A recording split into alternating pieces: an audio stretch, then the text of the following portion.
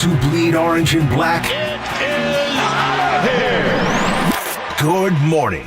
This is Murph and Marcus. Brian Murphy and Marcus the Waterboy Boucher. Streaming live at twitch.tv/the sports leader. Happy Monday morning, everybody. And I think neither Marcus nor I was traded over the weekend, I think. And would you fetch a fifth rounder if you did? Ooh. We wake up to a new post-Deebo era. Everybody, good morning. Warriors, give Jimmy Butler a raise. We need him. And it's a Monday morning. There he is, Marcus Boucher. What's up, dude? Murph, good morning, my man. I like to think that yourself, myself, even a young John Joe Curley or a young Tony could fetch more than a fifth-round draft pick for our talents because I like to think that we're still in the prime of our there career. It is. Well, speak for yourself, Bob. Well, that's the question. Deebo, it seems like he's on the downtrend, so I don't know what the value of a Brian Murphy would be at this point of your career, Murph. Great question, actually. Oh, man. 808 KNBR. What would I get in the trade? Whereas, these guys got potential for days. I know. This is the questions we need to ask. Did KNBR miss the trade window on a Brian Murphy? I think we did. There's no question. What do you give me for me and the Shanahan Niners? Because I was just reading Boning Up from over the weekend because, my gosh, we're starting to ramp up. Everybody's got things going on. And I was like, I didn't get to really absorb the Deebo trade. It happened when I was ferrying from one youth sporting event to another, to another, to another, to another. And you just pick up info along the way and you're like, I got to deal with that later. It wasn't really until this morning that I sat down with my coffee and my oatmeal, don't you know, because we're out of eggs. Oatmeal? We got no eggs. That's new for the routine. I know. And it's I don't know. I don't know how it's treating me. We'll see how I perform today. All right. We'll see how render your judgment at 10 a.m. But anyway, I was sitting there and really getting into the Deebo trade. I don't think I emotionally really kind of paid it its proper heed when it went down. Number one, it wasn't a huge surprise, right? Number two, I was just kind of like, well, this is kind of where they're at right now. People are like, what about Deebo? What about Deebo? Da, da, da. And then second, fifth rounder. Like my kids were saying to me, like, fifth rounder, shouldn't they get more? And I was trying to explain, like, in the NFL, man, I was trying to explain to Roy about when a car drives off the lot, it begins to depreciate. Try to explain depreciate to a 13-year-old. They can't, especially when they're looking at TikTok. But, yeah, here's a guy who's 29 years old and is coming off his career worst season. So, Trey Lance got them a fourth rounder is one idea for a company. He was a young quarterback, right?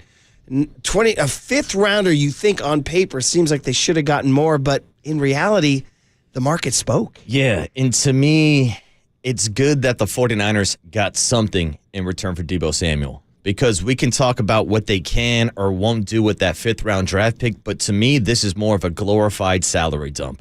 And this was all about getting Debo's salary off the books next season. Now, it's going to cost them a little bit more this season, but at the end of the day, they're going to save around $17.5 million moving on from Debo Samuel.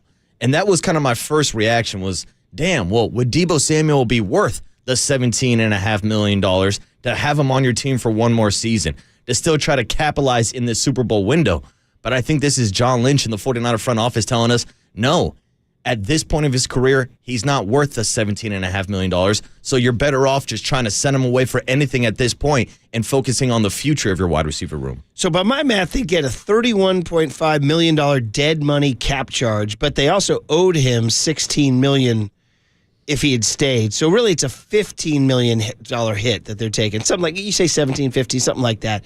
Either way is, man, it's speaking to a bigger picture about where these Niners are financially going forward. And I was reading more stories about, like, some of the comments from John Lynch that didn't really reach the light of day until the weekend about, like, we're under tighter constraints now and we have to recalibrate. And so stuff we have to talk about. But I feel like we're getting so heavy so early. My gosh, it's a Monday morning. So I want to pull back. How was your weekend, brother? My weekend was great. Wrapped up SF Beer Week. Drank a lot of hazy IPAs over the weekend. SF Beer Week? SF Beer Week, Murph. I missed it. Ooh. Damn Expand it. Weekend from weekend. Young Tony was out at the top of Salesforce Tower last weekend at a beer fest, and then is that the start of SF Beer Week? That was the start of SF Beer Week, and then 7 days is not enough, Murph. Isn't every week SF Beer Week? Well, for you? for me it is. That's the thing. I'm at my local breweries every single week, but it's nice because SF Beer Week There are times they'll hit you with like a unique flavor, like a unique option where like it's a brand new beer. And Like what? Like, give me an exclusive. example. Like a Pliny the Younger. Okay. Everybody's familiar with Pliny the Elder. A lot of the time, Pliny the Younger will make an appearance at SF Beer Week. Can I riff? Is that Drake's favorite beer? Try to get a Pliny, and it's probably a Younger. So, like, that's an example of, like, a seasonal beer that comes out. Like, I was down at Ballast Point, and they had, like, a spicy, hazy IPA. Spicy and which hazy. was, like, a new kind of flavor. I'm not a huge fan of spicy drinks, but, hey, it was beer week. So I said I'll taste it. And then going around, I ended up at a hazy IPA blind taste test competition where on Friday afternoon, I drank 12. Friday afternoon. Yes, I want to make that correct. The night before, Steph Curry was out here hitting a dozen three-pointers. I was out here drinking a dozen hazy IPAs, blind taste test. I'll let you know the results today of the best hazy IPA in the Bay Area because the results will be posted, and I'll let you know who got my top vote. This is huge. When you talk about like different flavors, are we talking like you go around, there's something like cantaloupe IPA or broccoli IPA? Like you I talk about saw unique one flavors? where it was like a cotton candy hazy There IPA. it is. There we go. And like, yeah, so they'll There be we like go. throwing stuff against the window. Again, it's a time to like kind of experiment a little bit, but it's good because a lot of the regular breweries I'll go to will have beer from different breweries as kind of like a selection. You know what's amazing? First of all, time to experiment, and you're just the man to experiment. Yeah, I'm the By man. way. I like to experiment, Murph. And number two, it's so funny when I think like my go-to drink, a pint of Guinness, right? A pint of Guinness. For 50 years, they've had one blind taste test. It's a pint of Guinness. Yeah. That's the blind test. And you're like, yeah, I got this one a D, this one an A, this one a B, cantaloupe, cotton candy, hazy, spicy. Guys, here's your pint of Guinness. Yeah, no, Here's your Murph. pint of No, Guinness. welcome to the world of craft breweries. And I was talking to one of the owners of Richmond Republic where they held the event this past Friday.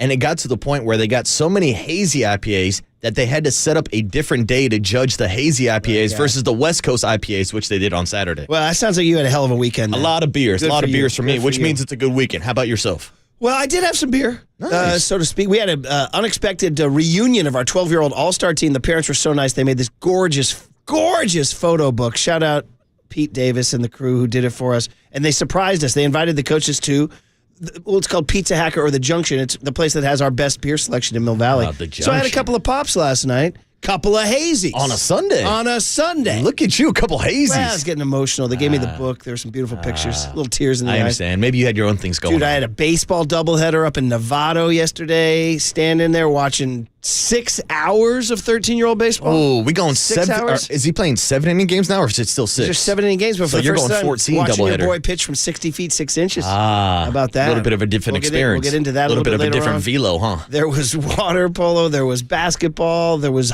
hazy IPAs. So, dude, I really didn't have a chance to sit down and absorb. I did catch the Warrior game. I caught Saturday night's game, and gosh darn it, they lost. They lost the gosh darn game.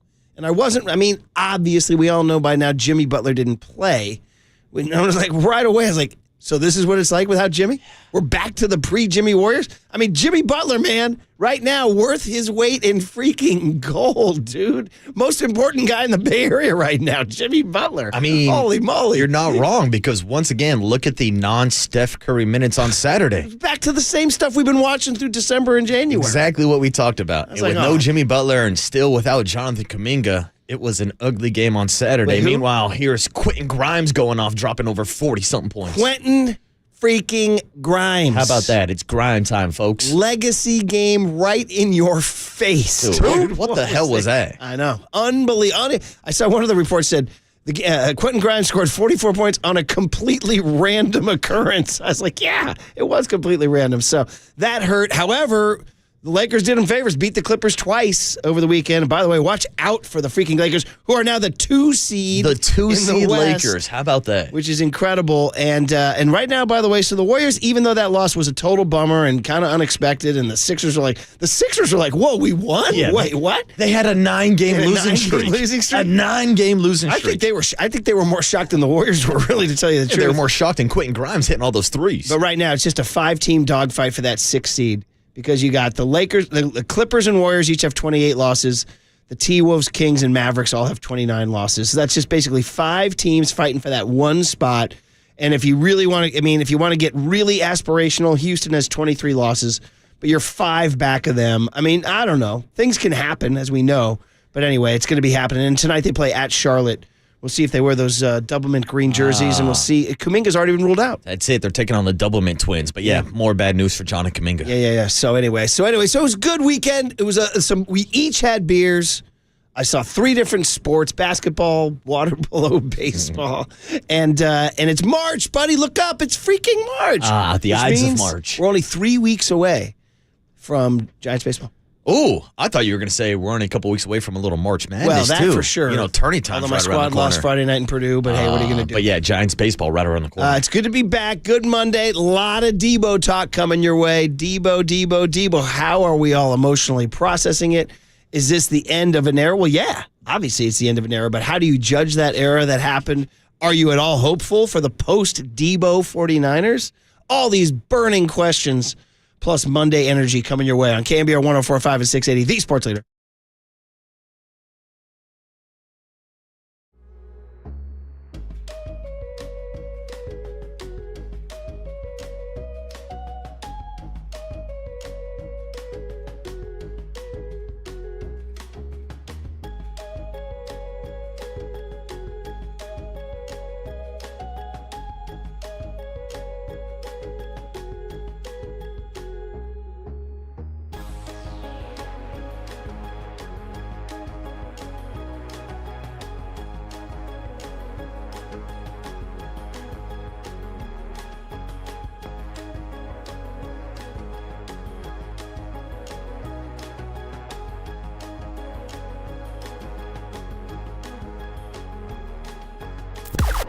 Now, from the O'Donnell Financial Group Sports Desk. Learn more at odfigroup.com. O'Donnell Financial Group, because planning is a process, not a product. Good morning. We have a new contest this week. We are giving away 2 tickets to see Billy Joel with Stevie Nicks at Levi Stadium on October 4th. Stay tuned through the 7 a.m. hour for your chance to win. And when you hear the cue to call, be caller number 10 to 415-896-KNBR, and you will win. It's all brought to you by Live Nation, and you can find official rules on KNBR.com.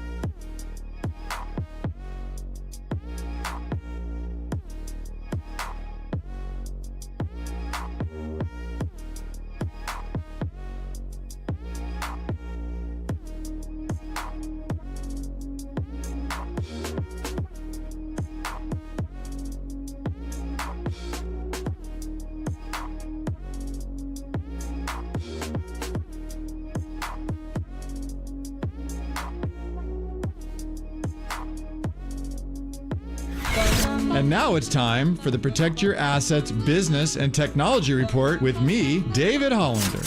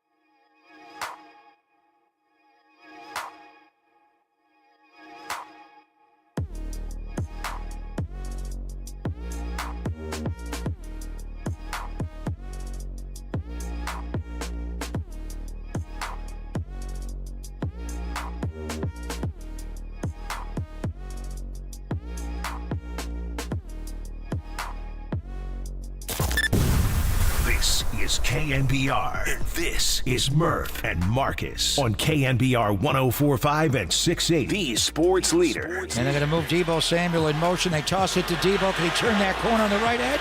He will! Touchdown! San Francisco! And they are just pounding these Lions right now. They don't know which way to go. We're on good terms with Deebo.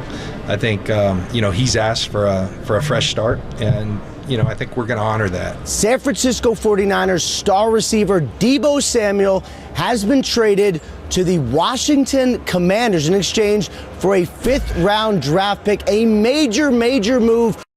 It is a major move, Ian Rappaport. We heard some highlights there back in the day. John Lynch then basically predicting the trade at the Combine, and kind of something we've been thinking about since last summer, Marcus. Really, when the Brandon Ayuk contract thing came up, was laid out as if Ayuk signs the long-term deal, this is probably Debo's last year as a 49er, and sure enough, here we are 9 months later, Deebo no longer a 49er. Yeah, I'd actually say around 11, 12 months ago when the 49ers put in that draft day pick of Ricky Pearsall, we started talking about the possibility of moving on from Deebo also. Yeah. But at the time in the summer, it was either Ayuk or Deebo. Absolutely. Because they could have traded Ayuk to Pittsburgh, perhaps. Didn't Kyle Shanahan run up a flight of stairs to prevent it from happening? That was the story, that Kyle was running up to stop the trade, but now we're talking about trade rumors out there for Brandon Ayuk. Even on Saturday morning, Ian Rappaport still said the 49ers were taking phone calls on a Brandon Ayuk. Which is kind of wild, because right now the wide receiver room is simply Brandon Ayuk, Juwan Jennings, Ricky Pearsall. I mean, shout out Jacob Cowing, but let's be real. He didn't really catch anything last year. Brandon Ayuk, Juwan Jennings, Ricky Pearsall. If you trade Brandon Ayuk, you're down to Juwan Jennings and Ricky Pearsall. Obviously, the draft is coming up. Obviously, free agency is coming up. But still, it's a little scary. But the Niners, and this gets to this larger picture of, how long can they go in all in? Eric Branch wrote a great piece in the Chronicle about the financial commitments they've made in the last several years of restructuring contracts and paying cash. And it's interesting because in baseball, we get the obvious answer. What's Greg Johnson spending this year? Spending $175 million. What's that? That's down $25 million from last year. Whatever. I'm giving you ballpark numbers there, not exact numbers. But for the Niners, we always don't really ask that question because it's the salary cap. But there is a stat about how much cash your owner spent. And the Niners actually have been up at the top. I'll give Jed a ton of credit. They've been at the top for the last several years among the top 1, 2, 3, and 4 teams of spending cash on their team. And it sounds like maybe they're having to draw it back just a little bit, which you hate to hear as a fan, but it's realistic. It's kind of like Joe Lacob, just keep spending. Then finally he played the apron game, and said, I got to bring it back a little bit. But Jed has been spending and can't keep spending. So that is why they would trade somebody like Ayuk. Yeah, and it makes more sense, especially when we are talking about a league like the NFL that does have the hard salary cap where you cannot go above a certain number. In basketball, we know that there is a salary cap, but you can go above the tax aprons. Then you start getting hit with things like the repeater tax and stuff like that. In baseball, there is no salary cap. So you can spend as much money as you want. So that's the situation we're in here now with the 49ers, where they've had the luxury of paying a Debo Samuel $25 million and Brandon Ayuk $30 million and Christian McCaffrey $18 million, and making Trent Williams the highest paid left tackle, making Nick Bosa the highest paid defensive end because they had a rookie contract at quarterback. Mm-hmm. And now you have to pay Brock Purdy. So now you got to think about cutting costs at other positions.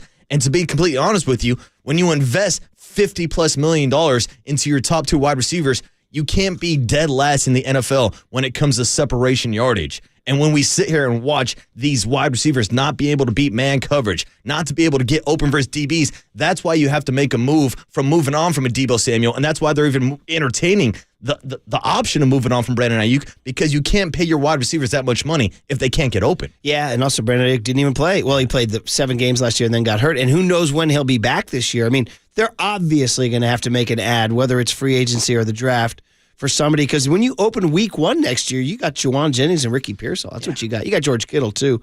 408 checks in on the Golden State Lumber and Showroom text line, said, didn't Jed put a portion of the team up for sale recently, and could that help generate cash? Yes, 408. Very good observation. It was the 10% to private equity. I'd say 10%. Just don't ask us about what 10% of $9 billion is, right? That was a tough one for us. That was a bad look for us. Chance to say good morning to somebody who might figure out that math problem. Yeah, someone smarter than I am, I can tell you that. Young Tony Farias. Good morning, Tone. What up, Young Tone? Good morning. By the way, I have quiz people on that now. I'm like, yo, what do they say? Honestly, the first guy I asked said, what was it, 900 million? He just had it right off the bat. I don't believe it. Well, what are you going to do? I don't believe it. I already made a mistake this morning. I was looking at the NBA standings, and my eyes are so bad. I said the Kings had 29 losses. They have 28 losses. Some guy jumped me on it. I was like, yeah, well, my eyes are for S. Yeah, come on. Sorry, buddy. It's early in the morning. See how small those numbers are? Yeah. See how small those numbers are? Come on. It's 6 a.m. on a Monday. You look at those freaking numbers. Still trying to get cobwebs out of my eyes. Yeah. How are your eyes, Tony? They're great, actually. I have great eyesight. Like, I'm not even lying to you. Like 20, I think it's 2015 or it's like 2010, like the better version of 2020. There was tremendous swagger in that answer. I mean, it's great, actually. I have tremendous eyesight. I don't know what he's more confident in, his eyesight or his ability to run the board. Damn right. Here we go. You know what's funny? I was once you, buddy. I, too, used to ace the vision exams at the doctor all the time. And I ain't going to lie, I had a little swagger to my walk because of it. I was like, I got some damn good eyesight. But you know what? Now I'm out here saying the Kings have 29 losses. They have 28 because these numbers are too small. They're too freaking small. You got to eat your carrots, Murph. Look at the YouTube. Yeah, you do. I told you, I'm a big carrot guy. I got good vision also. That's true. I got to eat your carrots. Hey, how's your weekend, Tony? Did you drink as much beer as this guy? It was good. I did not drink as much beer. I mean, that's a hard task to try to follow up. I played golf Friday, played golf Sunday, and then I was in the city for this Mardi Gras celebration on you Saturday. came and checked it out, huh? Yes. Wait, you mean Marty Lurie Gras? Yeah, I don't know what this whole Mardi Gras. You needed a wristband to get into some of these places. Marty Lurie. No, this was actually a Mardi Gras. You know, party. Marty Lurie throws Mardi Gras. Oh, is that right? M-A-R-T-Y. Mm-hmm. I was wondering if that's orgasmic. You think I'm kidding? No, I believe. No, I ain't kidding, brother. No riffing here. There's zero riff here. Great job, brother. You know what? Tougher ticket than your Mardi Gras. All right? For sure. No kidding. I'd say actually more people would know about that Mardi Gras than the actual Mardi Gras event that you went to. When I went and saw the New Orleans Preservation Hall Jazz Band with my brother and sister a couple weeks ago, that was all part of the Mardi Gras celebration San Francisco's been having for a while. So where was it? It was just in the North Beach. Oh. North Everything Star, happens in North Beach. Yeah, Tupelo. everything happens in North Beach. By the way, I did see Copes. Of course, he's the mayor of North Beach. So, yeah, we hugged it out. You guys did hug. We talked a little ball. By the way, can I just say with a riff on both of you, that's a very short hug. Yeah. The Copes and Tony hug. That's a short hug. Easy to see over. Yeah. Those are two guys you want in front of you at a concert. Those are two guys you want to bring. You want to get those guys on the switch, on the defense, and take them down low on the block. I'm glad about that. So it was great, was it? The whole. It was fun. Yeah. It's kind of overcast, windy in the city. Dude. We were, spend 9 hours in, it's usually Novato, California. You think of it as a warm weather town, at least you do when you grow up in Southern Marin. It was cold and windy for 6 hours of baseball yesterday, bro. Cold and windy, okay? Not to mention when your team makes 7 errors, it gets even colder and windier. Yeah, then that wind really starts to kick up. One kid hit a bomb over on a high school varsity field as a 13-year-old kid because he got it up in the wind. So shout out that kid from Novato. Young Tone, your emotional reaction to the Debo Samuel trade? I thought it was expected. I was glad they got a 5th-round pick for him. I didn't think they could get anything for him. Hot take, 808 KNBR. We got people on the Golden State Lumber and Showroom text line. Some guys saying 5th rounder, they might as well let him go. I was like, bro, Dre Greenlaw, George Kittle, and I'm forgetting one other 5th rounder. Fred Warner was a 5th rounder. No, he's also. a 3rd rounder. My apologies. But there's 3 5th rounders. It's the 3. It's Kittle, it's Greenlaw, and it's Demo. What round was Demo taken? He's late in the draft also. Freaking got it. Mm-hmm. Thank you, buddy. Yep. That's why those carrots are working. That's what I'm here for. Lenore, Kittle, and Greenlaw are all 5th rounders. Now, not everybody's going to be, but you got a shot. And the 5th rounders in the NFL, they play. They can play. So I agree with you. It's kind of hard to think of a star a first-team All-Pro guy like Debo Samuel being only worth a fifth-rounder, but this is the NFL, man.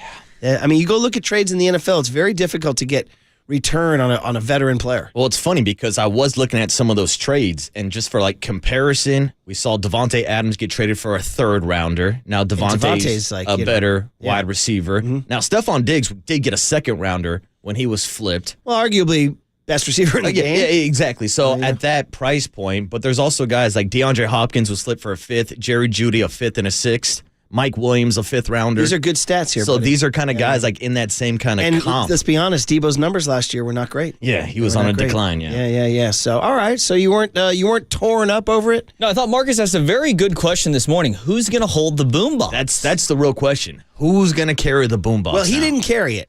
Remember, he just danced to it. It's the assistant who carries it. That is correct. He was the leader. Yeah, but it does feel like lead the boombox parade. it feels like Deebo is the Flavor Flav of the hype crew. Yeah, well, he's definitely like he's the face of There's it. no question he and Trent led it. So Yeah, you're you're right. Who is going to lead that? Is a good question. Who's going to pick the Is songs? it like a Demo Lenore? It might be. Like, who's the next young swag? I mean, Trent Williams is still in the squad. Is it Ricky P? Ricky Could Pearsall? be. The swaggiest white boy in the league? Who called him that? Lenore? I think it might have been Demo. Was it Lenore? You can find that sound in the system, too. Fred Warner? No, Fred's maybe more business-like. Yeah. Well, we're going to find out, Yeah, right? we'll find out. All right, guest list on a Monday, March 3rd. Who's going to carry the boombox for the last place schedule? Yeah. Well, there it is. Yeah, that's the key. Debo Samuel only got a fifth-rounder, and the Niners have a last-place schedule. All right, Tone, what do we got, bud? All right, coming up at 6:50, we will have your hums and bums, your total weekend recall. Bob Fitzgerald at 7:30 this morning. And the Warriors have cut it to 14. Timberwolves call timeout. And I mean the old bad Timberwolves, not the good new Timberwolves. All right, I love Fitz. Yeah, he's the best. I love his yes sir call. One of my favorites. The big hit at 7:50. Cam Inman to recap the Debo Samuel trade at 8:15. Also a Cal Poly alum. Love Cam Inman, and then cooler content at 8:30. The Cal Poly San Luis Obispo Mafia. That includes Triple E. Yeah, they'll let you know about Cal Poly, too. They'll let you know. Kyle Harr, Mike Kruko, all of them, man. What about Cole LaPelt? Is he also? No, I don't think so. Okay, where'd Cole go? Great question. Do we know? don't know. Cole doesn't matter. Cole's just cool. No, that's what I like about Cole. He's so cool. He's so mysterious. Nobody knows anything about this kid. He's like one of the coolest kids in the building. I've never been mysterious in my entire life. All right, guys, here's the deal. Yeah, this 415 says right away, Juwan Jennings is the new boombox. JJ. What do you think? Third and Juwan. And 818 says less dancing, more winning. And 707 says, how about put down the boombox and win a big game? Wow. Wow, no more boombox. Boombox is now being traded. Man. Was the boombox included in the trade package? Was the boombox the reason they went 6-11? I think they could have got a fourth rounder if they would have included the boombox. All right. Well, listen, 808 KNBR is the phone number. How you guys feeling about this? This is what we do on Sports Talk Radio. We talk to you guys. That's the whole deal. We riff, you riff. 808 KNBR is the phone number. 415-808-5627 is the Golden State Lumber and Showroom text line. In other words, the questions would be, do you feel the Niners got nothing in return? Or are you pleased that the Niners are turning the page on Debo Samuel and going to a new era? Next on The Sports Leader.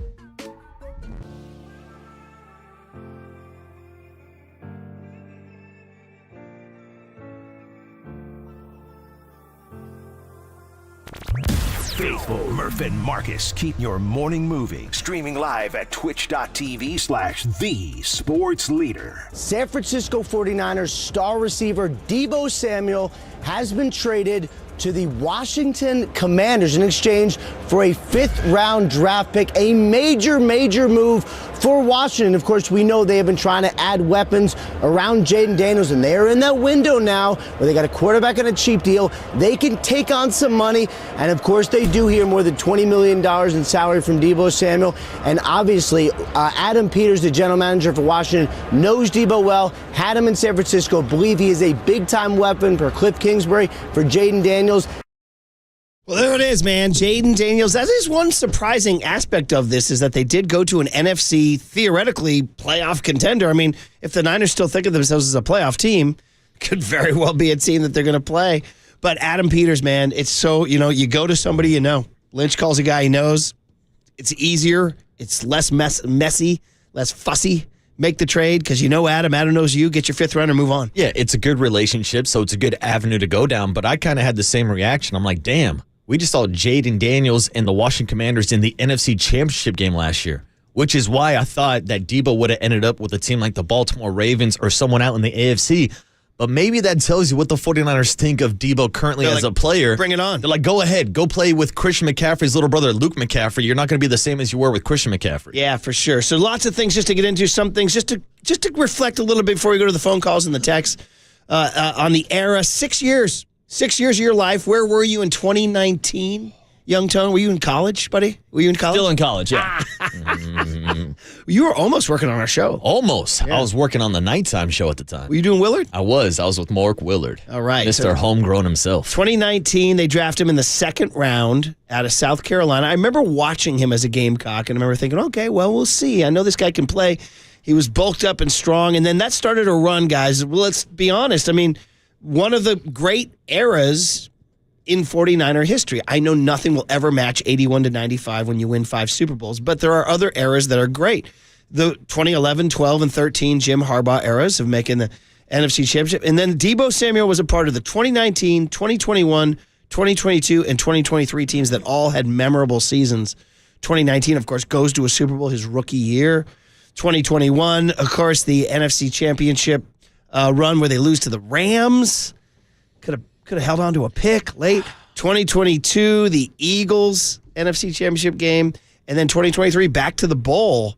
So, I mean, that's really 4 outstanding, super memorable seasons in 49er history that Debo Samuel was a big part of. Yeah. He was a big part of all those teams. He, of course, at his best from 2021 to 2023, led the NFL in yards per rush. 2021 to 2023 led the NFL in yards per rush. Another stat for you. In his first 5 seasons, he amassed 4,000 receiving yards and 1,000 rushing yards. Only one other player ever did that. Hall of Fame wide receiver Charlie Taylor. Shout out the old Washington Redskins. And shout out Ronnie Lott. Always cited Charlie Taylor as his favorite player of all time. So shout that out. He was a first-team All-Pro in 2021. Bro, first-team All-Pro is elite. 1,770 yards. I mean, these are all the things that happened. Now, last year, however, look at this, Marcus, just to bring it back down. Last year, career low, 3.4 catches per game, 44 receiving yards per game, and 3.2 yards per carry. So all fell off the table. Yeah, and it's always kind of difficult. I mean, we just went through this with Andrew Wiggins, where we talk about the Warriors moving on from Wiggins, still recognizing what he did for this team in that 2022 title run, but also realizing some of the flaws that he currently has in his game. It's kind of like what we're going through right now with Debo Samuel. I mean, think about the Klay Thompson departure. How many times do we see texts about his 0 for 10 performance in the playing game? People always think about the reason why you're breaking up with your ex. They don't think about all the good times. And right now, we're at that point where people are like, yeah, I'm done with Deebo. I'm ready to wipe my hands clean. That's a relationship I want no part of. But we should also recognize everything that you just laid out about how he became the first wide receiver / wide back in NFL history to have 20 career receiving touchdowns and 20 rushing touchdowns. Like, this guy was a game changer, and he was a tone setter for this Kyle Shanahan offense. An offense that he racked up over 4,792 receiving yards and 1,143 rushing yards with 42 total touchdowns in that span as a 49er. So there's no question that Debo Samuel was a huge role in this offense, but we've seen that role decline over the last 2 years with the addition of Christian McCaffrey. And to be completely honest with you, we've also seen his value in production decline also, and that's why the 49ers are moving on from this contract. Well, as the great movie, underrated movie Top Secret will tell you, times change, hairstyles change, interest rates fluctuate. All right? Those who know, know. I can send you that sound if you want. Vinny in Vallejo is our first caller at 808 KNBR. Vinny, Vallejo, you're on KNBR talking Deebo. How are you, man? Yeah, what's up, Vinny? Well, what's going on, fellas? What's up, dude? So I'm disappointed for a couple of reasons. One, my 8-year-old son just asked for a Debo jersey last Christmas. Well, you get it. I bought it. Number 1 or 19? Right? Was it number 1, Vinny? Welcome to my world. Number 1. Not the Vinny, number 1 jersey. Number 1. Vinny, welcome to my world. If you follow our show, I got my kid a Trey Lance jersey, Gonzo. Jimmy Garoppolo jersey, Gonzo. Got him a Casey Schmidt Number 6 jersey. He got sent back down. And then I got him a Jung-Hoo Lee jersey, and he blew out his shoulder. So, Vinny, I'm with you, buddy, all right? That's why I don't buy jerseys for myself anymore, because they never stick, right? But I mean, ultimately, I'm going to miss Deebo. I mean, I'm a diehard Niner fan. I've been listening to you guys for 20 years, right? And you know, he was part of us, right, this past run. And it sucks, but at the same time, when a player doesn't want to be there anymore, you got to let him go, because it's going to upset the chemistry of the team, right? And I kind of wish they would have did the same with Ayuk last year instead of paying him that $30 million. But when they don't want to be there anymore, they could potentially turn into a cancer, right? So it's best not to just kind of let them hang around and you know, make accommodations for them, because I just don't think it's best for the team. Vinny, it's a great take, man. You're right on target in the sense that Debo's like, get me out of here. And it's almost like it was the right thing for both parties. Yep. It's like the old change of scenery. Thank you, Vinny, and good luck to your kids' next jersey. All right? I say, yeah, hopefully better luck. Watchdog is in San Francisco checking in on the Debo Samuel trade. Watchdog, good morning. How are you, man? Yeah, what's up, Watchdog? Good morning, guys. How's it going? Well, happy Monday. Yeah, we're in a post-Debo world. How you feeling? Man, I got 2 takes, because I used to love posting my Debo meme on my Facebook page with him riding the bike, like from Friday, like the real Deebo. Yeah. So that was one of my faves. But man, to keep it real, we really didn't need the hot pants and the purses leading us onto the field anymore. Okay. I think, I think behind the scenes, some of his teammates had a problem with the outfits, and I know me as a fan, I had a problem with it. Where that's the guy leading you onto the field, it just wasn't the same anymore. Once he started doing that bit. The first one, I gave him a pass, the first outfit. Then the second outfit, I said, nah, this is becoming a trend. Okay. You know, it just wasn't right. It wasn't right. And I know people are afraid to speak on that kind of stuff these days. Okay. But this is football we talking about, and we really don't need somebody coming leading our team on carrying a purse. Okay. Watchdog, there you go. You got your take out there, man. You say the hot pants and the purse, time to go. We appreciate your call, Watchdog. There were Thank a few games where Debo Samuel showed up looking like he was going to go to the Folsom Street Fair. I did not anticipate that take, but hey, that's what we're here for, baby. 808 KNBR. Hey, shout out to our girl, Bad Girl Riri. Sometimes chains and whips excite you. Well, exactly. The crate, once again, the crate community. The crate community. And Jose in Oakland, who, of course, always has thoughts on his beloved Niners. Jose, good morning. How are you, man? Yeah, what's up, Jose? Good morning, guys. What's up, Jose? Look, you can say whatever you can say as a fan about Deebo, but he was a good 49er, okay? Granted, his production declined in the past 2 years, but the whole line also stunk, okay? So they didn't do him any favors. Also, Kyle became too predictable the way he would use him. Even I knew when he was going to run just by the way they would line him up. So I think it's going to do him well to go to Washington, different scenery. Maybe they'll find a way to use him differently. It's a contender, so I'm glad they did good by him. And like I said, good for him. You know what? I'm glad the Niners got a 5th-round pick, which is more than I thought they were going to get. At the end of the day, you never know. That 5th-round pick might turn into something that we might say, man, we really did well on that trade. And like I said, Deebo, hats off to him. He was a good 49er, my respect. Jose, very reasonable, mature, perspective-laden call, man. Thanks for the call. Appreciate it. Thanks, it was a A good one. And we haven't even mentioned maybe his peak moment, that Eagles game. Yeah, the Eagles revenge game when the Niners, that game was build up and build up and build up. 198 total yards and 3 touchdowns in the revenge game in Philly. Yeah. That not ended the Eagles season. Yeah, which made it even harder for me to see him on Super Bowl Radio Road this year rocking that Eagles jersey. Yeah, I guess we should have known. Yeah, we should have known all along. Just a quick check of the Golden State Lumber and Showroom text line because we asked for calls and you guys gave us a lot of them, but I want to get some of these in here. 707 says, I am not going to miss Deebo. He's a shell of what he used to be. 4 and 5 says Deebo was much better when he was 19 problems. Now he's no longer our problem. You guys remember the drop against the Rams? Oh boy. He had a lot of drops. 623 says when your quintessential Z receiver who revolutionized the position gets stopped for no gain, play after play, it's time for a change. And when it's time for a change, think speedy oil change. Nicely done. 623 actually wrote that. Nicely 408 done. says Deebo was great, but last year when we needed a leader, he was a distraction, complaining about touches, and we haven't mentioned fighting with the special teamers.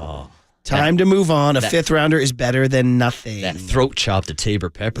Tabor Pepper's name actually is involved in the trade story. 4A says Deebo is the man. Give that man the respect he deserves. People, this is a rare instance where both teams win the trade. Fresh start for Deebo and a shot at the next big thing with that pick. Wins all around. 925 says the 49ers are not a better team today. We do expect them to pick somebody up in free agency. 650 says Bill Walsh, the lesson, let go of a guy a year too early than a year too late. 650 says, what about the cap hit? Marcus and I were talking about two different things.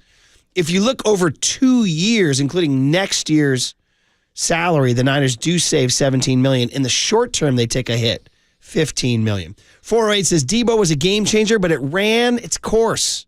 I do wish he would have gone to the AFC, but at least we got a draft pick for him.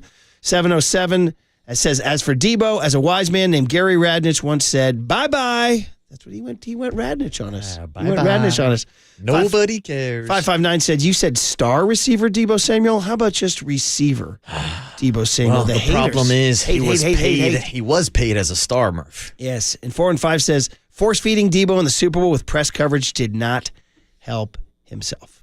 And 818 says, very hopeful for the post-Debo future of the team. Instead of trying to drag it on, they moved on from him very quickly. 11 draft picks coming off a promising 2024 draft. Time to get younger and rebuild the defense. A lot of good takes. Yeah. A lot of good takes out there. And finally, Tom in San Mateo wraps it up at 8:08 KNBR because we got hums and bums on the other side. Tom, good morning. You're on KNBR talking Debo Samuel. What's up? Good morning. What's up, Tom? Good morning, guys. People are, you just brought up something, we used to get rid of guys a year too early. But, if you look at from the Super Bowl last year, everybody starts playing the 49ers man on man. We don't have people that can beat man on man. Deebo was never open. He dropped a lot of balls. He has no space to run in. So the 49ers got to change the way they're working it. And you know what? Part of it's going to get rid of Deebo. I mean, the guy's body's taking a beating. It's football. He's probably a little bit slower. But if you watch the tapes, he's not getting any separation. There's barely a window to throw to him in. And when he catches it, he's pretty much tackled right away, or he drops it. Things happen. Move on. It's sports. Life goes on. The sun comes up tomorrow. The bummer, fifth round pick. That's what they were talking about getting. It's a bummer that it's Washington because it's going to be a late fifth round pick. The cap hit sucks. I think, if I'm not mistaken, they're going to take like a $40 million cap hit off of him. No, not off this one. Traded him. No, because he was due a $16 million bonus. So the $31 million hit is offset by the $16 they would have spent. So really it's a $15 million hit this year. But 15 this year. They were talking about something. Yeah. If they released him after June 1st, it would have been a better deal. But, it is what it is. The 49ers got to be able to beat man-on-man coverage because that's what everybody's playing against them right now. Yeah. And what do you do? Yeah. Tom, you said it all. If you can't get open, it's a problem. So thanks for the call. We appreciate you, man. We got to move on. Yeah. And that's my final point, too. This isn't just a message for Debo Samuel, but it's a big reason why the 49ers are looking at the complete wide receiver room, including maybe taking calls on Brandon Ayuk also, because you can't invest that much money into your wide receiver room and be dead last in the NFL when it comes to separation yardage. Obviously, that's the drama we got to fall next. All right, we're still giving away tickets. We're a ticket machine. Billy Joel, Stevie Nicks. Now you're in my demo at Levi Stadium on October 4th. Stay tuned, 7 a.m. hour early. Oh, man, is Young Tone going to play a Billy Joel or Stevie Nicks rejoin? My goodness, I'll get all excited. That reminds me, 80s Friday coming up. Our last run, because we're coming up on Reggae Friday starting this summer. So 80s Friday coming up, then a 90s, then I think an 00s, and then that's it. All right, guys, hum babies and bum babies next on The Sports Leader.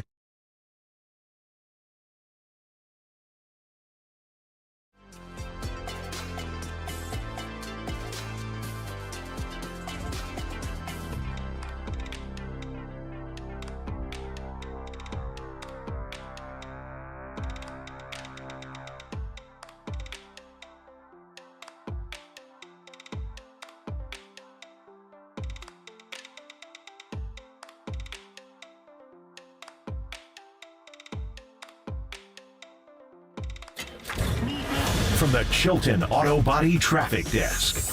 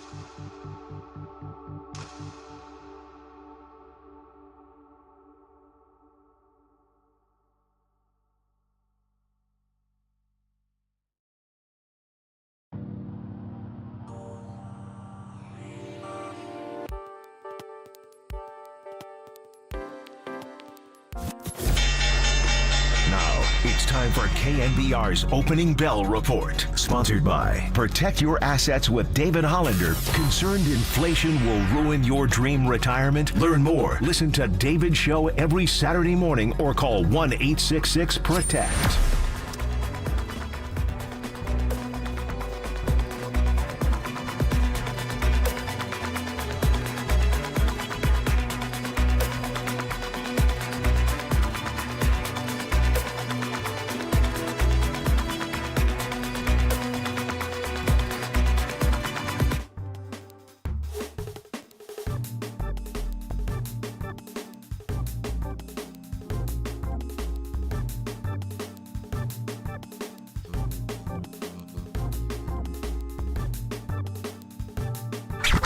What do you want? The same as you, to remember. Time now for Total Recall. San Francisco! A look back at the highs and lows of the weekend in sports. Get ready for a surprise! All right, your Monday morning tradition. You know it, baby. It's, it's like sourdough bread and frickin' cracked crab, hum babies and bum babies. Let's be real. We got people over the weekend. They always chime in. They're like, hey, this should be a hum. This should be a bum. I said, why don't you just wait till Monday at 6:50 or 6:54, depending on how we do on the previous segment, and check in on the winners and the losers of the weekend. It's how we wrap up the weekend. It's how we get your work week started. And, of course, it means that you are listening to KNBR AM and KNBR FM, San Francisco, the sports leader and Cumulus media station. We rotate it every week. Marcus Boucher, the Wada boy, is over here about to lay out your bum babies. And people say, why does Marcus go first every week? I say, because he's better looking. That's why. So, young man, lead the way. Young man. Yes. Let me know, or should I say, I'll let you know, my 3 bum babies from the weekend. And the first one starts with my Dizog. It's the end of the Debo Samuel era, and I want to make sure I phrase this correctly because I don't want to send Debo Samuel out of San Francisco to Washington, D.C. as a bum baby. But it's the fact that the Debo Samuel era is ending in San Francisco in return for a 5th-round draft pick to the Washington Commanders.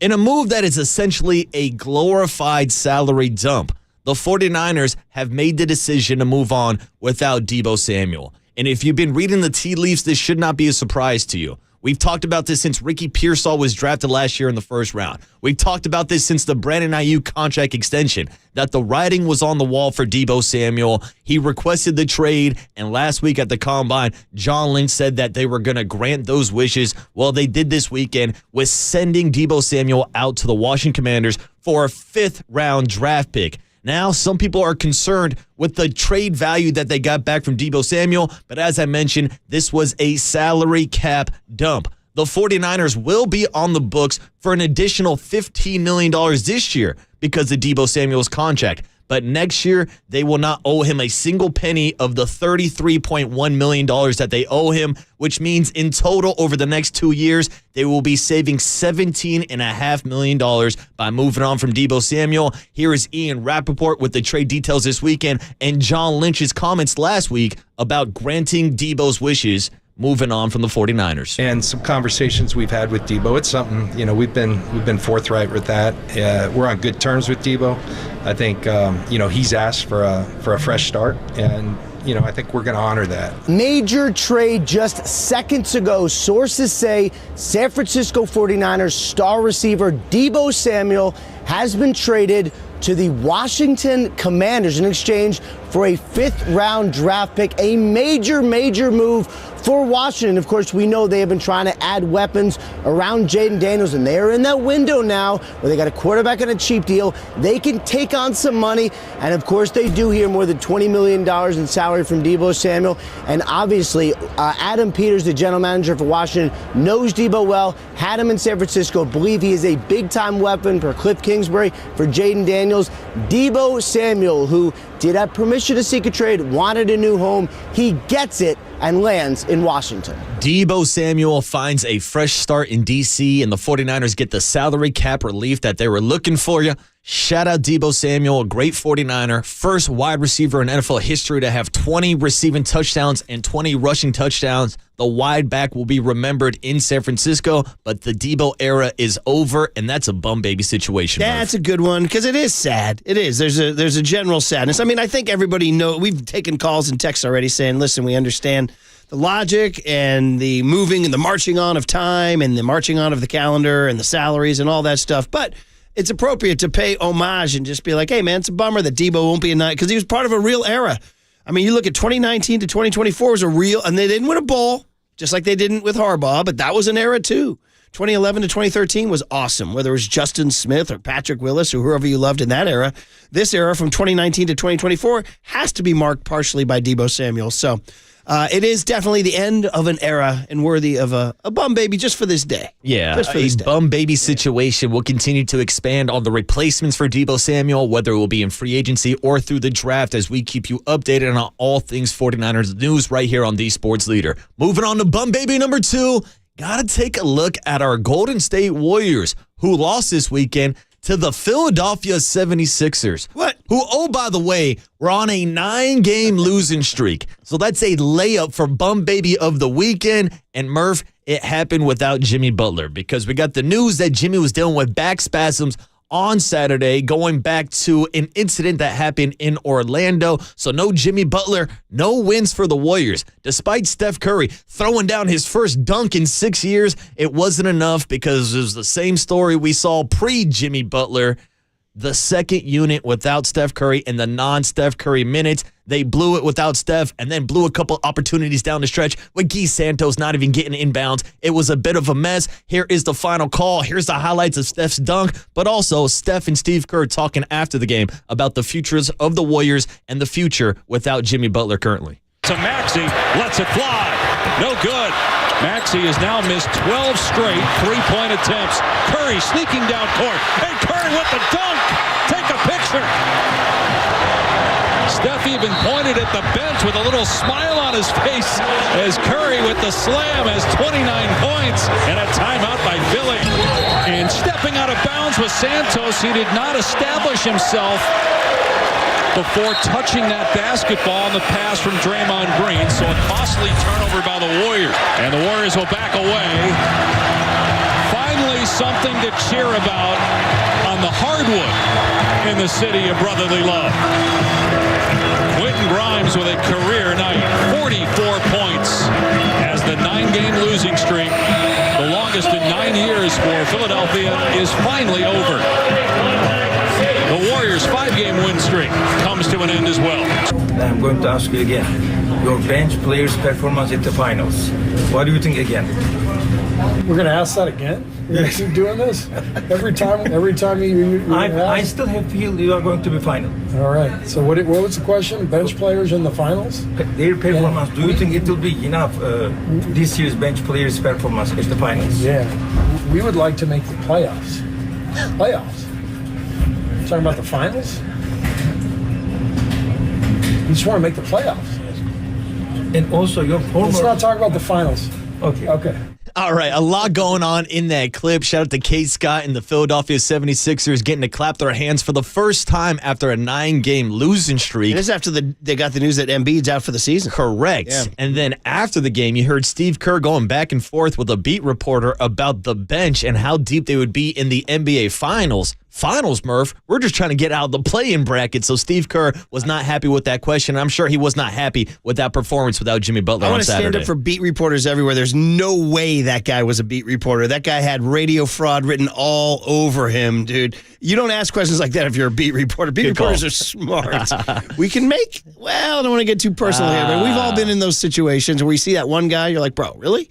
How'd this guy get a press pass? But anyway, funny sound. Yes, and I will give you an update from a credible beat reporter from Anthony Slater who reported that Jimmy Butler is probable tonight versus the Charlotte Hornets. Now, that's a beat reporter. But that's a great beat reporter, and we also got an update on another injured Warrior. It's Jonathan Kuminga, who is our bum baby number 3 because he still hasn't made his return. Has been dealing with his ankle injury now going back to January. And a lot of people thought that he could be back on Saturday, which would have been a perfect fit without Jimmy Butler. And a lot of people thought that he was going to be back on this road trip. Well, he's already been ruled out for tonight by Anthony Slater. And here was an update from this past Saturday from Shams Charania about the game plan of what the Warriors are doing currently with Jonathan Kuminga. Jonathan Kuminga is really close on a return. He's in the final stages of a rehab of his significant ankle sprain suffered in January. And his return will not be tonight. It's unlikely to be Monday in Charlotte. They have 3 more games on this road trip before they return home. I'm told the Warriors are considering waiting until next weekend when they're back at home for his return. His integration, though, will be a big challenge. The next big challenge for the Warriors, seeing what role he had. Before his injury, he averaged 21 points per game in his last 10 or 15 games. Yeah, the Warriors not having Johnny Kuminga is a bum baby situation. Again, the latest update from Anthony Slater is that Jonathan Kuminga will remain out for tonight's game against the Charlotte Hornets. He was seen icing his right ankle in the locker room post-game after Saturday night's loss. The Warriors have still not cleared him after a handful of recent workouts. Yeah, man, it has been the luck. So literally we're at 2 months tomorrow. So it'll be 2 full months from him playing. So we'll see, man. But he's not playing tonight. Nope. So definitely a bum baby situation. All right, Marcus, good stuff. So Deebo era coming to an end. Jimmy Butler missing the game and Kuminga missing tonight. Worthy bum babies, but I get to shine the light on the hum babies, and I got to tell you, that light. When we signed off on Friday morning at 10 a.m., the chances were 0 in 10 million that I was going to lead off with a hum baby named Quentin Marshall Grimes. It's just not that cute anymore. Quentin Marshall Grimes, well, listen, he's a basketball player, a legit basketball player, first rounder from the Knicks. Grew up in Houston, Texas, if you need to know. Went to Kansas for a year, transferred to the Houston Cougars for a year. None of us was paying attention to Quentin Grimes. He was just a guy. And he got drafted in the first round by the Clippers and then eventually traded to the Knicks and then eventually traded to the Pistons and then eventually traded to the Mavericks and then eventually traded to the Sixers. So even though he's a nice young player, he's on his 4th team at age 24. And I was not expecting the Quentin Grimes legacy game to ruin our Saturday night, because if you missed it, he scored a career-high 44 points on a wacky 18 of 24 shooting. He was devastating all night. Where the hell did he come from? He was averaging 11 points per game coming in. I was reading up on it, and the New York Post said, on what appears to be a completely random outburst from Quentin Grimes. So he gets hum baby status at the expense of the Warriors. Congrats, Quentin Grimes, for your legacy game. Grimes with one, gets a good look, and he drills it, swishing home a 3. He goes 8 of 9, 4 of 4 from 3 in the first half. Grimes in the open court, challenged by Pajemski, counted and a foul. Grimes having a Curry night right now. Everything is falling. How does that feel? Career high 44 points and a huge win tonight. It feels good. You know, we went on a little bit of a bad streak, losing some games before they come out here, get a good win in front of the fans. I just had a career night as well with it. Where do you feel like the defensive breakdowns were coming from? Just point of attack. They just were getting right past us from the perimeter. We couldn't stand in front of them, and that led to a lot of their open threes. And then, you know, they had some big nights. Grimes was amazing, made everything. Paul George, Kelly Oubre, they all made threes. I mean, 19 threes, it's tough to overcome that, especially on the road. Dude, 18 of 24 from the field. Steph did that. We'd be freaking doing entire shows about him. Dude, he shot the lights out. I didn't even think Quentin Grimes was going to be the best Quentin in the building, let alone the best player in the building on Saturday. We got out-Quentined, man. That's a bummer. So anyway, well, that stunk. I mean, it looks like the Warriors might have sort of halfway dodged a bullet because the Clippers lost twice. But, man, I'm thinking of 2 games now. I'm thinking of that brutal Utah loss that I'm never going to get over.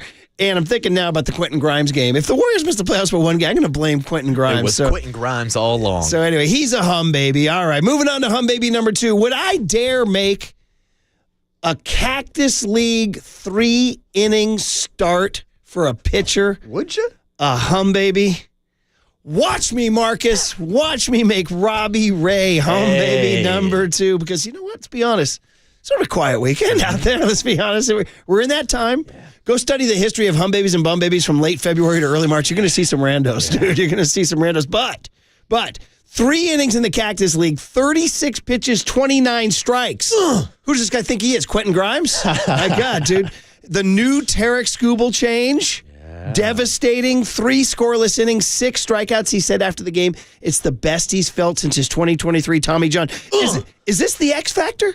Is Rob Ray the X Factor, y'all? Well, I tell you what, for right now, he's a hum baby. 1-2 the count. Ray throws. Strike 3 called on the outside corner. That's 5 strikeouts for Ray out of the first 8 batters faced. 0-2 pitch. Strike 3 called.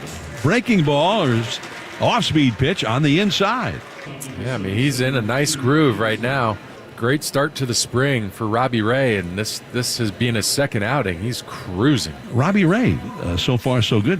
But, man, his stuff was electric today. I thought he was fantastic. He was efficient. He threw, really could have gone more, to be honest with you. I think they like the workload being 3 ups, which is what you always kind of focus on, being able to have the starter 3 up, 3 downs. But the workload itself, it was really smooth sailing. The 6 strikeouts, like you mentioned, 1 hit given up, and it was the very first batter of the game. And he was able to just kind of work through that. The changeup, fantastic. I think that's going to be another great weapon, and we talked about it, and really you talked about it in the broadcast about his ability to get swing and miss and his strikeout stuff. He's still one of the premier guys that's able to do that, and I think if the Giants can see that going on during the season, they're going to be very happy people. Damn, I want to thank John Joe Curley, who edited that for a nice, long, rich Javi Lopez hit there, dude. Javi freaking, make Javi Lopez a hum baby. Oh, any Having week. him on the radio was fantastic. And just good to hear it, because I didn't get to hear much this weekend. I was frickin' all over the place this weekend. And unfortunately, not in my car as much as I'd like to be. So that was great to hear. Thank you, John Joe, for that. Yeah, and I would say Robbie Ray looked great when we saw him down in Scottsdale during live ABs. And I think my favorite line of that entire trip, Murph looks over at me as Robbie Ray is striking fools out. He goes, does this guy got 100 grunts in him every 5 days? I was like, that's a great line. All right, does he have 100 grunts in him every 5 days? Because the grunt, guys, is real. If you go to a Cactus League workout at 9 in the morning or 10 in the morning, actually 11 in the morning Arizona time, and listen to a dead quiet Robbie Ray live bullpen, dude, it's loud. It's loud, bro. It was like piercing the silence of the desert morning. And I said to her, I said, does this guy have 100 grunts in him every 5 days? Every 5 days. Yeah. That's the line. By the way, can I get a Fox breaking news alert here? Being told that Tony Farias cut that Javi Lopez. Tony Farias cut that. What a surprise. I loved hearing Javi. He sounded great. Sounded great. And then finally, hum baby number 3, guys. God, I hate to do it, but it happened Sunday night. I mean, it helped the Warriors, but God, are you guys watching? Oh, dude. The LA Lakers. That's right, the Luka Doncic Lakers. Oh, my gosh. They won again last night, 108-102 over the Clippers. Now, that's good for us, but also beware the Luka Lakers. The Lukers? 29 points, 6 rebounds, 9 assists as he leads the way, and they win their 6th straight game, even absorbing a bad game from LeBron. Dude, the Lakers are now the 2nd seed in the West. They've won 16 of 19, bro. Reluctantly, they are hum baby number 3. Doncic, James, again, yes! Finally! Well, you should score when you get 5 attempts. Doncic with 6 to shoot. He knows it. And with 2 on the clock, he kisses it off the board. Luka! This team is now 2nd in the West. What does that mean to you at this point in the season? I didn't even know. That's a great position to be in, honestly. You're a little bit ahead of Denver. Okay, yeah. I mean, I didn't know. I don't pay attention that much to standings. But go game by game, that's a hell of an accomplishment right now. You said a couple games ago you wanted to start shooting well here. 5 threes tonight. You feeling pretty comfortable? Yeah, today I felt a little bit more comfortable. As long as we get the win, we got 6 in a row, so that's what this is about. Are you starting to worry? I mean, I thought the Lakers were looking good even before the Luka trade, and they got no big, but man, oh man, they're doing it. And they did the Warriors a solid. Warriors are now tied in the loss column with the Clippers, who lost a couple games too. So I know, it's crazy the fact that we're rooting for the Lakers so that the Warriors get a better seed. Warriors, by the way, Warriors play the Clippers in the final game of the season. Circle it. Bring Just it saying. on. Could very well be the one that determines whether or not they get in the play-in or the play-out. And then we're going to be here talking about that Quentin Grimes game for the rest of eternity. Dude, it was Quentin Grimes all along. Hum baby Quentin Grimes. And by the way, shout out 530 says, dude, you better recognize the San Jose Earthquakes winning 2 games after winning 6 all last year.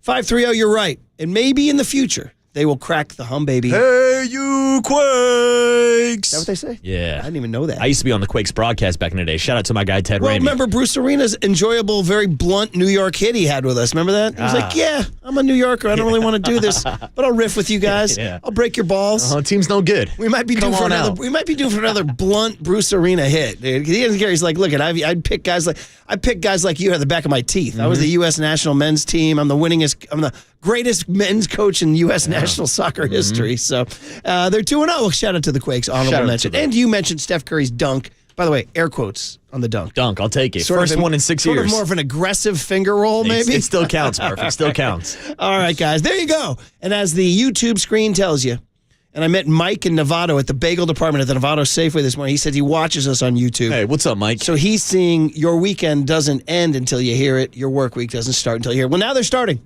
Now let's go. On into the week we go. And we got, of course, big hit at 7:50 Deebo, but it's back to Debo Samuel. All your reactions. How you guys feeling about the post-Deebo Niners? Good or bad? 808 KNBR is the phone number. 415-808-5627 is the Golden State Lumber and Showroom text line on the Sports Leader.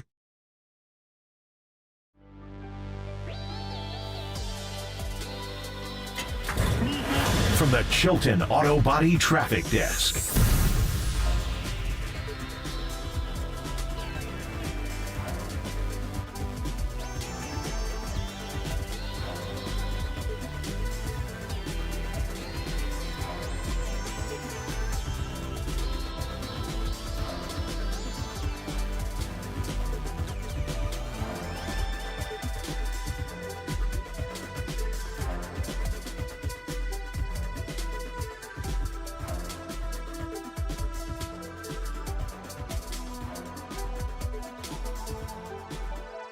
All right, it's early morning to talk to Steve Moskowitz, but it's that time of year.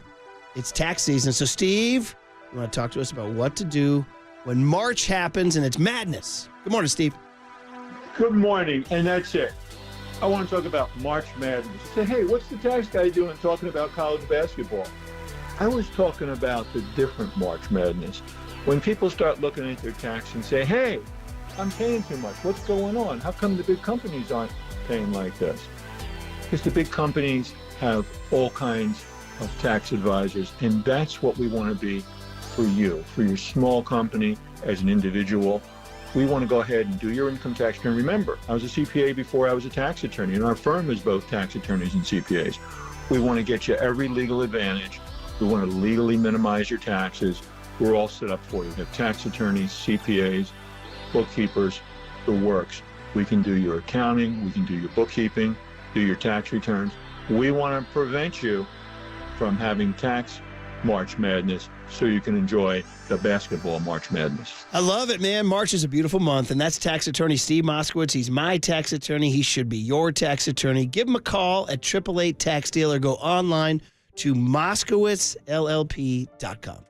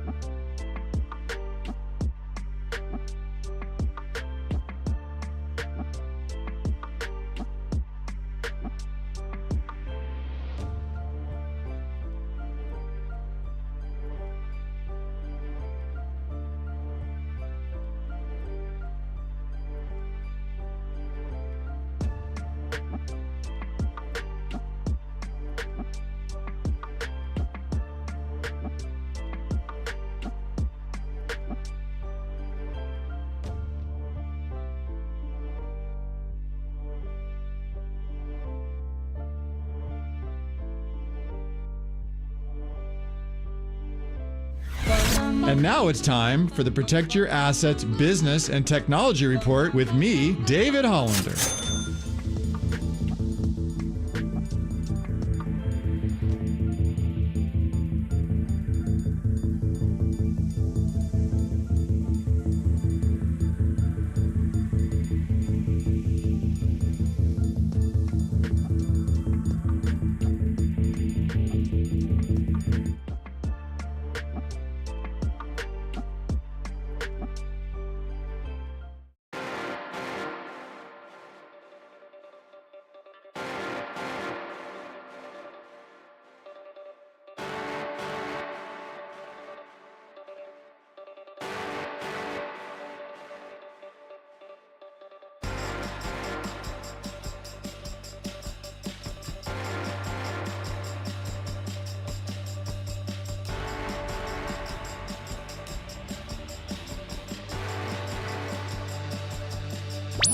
Murph and Marcus continue live from the KNBR Casino Matrix Progressive Jackpot Studios. Casino Matrix. Progressive jackpots are here. Where are you? Just drop in. Please play responsibly. 1-800-GAMBLER. It's an end around to Debo Samuel coming right, turns the corner, and goes into the end zone. Touchdown!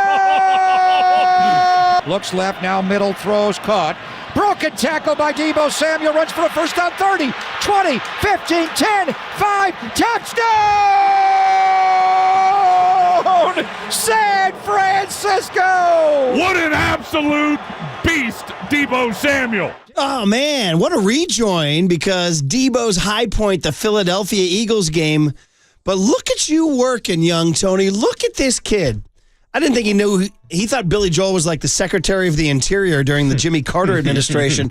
No, iconic rocker Billy Joel with his legendary song, Moving Out, parentheses, Anthony's song, if you're a Joel head, right? And it's for Debo Samuel, who's moving out. I see you working. I see you working. And what does that mean? Tickets is what it means. We're giving away Billy Joel tickets right now. By the way, thank you guys for the little demo nod here. Billy Joel, Stevie Nicks. Come on, you're speaking my language here. Billy Joel and Stevie Nicks at Levi's, bro. They're going to do Levi's? Wow. Woo! Stevie Nicks at Levi's. I like let's that. be honest. They got some star power now. Billy Joel and Stevie Nicks, October 4 at Levi's Stadium. You're going to win tickets right now. Call number 10, 415-896-KNBR. 2 tickets to see Billy Joel, Stevie Wonder, Stevie Nicks. Stevie Wonder would be a hell of a concert, too. Oh, yeah. Caller number 10 at 415-896-KNBR. These tickets don't go on sale till Friday. So this is your place to win them. If you're going to hear, so I guess, Young Tone, the marching orders are, it's going to be either a Stevie Nicks or a Billy Joel song. Is the cue. And Deebo is moving out. Here's another question then. If I want to keep it on the Billy Joel tip, then I'm riffing here. Just top my. Does that mean he is he leaving as an innocent man? That was a lesser Billy Joel song, but another one. Is he an innocent man as he leaves? I don't think so. Does he? Okay. I think he's a little guilty. There you go. He's over here throwing neck punches at Tabor Pepper. You know, he kind of rubbed some people the wrong way on the way out. I mean, I hate to do this because, like I said, I really want to remember the era of excellence because it really was. But the drop against the Rams after he put out the tweet, it's not my production. I'm not getting touched. There was a lot of bad energy around Deebo this year. The stats were bad. The drop was bad. The lash out at Tabor Pepper and Jake Moody was bad. And all of a sudden now you look up and he's a Washington Commander. But it's important to kind of try to remember the era of Deebo and what an outstanding era it was. And so when you got to put it all in perspective, as he moves out, Marcus. That's kind of how I'm looking at it. The Debo Samuel 19 problems era when he was still rocking number 19 and the fan base loved him. And it felt like he was kind of the face of the offense even before Christian McCaffrey got here. No disrespect to George Kittle or anybody like that, but he was the tone setter. We talk about the Yak Bros and his ability to get yards after the catch. But this year, the yak yards disappeared. The separation yardage disappeared. And you can't be investing this much money into one wide receiver like Debo Samuel making $25+ million a year, and then a second one like Brandon Ayuk for $30 million per year, and you're ranked 32nd in the NFL when it comes to separation yardage. So, yeah, I feel like there are two different Debo Samuel errors we're talking about. the 19 problems era, where he was the first wide receiver to ever have 20 receiving touchdowns and 20 rushing touchdowns in his career. But then you talk about the number change, the change in attitude, the change in physique. Debo Samuel was not the same Debo as we saw in years prior, and that's why the 49ers are telling Debo he's got to move out. Yeah, if you missed it, they traded him for a 5th rounder to the Washington Commanders, and Jaden Daniels, who presumably, if the Niners are going to be the team they want to be next year, could very well face Jaden Daniels and the Commanders. It's funny, just driving in, listening to different shows, driving in. A lot of people now starting to, I don't know why, just because the Commanders are in the news because they traded for Deebo. There was a little bit of an undercurrent of, the Commanders had kind of a lucky season now because they won 5 games on the last. Are they really as good as they want? I mean, I kept saying, are we living in the Jaden Daniels era? He didn't have really any receivers to work with. He had Scary Terry, and that was about it. Yeah, I mean, there was a guy, those are his Brown, weapons. Had a good playoff broke run, out late. Luke McCaffrey is like their 3rd or 4th kind of guy, so at least Debo's still playing with a McCaffrey. But yeah, I think Debo's going to be great in that offense. Obviously, we know you the think ties. He'll be great? I think he'll be good. I should take that back. I don't think he's going to be great because I don't know if we're ever going to see that same level of Debo Samuel. But to be fair, I'd say in the beginning of the season, we saw a glimpse of that Debo Samuel. He really wasn't the same after the pneumonia game, where he had to be sent to the hospital with pneumonia. Again, I don't know how big of a long-term effect that had on his body throughout the season, so maybe I'll give him a little bit of the benefit of the doubt there, but the numbers don't lie. He was not the same type of productive wide receiver. No, across the board. In fact, we went through like the really high points. So 2021, first-team All-Pro, 1,770 total yards and 14 touchdowns. You look during this stretch from 2020, his first 5 seasons, he was the only receiver to have 4,000 receiving yards and 1,000 rushing yards other than Hall of Famer Charlie Taylor. From 2019 to 2023, 6.3 yards per rush, which was number 1 in the NFL among anybody with 150 catches. There's all those high stats. And then you get to last year, career lows, 3.4 catches a game, 44 receiving yards a game, 3.2 yards per carry, all career lows. So there was a drop off in something. He just turned 29. Let's see, he was born he just turned January 15th. So he's going to be 29. There is a little bit of tread on the tire, and the Niners clearly, we knew this last year at the time when there was a decision. Drafting Ricky Pearsall started the dominoes. Are they going to sign Ayuk was the next one, or are they going to trade Ayuk? And when they signed Ayuk, we knew this was going to be his last year. There was a brief flurry where some of the beat guys were saying, no, I think they can keep him, but no. This is kind of what we expected all along. How you guys feeling about it? 808 KNBR is the phone number. I don't know. Some Niner fans emotional about the end of the Deebo era. Others ready to move on. I go out to the Golden State Lumber and Showroom text line. 707 says Deebo was not the same after he got paid. We didn't mention the 3-year, $71 million deal that came after he requested a trade. Yeah. There was a bad blood holdout. And after he dealt with the holdout, and then he showed up to camp not in shape, and he's right. Deebo has not been the same version of himself since that holdout and since he got paid, which seems to happen a lot with wide receivers in the NFL. By the way, shout out to Billy Joel community coming with puns now on song. One guy said, 559 said, he's leaving under pressure, which is not the Queen song, but the Billy Joel song. And then 510 says, Deebo hasn't been good for the longest time. Oh, God, I'm doing Billy Joel. How bad is that? I see you working. Do you know that one, young Tony? Mm-hmm. You know for the longest time? I do, yeah. Hey, Look at that. You thinking about heading down to the show then? Joel, Nix? Maybe. I always think of your story, Billy Joel, right? Yes, well, I have the Jim Gaffigan. We should play that in our cooler content. We can. I was in Ireland and I was talking, somebody said, oh, we love your man, Billy Joel. I'm like, who? They're like, Billy Joel. I'm like, what are you talking about? They're like, Billy Joel, Uptown Girl? I'm like, oh, Billy Joel? Like, yeah, Billy Joel. Yeah, Joel. Gaffigan has a whole bit on that he was over in Ireland and they were saying, oh, we love Billy Joel. He's like, wait, who are you talking about? And it's an on and on bit. Well, then here's my question, Murph. How did they replace Debo Samuel? Like Joel. Hey, good one. Samuel. There you go. I mean, I guess really there's a few options to go into, whether or not you want to draft his replacement, whether you want to go out to free agency and maybe spend a few more dollars on a guy like T. Higgins or Devontae Adams, where it's being reported that the Jets might release him if they can't find a trade partner. But that's a big, big cap number. But what if I told you they already had a few options to replace Debo Samuel on this roster? Well, why don't you hold that thought? Good. Because we're up against the clock, and we'll tease it on the other side. How does this Niner receiver room look without Debo Samuel? Who would you replace him with? Oh, we got Fitz next? Mm-hmm. Oh, thank you for that. Then go ahead and tell me your take then. Oh, I was going to say, that's why I was trying to get my replacements options out there quick. Go ahead, I'll give you 2 of them, and we can circle back later today. You already have a Swiss Army knife in Christian McCaffrey. Yes. You can put him in the slot, put Jordan Mason in the backfield, get both of those athletes on the field at the same time. That would be one of my first options. My second option is a little crazier. Isaac Guerendo, who the 49ers drafted last year, 4.3 speed, averaged 5 yards per carry last year, and going back to Iowa State, lined up a lot as a wide receiver. So if you're looking for some ends arounds, if you're looking for that type of player, I think maybe Isaac Guerendo can give you some Debo Samuel reps. Guerendo as so a those receiver. are my two ideas McCaffrey, for you. Kittle's still around, Jawan Jennings, Ricky Pearsall, and Brandon Ayuk, although Ayuk won't be ready for a little bit, too. So all those are out there. Good stuff. That'll be our big hit at 7:50. But we did book Bob Fitzgerald, who's great. And we got the Warriors, who are just dominated our show on Friday. That's all we talked about was Steph Curry. I wound up jock blogging about Steph Curry with a hot take saying I think he might have passed Montana in Aura. I know. What was I, drinking in the afternoon? I don't know. We'll have to get into that with Fitz on the other side. Bob Fitzgerald, the voice of the Warriors, next on the Sports Leader.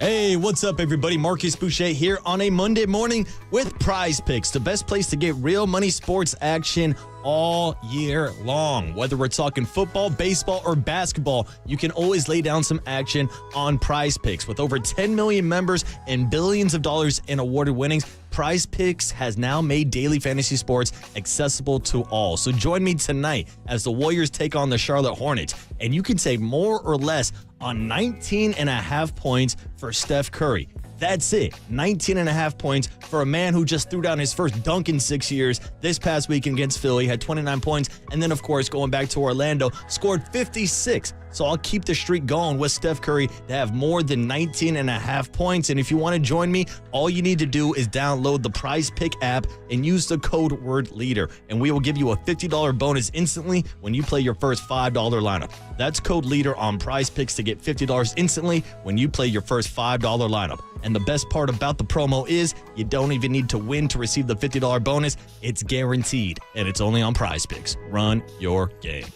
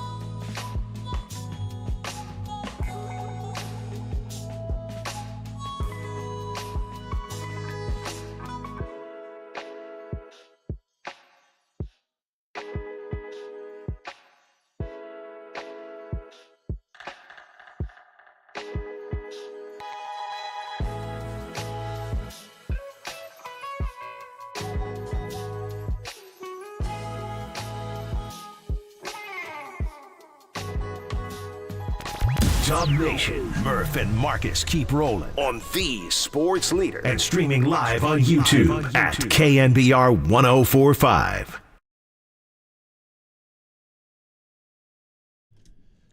All righty, we got Warrior basketball on our mind. Obviously, it's a Debo Samuel morning, and Cam Inman will join us at 8:15. Good morning, everybody. Murph and Marcus, Brian Murphy, Marcus Boucher. We got young Tony behind the glass. You can see him on the YouTube. Actually, you can't. What happened to your camera there, buddy? It's a guest hit time, Murph. Oh, I gotcha. See, I'll learn this one of these days. I'll learn this radio business one of these days. Any chance we get to talk to Bob Fitzgerald's awesome. Of course, the longtime play-by-play man for the Golden State Warriors on NBC Sports Bay Area. Fitz, it's always good to check in with you, brother. How are you, man? Hey, morning, Bob. Murph, Marcus, how are you guys doing? We're good. Dude, you should have heard our show on Friday. It was an absolute Steph fest.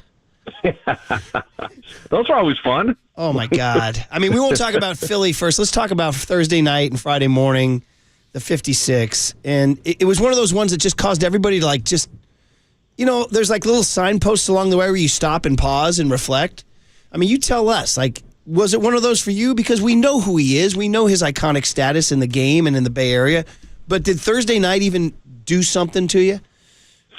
No, I mean, I think with Steph, I always think of like the full 16 years. You know, I mean, to me, I think of him, the skinny kid that they get out of Davidson, and they see all the ankle issues. And, you know, there were a lot of people, I still remember, he's got paper mache ankles. He's never going to become anything. And I'm thinking, you know what? You don't see how hard this guy works and how much he cares and how much it matters. And so I just always believed that he would be something. Now, to see him go to the stratosphere, no one could have ever expected that. But that level of excellence, you know, probably 2022 and Game 4 in Boston was kind of like oh, my God, this guy is a supernova.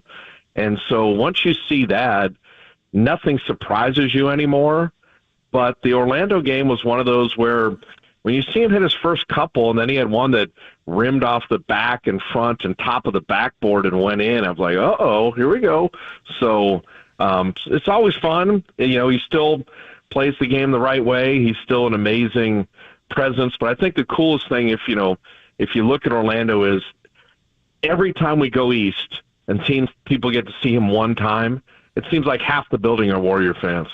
And you see that from warm-ups on, and Orlando definitely is a home away from home. So he's played very well there. He's had a 50-point game there before, and so to see him do it again was just super fun. Yeah, and Fitz, I think the most impressive thing to me is seeing that Steph Curry is putting up 50-point games more than a decade apart. And even this past weekend, after dealing with those ankle injury concerns early on, he's still out here throwing down dunks when he's about to turn 37 in about a week or two. So just talk to us about the level of conditioning with Steph Curry and the level that he's playing at right now, still at age 36 years old.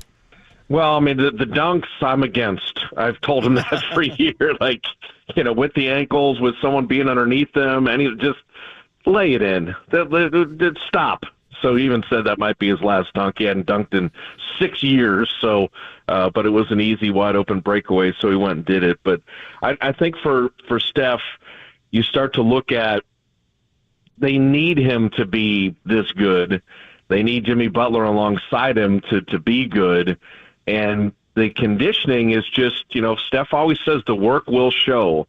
The hours and hours of weightlifting, conditioning, getting shots up, you know, all the stuff that nobody ever sees, it shows out when it matters. And to still do it at this level, at this age, and, you know, it's appropriate we're here in Charlotte because, you know, 16 years, that's what his dad played. That was always his goal. He's reached that now. He gets to come here once a year for a homecoming. And so, you know, it's just always, I'll always never take for granted. Here's Dell tonight, Seth, his brother, and Steph, all in the same building, all having fun. We got to see it at Chase, a week ago. Now we get to see it back here in Charlotte. And it will be a Warrior home game here in Charlotte for when the prodigal son returns, as he does once a year. It is a special, special, special thing to be in Charlotte with his dad and his brother and Steph doing what he's doing at this time. So you mentioned Jimmy Butler, and so apparently he is cleared to play tonight. I'd love the Bob Fitzgerald take on seeing the Warriors Saturday night without him. And it was like, oh, my God, back to that January stretch where they went 13-23. That's how much of a difference Jimmy has made. I jokingly said, give Jimmy a raise after Saturday night's game. Is that how easy it was? This without Jimmy? They were back to that unit without Steph, couldn't produce.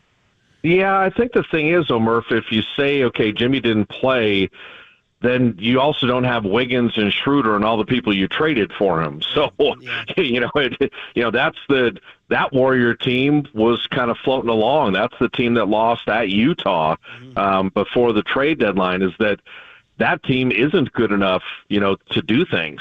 And so, yes, you do need Jimmy Butler, but if you didn't have Butler and you had Wiggins and Schroeder or whatever, you'd probably still take care of that Philly game. It's just that right now in the NBA, your main players have to play, and they have to be good. You see San Antonio, they're going to be a playoff team. They're rising. They got De'Aaron Fox. Oh, Wembanyama's out for the year. Goodbye. I mean, that's what this league is, is that you have your key components that can play. Hey, Luka Doncic has been traded for Anthony Davis. Don't worry, Anthony Davis isn't playing. Dallas, goodbye. I mean, that's where you are in this league, where your main guys have to play. And when they do, you get to see what your team looks like. And when they don't, you're done. And that's unfortunate, but that's the way the league, right now, Domantas Sabonis is going to be out for a while with Sacramento.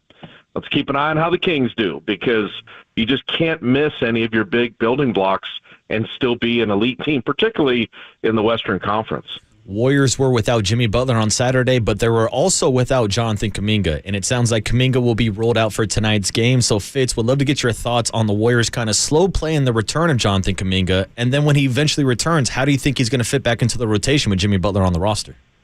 I think this was a bad ankle injury. Bad. When you have someone that jumps as high as he does and then lands and kind of snaps their ankle, unfortunately, kind of just haven't seen a bunch of these. People said, oh, it's going to be weeks. I said, we ain't going to see him until March. And I don't want to be right, but I'm going to be right. And I think when he comes back, it will not be this big cataclysmic shock everyone's talking about. He was playing 28 minutes off the bench and was a lethal offensive force. And I anticipate him playing mid-20 minutes off the bench and being a lethal offensive force. So I don't think much is going to change, other than you have a better facilitator now with the second unit and the non-Steph minutes when Jimmy is kind of running things. So I see Kuminga, he's the one run-jump athlete the team has. He's elite in the fast break situation. Like Butler, he can get to the foul line. So I want JK healthy. I want him ready to roll.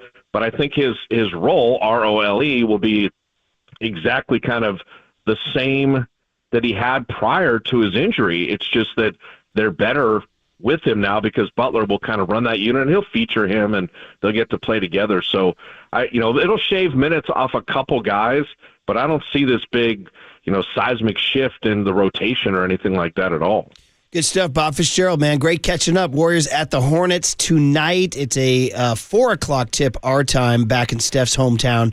14-45 Hornets. Warriors would like to get this one, especially after Saturday night. Fitz, we haven't gotten sort of your full radio answer to the Jimmy Butler era. I mean, we hear you on your broadcasts, and you and Buki kind of move it quickly and keep moving. But give us your long, extended take on what you've seen. You've watched a lot of basketball in your years. What are you seeing what Jimmy Butler is doing on the basketball court?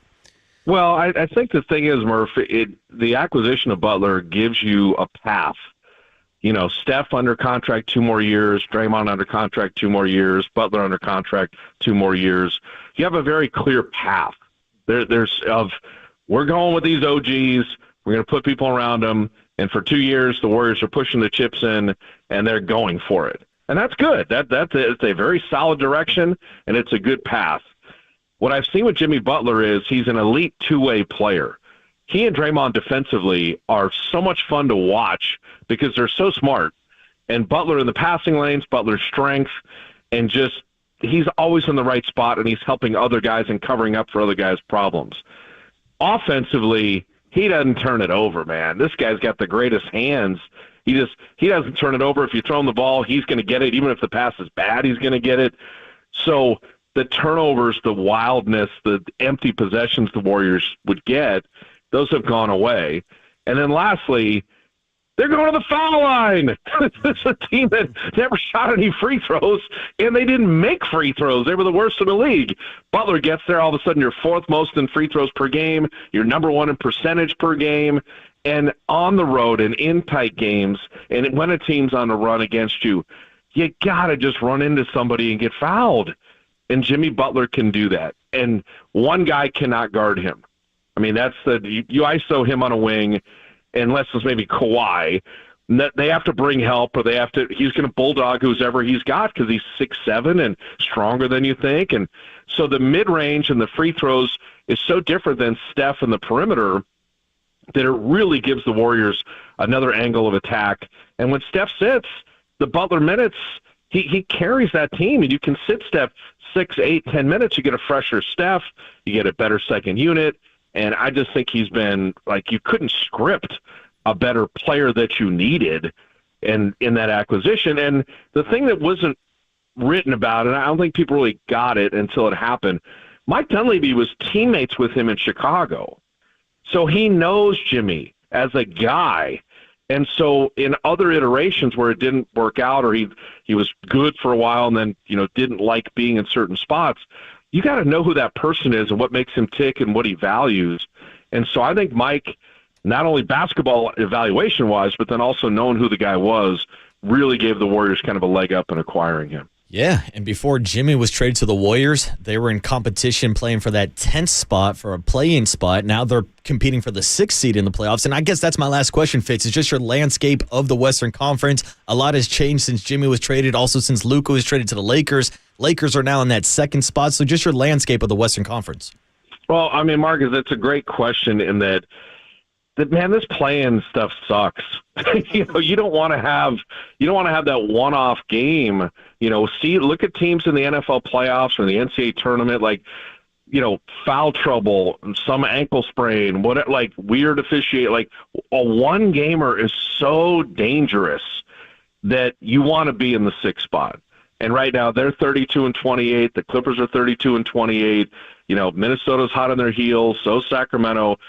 So every game, like tonight, then a back-to-back with the Knicks, and you finish with Brooklyn, like no game can be kicked sideways. That's why the Philly game hurt, is that in the 6th spot, you might get Denver, you might get Memphis, you might get the Lakers in a 3-6, but at least you've got a 7-game series, and see if the Warriors can be beaten 4 times with Steph, with Jimmy Butler, with Draymond. But in a one-gamer, man, anything can happen, and the Warriors' success in the play-in stuff has not been good. They lost to Memphis a couple years ago. They lost to Sacramento. Like, the one-gamer sucks. So push to get into that 6th spot, because I think in a 7-game series, there are a lot of Titans in the West, there's no doubt. But that's what the Warriors want. They want the puncher's chance to be in a 7-gamer and see if, Magic Steph from the other night, can get you, because beating him 4 times, that becomes tough. Yeah, you're right, man. We got a little pennant race. We got a pennant race to the end, so we'll see it tonight. By the way, I hope you agreeing to this hit did not block a Quail Hollow tea time. Did it, Fitz? Quail Hollow we played last year here, but it is like 30 degrees out here. I think it's snap. I think it's gonna bubble up to the little 40s. But I had some good Hawaii golf, and then I was in Orlando for a couple days because we didn't do the Philly game. So the golf is good, but the Quail Hollow, as much as that course is incredible, I'm not going anywhere right now in 40-degree weather to play golf. By the way, when Steph was doing his little chipping, was that for Rich Lerner and Brandel Chambly at that? Yes, it was. Okay, that's yes, it was. Right, yeah, I saw him pregame. I'm like, hey, look who's sitting over there. He knew. Yeah. He's aware of everything. That's the thing. He calls himself the petty king because he sees different stuff. Remember against Dallas on the Andre retirement day, P.J. Washington had done the night when we were in Dallas the week before. And Steph hits a 3 in front of the bench and gives P.J. Washington a little what for. Like, he misses nothing. He is fully aware of everything that's going on around him. So, that was for the Golf Channel guys. That's awesome. Always great to catch up, Fitz. Look forward to the broadcast tonight. Look forward to a fun pennant race down the stretch here. And thanks for coming on. Yeah, thanks, Bob. Hey, hearing your guys' voice made my day. You get away for these 10 days. It's like little reminders of home are always sweet. So thanks for the call. I appreciate it. We're here for you, and we'll be here when you come back. Yeah. All right, Fitz? Hopefully. Sounds good. All right. There you Take care, guys. Yeah, thanks, Bob. Fitz, all right, good to hear. A little chill, cold snap in Charlotte here. So, okay, well, that was a good Warrior hit. Enjoyed it very, very much. We can return to that later, but let's be honest. It's a Deebo day, and the big hit is all about the post-Deebo era. Where are you at, 49er fans? This is what talk radio exists for you guys to call in and vent or praise the Niners for getting out from the Deebo era. Is he on his way down, or have the Niners lost a little bit of their identity? And are they entering a different era now where they're starting to cut back a little bit? 808 KNBR is the phone number. 415-808-5627. is the Golden State Lumber and Showroom text line. And really, it's all about Ben and Berkeley going to see Billy Joel and Stevie Nicks down at Levi's Stadium. We'll do it every day. We're giving away Billy Joel and Stevie Nicks tickets at Levi Stadium in October. We'll do it again tomorrow. Who knows? Maybe early. Got to tune in. All right, big hit, Deebo style. 808 KNBR is the phone number. Line them up on the Sports Leader.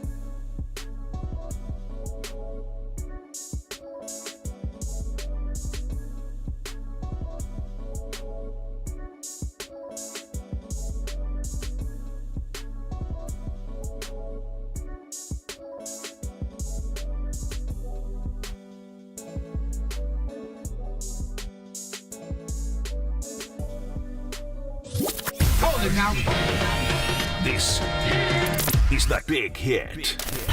Sponsored by Benjamin Moore Paints. Experience the Benjamin Moore retail difference at their independently owned authorized retailers today or at benjaminmoore.com. On KNBR 104.5 FM and 680 AM, the sports leader. And they're going to move Debo Samuel in motion. They toss it to Deebo. Can he turn that corner on the right edge?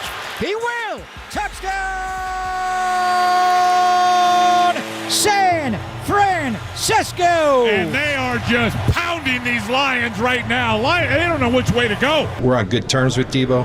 I think, he's asked for a fresh start, and, I think we're going to honor that. San Francisco 49ers star receiver Debo Samuel has been traded to the Washington Commanders in exchange for a 5th-round draft pick, a major move. There it is, man. The big story of the day is the easy big hit of the day. Debo Samuel traded to the Washington Commanders over the weekend.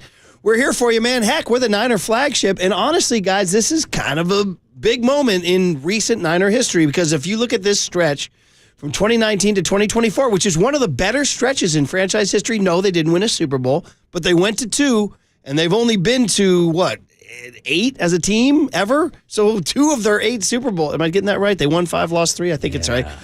This is a stretch, and it's going all the way back to Kezar Stadium.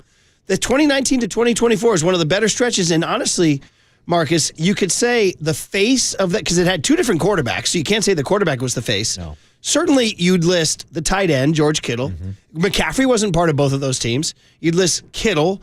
You'd list Trent. Well, was Trent even on the 2019 team? Yeah, God, I'm fritzing out here. When was that trade? Bottom line is, Deebo is one of the few faces that spans that entire era. Kyle Shanahan really is kind of the face of that era. But, Nick Bosa. Trent Williams was not on the 2019. So there you go. Was traded for on April 25th, 2020. Thank you. So you're talking Bosa, Kittle, Deebo. And we're getting on a short list of guys who kind of defined the era. He just did the Netflix receiver show, and everything about him. And so I want to kind of plumb into your feelings, 49ers fans. 808 KNBR is the phone number because you got to.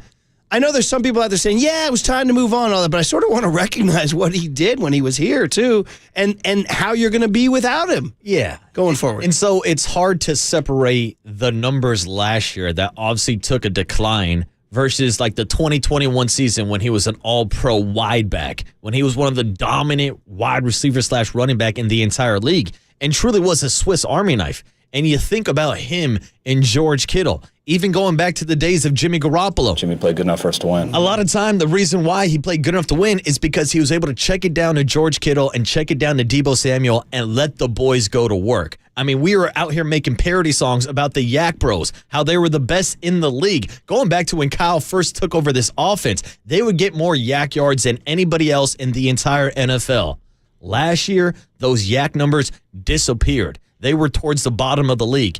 And then when you look at the numbers from all the wide receivers on the team, not just Debo Samuel, they were dead last when it came to separation yardage by their wide receivers, which is unacceptable after you invested $25+ million into Debo Samuel and $30 million into Brandon Ayuk. You paid Juwan Jennings during the offseason. You invested a first-round draft pick in Ricky Pearsall. And after all of that, you're dead last in separation yardage, and that's why they had to move on. But to your point, there is a time and a place to recognize 19 problems, Debo Samuel wearing number 19, instead of just kind of focusing on the bad that was last year after the number changed to number 1. Yeah, I mean, it's a 2-part story, really. And by the way, I have the list here. So the only guys really were Kyle Juszczyk. We don't talk enough about him.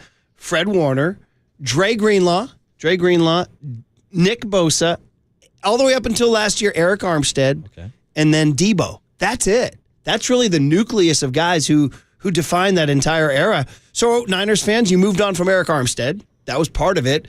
And now you've moved on from Debo Samuel, who very much was a face of the team, I think nationally. Like I heard from a friend of mine who was a PGA Tour caddy who I knew for years ago. He's an Australian guy. Tony Link. Shout out Tony Lingard. And he's a huge Niner fan living in Australia. And he texts me. He says, mate, please tell me the inside story of how Deebo got moved, mate. Are we okay? It's like people, if you're not following it closely, you're like, whoa. My buddy Schmitty in Philly's like, damn, never thought I'd see the day the Niners would trade Debo Samuel. It's like he's kind of, whether it was his name or his interesting position as a running back, a wide back, he kind of was known as the boombox. Yeah. He was known as the Niner. Well, even like the nickname Deebo, which everybody knows from the movie Friday. Deebo would show up and you tuck your chain in. And like that's the kind of mentality and tone that Debo Samuel would set as a wide receiver, which was hilarious when you get like the Philly fan base calling the 49ers the zesty West Coast. And then you have Debo Samuel out there running all over them for their 3-touchdown performance just a couple years ago. But it feels like we're so far away from that version of Debo Samuel. And that's why it came down to him wanting a fresh start and the 49ers wanting to move on from his salary. Yeah. And that's how we got to this position today. Well, I mean, it is. And listen, as I said to you guys from the movie Top Secret, times change, hairstyles change, interest rates fluctuate. It's just that time. We moved on from Armstead. They moved on from Buckner. Maybe a little too early, That was right? a tough one, yeah. And now they've moved on from Debo Samuel. Kind of feeling how you guys feel about the payback. A fifth rounder, like I think casual fans, and sometimes I'm a casual fan too, we're like, wait a minute, that's low. But I find NFL trades, you had a good stat over there on your screen about certain trades. Like really only Stephon Diggs got a high yield. Yeah, so these are the wide receiver trades that have happened in the last 12 months. Stephon Diggs was flipped from Buffalo to Houston for a second-round draft pick, but Buffalo did also have to involve a fifth-round and a sixth-round draft pick with Stephon Diggs to get that second-rounder. Didn't Houston took on a big salary too, didn't I they? believe so. That's the difference. 49ers are eating most of Debo's contract. Okay, When you look at Devontae Adams, flipped to the Jets, he got a third-round draft pick. That's I Devontae think Adams. most people would agree that Devontae Adams is a better wide receiver, but still, even for the skill set of a Devontae Adams, you got a third-round draft pick. Jerry Jeudy was flipped from the Denver Broncos to the Cleveland Browns for a fifth and a sixth-round draft pick, so pretty similar. DeAndre Hopkins was flipped to the Chiefs for a fifth-round draft pick. Debo Samuel, fifth-round draft pick. Jonathan Mingo is kind of the questionable one from the Dallas Cowboys, was wrapped up with a seventh-round draft pick and got a fourth-round draft pick in return, but obviously he didn't have the same type of contract as a Debo Samuel. But you're seeing the value for a lot of these wide receivers, even the top ones, even your Devontae Adams and Stephon Diggs, you're not getting anything better than a second, third, fourth-round draft pick. A lot of the times, you're seeing a lot of these wide receivers be flipped for a fifth or a sixth-round pick. So your great research there is right on point. And particular, if you're the Washington Commanders, they're saying, we're taking on a guy who just had career lows in catches, 3.4 a game, career lows in receiving yards, 44 yards a game, and career low in yards per carry, 3.2. So, I mean, the facts of the matter is you're getting a guy who's now 29 who's coming off his worst year. So, fifth rounder, I think we would agree that right now a fifth rounder is decent compensation. Yeah, it's better than cutting him for absolutely nothing, because it seemed like that was the other route that they would go. If they did wait till that June 1st deadline, they could cut him. It would be a different hit on the salary. Again, that's getting too deep into the weeds for me and you this early in the morning. But the 49ers were able to get some value in return. And again, over the next 2 years, they will be saving $17.5 million by now flipping Deebo at this moment to DC. So, according, if you want to get into the cap stuff, after all the machinations of bonuses and dead cap and all this stuff, they have about $35 million in space this year. And of course, who's looming? Brock Purdy. Yeah.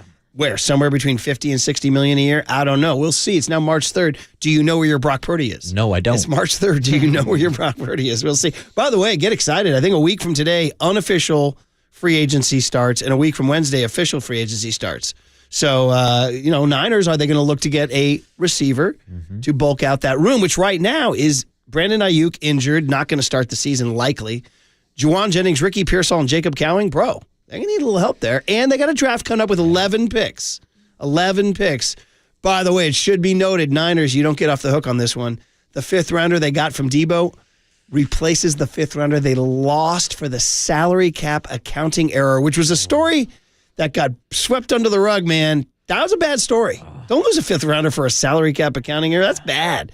They got it back with Deebo. At least they got it back. I know, but you had to trade Deebo to get it. So, all right, out to the Golden State Lumber and Showroom text line. Also, the phone lines are open at 808-KNBR. The Golden State Lumber and Showroom text line, though, at 415-808-5627 is hopping. 510 says, how about this? The Washington odds to win the Super Bowl are essentially the same before and after the Deebo trade. Damn. Tells you something right there. So, again, I think that told us, we talked about this topic earlier about trading Debo Samuel to a team that was just in the NFC Championship game with Jaden Daniels, who was looking like one of the best young quarterbacks in the NFC.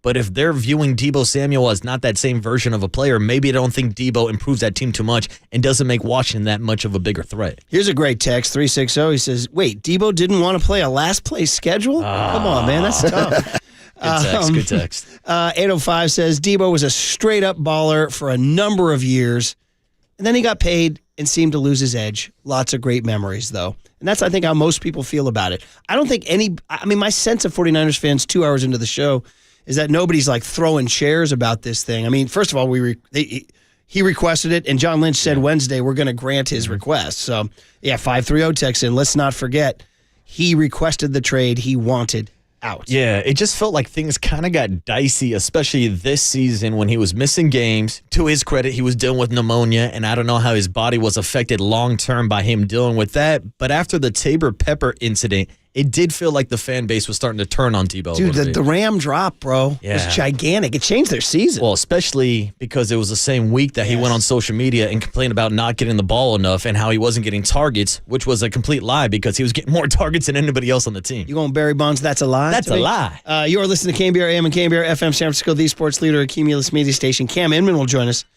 at 8:15, the great 49er beat writer for the Bay Area News Group, to give us what his take on it. 917 says, Debo was the heart and soul of the team and the most entertaining player of his time. I'm sad to see him go, but trust Shanny, and I'm glad Debo ended with the team on the up. 925 says it all happened when he changed his number. Yeah, I don't know. Are you guys a numerologist? I'm telling you, the 19 era for Debo Samuel was a lot better than the 1 era. 831 says, I'm going to miss watching the guy. 310 says, moves like this have to be made. You got to look forward. Debo's best days are behind him. I just wish he was sent to the AFC. It is an interesting angle that he got sent to an NFC team who you theoretically might see in the playoffs. 408 says, you got to trade Ayuk as well. Deebo was a good move, much like Farhan's only move was getting rid of Mark Melanson. By the way, speaking of Farhan, I got a pop cultural riff for you. Did anybody watch the Oscars last night? No. Yeah, you missed nothing. I didn't even know it was on, to be honest. You missed nothing. All right, bro. And I listen, I love the Oscars. I'm a movie guy. I go back to the days Johnny Carson used to host that. That was like the biggest night in television, man. It was a huge deal. Freaking De Niro, Pacino, who do you want? Streep, they were all there. And last night I was like, I'm bored off my A. And I finally said, here's my sports take. What do you give me for tonight's Oscars and the last 3 years of Farhan Zaidi Giants baseball? I mean, Honora winning best. Maybe it's a great movie. I don't know. Just like maybe some of his pickups had good OPS, XWRC plus minus divided by. But I mean, listen, bro, it ain't moving the needle. I mean, Murph. How many people are stampeding to the theaters to see these movies? The Oscars. Nothing like it. I mean, all 10 movies that were nominated, I'm like, bro, seriously, really? Is that what we're doing here? So anyway. What would be worse, if the Oscars were in the middle of their Farhan era or the Thunder era? It's a hybrid of the Farhan and Thunder era. It's a hybrid. If the Farhan era and the Thunder era had a baby, it's currently now the Oscars. Now I got the image of Farhan Zaidi like at halftime jumping off trampolines, like doing dunks. I mean, I'm trying to think of anything memorable from it. I mean, Conan got one line off on Kendrick and Drake, but other than that, just if you missed it, don't bother. All right, guys? I won't. 831 says, to me, the era of that football is Fred Warner and George Kittle. Bro, you got to say Deebo, too. I mean, dude, he came out leading the boombox parade with Trent Williams. Yeah, you can't erase the history of Deebo Samuel. And like I said, he might have been arguably the most famous Niner of that bunch. I mean, Kittle's also up there. He's quite the character, too. But, I mean, I think he was he was sort of Q rating pretty high up for coast to coast. I think when a lot of people think about the identity of Kyle Shanahan's offense specifically, where it's not focused on a superstar quarterback, but a lot early on was a lot of dump offs, a lot of dink downs from Jimmy Garoppolo. It was just getting the ball into the hands of your playmakers. And Deebo Samuel was absolutely a playmaker. So was George Kittle. But now we're kind of seeing the evolution of Kyle's offense, where Kyle wants Brock to throw the ball downfield more often. And if Deebo Samuel can't get open with those separation numbers, then he's not going to be a good fit for the evolution of this offense, which sounds crazy to say because you would think a guy like Deebo was perfectly built for this offense. Yep. Lots of texts coming in here, too. 925 says, if you were a player, which team would you rather be on, the 49ers or the Commanders? Ooh, well, I mean, spicy. Yeah, young candidate. I mean, one team was in the NFC Championship game last year. The other one was sitting at home. 408 says, Deebo was good for Jimmy because he wasn't a QB that could throw outside the numbers. This offense needs to evolve. You got to get separated Raiders or run the ball more and get another tight end that can block. Gotta keep them and separated. catch. We're in a big moment here. I mean, we need to talk more, too, about John Lynch's important comments here. Eric Branch highlighted that the 49ers are, quote, recalibrating and have, quote, tighter constraints and have to look at, quote, the long-term health. That all sounds like a window that's closing, if you look at those quotes. Well, like, are the Niners going to try to win the Super Bowl this year? Well, to me, it's a window that's shrinking, and maybe the way you should say it is the window frame is going to look a little different because you have to pay Brock Purdy. That's how you were able to give Deebo $25 million and Brandon Ayuk $30 million and Christian McCaffrey $18 million. You made Trent Williams the highest paid left tackle in the league. You make Nick Bosa the highest paid pass rusher in the league. Fred Warner, there's another name. Demo, another name. You were able to pay all these guys because of Brock Purdy's rookie contract. Those days are over but now you got to pay up. Now you got to pay Brock. And we're talking about an era moving on from a Debo Samuel, maybe moving on from a Dre Greenlaw, maybe moving on from a Treverius Ward and a Talanoa Hufanga, because now you have to pay Brock Purdy. Yeah, I'm not super optimistic. Something we might need to dive into a little bit more, too. Golden State Lumber, because we got Cam Inman coming up. Just rip through some of these texts. 415 says, Deebo was a dog. People always say get rid of someone, but they never have a replacement. No one is scared of our offense anymore. That's LB. 707 says you can make an argument that Deebo helped Ayuk get paid because he took pressure off Ayuk to get separation. All right. Yeah. 707 says with Deebo now gone, the Niners are in a reinvention era. Oh, that's, I'm telling you, something to think about here. 925 says Deebo's health going forward is a huge question mark. He was too expensive. 415 says Deebo was a legend. He brought the physical culture to Kyle's finesse offense. 510 says Ayuk should have been signed. He is signed. I'm not sure, too. I'm guessing they are saying should it have been signed? Oh, okay, shouldn't have been. Yeah, probably a spell and check. And then some good riffs here. 559 says maybe the Oscars were just trying to break even. That's not bad. The Oscars, hang in there. 831 says, come on, Oscars, hang in there. Now that's not the Far Hunter. That's the early 80s. You're going to like these Oscars. Yeah, and 209 says, when it's all said and done, Washington got a steal. Do you feel that way if you're Washington? I mean, this is Washington buying low on a Debo Samuel. And I don't know if he does bounce back. As I pointed out, the first 3-4 games of the season actually put up decent numbers for the 49ers. His production fell off post-pneumonia. I don't know if that's the long-term problem with Debo Samuel. It seems like the drop-off has already taken place with Deebo, but in that offense with Jaden Daniels, who knows how creative they get. All right, man. My Niners making moves, trading Debo Samuel. Let's talk about it with Cam Inman, the great 49er beat writer for Bay Area News Group. He'll give us the inside take next on the Sports Leader.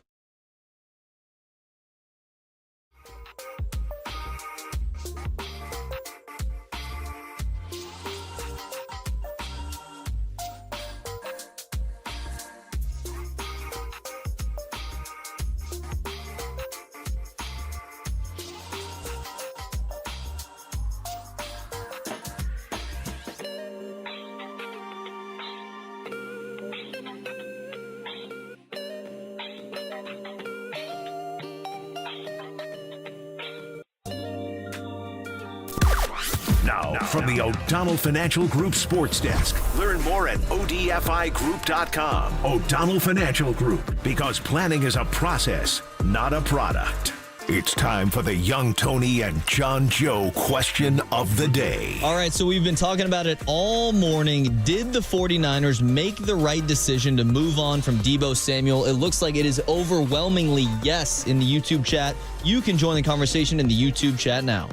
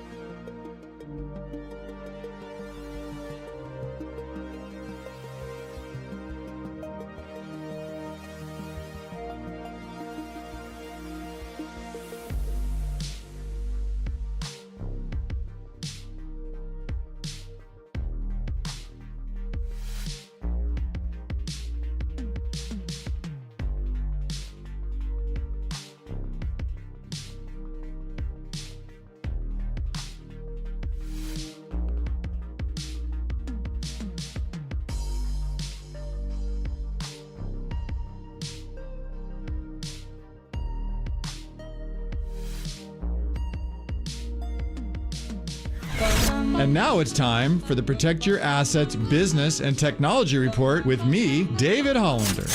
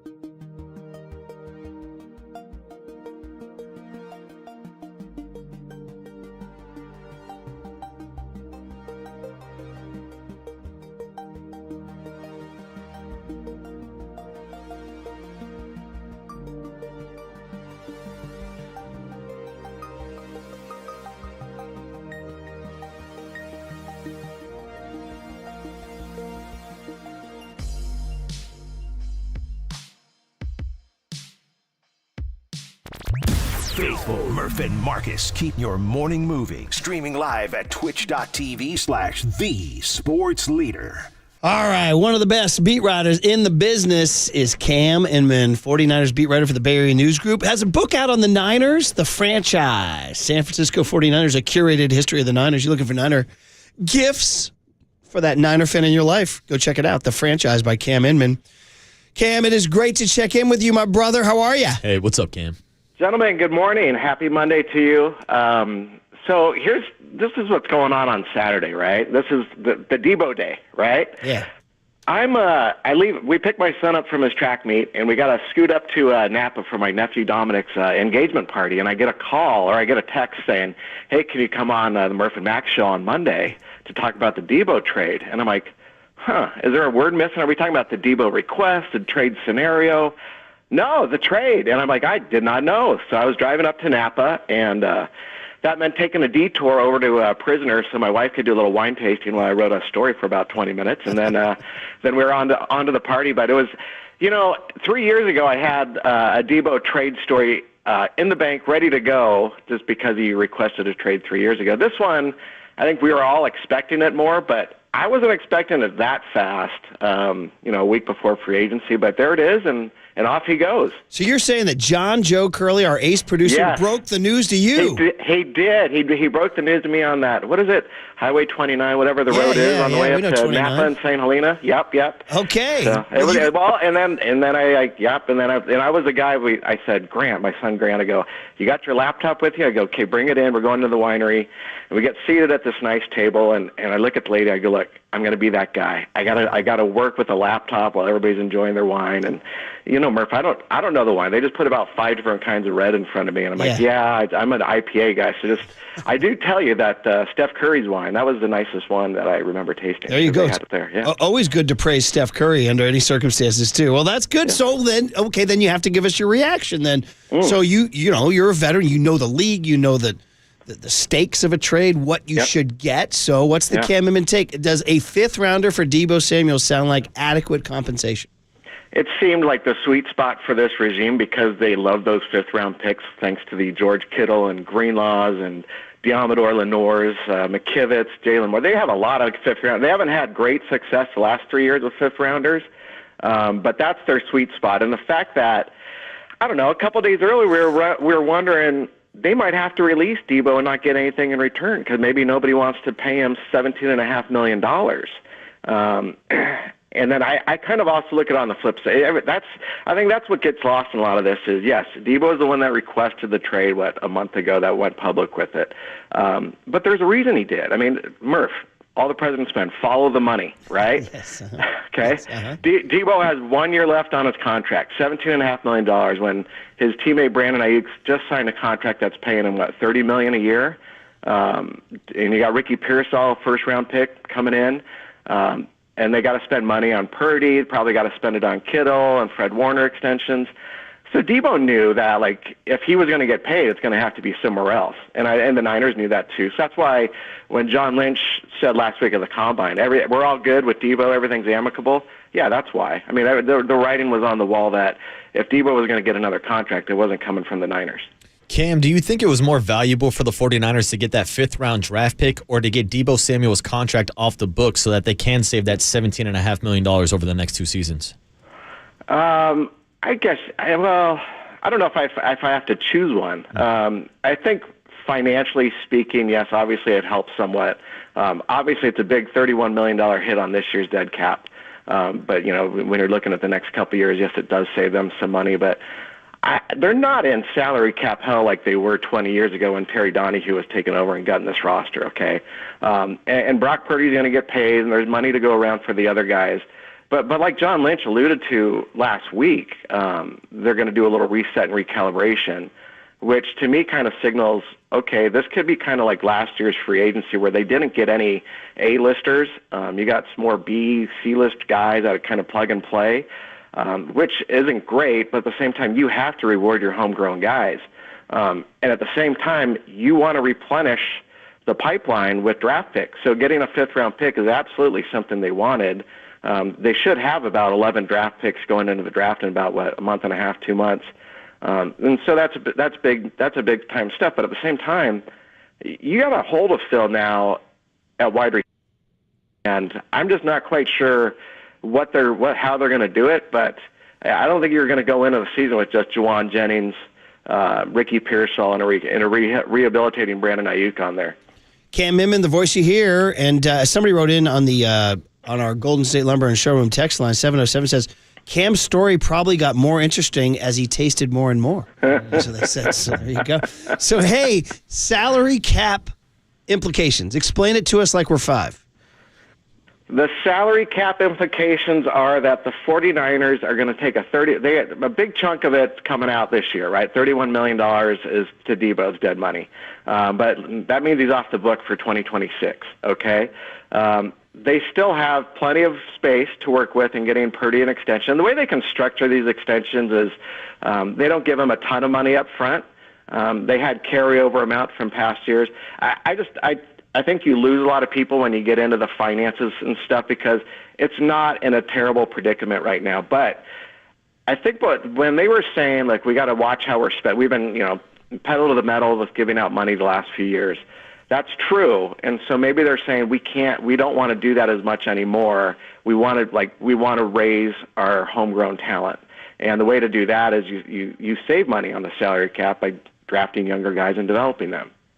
Cam, you mentioned replacing the production of Debo Samuel. We've gotten a bunch of texts this morning asking about guys like T. Higgins or even Devontae Adams if he ends up getting released by the Jets. Do you think the 49ers would reinvest that kind of money that they're saving with Debo Samuel back into a wide receiver, or do you think maybe they go with the cheaper option in free agency or maybe even through the draft? All of the above. I think the T. Higgins is probably a pipe dream. I don't think the Bengals can let him go, but then again, they're going to have to pay Jamar Chase. Devontae Adams is fascinating to me because this is a 6-time Pro Bowler who's like every year he's a 1,000-yard receiver, Palo Alto High School product, and the guy's he's playing at an elite level, but he's not going to get $37 million from the Niners or anybody else. So the Jets are going to have to release him. He's not going to come to the Niners either as a hometown bargain, but perhaps there's a way they can. I think it would be a great fit for them to get Devontae Adams. He knows the system surely because the Packers ran something similar. The guy, he would be a great outside receiver that they need with Ayuk sideline for a while.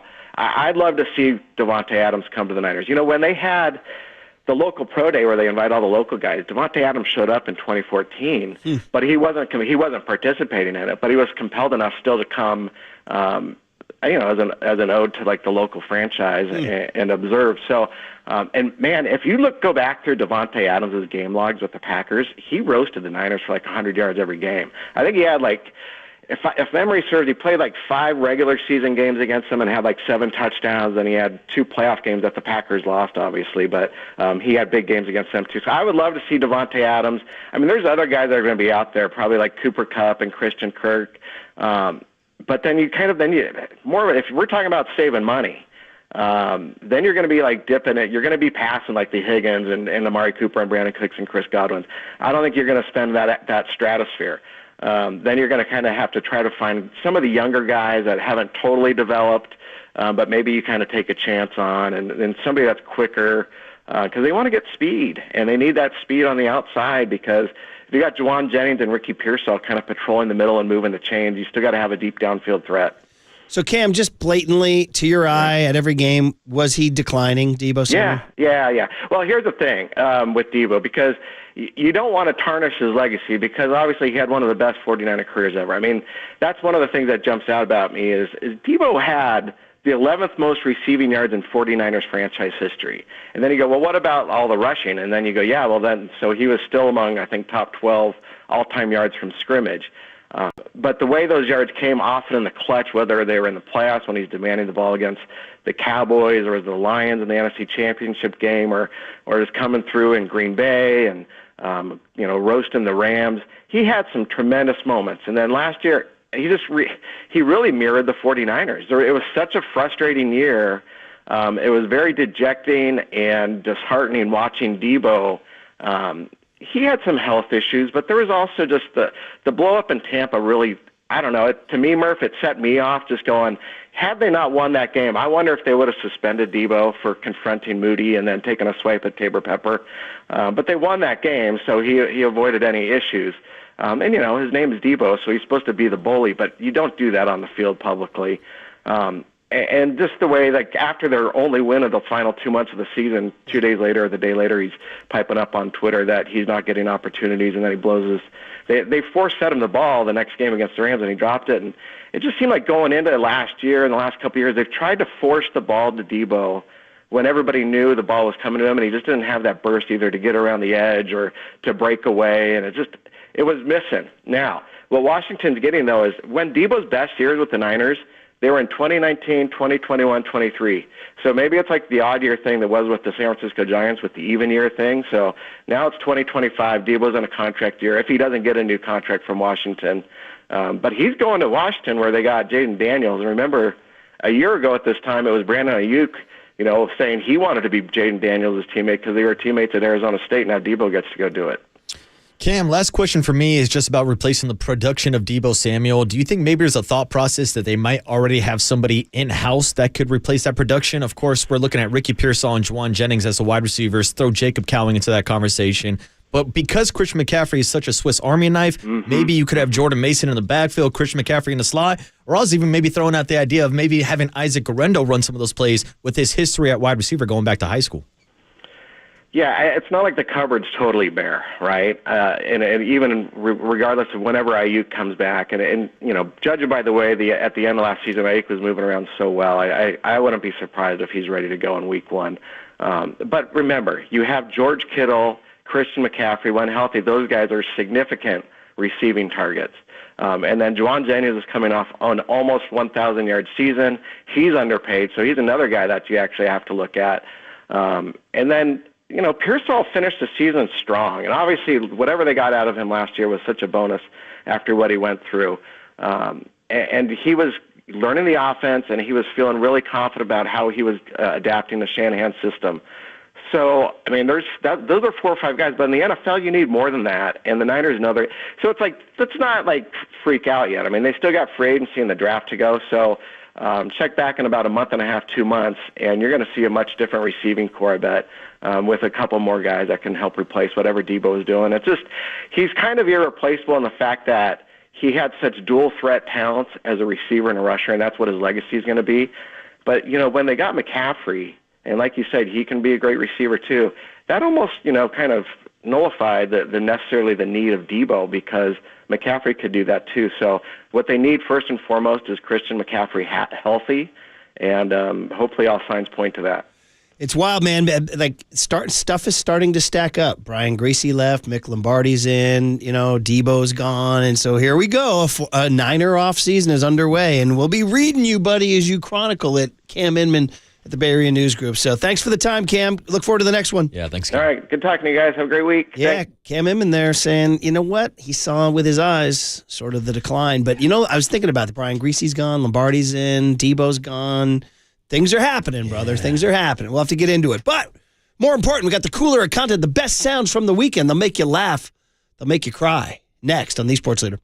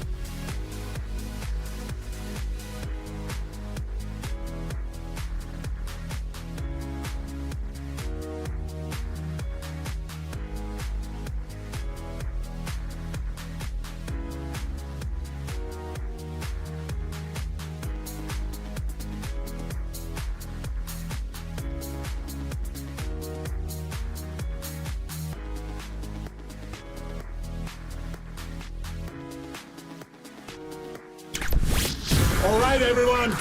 Chill. This is the cooler. He's bitten a cooler Of content.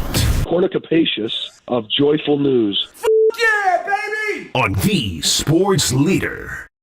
All right, cooler of content style on a Monday morning here. Some good stuff from over the weekend. Well, I told you guys that the Oscars weren't very good, but we did get one thing from the Oscars. A little racy here from Conan O'Brien. I'm a Conan fan, but it's been a while since Conan was sort of relevant. So I don't know. It was interesting that he was hosting the Oscars, but he tried to keep it current here, Young Tone.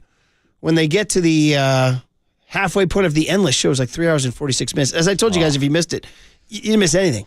It was totally dull. I compared it to the Farhan Zaidi last 3 years Giants.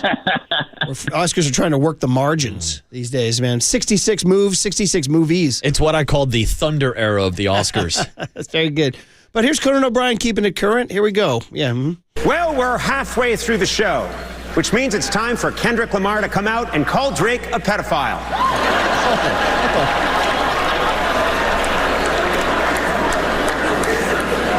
Don't worry, I'm lawyered up. All right, Conan. A little bit of low-hanging fruit there. Not bad. Not bad there, buddy. Now, you told me something happened with your boy Gervonta Tank Davis. Oh, yes. Tell me about this. What so, happened? Gervonta Tank Davis, this weekend, for the first time in his career, Murph, did not get the victory. He had a perfect, undefeated record going into this weekend. And so there was a little bit of controversy when, in the middle of the fight, Tank Davis decides to take a knee in the middle of the round, which traditionally is scored as a knockdown in boxing. It was not scored as a knockdown, which would have gave his opponent a 10-8 Roach, which probably meant that Roach would have ended up winning the fight. Instead, it ended in a draw, and Gervonta Tank Davis, after the fight, gave one of the all-time excuses of why he stopped in the middle of a fight after getting tagged. He took a knee, ran over to his corner, and had to get his face toweled off because he said he had some hair grease in his eyes. Tank, you voluntarily took a knee midway through this fight. It was not ruled a knockdown. What happened? I just got my hair done 2 days ago, and she picked grease in my so the was like, you know, like when you sweating and things like that, and the grease come in my face, it burnt my eyes type Damn, why y'all booing like I'm saying bullshit? Like, this is real facts. Come on, man. Look at my hair. I just got my done. But it's all cool, man. You know how I get. They love you and then they hate you. Turn around and love you again. You know what I mean? Bro, are you kidding Bro, me? He's talking about the soul glow getting in his eyes. Are we going straight Jerry Curl, 1983 No, Jerry Curl in his eyes? I've never seen an excuse like this, How Murph. about any boxer? Dude, Joe Louis, Muhammad Ali, Sugar Ray Robinson. None of them in their first line after a fight said, I just got my hair done 2 days ago. And then I love he couldn't even get halfway through his excuse where he starts to hear the crowd start booing. He was like, why y'all booing me like I'm BSing? I mean, you've never heard anything like this, No, have you? never in my life, And you're Murph. saying he did not lose the fight? So it ended up being a draw. But if they had scored But if it was scored correctly, then Roach would have got credit for the knockdown. It would have been a 10-8 round, and Tank would have took the first L of his career. Dude, I gotta say what though. I mean, I'm a guy. I'm a product guy, but you might lead the KNBR in pomade. A lot of pomade in Have you this ever area. had to stop a segment because it got in your eye? No, but next time I blow a segment or like biff the English language, I'm going to blame it on my pomade. I just got my hair done 2 days ago, and she picked grease in my so. Dude, this is great.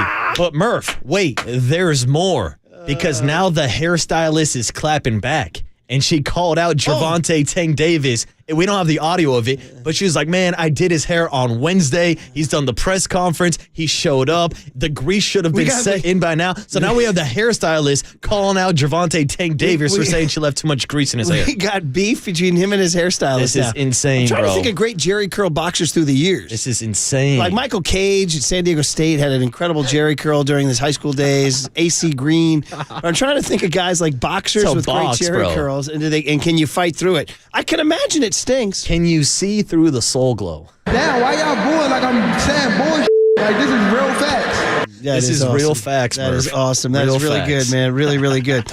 Okay, so we had Steve Kerr was questioned by some. I mean, listen, every press conference, there's some guy you're like, how'd this guy get a credential? So after the game in Philadelphia, one reporter who just keeps coming at Kerr with this angle. Do they have a bench to win the finals?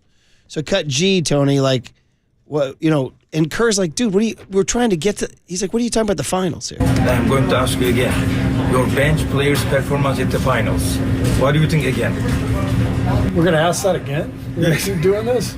Every time you I still feel you are going to be final. All right. So what was the question? Bench players in the finals? Their performance, do you think it will be enough, this year's bench players' performance at the finals? Yeah. We would like to make the playoffs. Playoffs? Talking about the finals? We just want to make the playoffs. And also your former... Let's not talk about the finals. Okay. Okay. All right. Oh. So obviously people are hearing shades of Jim Mora there. By the way, shout out that radio guy who asked the question there. I assume he's a radio fraud, by the way, because that was always, when I was a beat writer, it was like radio fraud. Like if young Tony was asking questions, I'd be like, who's this radio fraud? Yeah, who's this fraud back here? I see you working, buddy. I see you working. But people who heard that earlier in the show were thinking, wait a minute, is he doing Mora? Is he doing Jim Mora? So here we found this sound from February 22, 2019, when Kerr was also asked about the playoffs and stuff, and he 6 years ago he did his Jim Mora here. Your bench players, do you think it will be a problem at the finals? Not the playoff, I am asking the finals because of their performance. Finals? Finals? You want to talk about the finals? It's a great clip. I love Jim Mora. Wait a minute. That's got to be the same guy. Curly and Tony loaded this up. That's the same guy? Dude. Do you know anything about this, Tony? Your bench players, do you think it will be a problem at the finals? Not the playoff, I am asking the finals. And then March, that was February 2019. Now go to March 2025. And I don't know if we have the full extended clip. I think Kerr, even at the start, goes back and forth saying, we're doing this again? You're asking the question again? He says that here. Play the full clip, Tony. I'm going to ask you again. Your bench players' performance at the finals. What do you think again? We're going to ask that again? You're going to keep doing this? Every time you I still feel you are going to be final. All right. So what was the question? Bench players in the finals? Oh, that's awesome. Bro. So in honor of all that, you got to dust off the classic. Like watching The Godfather, like watching Spinal Tap. You got to go to the classic. Jim Mora Sr., coach of the New Orleans Saints. Or was he with the Colts at the time? I think he was with the Saints. I think it was Colts at the time. Was he at the time with the Colts? I think it's Colts. Okay, either way. Was asked by a reporter about making the playoffs, and his team had just lost a game. He was not happy. Playoffs? Don't talk about it. Playoffs? You kidding me? Playoffs? I just hope we can win a game. There it is, man. That was Kerr. Yeah. Finals, we're just hoping to get to the playoffs. It's funny, I thought the original Mora was longer, but it's vintage. Yeah. Let's hear it again. Yeah. Playoffs? Don't talk about it. Playoffs? You kidding me? Playoffs? I just hope we can win a game. There it is. Yeah, but I can tell you the guy that asked Jim Mora that question probably didn't double down and ask the same question 6 years later. Well, I'd like to. If the guy, the tenacity of my man here, we got to get a name on my man. I know, I got to figure out who this is. Maybe Raymond Ritter knows. Raymond, if you're listening in Charlotte, tell us about who this is. Yeah, whose man is this? Is this guy, 623 says, is that a bit? The reporter, maybe sent by like Jimmy Kimmel. You know, one of those guys. Was it Guillermo? Or Guillermo, whatever. Yeah. That's good I mean, stuff, maybe he's just like feeling frisky. He's like, Steph Curry has dunked for the first time in 6 years. Maybe I can ask this question again because it's been 6 years. Yeah, maybe. But they got a bit. It's a Guillermo thing. It's a good bit. I just went to the Golden State Lumber and Showroom text lines. People had info. People shouting out Mitch Blood Green as a great Jerry Curl guy. Also, Tommy the Hitman Herms. Tommy the Hitman Hearns also had great. Good call. Some good stuff, too. Some people saying Kerr's definitely doing the Mora thing there, too, for sure. Come on, people. Okay, so a couple things we got to get to before we go. So we're doing Billy Joel and Stevie Nicks tickets, which is incredible, right? But now, ever since my incident in Ireland where I was over there and they were singing Piano Man, and I said to somebody in the pub, I'm like, oh, man, you guys love that, huh? And they go, oh, yeah, we love Billy Joel. I'm like, what are you talking about? They're like, oh, Billy Joel. I'm like, who's Billy Joel? So I thought that was like one of these things I've always carried around. I'm like, do you know in Ireland they call Billy Joel Billy Joel? And I'm like, it's really off-putting. It messes with you. Well, dude, who knew that Jim Gaffigan, the great comedian who I just saw at Chase Center with Jerry Seinfeld a couple of years ago with my family, he has a whole bit on Ireland saying Billy Joel. Check it out. There's famous people in other countries we've never heard of. I was doing this show in Ireland doing the sound check before the show, and the sound guy was like, do you have any special requests? And I jokingly said, well, I'll probably close my show by singing Raglan Road, which is a famous Irish folk song based on a famous Irish poem. And the sound guy was like, oh, I don't recommend that. And I was like, well, I was kidding, but why? And he goes, well, recently Billy Joel did that. And I was like, who's Billy Joel? And he goes, you don't know who Billy Joel is. I was like, I'm from another country. I don't know who's famous here. What is it, Superman's dad? I don't know. He goes, Billy Joel is from America.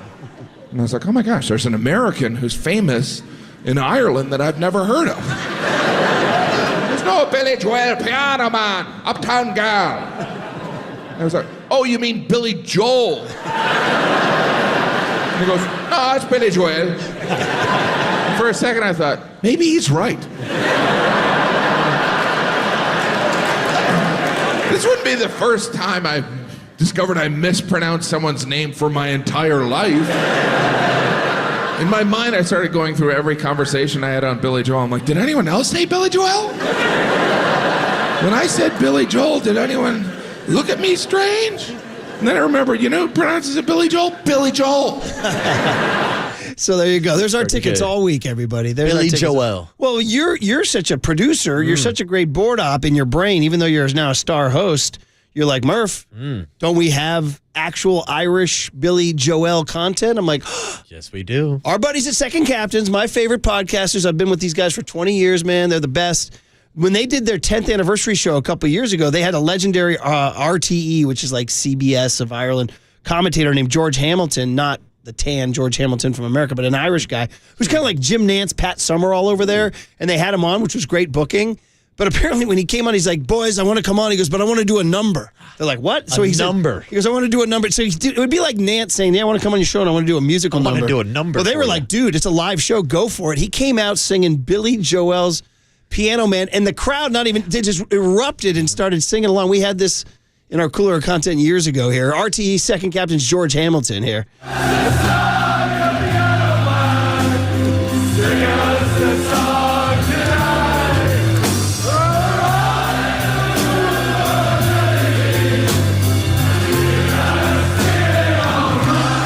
Love the freaking Irish, because they didn't. There's a bunch of guys drinking pints. Out came Jim Nantz, Pat Summerall singing Piano Man, and they just erupted. And they start singing their hearts out. They had the first few seconds where they just like erupt when he comes out here. Yeah.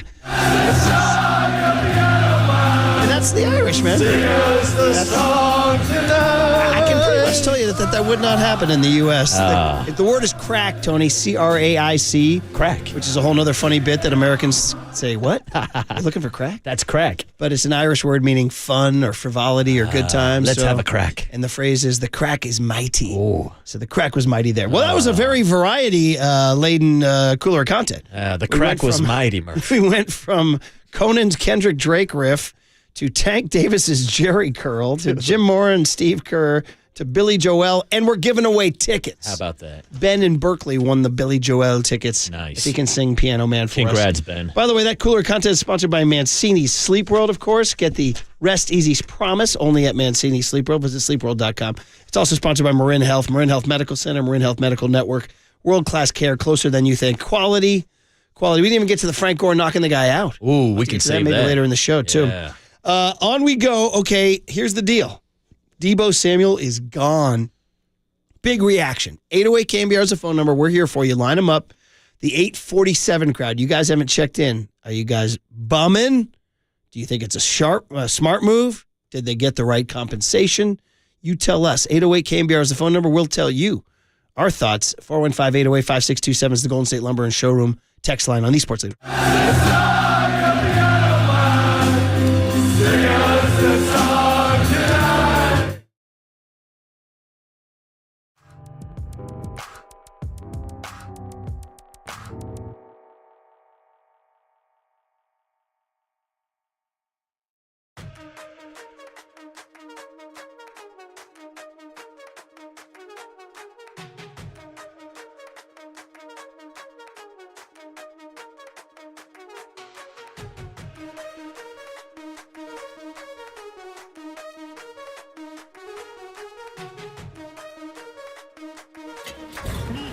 From the Chilton Auto Body Traffic Desk.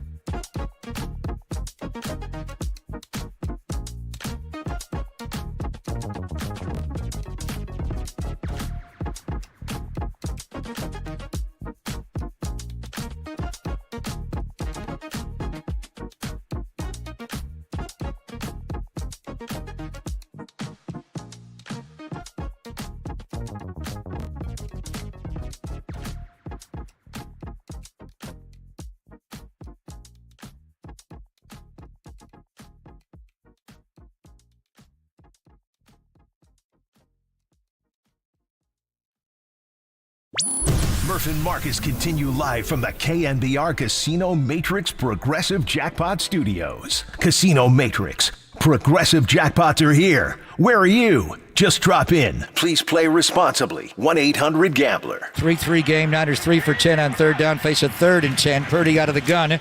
Looks right. Throws middle. Juggling. Drop by Debo Samuel. He dropped the ball. Oh, my goodness. He may have run for a first down. And maybe more. Oh, that is an absolute killer. He takes his helmet off. Debo on the in cut. The Debo dig.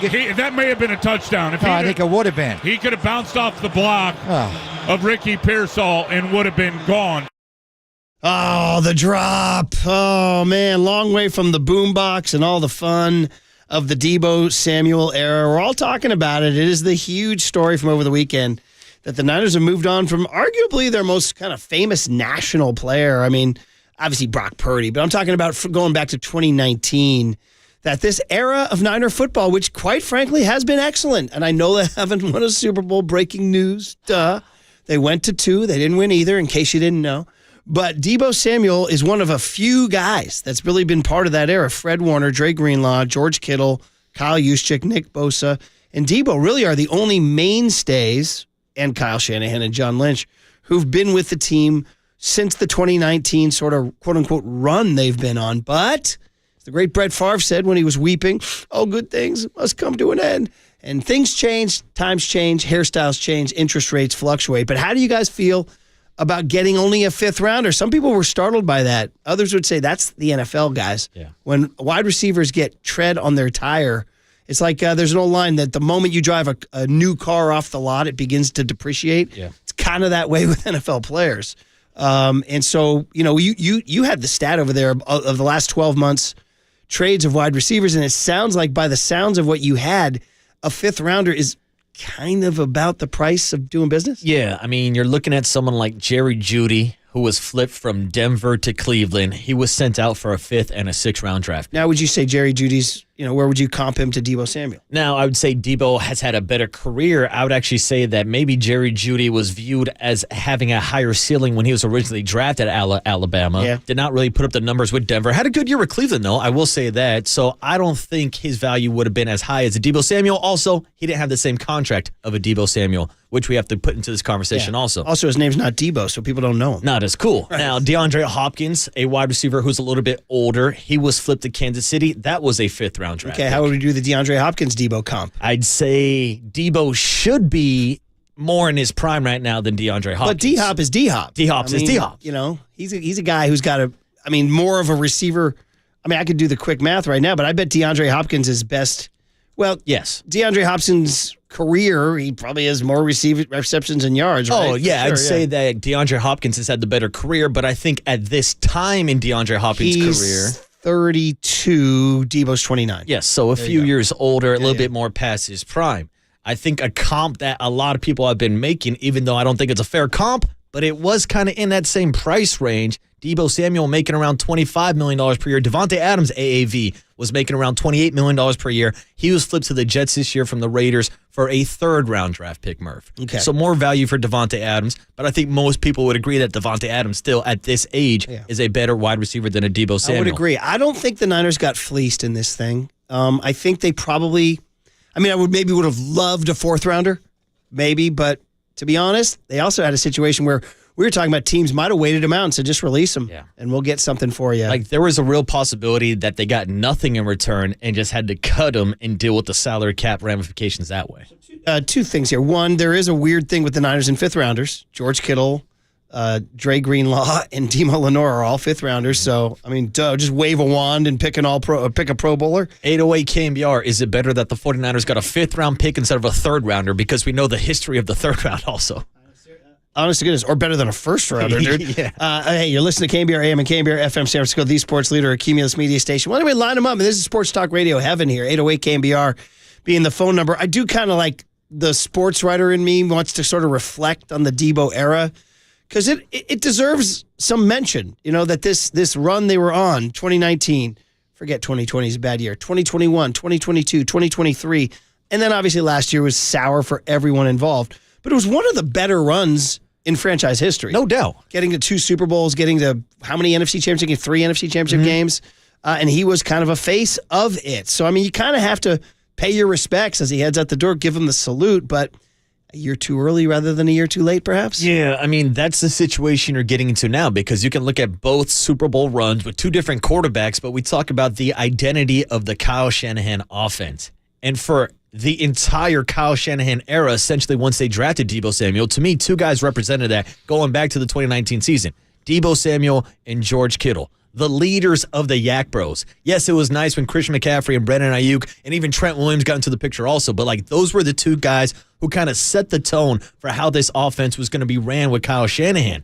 And that's why they succeeded so well with Jimmy Garoppolo and that style of offense, where they would dink it and dump it over the middle. And there's Kittle over the middle, or there's Deebo racking up yak yards. We made parody songs about the Yak Bros and how good that offense was with the yards after the catch. Well, here we are now. Last year during the 2024 season, and they were one of the worst yak yard teams in the entire league. And a big problem for that is because Deebo couldn't get open. And when you invest that much money, not only in Debo Samuel, but also Brandon Ayuk, and you're out here investing 1st-round draft picks in Ricky Pearsall, you can't be dead last when it comes to separation yardage in the NFL. Yep. You're paying way too high of a premium price for a lack of production that you weren't seeing from Debo Samuel, and that to me is really why they're moving on, because this offense is going in a different direction, with Brock Purdy taking more shots downfield. They need wide receivers who are better getting separation on their own instead of relying on Kyle Shanahan to scheme them to get open. Right, but where are they going to get them?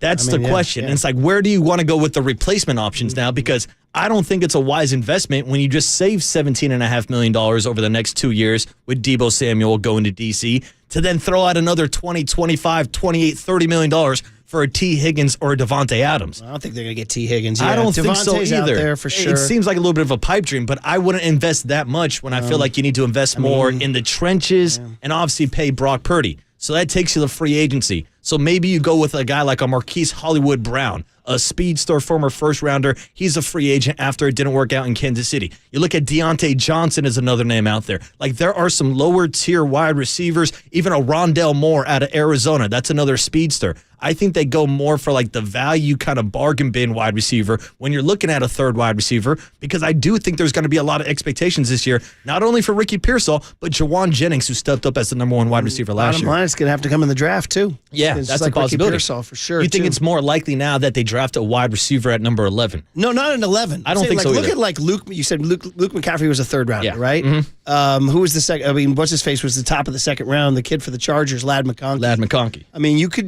do it there, or you could find a guy. You could find a guy in the third round, something like that. I mean, third round, you can get really good players. Jim is in Oakland checking in on this whole deal. It is a post-Deebo world we're living in. Jim, good morning. What's How up, are you? Jim? Oh, I'm fine, thanks. Good morning to you, too. What's up, man? My take on it is that I think the 49ers need to sort of readjust the culture in the locker room. And I think, Deebo's antics last year were just not too cool. And then, I know that he had coached Brandon Ayuk on the negotiations, and for guys to just show up, on September 1st without any, unprepared and stuff, that's just insane, So I think, it's good for Deebo. It's good for the 49ers that he's gone. Fifth round pick, great. And then, the whole Brandon Ayuk thing, maybe he needs to go too. I mean, he's a good player and everything, but last year he was kind of a big zero, and I just think they need to rebuild. And if you look at like the Commanders, what they've done, that's just amazing. And then you look at Detroit, the culture that they've built, around the coaching, et cetera. I think that it would be nice to see a little bit more. So wait, Jim, you're saying move on from Ayuk too? You want to move on from Ayuk also? I think so, yeah. I mean, he played hardball, okay, and he got his payday. He's got, I don't know, millions of dollars. He doesn't have to work. And there's no telling that, he's going to be as productive this coming year. That room gets pretty bare pretty quick, though, without Ayuk and Deebo, right? You're down to Jawan Jennings and Ricky Pearsall. You good with that? Yeah, I think that both of those guys are very good. They haven't seen the real full potential of Pearsall. I think Juwan Jennings was the go-to guy on third downs, and they've got, if McCaffrey comes back, that gives them another receiving weapon. So I think. And then if they can pick up another wide receiver. Man, it's wild, the idea of trading Ayuk and Deebo in the same offseason. But, Jim, thanks for the call, man. We appreciate you. 808 KNBR if you want to get your thoughts out like Jim did. Yeah, and I've heard this take before, not just from Jim, but a lot of 49er fans. Whether or not the 49ers now have, like, buyer remorse on the contract they gave out to Brandon Ayuk. Yeah. I mean, we talked about the situation where last year Kyle Shanahan went running upstairs to stop a trade, sending Brandon Ayuk out to the Pittsburgh Steelers. And so that's why I think now during this offseason, if you were looking to trade Brandon Ayuk, you're not going to get the same trade package you would have got last year, because I think you would be selling at a low point because he's coming off the injuries. And I think that this front office still has belief in Brandon Ayuk. I could be totally wrong on this, but I don't think that they looked at the development of a Brock Purdy. A year and a half ago, we were talking about Brock Purdy finishing as a top 5 MVP finalist. A big reason for that was Brandon Ayuk. We talked about playground Purdy and backyard Brandon Ayuk and how they felt like they were developing that chemistry, and it kind of gave them a new element to their offense. So I would assume that Brandon Ayuk would still be in the plans, but those plans are kind of blurry now because you don't know how he's going to recover and when he's going to be ready to start the season. I mean, to be honest, what are you going to get for him coming off that injury with that salary? Another 5th rounder, maybe? No, I mean, you don't want that. Yeah, exactly. No. Ayuk's young. Mm-hmm. You want something more for that. My heavy lean is that they do not trade Brandon Ayuk, but unless somebody blows him away with an offer. For sure. But out to the Golden State Lumber and Showroom text line, a lot of people checking in. It's a big deal. Deebo Samuel's no longer a 49er, man. He was and 310 is the first guy who says, good luck trading Ayuk coming off that injury with that salary. Yeah, I just don't think you're going to get anywhere close to the value of Brandon Ayuk if you do want to move on right now. 310 also adds, moves like this have to be made. You got to look forward, and Deebo's best days are back. Here's another 310, 2 straight LA area codes. Has Bosa earned his paycheck any more than Ayuk has? Why does Bosa continually get a pass when people bring up Ayuk's holdout and contract? And Bosa, listen, he may not have had the sack numbers, but he definitely pressured the pocket on a number. It's not like Bosa was a bum last year. No, but people want more sacks because they paid him all the money in the world, and people are expecting the production of a Myles Garrett or T.J. Watt or of a Max Crosby. This is true. It's a very, very, very high standard. Yeah. But I wonder what the film would show. If we sat down and watched a cut-up of every single Bosa play, I bet you'd give him like a B minus, not like an F. No, You know what I mean? absolutely not. I think Bosa makes a bigger impact than the box score says a lot of the time, but at the end of the day, people want to look at the back of the football card and see the sack totals. You paid him. Exactly. They want him to be one of the elite sackers in the league. Sacks get stacks, and he got paid the stacks of cash. We just haven't seen too many sacks. That's why it's called a sackaroonie. Yeah, right? it's a sackaroonie. 831 says, don't sleep on Jacob Cowing. Well, I have to confess, 831, I am sleeping on Jacob Cowing because I didn't see much evidence right there. Not that it's bad. I'm just saying he's going to have to prove it. Yeah, exactly. Now he's got the opportunity for more reps Yeah. because, like we said, with the uncertainty of Brandon Ayuk, as of right now, they're heading into camp with a Jawan Jennings, with a Ricky Pearsall, with a Tariq Owens off the practice Dude, squad. I was reading Kawakami's podcast he did with Barrows. They actually said they're high on Tariq Owens. Dude, do we get T.O.'s kid in the mix? Hey, T.O. was just on our show a couple weeks ago vouching for him. Talking up his kid. He was. Hey, listen, there are many, many, many stories like that in the NFL of guys who are undrafted who just outwork the competition, spend more time in the weight room, spend more time doing their sprints, spend more time watching film. I mean, you go across the league, it ain't all first rounders who are starring, man. No way. 707 says, yeah, you said in the third round you can get a really good player, or in the third round you can get a questionable kicker. Or a running back that never sees the field. Or 3 or 4 of them. Yeah, third round's been rough for them, Yeah, too. it has. That's what I said. It's almost better they got a 5th rounder instead of a 3rd rounder. 559 says, I'm calling for Devontae Adams and Aaron Rodgers to be reunited. Stop. In San Wow, Francisco. that's a hell of a plan. Stop. That's a hell of a plan. 408 says, can the Niners rock the boombox without Deebo? It's a good question. These are the important questions. I was wondering whether or not they could have got more value, maybe a 4th rounder, if they would have included the boombox in the trade package with Debo Samuel. I wonder, was Deebo the only one who won? I mean, it was him and Trent leading the way. We had the assistant coach, the strength coach, I think, carrying it. Will they carry it on? 808 KNBR. Dino is out in Pacheco. He's checking in on the post-Debo era. Dino, good morning. How are you? You're on KNBR. What's up, Dino? Hey, Murph. Hey, Marcus. You guys, great show again this morning. Great show. Dino. You guys, Dino. You guys are awesome, man. But I just want to chime in on Deebo, man. I mean, it was leading up to it, not just before today or nothing, but obviously it was leading up to where I started hearing people saying that Deebo was losing it. Deebo doesn't have this. Deebo's, obviously had a bad year. I mean, everybody had a bad year on the Niners last year. Debo Samuel was special. Debo Samuel's only 29 years old. He's just entering his prime, and Debo Samuel's got breakaway speed. He's a different breed. I mean, he brings there's just a feeling when he's in the game. I mean, anything could happen. Anything's possible. He could run over a person. I mean, and he's got breakaway speed. I mean, Deebo was fantastic. The Commanders got over. I mean, they got to be happy. I mean, they got to be super happy. That's interesting, Dino. You're really defending his because when you see Deebo with the ball in his hands, as you say, electric things can happen. Here's my question, Dino. It didn't happen last year, though. No, it didn't happen. Nothing happened last year. This guy got hurt. It's a team game. Everybody got hurt. I mean, the 49ers are way better. We all know they were just in the Super Bowl the year before, and they didn't even make the playoffs last year. Okay, I mean, it's a team game. Okay, it was a weird season last year, and nobody had a good year because it takes a team really. I mean, obviously, and Deebo couldn't. I mean, Purdy didn't have enough time to make great passes or to run around or all kinds of things.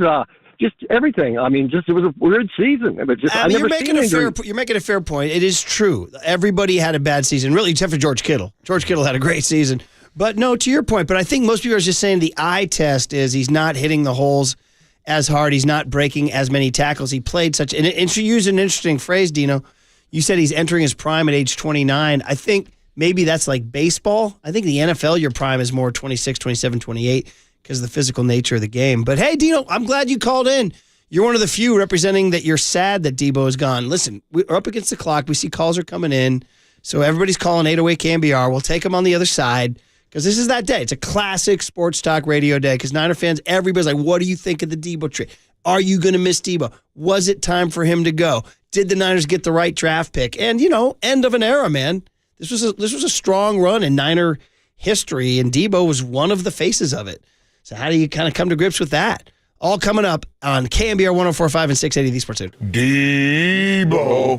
Whoa.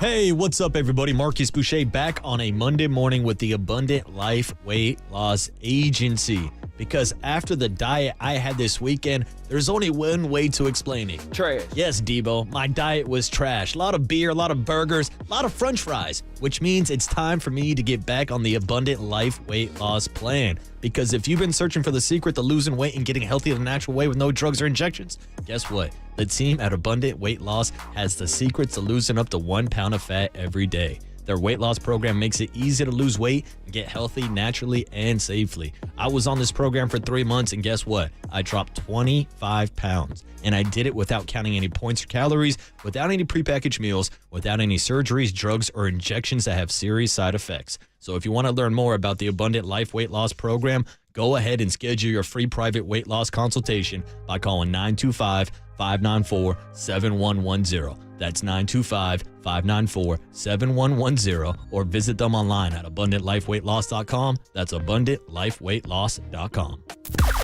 Now, from the O'Donnell Financial Group Sports Desk, learn more at odfigroup.com. O'Donnell Financial Group, because planning is a process, not a product. It's time for the Young Tony and John Joe question of the day. Yes, indeed, and we've been talking all about it all morning long. Did the 49ers make the right decision to move on from Debo Samuel?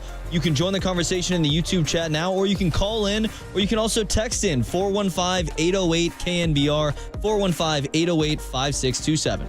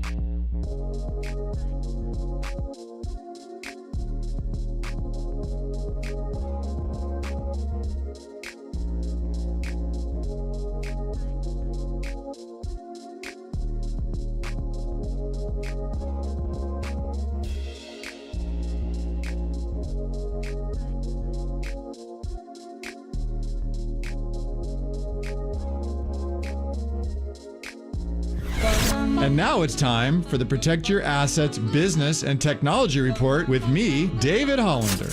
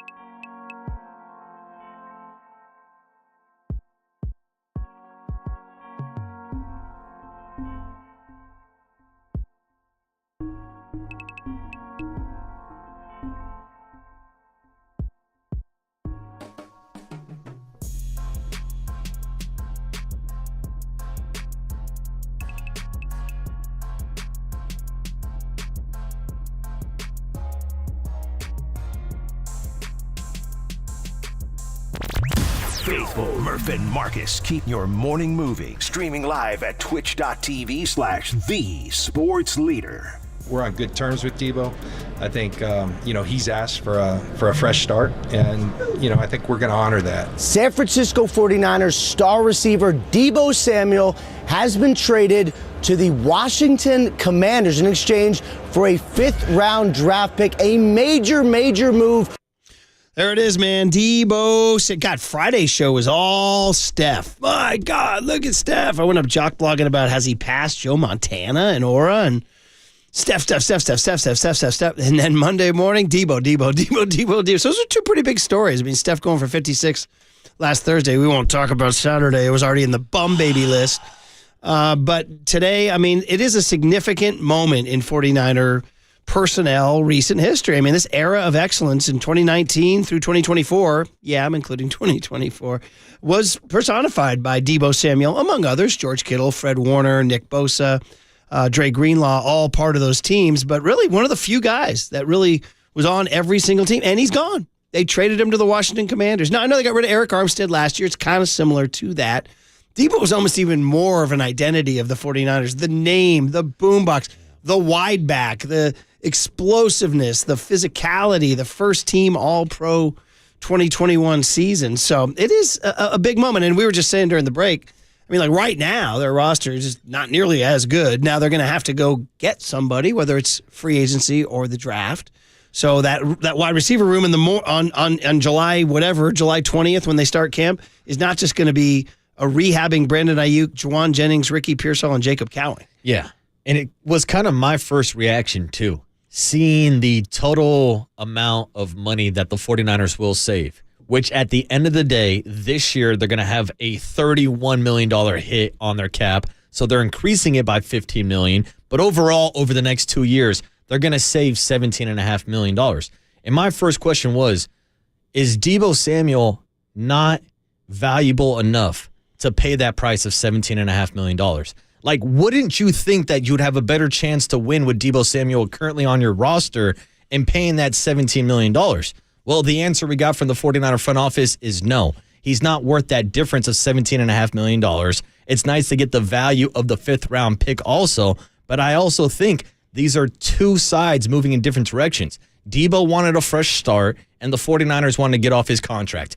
And seeing that production last year from Debo Samuel, seeing the writing on the wall of the draft pick of Ricky Pearsall, of the contract extension to Brandon Ayuk. We've kind of seen this writing. We've been reading the tea leaves for damn near 2 years now that the Debo Samuel era was eventually going to come to an end. Yeah, I mean, and Eric Branch has a point in his story that when he wanted his extension, remember after the 2021 season was the big trade me and all that stuff going on, they only gave him a 3-year extension, whereas they gave Warner and Bosa 5-year extensions. He said, you saw the writing on the wall there. That they were like, we're going to have to get to a point where we move on from this guy. And this is, again, somebody's tweeted in here, they said, what would Bill Walsh do? WWBDW. And the answer is probably trade Debo Samuel. But we did say we get to the calls. Mm-hmm. So they are out there at 808 KNBR. And Gene up in Roseville, beautiful Roseville, California, leads us off. Good morning, Gene. Hey, morning, Gene. Good morning, guys. Hey, listen, I think this is a great move to freeze Shanahan from becoming the mad scientist of designing plays to keep Samuel happy and go back to doing what he does best, designing offenses for the entire offensive team.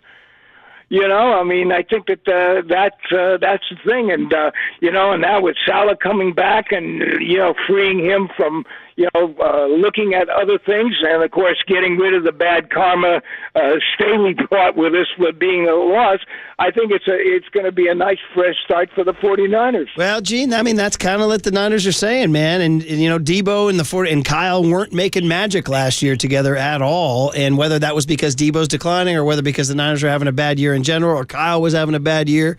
But yeah, Gene, this is part of the deal. Like, he doesn't stay forever, and he's 29, and there's mileage on the tires, and the contract situation dictated it. So we appreciate you checking in. I don't know. Would you say, we've done 3 hours and 22 minutes, would you say the general, if you had to describe, so you finished the show, somebody's like, hey, how was the show? What were the fans saying about Deebo? I'd say most are not crushed by this. It's not like a devastating emotional thing. No, some are paying respects, but not like pouring, like tying themselves to the door, like you can't come in. Yeah, and I compared it earlier this morning to Klay Thompson's departure, where a lot of people towards the end of his career focus so much on the negative, the 0 for 10 performance. But I like to remind people of everything that Klay did. It's kind of the same thing with Debo Samuel. Yes, last year was not a productive year. Last year, you could see his numbers falling off after he dealt with a case of pneumonia that was so serious they took him to the hospital. So who knows how big of a long-term effect that had on Debo Samuel, and maybe he will have a bounce back at age 29.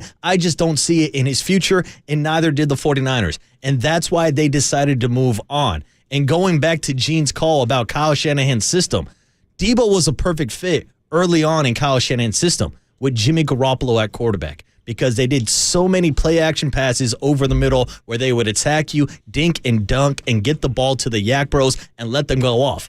Now we're kind of seeing the evolution of Kyle Shanahan's offense a little bit as Brock Purdy is taking more shots downfield.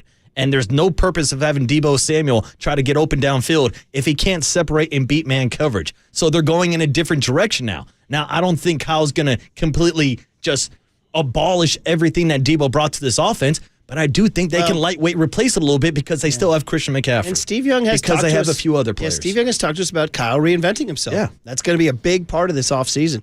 Bob in San Francisco is next up at 8:08 KNBR in the post-Debo era. Bob, good morning. Morning, Bob. Hey, how you doing? We're all right. I think it would hurt a lot.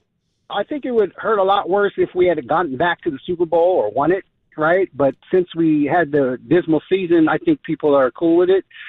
He wanted out, inevitably, so, they save a little bit of money. And I think as far as reinventing yourself, it's like moving on from Clark and Solomon to getting Jerry Rice, right? Yeah, old so, school, baby. we don't have that Jerry Rice, but we're making the shift.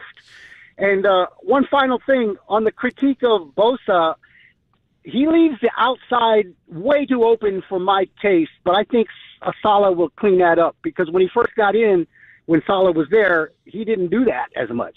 Yeah, so I'm not sure if it's scheme. Yeah, I'm not sure if it's scheme or it's just his fundamentals. But, the quarterbacks can usually get 10 yards on them, Yeah, Bob, good stuff all the way around, man. I appreciate what you're saying. I like that. Yeah, there's no Jerry Rice, but maybe there could be a John Taylor, although John Taylor's an all-time great. But for sure. And by the way, we talked about all these changes. Debo's gone. Brian Greasy's gone. Mick Lombardi's in. But don't forget, Robert Saleh's here. Yeah. Like Robert Saleh. A lot of changes in the last 2 months for the Niners. But the question is, who is Robert Saleh still going to have on that defense? Because the only two guys currently on the roster that played in 2019 under Robert Saleh are Nick Bosa and Fred Warner. Now, Dre Greenlaw was also on that roster, but he could be a cap casualty this summer, too, if he wants to go out and get paid. Yeah, for sure, man. By the way, 530 says this is not like Klay Thompson leaving. Look, do you agree? Well, first I'm of all, just Klay saying, won 4 titles. Yeah, exactly. It's not apples to apples, but my point is so many people focus on the negatives, the 0 for 10 performance in the play-in game by Klay Thompson. It's kind of how a lot of people are focusing on the negative of Debo Samuel's season last year instead of looking at the big picture and the full resume that Debo Samuel became the first wide receiver in NFL history to accomplish 20 receiving touchdowns and 20 rushing touchdowns. Debo Samuel was different, and he was different for this offense. Tim in Manteca, one of our great listeners. Tim, good morning. You there, buddy? What's up, Tim? Hey, Murph and Marcus. Good morning. Tim, what's up, my man? Man, I'm kind of depressed. I'm kind of depressed about this. This is killing me. Like, I feel like Deebo was a big part of it. Well, I mean, he was a big part of everything we had going, and I really wanted to see him win a Super Bowl trophy with the Niners. I wanted to see him, Warner, Bosa, all the guys that have been there since 19, like turn it up and get it at home this year. And I feel like Deebo leaving is just going to change the whole locker room. Like him and Trent, like if Trent comes back, like who's going to rock with Trent on the boombox? The important questions, right? I know, Tim. I don't know. We asked that question earlier today. It's the whole important vibe stuff. changes, yeah. I got it's you. a different vibe without Deebo. Things change. I got you, Tim. Thanks for the call, man. We appreciate it. He could have offered, remember, Tim, he could have offered his wife to Deebo to stay. Yeah, exactly. I I could have put that on the table, Tim. So listen, that's part of the deal is, he's part of this Niner greatness and he was a part of this run and now you're going to miss him and he didn't get his Super Bowl. All that's just like DeForest Buckner, Eric Armstead also left. Got a hot take from the 415 says Deebo's smart. He knows the Super Bowl window is over and that Kyle is the most overrated coach in U.S. sports. That's a hot take. Damn, that's hot. Guy's gone to 2 Super Bowls. Hot. My God. Most overrated in U.S. sport. Yes. Wow. 707. Well, somebody's got to be, right? Yeah. 707. Let's be real here. What percentage of players stay with one team for their entire careers? Shout out to the 1%ers who know what I'm talking about. Yeah. Who are they? I mean, it's rare. It is who right rare. now is like the dean in the NFL at being at one. I mean, will Patrick Mahomes end his career with the Chiefs? Yeah. Well, I you don't think know. Tom Brady ended up as Travis a Buccaneer? Travis Kelce. Yeah. Peyton Manning ended his career with the Broncos. I mean, Bobby Wagner's a Ram. Russ Wilson's a Steeler. Yeah, Everybody bounces around. I mean, think about some iconic players of the last 6, 8, 10. Peyton Manning wound up being a Bronco. I mean, the last lifer I can really remember was Patrick Willis, lifer for the 49ers. Yeah, and had to retire early to do so. Exactly, yeah. Yeah.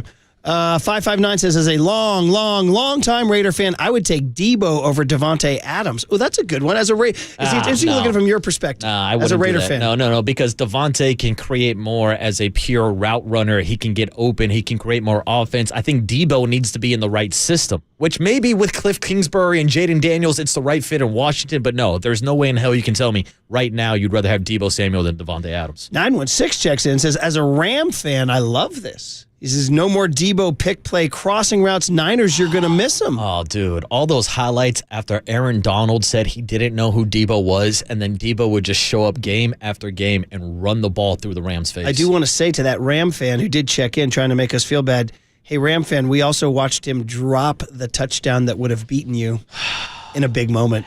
925 says, I think in the end, it's clear that Tabor Pepper has more pull on Niners personnel decisions than I previously thought. Damn, Tabor Pepper calling the shots. Huh? All right, more calls coming in. 808 KNBR is the phone number. Listen, if the Niner flagship's not going to talk about Deebo leaving, who is? So we're here to talk about Deebo, its impact, your sadness, your emotions. Looking forward, is it over? Are the Niners pulling back? Are they scaling back? Or are they being smart? 808 KNBR is the phone number. 415-808-5627 is the Golden State Lumber and Showroom text line on the Sports Leader.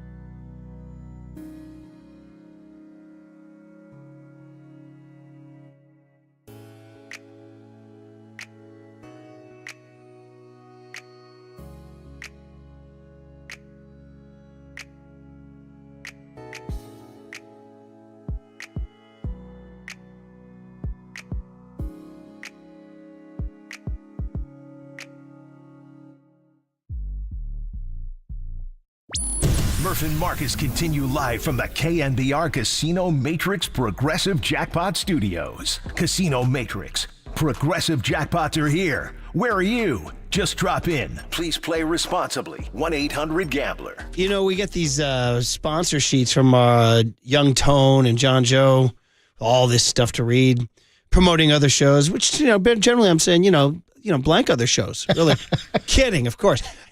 Charles Davis joins Papa and Silver at 12:50. I read this one out loud because, hey, Curls, who did I ask for on the show last week? Ooh. What's going on here, man? What are we doing? Ooh, John Young Joe. Tone, you want to hop on and explain this to me, buddy? Did we just get aced out? I don't know. I just run the board, boys. That's all I do. Sometimes your guest list gets poached. Sometimes you get aced out. Sometimes in life, you're going to get boned. Well, there it is. I'll be tuning in. Actually, it's right during my nap time, so I will not be tuning in. All right, 808. Well, luckily for you, you can catch all of our interviews on KNBR on the KNBR podcast page. You know what? You can go to YouTube and just rewatch the day. Absolutely. Can you imagine somebody doing that? Run it back all 8 hours. Young Tony, you sometimes you study film. I was just going to say, yeah. You study film. Oh, you have to, Murph. Yeah, you do have to study Tony's film. big on watching the tape. Tons on the Golden State Lumber and Showroom text line on this topic. 415 checking in says we have unloaded Deebo, a clean slate. Guys, it goes on to say there's no game-changing wide receivers in this draft. Ooh. Draft interior depth is what they say. I'm not taking a first-round wide receiver regardless if Deebo's on the roster or not. There's been a lot of hype after the Combine, like there always is. Matthew Golden out of Texas ran like a 4.29. People are saying that he's going to go early on now. McMillan out of Arizona is a dude. Luther Burden is the guy that intrigues me the most. He's the guy that gets a lot of comps to Debo Samuel. But again, I don't think the wide receivers are taking a first-round wide receiver. All right, Rob in Alameda, the island, is checking in. Rob, good morning. How are you? What's up, Rob? Good. Hey, thanks for taking my call. I'm sad Debo, the most extreme players in football, certainly, and also he was a great decoy. Uh-oh. Rob, you know what happens when you call from the island? You're going through the tunnel. You know what happens? Sounds like his call dropped off like Deebo dropping some of those passes last year. Oh. Does Deebo live on Alameda too? No, Deebo's down in Morgan Hill. Remember, he had that nice spread down there. It was like a horse ranch type spread. But I guess he'll be buying a place out in the Virginia horse country now. Ooh, welcome to D.C. Deebo. It'd be interesting to see Deebo, and they do not play the Commanders this year, right? I do not believe so because the 49ers have a last place schedule. Who would have thought Deebo would want to walk away from a last place schedule? I know, exactly right. 408 checking in on the Golden State Lumber and Showroom text line says another thing with Deebo was his availability of late. He gets a lot of soft tissue injuries as well. Here come the knives. 415 says Deebo was heading downhill. Niners management did not see value and did the right thing by unloading him. Yeah, I know we had a caller earlier, Dino, who said Deebo might be entering his prime at age 29. I disagree. Yeah. Because of the extra mileage, because of how physical Deebo plays, he's taken a lot of injuries over the years. So I'd say his body's actually a little bit older than 29. I would agree. 209 is thinking like Marcus Boucher, which is a little worrisome. Hey, now. They said, hot take, can Isaac Guerrero do what Deebo did? He's bigger and faster and a great pass catcher. Come on down to the Bobby Boucher playbook. Can he run the I threw out routes? this idea earlier this morning. So originally, Isaac Guerrero was a wide receiver in high school. And then even in college, Wisconsin and Louisville bounced around a little bit between running back and wide receiver. He's a guy that has 4.3 speed. We saw some of that speed last year where he averaged 5 yards per carry. So if you are looking for someone in the Debo Samuel kind of mold, I wouldn't be surprised if Isaac Guerrero is an option. I threw out the possibility earlier in the show of having Jordan Mason in the backfield and Christian McCaffrey in the slot. But if you want to use Isaac Guerrero, I think he has a similar skill set to a Debo Samuel. Wow. Okay. Listen, they drafted him for a reason. The guy's got physical talent for sure. It was funny because as a running back, he did look like he was sort of learning on the job, carry by carry. He was learning. Maybe he's more comfortable. Well, I was even kind of questioning last year, like knowing about his background as a high school wide receiver, why they didn't use him more out of the backfield as a receiving running back. So we'll see how that does translate to the NFL level. But if you're looking for bodies, you're looking for some type of production, I think Isaac Guerrero can give you some valuable carries. He's young, yeah, for sure. And by the way, Matt Barrows just dropped a story in The Athletic, just calling out weight issues. For Deebo? And it reads like some 49ers told him some stuff. For example, here's a story here. He says, he's talking about how 2021, He was highly motivated. And Wes Welker in 2020 said, we got to do something about this. And they put him on a weight plan. And Maddie writes, quintessential Deebo performances became increasingly sporadic following the 2021 season. There was a week 2 loss in Minnesota. He went 8 for 110. Week 16 loss in Miami. He went 7 for 96. And they said a big issue was his weight. Listen to this. He said when Samuel didn't practice, he gained weight, a lot of weight. Let's just say he crossed that 220-pound threshold. Ooh. So they said he was at the Senior Bowl when they met him. He was 216. Then when they met him at a tryout later, he was 214, and they loved it. But then he came in big, and they decided 220 should be his happy number. Matty Barrows writes this in The Athletic. Let's just say Deebo crossed that 220-pound threshold with gusto. Ooh. And at one point tipped the scales at what you might want your starting tight end to be. Ooh. Ouch. Who does this guy think he is? Luka Doncic? Too much beer and hookah for Debo Samuel. Matty's a man of integrity, but it reads like some Niners were saying, hey, Matty, off the record, this is what was going on behind the scenes. I mean, we even riffed a little bit, too, seeing him at Radio Row in that Eagles jersey. And it wasn't the best angle, but it looked like he had a little bit of a pot belly going on. And as a man who sometimes is acutely aware of bad angles, it's a tough deal. Yeah. It's a tough deal. It's a tough look. Yeah, I'm going to warn you guys now in your late 20s and early 30s. This is where you start porking up. Oh, no. You guys be warned. Yeah, shut out the lifestyle. All of a sudden you get a picture and you're like, whoa, that's me? Yeah, Dude, that does not look good. It's always scary. Talk about a reality check. It's always the picture. Because you can fool yourself and you look in the mirror and, I look good. Yeah, I look good. Then somebody's like, you see this picture of you? You're like, bro, I'm fat Teba. You're like, damn, I'm not used to seeing myself from those angles. Then you just say it's a bad angle. Yeah, it's a bad angle. It's TV. It adds 10 pounds, right? So what do they say about radio? How much does that add? Matty Bear. About 20. How do we look on YouTube? 20 pounds heavier than we are. So where it is, the Niner, there's the story. It just dropped an hour ago on The Athletic. Yeah. Dude, starting tight end, bro. Come on, man. We're getting personal now. Oh, man. Brian is in Concord. Maybe line him up at D-tackle. Concord, California, out in the East Bay. Good morning, Brian. How are you? Hey, morning, Brian. Good. How about you guys? What's up, man? Show. Yeah. Just, that's what I was calling about was, this guy is motivated one year, not motivated the next, especially when it comes to his body. And last year was an unmotivated year. Then he shows up in shape, and then he has a great year. So him being traded, I have a feeling he's going to be motivated. So I wouldn't be surprised if he didn't have a great year coming up. And but is that something you really want with your franchise? Just having somebody 1 year motivated, 1 year not. Yeah, you got like the Jerry Rices of this world are so few and far between, where he just demanded excellence out of himself every minute out of every day. The guy's like a freaking once in a million years. I guess to a certain degree, Christian McCaffrey kind of personifies that in terms of the fitness level. I don't think we've ever heard Christian McCaffrey's overweight. I don't think anybody said that about Christian McCaffrey. Yeah. A guy like Christian McCaffrey, a guy like Steph Curry. How often do we talk about his conditioning level? Fred and how Warner, serious he takes it at age 36? The guys who are the ultimate pros, you know, guys are like that. So it's tough, man. You do have guys of weight. I mean, we did this with Pablo Sandoval, right? Yeah, I mean, I hate to do that to my guy. No, but especially too when guys get paid, there is a path to just getting fat and happy. Life's a little bit easier. You don't got to wake up and worry about grinding to get that next contract because you just got that big payday. Yeah, man. Here we go. 650 says, you guys keep talking about a last place schedule. That's insane. Winning in the NFL is hard.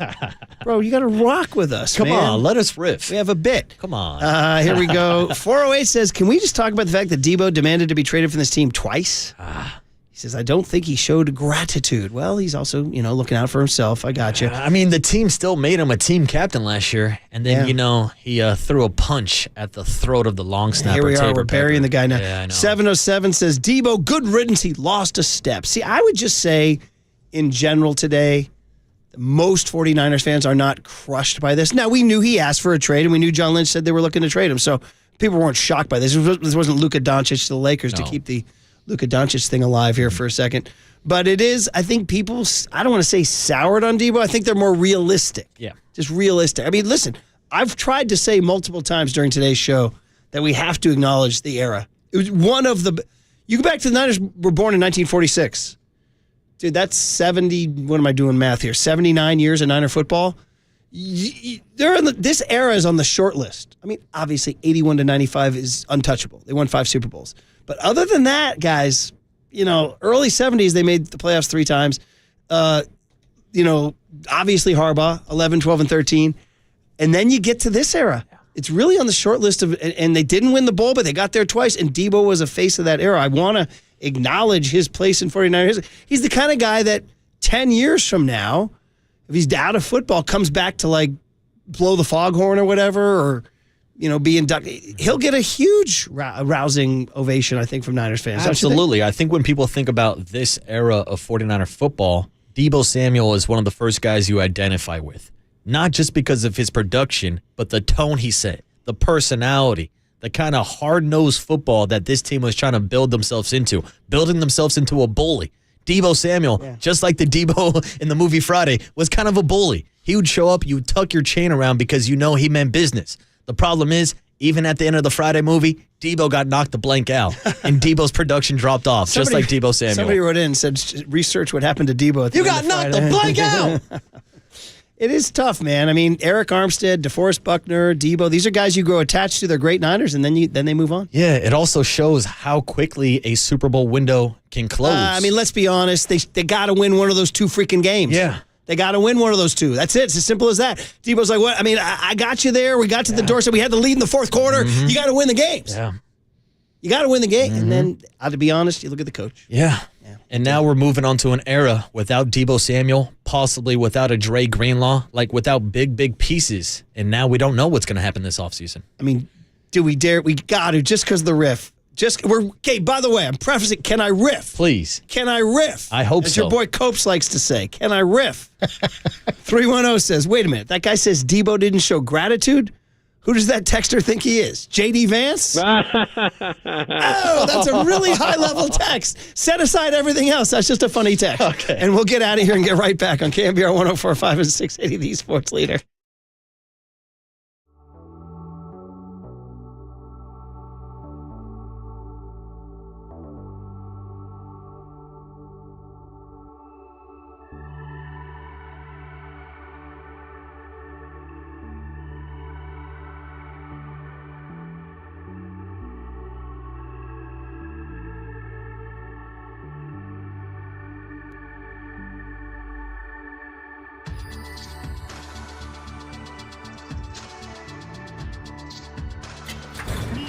From the Chilton Auto Body Traffic Desk.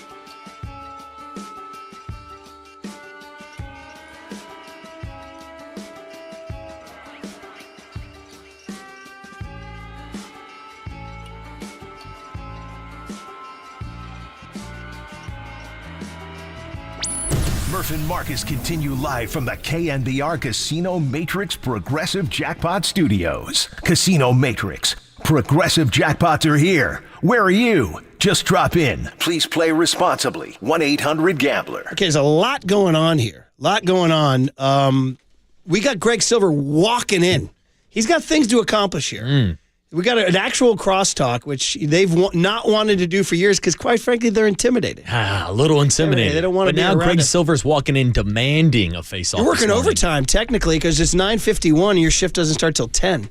That's right. But look at this kid. This company's not worried about it. Look at this fresh-faced kid. Dude, welcome back from Indy. Hey, thank you. We had a great time. Got back at my apartment around 1:30 last night, so feel pretty good, though. Feel pretty good this morning. You guys flew back late last night? We did, yeah. So we went from Indy to Chicago, and then that flight got delayed for 2 hours. So it's a little bit of an adventure for sure, but that's what the plane's for. You sleep. I watched half of Oppenheimer in honor of the Oscars. Ooh. Didn't pay attention to this year's as much because, been hearing the Murph rants all morning. Nobody did. Well, I mean, like I said, it's like the Farhan era Giants and the Thunder era Warriors had a baby. It was the Oscars. Not good. I'm just hoping that you and zero Papa. relevance. Yeah, I'm just hoping you two had more success getting into your apartments last night than the hotel on Friday. I sure did. Yeah, that was something. A little Thursday morning. I wish someone got a picture of both of us just sleeping in the lobby because at that point, we weren't there for apologies. We had 4 hours of a show to do, I mean, that's iconic stuff. You two sleeping in a lobby with nowhere to go. Greg Papa sleeping in the lobby. You guys going straight up Richard Gere, officer and gentleman. I got nowhere else to go. But that's another young Tony. So I want to work out this thing here because Greg's brought in props. G-Still has props. So I want to work out the order of operations here. Ooh. Do we want to go young Tony first Shout and then out finish Pendos. with your props? I say so. I want to know what young Tony learned. Do we need a camera on G-Still with his props? I'm willing to turn my camera on his. Or do you want to come around? I'll come around. But first, YT. Here we go. Yeah. Murph and Marcus want to know, what did young Tony learn today? Well, so the joke is he's very, very young and innocent. Hey, I know that now. Okay. Well, it was a crazy morning of Deebo, and more Deebo. And when in doubt, add some Deebo. Trash. Hey, it's the first time we heard that. So, young Tone, I'm not even sure in this flurry of Deebo-ness what you did learn today. I'm wide open. What'd you get? So we had a call. Bob in San Francisco made this reference about the Deebo news. As far as reinventing yourself, it's like moving on from Clark and Solomon to getting Jerry Rice. Okay. Right? Yeah, old so school, I baby. mean, we don't have that Jerry Rice, but we're making the shift. Okay, Bob, nice call. Loved it. Are you telling me you learned something there? Yeah, Clark and Solomon. I've heard those names. Well, certainly you know Clark. Well, yeah, absolutely. No, I know the players. I just didn't understand the context. Oh, okay. Okay, very good. So you know about Freddie Solomon? Yes. Okay, whew. I was going to... Legend. I was going to be greatly damaged. Yeah, Freddie I was Solomon, sweating there for you, by the young way, Tony. Rest in peace, Freddie Solomon. And rest in peace, Dwight Clark. We lost them both. But Freddie was one of those cases where... I think it was cancer. It got him too early. And Mr. D, I remember the stories are so touching. Eddie DeBartolo, he just took care of Freddie so much near the end when he needed help. It's very touching. Freddie Solomon was such a great 49er because he bridged the terrible late 70s into the Super Bowl years. But what he means is Freddie Solomon was kind of late 70s, early 80s. Dwight was obviously 79 through. And at a certain point around 83, 84, 85, they were slowing down a little bit. And the Niners made the transition to Jerry Rice and, wait for it, John Taylor in the 86 draft. So meaning, can you draft a John Taylor? Oh, by the way, 4th round. Can you draft a John Taylor in the 4th round? So that he was referring to sort of the phasing out of a couple of icons. Now, Deebo and Ayuk didn't win as many Super Bowls as Freddie Solomon and Dwight Clark. So there it is right there. Just transitioning out of iconic wide receivers, if you consider Deebo and Brandon Ayuk iconic. Not nearly as iconic as Freddie Solomon and Dwight Clark, but whether or not Ricky Pearsall can turn into Jerry Rice. Well, yeah. That's a big or ask. Dwight Clark, if you want to do the whole, you can only comp a white guy to a white guy. Low-hanging fruit. Hey, by the way, that was all sponsored by Bigelow Tea. Grab a mug and tea proudly. Now, Greg Silver has brought props. Snacks. And I did not know about this, by the way. I had no idea. So you want to get on a get on the microphone here. Shout into Marcus's microphone. Tell us what's going on here, Sit buddy. on my lap, Greg. Yeah, so what we decided was, first of all, we got to bring a little bit of our trip to you. So this is a present from the Gregs to the other shows, and we're going to make Dirty Work do this. Nice and thoughtful. Yeah, that is nice. Yeah, yeah. And with all the cross-show beef that's been going on in the last week, we thought, well, let's see who can handle the St. Elmo's famous spicy sauce a little bit better. So no problem. You're on the stream right here. St. Elmo, famous steakhouse in Indianapolis. They also have a Harry and Izzy's owned by the same group. They got one of those at the airport. Shout out Andrew Siciliano, letting me and Papa know you can get this by the jar at the airport. So I thought, hey, what a wonderful little bit. Now we're doing this a little bit California ceviche style here, based on the limitations. So you want to show in the camera what you're serving here, buddy? That's right. Yeah, well, that was my main question. Where are these shrimp from? Because if you brought these shrimp back from Indiana, I don't want any part of it, Greg. Oh, dude, no. Just the Safeway on Jackson Street. Dude, Indianapolis is the shrimp capital of America. No, it's not. That's not where Bubba comes from. Okay, I'm excited. I'm excited. So do you want me to do a little chip, shrimp, and sauce? Is that what you want me to do, buddy? Now, do I have to do the shrimp? Because, Murph, I don't do cold seafood. I don't do sushi. I don't do raw fish. Now, do you think I've put enough sauce on here? I need to pass your test here. I'll throw one piece of shrimp on here. How's that? I don't like it cold. Gotta do more? Ooh. Okay, all right. There you go. How's that? That's all right, Greg. Is this a good scoop? That's good. Here's the scoop. Going in. This is the St. I want to show what I've Elmo's done here, brother. spicy shrimp sauce. Now, Greg, come here and do play-by-play. I have no water, by the way. As me and Murph are going to take a snap out of these. Murph is sending it down the goalie. Go ahead. I'll take my bite now. It's good. Outstanding. That's not bad at all. Outstanding. Okay, I feel cooking in a little and bit. there's a small tingle. So what happens is there's a tingle in your nose, but it's a pleasing tingle. That's not bad. Shout out to Scarface with Al Pacino. A pleasing tingle in your nose. Oh, I understand. A pleasing tingle in your I nose. understand. Huh. Greg Papa is on. We got Papa, Yeah, I am too. here. What's up, You Pop? got to put me on the stream, too, boys, because the You way are. to have that. And We can see you. my first job, I was 21 years of age when I moved to Indianapolis and went to St. Elmo's. It's a big, tall ceiling in there. Just leaving New York State made me feel like going back home to New York. So, but what you got to wash it down with is a dirty 3 olive blue cheese martini. Dude, you guys were living life, baby. You were living your best life. That is it. The St. Elmo's famous shrimp cocktail. I am not a fan because I actually like the shrimp. I like the prawns. And the shrimp cocktail, doesn't it kind of burn the nostrils a little bit too much? I went in for So more little this bite, time. little bite. And now I can feel a little bit more in the eyes and the nose. But I'm telling you, it's making me feel alive. I feel like I'm living. I feel like I'm feeling some new But can you senses taste here. the shrimp out of the Indianapolis Gully? Can you taste it? Not really. I'm just tasting that Just great. taste the sauce. Now, here's my humble brag. Maybe I am inured to this because I have been to St. Elmo's State. Yes. We're 49ers Colts. You know what that one, Greg, would be? What year was that? Doug Bryan missing the field goal in 95. And See, it's not all Jake Moody. And that was the year after they won the Super Bowl, Yes. and he was kicking in Birkenstocks, I do believe. And Birkenstocks. with all due respect, I think that was Harris Barton. Wasn't I that the believe, line? He said, yeah, we got a guy. He goes, we go out there, we fight our ass off for 60 minutes, and some guy comes out here in Birkenstocks and misses a kick. Is what he said. It's a great line from Harris HB. Dude, this is great. This is great. Yeah, well, I Do you appreciate like you it? guys I chiming love in. it, and I love you guys doing that. And Now it's up to Now 155 I'm gonna- dirty work. well, I think you got to do something to theirs to mess with it. Yeah, like pour in some turpentine. I or thought something. this was going to be like an episode of Hot Ones where you hit us with like the bomb sauce, and then me and Murph are going to be crying and like begging for milk. This wasn't too spicy at all. This is so good. In fact, I'm going to keep You know these. who Is that really okay for me to likes keep it eating? when there is this guy on Oh, the side DeForest? of Is that Lucas Deebo? Oil Stadium. We've brought up his name DeForest today Buckner. because we're talking I about watched that him. era from 2019 to 2024 and how Deebo was a face of that era along with Buckner and Armstead and Warner. And I think Buckner I'm just, wasn't there that long. He No, I didn't know. last that long. He I was think I'm gone just right setting you after guys up for your show. 20. Thank you Yeah. guys. It's very kind of you to be thoughtful enough to bring us Hey, in. thanks for being willing participants. That's It's a it. good way to start a And Monday. again, I want you to do something to theirs. Put some, maybe some unleaded gasoline or something. Hey, All right, okay now. Yeah, I don't think the other show is bringing us gifts anytime soon, Murph. Right. No, I don't think so.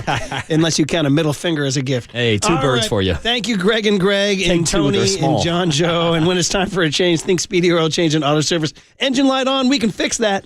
You're listening to KNBR AM and KNBR FM San Francisco, the Sports Center, a Cumulus media station. I just got my hair done 2 days ago, and she picked grease in my so. No, Billy Joel, piano man, Uptown Girl. Oh, you mean Billy Joel? We strictly do 80s Joel music, sir. That's the end of the game.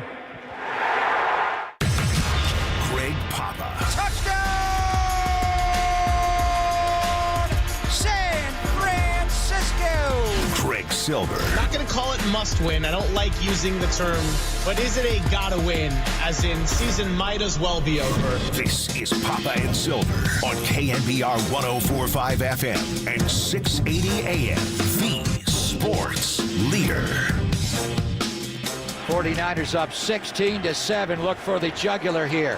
Garoppolo in the gun. Elijah Mitchell to his right. Debo Samuel left. Jennings inside of Ayuk. They motion Mitchell. Come back. He goes in orbit motion out left. Debo by himself. And they hand off to Debo. Coming to the right. Gets a block from Brunskill. A cut back by Debo. Debo 10. Debo 5. Touchdown! San Francisco! Oh, my goodness. 2nd and 13, 49ers go empty. Garoppolo looks right, throws Deebo. Tunnel screen block from Jennings, breaks a tackle. Deebo Samuel, 20, 15, 10, 5. Deebo diving for the end zone right up there. Touchdown! San Francisco!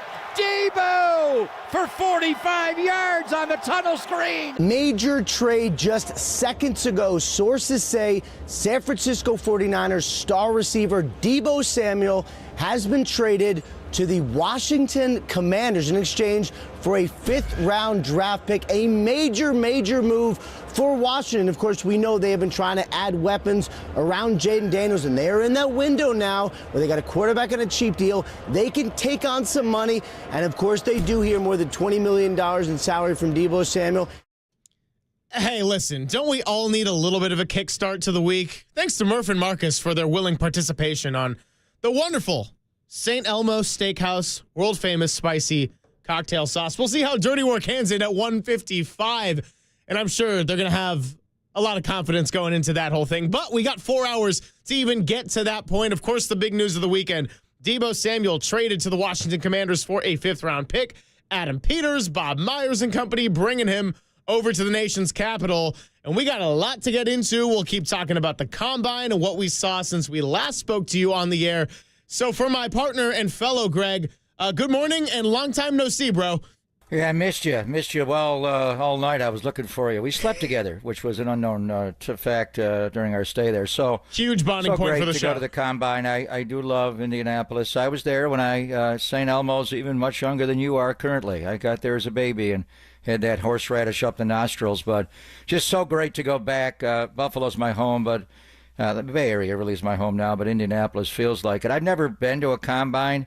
I thoroughly enjoyed every second of it. Even more so, we had fun on Thursday and Friday at the convention center, but Thursday going to watch the workout, doing it again on Friday right after we got off the air, and watching the weekend. And Saturday was the highlight of the whole weekend. There was 13,000. It seems like they were all Ohio State Buckeye fans there, and every throw Will Howard made. But the QBs, the wide receivers, the running backs. I even stayed. You went up to Carmel yesterday. I stayed on Sunday and watched all the old linemen, and there are a couple of really good old linemen. We'll see. The great Charles Davis, who was on the field for all the coverage of the NFL Network, will join us coming up later on. We'll break down what the Niners may do at 11. But let's face it, I remember, a draft day, doing a show, and we'll be joined by Larry Krueger. We were doing a show a few years ago. I think it was the pandemic year, or maybe it was a pandemic year in 20. And we're doing day 2, and the big news was the trade for Trent Williams. We knew it was going to go down late on day 2. It happened day 3, and Joe Staley wound up retiring. And it's kind of interesting. I think we were watching wide receivers run right in the middle of Saturday, and the place was raucous, and what an energy to watch it. So many great talent on the field. And they love football there, obviously, in the Big Ten, and Ohio State, Michigan, and all of them. Indiana had a great year. But we get the news that we knew was coming. Yeah, Debo Samuel was going to be traded. We knew it. It was not a fait accompli the moment they drafted Ricky Pearsall or signed Ayuk. He had to go out and play this year. I think George Kittle heading into this year was a major question mark what they do with him. But George not only balled out this year, had one of the best years of his life, but he showed incredible leadership. I mean, to the next level. George has always been a great leader in his own way, but you find out a lot about a guy when you're losing 11 games and not winning 11 games and going to championship games and Super Bowls. George Kittle never lost that verve and his love for football, and I think they're going to reward him and keep him here. Deebo showed up in training camp this year in the right mindset. He did show leadership skills more than I can ever remember. He changed his number from 19 to 1 because he's a dad and he has matured. And I remember when we did the Player for a Purpose event, in late August at Levi's, and they have him come on the field by their numbers. And Deebo, I thought it was somewhat fitting that Deebo, wearing number 1 now, was the first one to come out, and we acknowledge that. Just like he and Trent did for so many big games with the Boombox Boys. And it just, the leadership has got to be there by a guy who's playing well. And he got off to a good start. There were some really curious missteps off the field with injury. One where he wasn't his problem. The pneumonia was odd, where that came from and how it happened. And he just did not have a very good year. He had a very poor year. And I know people talked about the skinny Deebo coming into training camp this year. But why do they say that? It means other years he's not skinny Deebo. Yeah. And this year, and that's the real thing, he's got to look himself a lot like Luka. He's got to look himself in the eye and stay physically fit. And I know there have been a lot of reports about his weight gain. He did gain weight this year. He came in about 215. I didn't hear 20 pounds, but I heard 230. I heard he picked up 15 pounds, and he picks it up fast. And, whether or not that slows down, I actually think a sturdy Deebo is what you want. His ability to run through tackles was what makes him Deebo. But everybody around the team and the conditioning and the Dustins and Kyle and even going back to Wes Welker and now Leonard Hankerson, they feel like he's got to be physically fit. He's just a thick body guy. His body breaks down, soft tissue, not just on Mondays and Sundays and Thursdays, but he misses a lot of practice time because he's just not able to get through it. He's thick. And we came in with some of the better moments of his career. We could go on and on. I thought about, 19 problems. We could do a top 19 at Deebo plays. I mean, he's the only player in the history of the NFL to have 20 receiving touchdowns and 20 rushing touchdowns. It's just, and I wonder, he is 29 years of age now, and it's tough for a running back, but Deebo really is more running back than wide receiver. He just played wide receiver. He played flanker.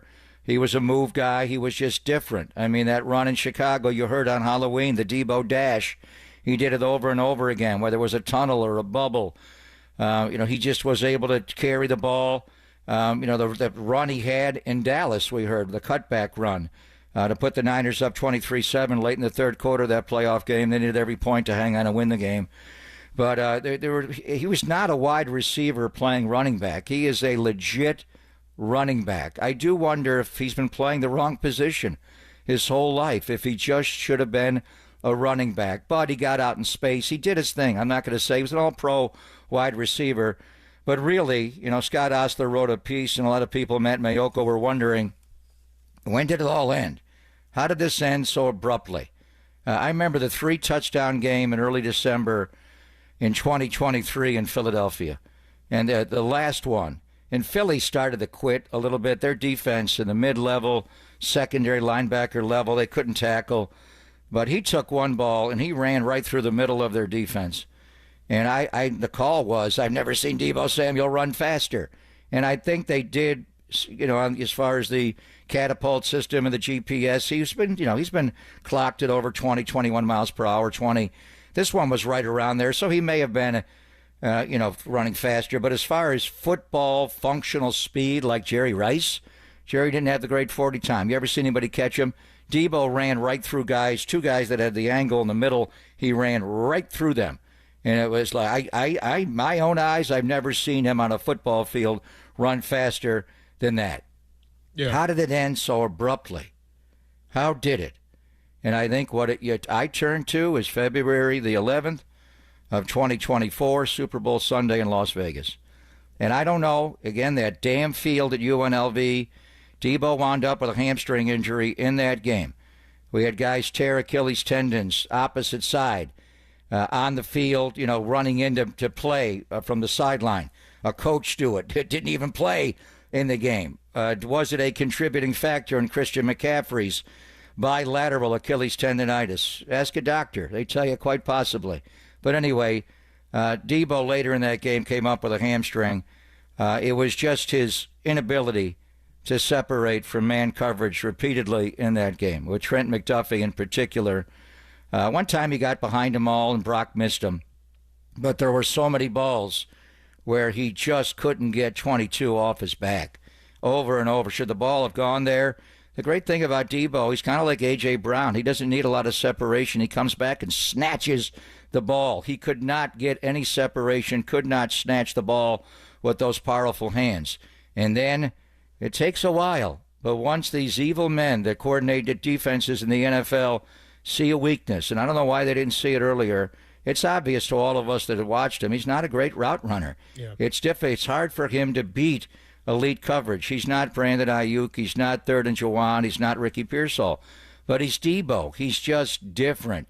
But after that, the whole league said, we are manning up Debo Samuel. We are manning up the San Francisco 49ers. Ayuk goes down. Jennings has a breakout year. Ricky's unavailable, and that's the result you have. So I wonder, by going to the NFC East, Lord Fangio likes to play a lot of cover four, soft core, a four. That's his zone defense. Is he going to play more man against him? I think Deebo needs a change. There's no question the Niners need to move on. We will address what they're going to do as far as the draft and free agency. But it was a great weekend in Indianapolis. I loved every single second of it. They had to drag me off the field on Sunday after the old lineman ran. We'll talk to Charles Davis about it.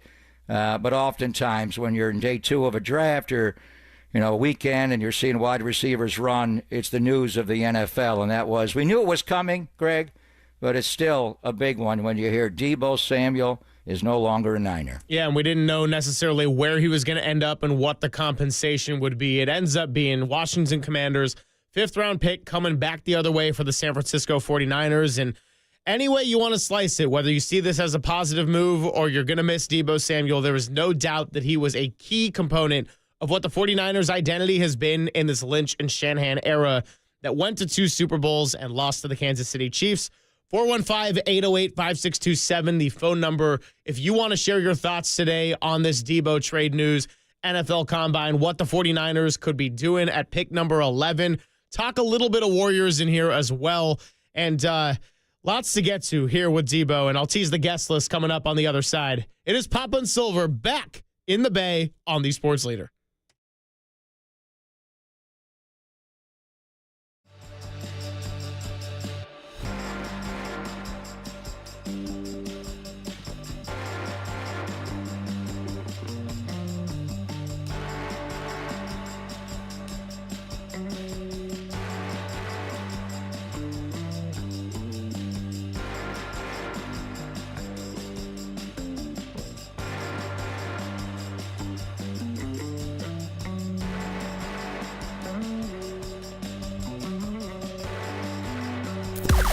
Now, from the O'Donnell Financial Group Sports Desk. Learn more at odfigroup.com. O'Donnell Financial Group, because planning is a process, not a product. It became official over the weekend. After 6 seasons with the San Francisco 49ers, Debo Samuel has been traded to the Washington Commanders. So what do you think about this move and the fact that he went to a competing NFC team? Share your thoughts at 415-808-5627. We'll be around all day.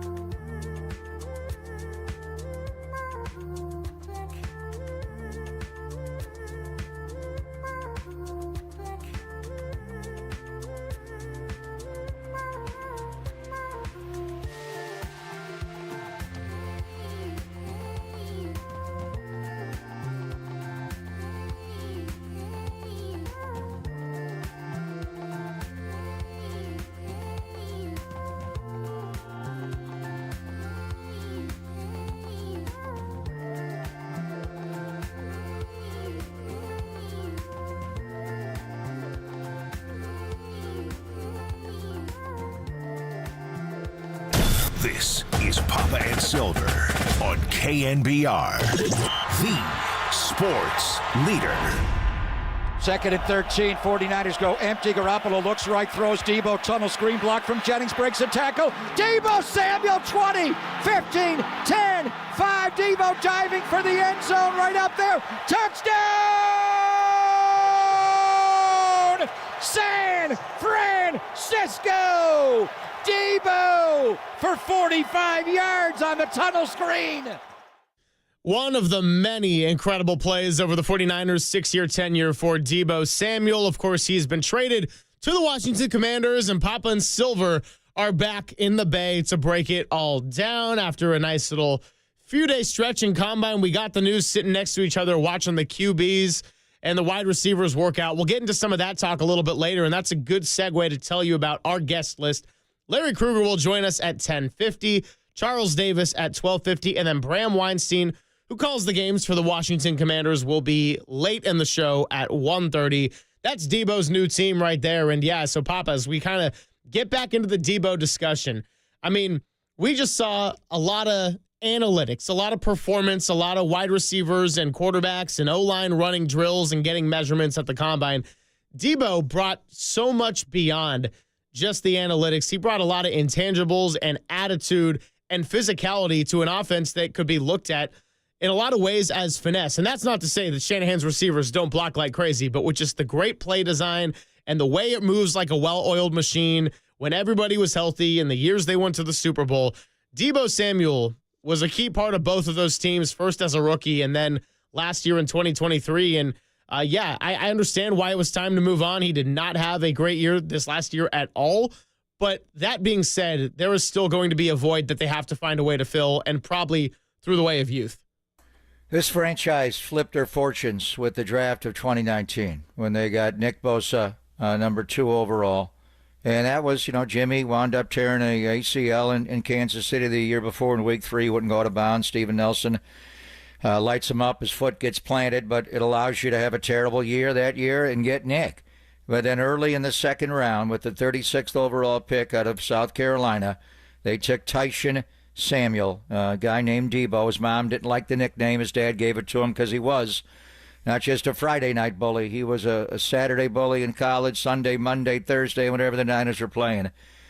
Nick and that D-line, the Gold Rush, was the identity of the team. And usually your identity and your toughness comes from your D-line and your O-line. And the Niners, they got to get back to it on both sides of the ball.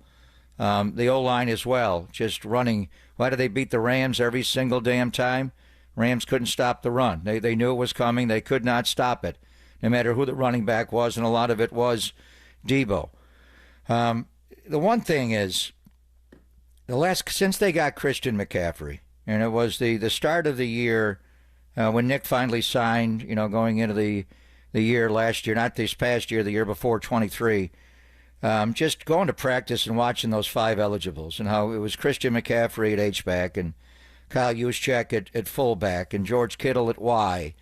And the combination of Brandon Ayuk, the quintessential X wide receiver, he is your split end. Debo Samuel, the quintessential Z as a move guy. He's that guy. And then Jawan, big body. Normally you put a little Wes Welker, so Amendola or somebody in the slot, Julian Edelman. Have Jawan come in and be a big F, be a big slot. When you went that way, it's as good as anybody in football. And you thought the combination of Christian McCaffrey and Debo Samuel would light up this league, where it's all positionless. We don't have a halfback. Our halfback is our F. He's a slot wide receiver. With a Z wide receiver goes in the backfield and takes handoffs. Yeah, you know who's coming at you. You don't know what angle they're coming at, and you don't know what position they're coming, and we're going to fool you. So it just, there were games. That game in Philadelphia, where they both balled out, Deebo had a huge game. In Philadelphia, we talked about he had 3 touchdowns. He caught 4 passes in that game for 116, a couple of scores. He also had a run for a touchdown. McCaffrey in that game ran for 93 yards on 17 carries. And then a couple of weeks later, in fact, the very next week, Remember they had that gauntlet. They had 3 in a row that were really hard, and they wound up winning them all. Seattle, Philadelphia, Seattle. They had Seattle at home. McCaffrey ran for 145 yards, 16 carries, and Deebo caught 7 for 149 yards. That was the ultimate. They're all positionless because you don't know where Kittle's going to go. Juszczyk is not just a fullback. He's an offensive weapon. He lines up everywhere. The only guy who plays more positions on the field than Christian is Juszczyk. But the guys that really were interchangeable were Christian McCaffrey and Debo Samuel. You could just flip them. Or let's just screw with you. We're going to put them to each side of the quarterback in the shotgun. And they're going to go opposite directions, which they did a lot. We'll run Deebo on the ghost motion going this way and McCaffrey going that way. And it opens up the middle for Kittle over the middle. It was so limitless. If you're Kyle Shanahan, a master plan schemer and play caller, you're like, wow. But it just didn't happen enough. And I don't think, there's a theory out there when they got McCaffrey, they didn't need Deebo. The hell? You kidding me? You got Steph Curry. You don't want Jimmy Butler? Of course you do. You want as many offensive. Those 5 eligibles terrorized the NFL. They just weren't there enough. Why? Deebo's style of play does not lend itself for longevity in seasons and games and practices, maybe in careers. We'll see. But, as a rookie, he had one of the great rookie years in the history of the 49ers. Go back and watch the first Kansas City Super Bowl, not the one in Vegas, the one in Miami, Super Bowl 54. Kyle Shanahan schemed up Deebo like 8 of the first 10 plays in that game went to Debo Samuel. Spags wasn't playing as much man back then. But Deebo had a groin injury as a rookie. He had a foot fracture and 2 hamstring strains in 2020. He had a groin injury in 21. He had a hamstring, ankle, and MCL injuries in 22. He had a shoulder fracture and a hamstring strain in 23. And last year it was a calf, a wrist, or ribs, and an oblique. Because of the way he plays, he is not going to juke you. He's going to truck you. He's going to run right over you. He's taking a lot of body blows, and he's got to play leaner. So the reality is this fivesome is no longer. You don't have the perfect Z wide receiver. Are you going to keep the X? We'll talk to Kruger about it. Would they really trade? Both Debo Samuel is now gone and Brandon Ayuk. Would they trade them both? You thought they were going to be together forever. The ultimate X and the ultimate Z in this offense would be just a perfect pairing. And they're good friends. But things happen. The greed of more. Money. Touches, notoriety. It's just people act up a certain way. Now, one's out the door, the other one's out the door. But if maybe out the door, we'll know. We'll see. I don't know if they're going to be able to do that. I mean, Juwan did prove he could play X wide receiver, but he's not Brandon Ayuk. Yeah. Ricky Pearsall can play all 3, more Z and F than X. And what else do you do there?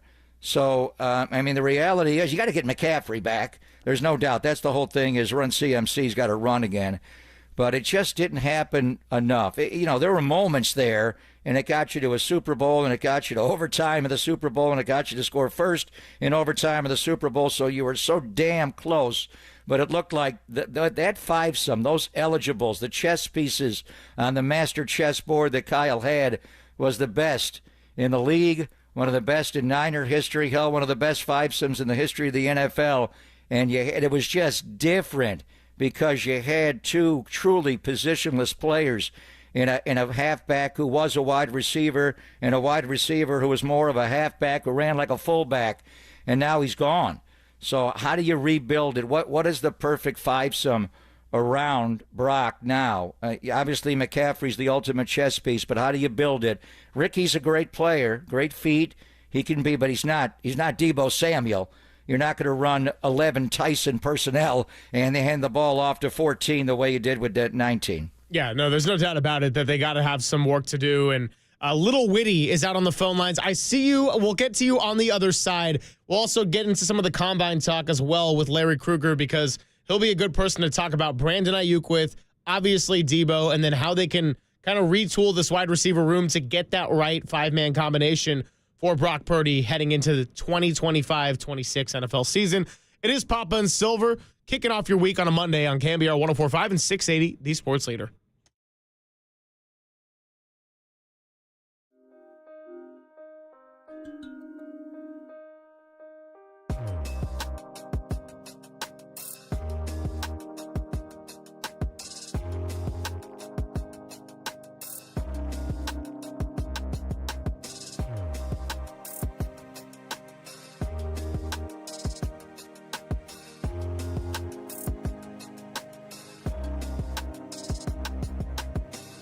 The following is a test of the emergency alert system.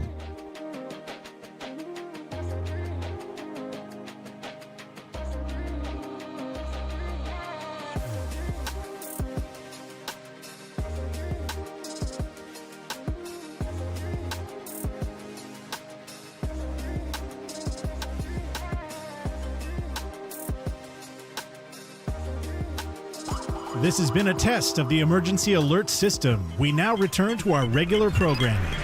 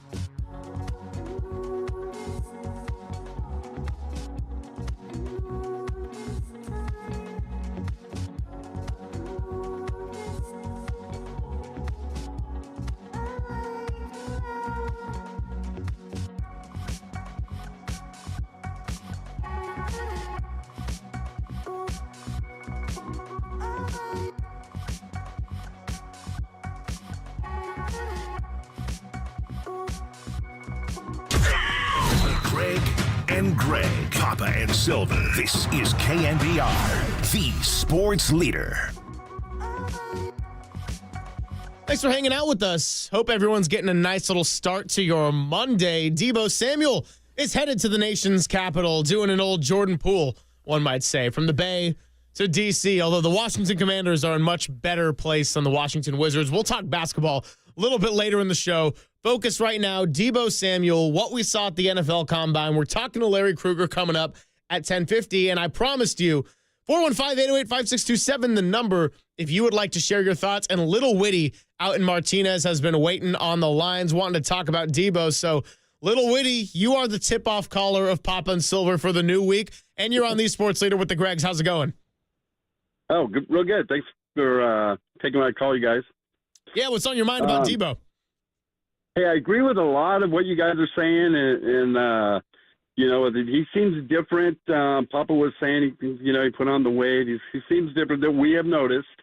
Also, I think there might be a psyche thing there where, we have so many skilled players that wide receivers, of course, are going to need the ball more.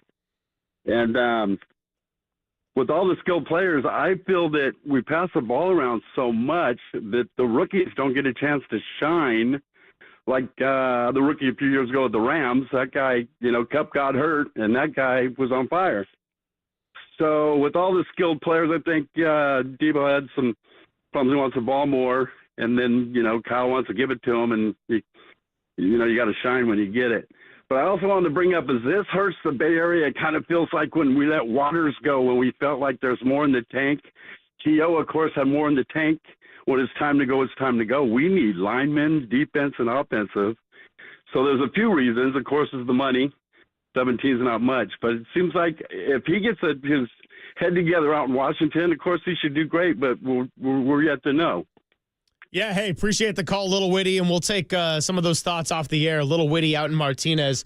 First call in the day on Debo Samuel. And, it kind of sounds like, Papa, he was in the boat of what you were sort of getting to, where he did not have a great year. He put on weight during those times when he had the injury and then pneumonia, and he'd always been someone who could gain weight quicker. And then the man coverage with the defensive coordinators, it was tough to get him out in space, and it was not the same effectiveness that we had seen. That doesn't mean I think he doesn't have any good years left in him, but John Lynch was kind of hinting at it all along. And aside from just saying we're going to honor that request, saying we got to stop spending so much cash. We need to get younger. We're the oldest team in the league. They're right up there. And, it's time for change, and maybe they do some reinvestment on the trenches here. The old line about the most dangerous player in the history of baseball is Rickey Henderson in the contract year. And Rickey was good all the time, but when he was in a contract year, he had some of the most amazing seasons in the history of baseball. Rickey get paid. Yeah. And Deebo has been, when he went into the contract year in 21, he had one of the greatest years and just a special year. It's hard to come up with a comp for what he did, both catching the ball and really it was the ability to run the ball. And to have 8 rushing touchdowns on top of 1,400 yards receiving. Give me a comp in the history of football of anybody that's ever done this. You have to go back to an earlier era when guys played both ways. And, what position did Frank Gifford actually play? I mean, he played everywhere. So guys were just different. Deebo was that kind of guy. And he was the identity of the team. He was that toughness, his ability to break tackles. Why did they own the NFC West and just, ram the Rams so much, and Jalen Ramsey in particular? They couldn't get Deebo on the ground. That Monday night game, that little snatch catch he made over the middle on the 4th down and ran right through their secondary. He would do like a Steph Curry 3. Debo Samuel would break your will by just running right through you. You don't see wide receivers play the way he played. He didn't block the way he ran, but he tried. But the ultimate thing, and I think with Washington, that they need to keep some of their bigger wide receivers, and they got a couple of them that they need to re-sign to block for him. I mean, there's certain things that Deebo does well. The Deebo dig we always talked about that, and it wasn't a true like a L.A. Ram, St. Louis Ram, greatest show on turf, 18-yard dig. It was more like a 13-yard dig, so it was more of an in-cut. But he would do that against zone coverage. He would find that soft spot over the middle and run, through a zone defense. And then all the tunnels and bubbles and the screens, or we called them, the Deebo Dash in Chicago, where you put him behind a couple of big wide receivers like Ayuk and Jennings, and then you get left tackle Trent Williams out in space in front of him. And, maybe sift Kittle over there and Juszczyk, and he's got a wall. You give him any opening to get through that first level, good luck tackling him once he gets through. He is going to be in a contract year. We'll talk about what Washington's going to do. I'm hearing that's not likely. Adam Peters and the Washington Commanders, Josh Harris, their owner, and Bob Myers is there, is going to extend his contract. So did he know that when he approved the deal? He has to. I think it's a good carrot for him to be able to be on a contract year and prove. I do wonder about just making him a running back. It may be too late in his career to do that. Probably is. But doing he's the damn old good at it. Cordero Patterson. He doesn't. Cordero Patterson is a kick returner. Yeah. Who just in a wide receiver, he's different. Debo Samuel is a jump cutter. He's got a lot of Adrian Peterson, LaDainian Tomlinson. He is a pure running back. That touchdown run that he had in Dallas when he said at the end, "Give me the damn ball," the way he set up Brunskill's block on that play, he is not a wide receiver playing running back. I do wonder if they just played him at the wrong position his entire career. But would he have even lasted 3 years as a running back? I don't know. You know, he was very productive as a wide receiver. He just was not a great route runner. He never was. Ayuk, as a rookie, his first practice was a much better route runner than Deebo. Deebo reminds me a lot of Tim Brown. Tim Brown was not a very good route runner at all. He was a broken field kick and punt returner, and the Raiders ran him on a lot of shallow crosses and tried to get him matched up with the linebacker, and they did it a lot. Enough to get him into the Hall of Fame. He had one of the greatest careers as a wide receiver, but he was not Jerry Rice, who ran beautifully choreographed stepped routes. He's not that guy. Debo's not that guy either. You know, Tim got hurt early in his career in a kick return, and then, you know, but he played a long time, you know, well into his late 30s. We'll see if Deebo can do it. I wouldn't be surprised if Deebo, he's got to get himself in shape and stay in shape. You can't have a nickname Skinny Deebo. That means that you're not always Skinny Deebo. Skinny He Luka. shows up in 21 as Skinny Deebo. He shows up in 24 as Skinny Deebo. Well, where's the other Deebo? You can't put, I don't know, he has a propensity to put on weight. I think he needs to be sturdy to run through a lot of those, but it does, you know, obviously being a wide receiver, you want to be lean, and I know they were hard on him. They wanted him to play at 215, and I wonder how many games he actually did play at 215. But it'll be interesting to watch him. The hard thing is he's in the damn NFC, and this team played in the championship game, so he may be in your way to get to your own stadium. I mean, what's sad is Deebo was close to winning the Super Bowl here. He's never going to win well, he could come back here at some point, but for now, he's not going to win a Super Bowl here. The Super Bowl is being played in your stadium next year. I mean, would that be ultimate? They're not both going. The Niners and Washington are not both going. It's one or the other. So he is going to be highly motivated. We'll see. Cliff Kingsbury is a very creative coach, obviously, there.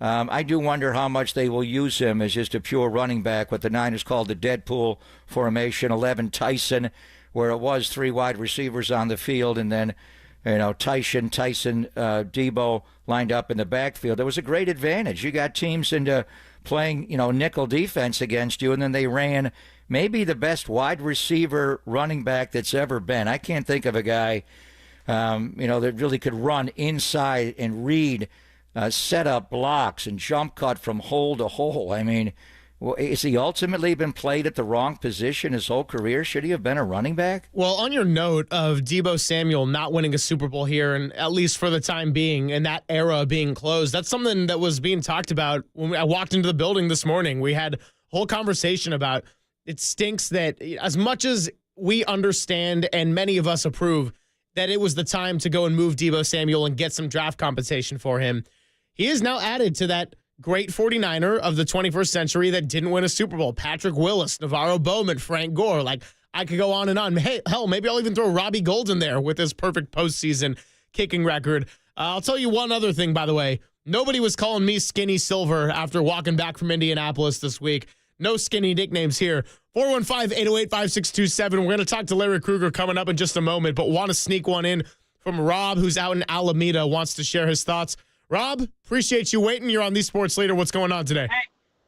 Hey, no problem. Thanks for taking my call. Greg touched on it quite a bit, what I was going to say, but, you know, I think he, you know, one of the most dynamic players, incredible after the catch, but the bottom line is the 49ers, Brock Purdy was forcing the ball into Deebo, throwing them high, couldn't get the sweet spot. That created tip passes, turnovers, and, you know, Brock Purdy was running a whole lot more last year than he was. And I think, you know, Washington will have better luck with him. They have a more mobile quarterback maybe. But I just don't think he struck fear in anybody anymore.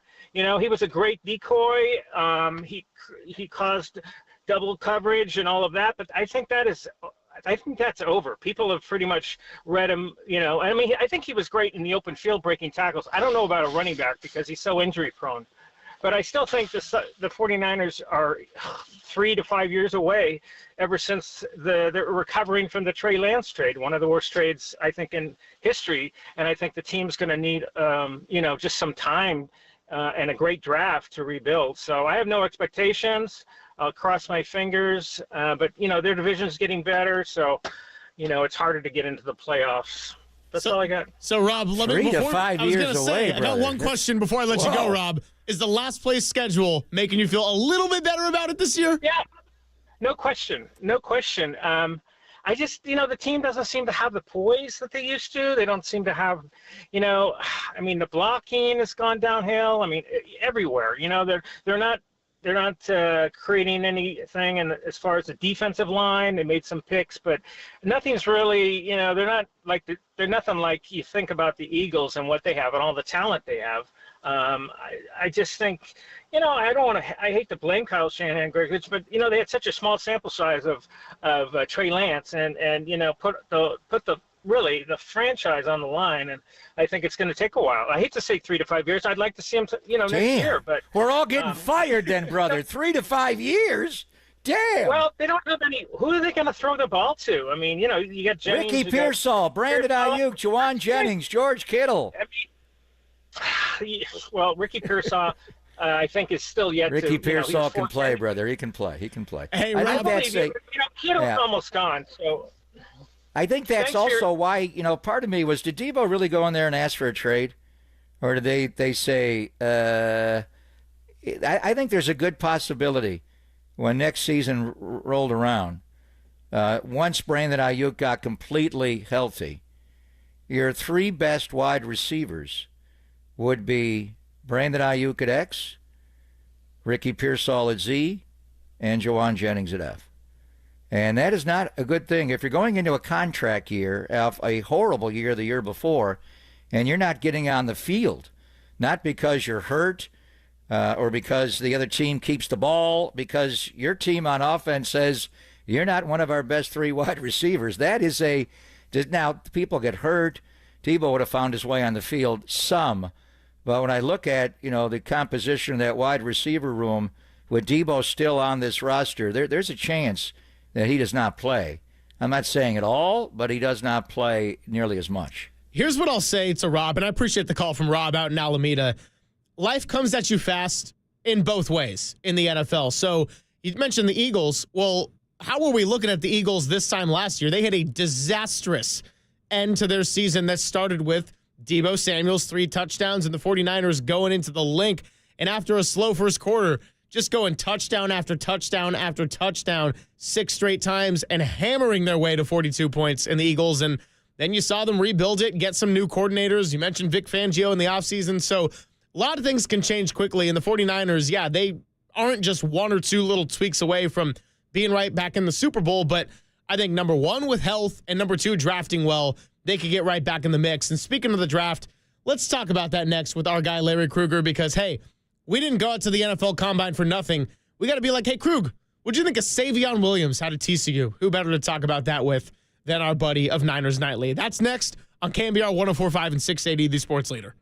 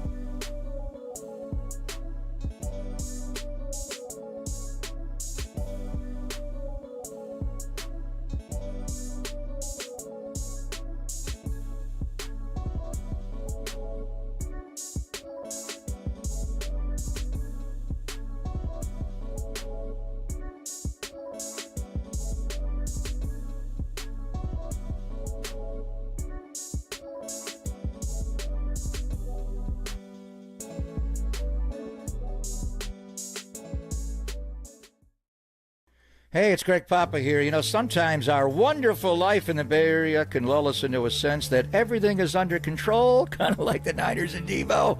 And then Golden State Lumber and Showroom, they want you to know that when the unexpected challenges occur, they've got your back. With one of the largest inventories and truck fleets to fulfill your needs, they can quickly supply you with siding, fencing, hardware, decking, maybe a Z-wide receiver, or any other kind of lumber you may need. Golden State can get materials to you anywhere in Northern California that allows your contractor or builder to start the repair process as soon as the next day. Golden State Lumber Yards stretch from Stockton to Newark to San Rafael and Santa Rosa, with more locations in between.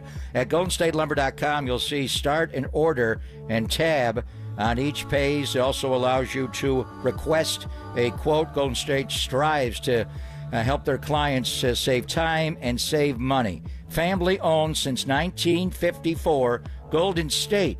When you succeed, we succeed.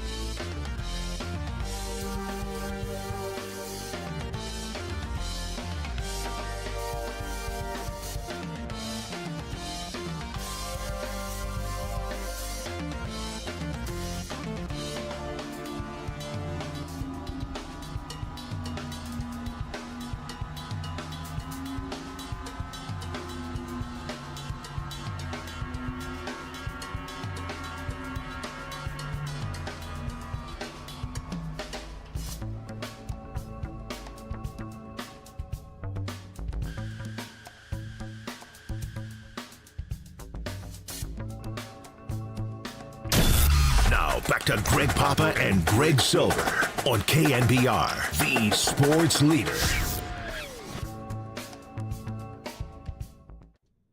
Hey, what's happening, everybody? Time to talk to our buddy Larry Krueger of Niners Nightly. Now, normally you'll see him on the stream, and he'll be joining us with that crystal clear audio. But today, he is all forgiven because after we were hanging out in Chicago last night, Papa, until midnight on the tarmac, in that nice breezy 20-something degree weather, well, Larry Krueger is down to check out the San Francisco Giants, and so he is absorbing that beautiful Scottsdale warmth. So he's going to join us courtesy of the UMA guest line. Krug, it's great to be with you after we did a bunch of scouting, looked at a bunch of college prospects, and you destroyed our nostrils with the St. Elmo cocktail sauce and all those other combine shenanigans. How's it going with you, man?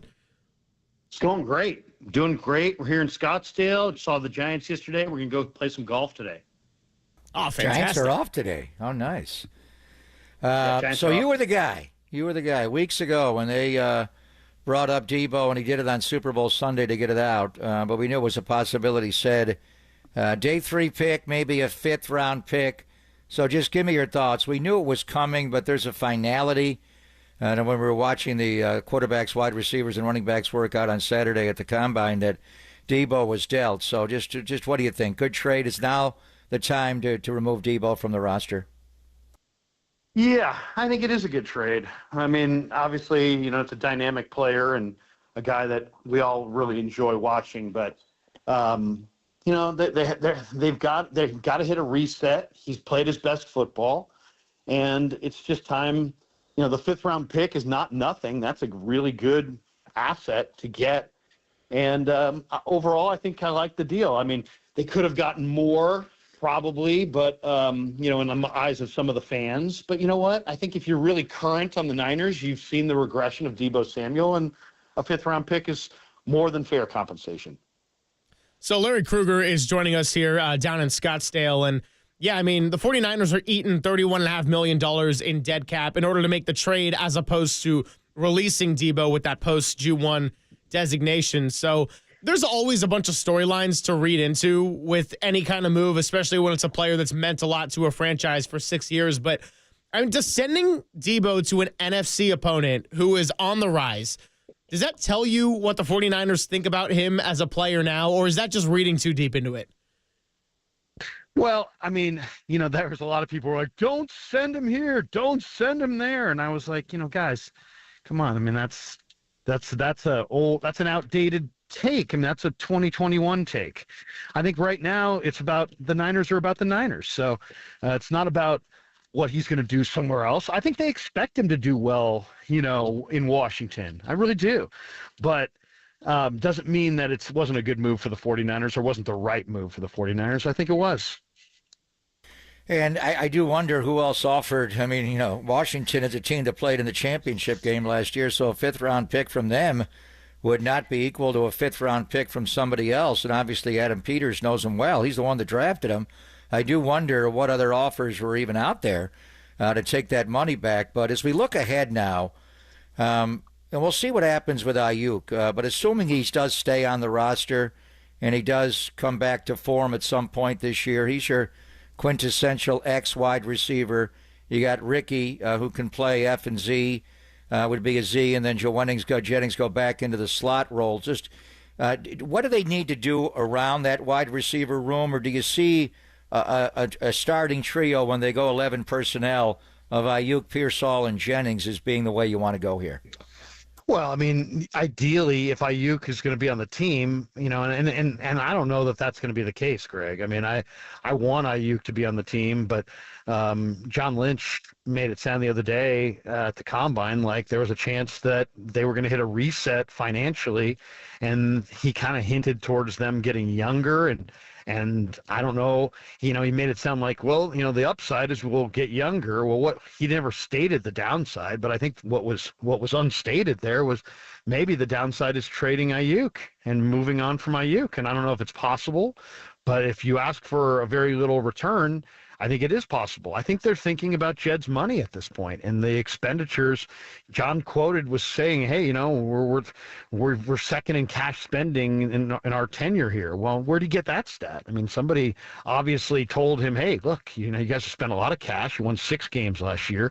We'd like, how about you defend me and my cash a little bit in my stake in this thing?" So I think there's a lot of undecided here, and a lot of unknowns here. But if Ayuk is back, of course, that's your top 3.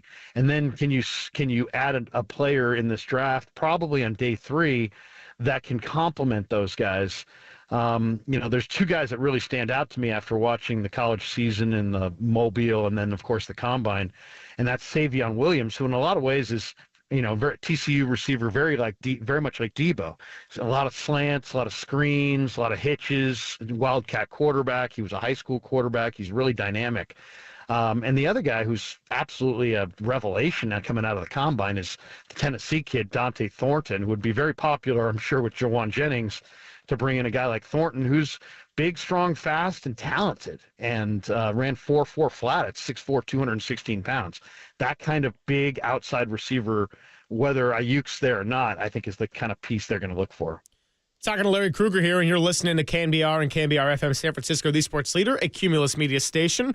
Wrapping up the first hour here on a fresh week, fresh off of the Combine. And Krug, I totally wanted to ask you about Savion Williams, because when that news broke, the Deebo trade, Papa and I were sitting in the media area watching wide receivers go, and about 5 minutes after the news broke from Ian Rappaport, we saw Savion Williams running the 40-yard dash and doing the gauntlet drill, and I thought, this is a guy that I know has been compared to Deebo in a possible replacement, and someone that would be good to ask Larry Krueger about. So what do you see with Savion Williams? And I know you just got into some of that in your last answer, but is he the type of player that you see, with the versatility, not necessarily the typical speed that we saw from somebody like Thornton, but could he make an immediate impact in a Shanahan system where rookie wide receivers have tended to, kind of take a year or two to really get into it?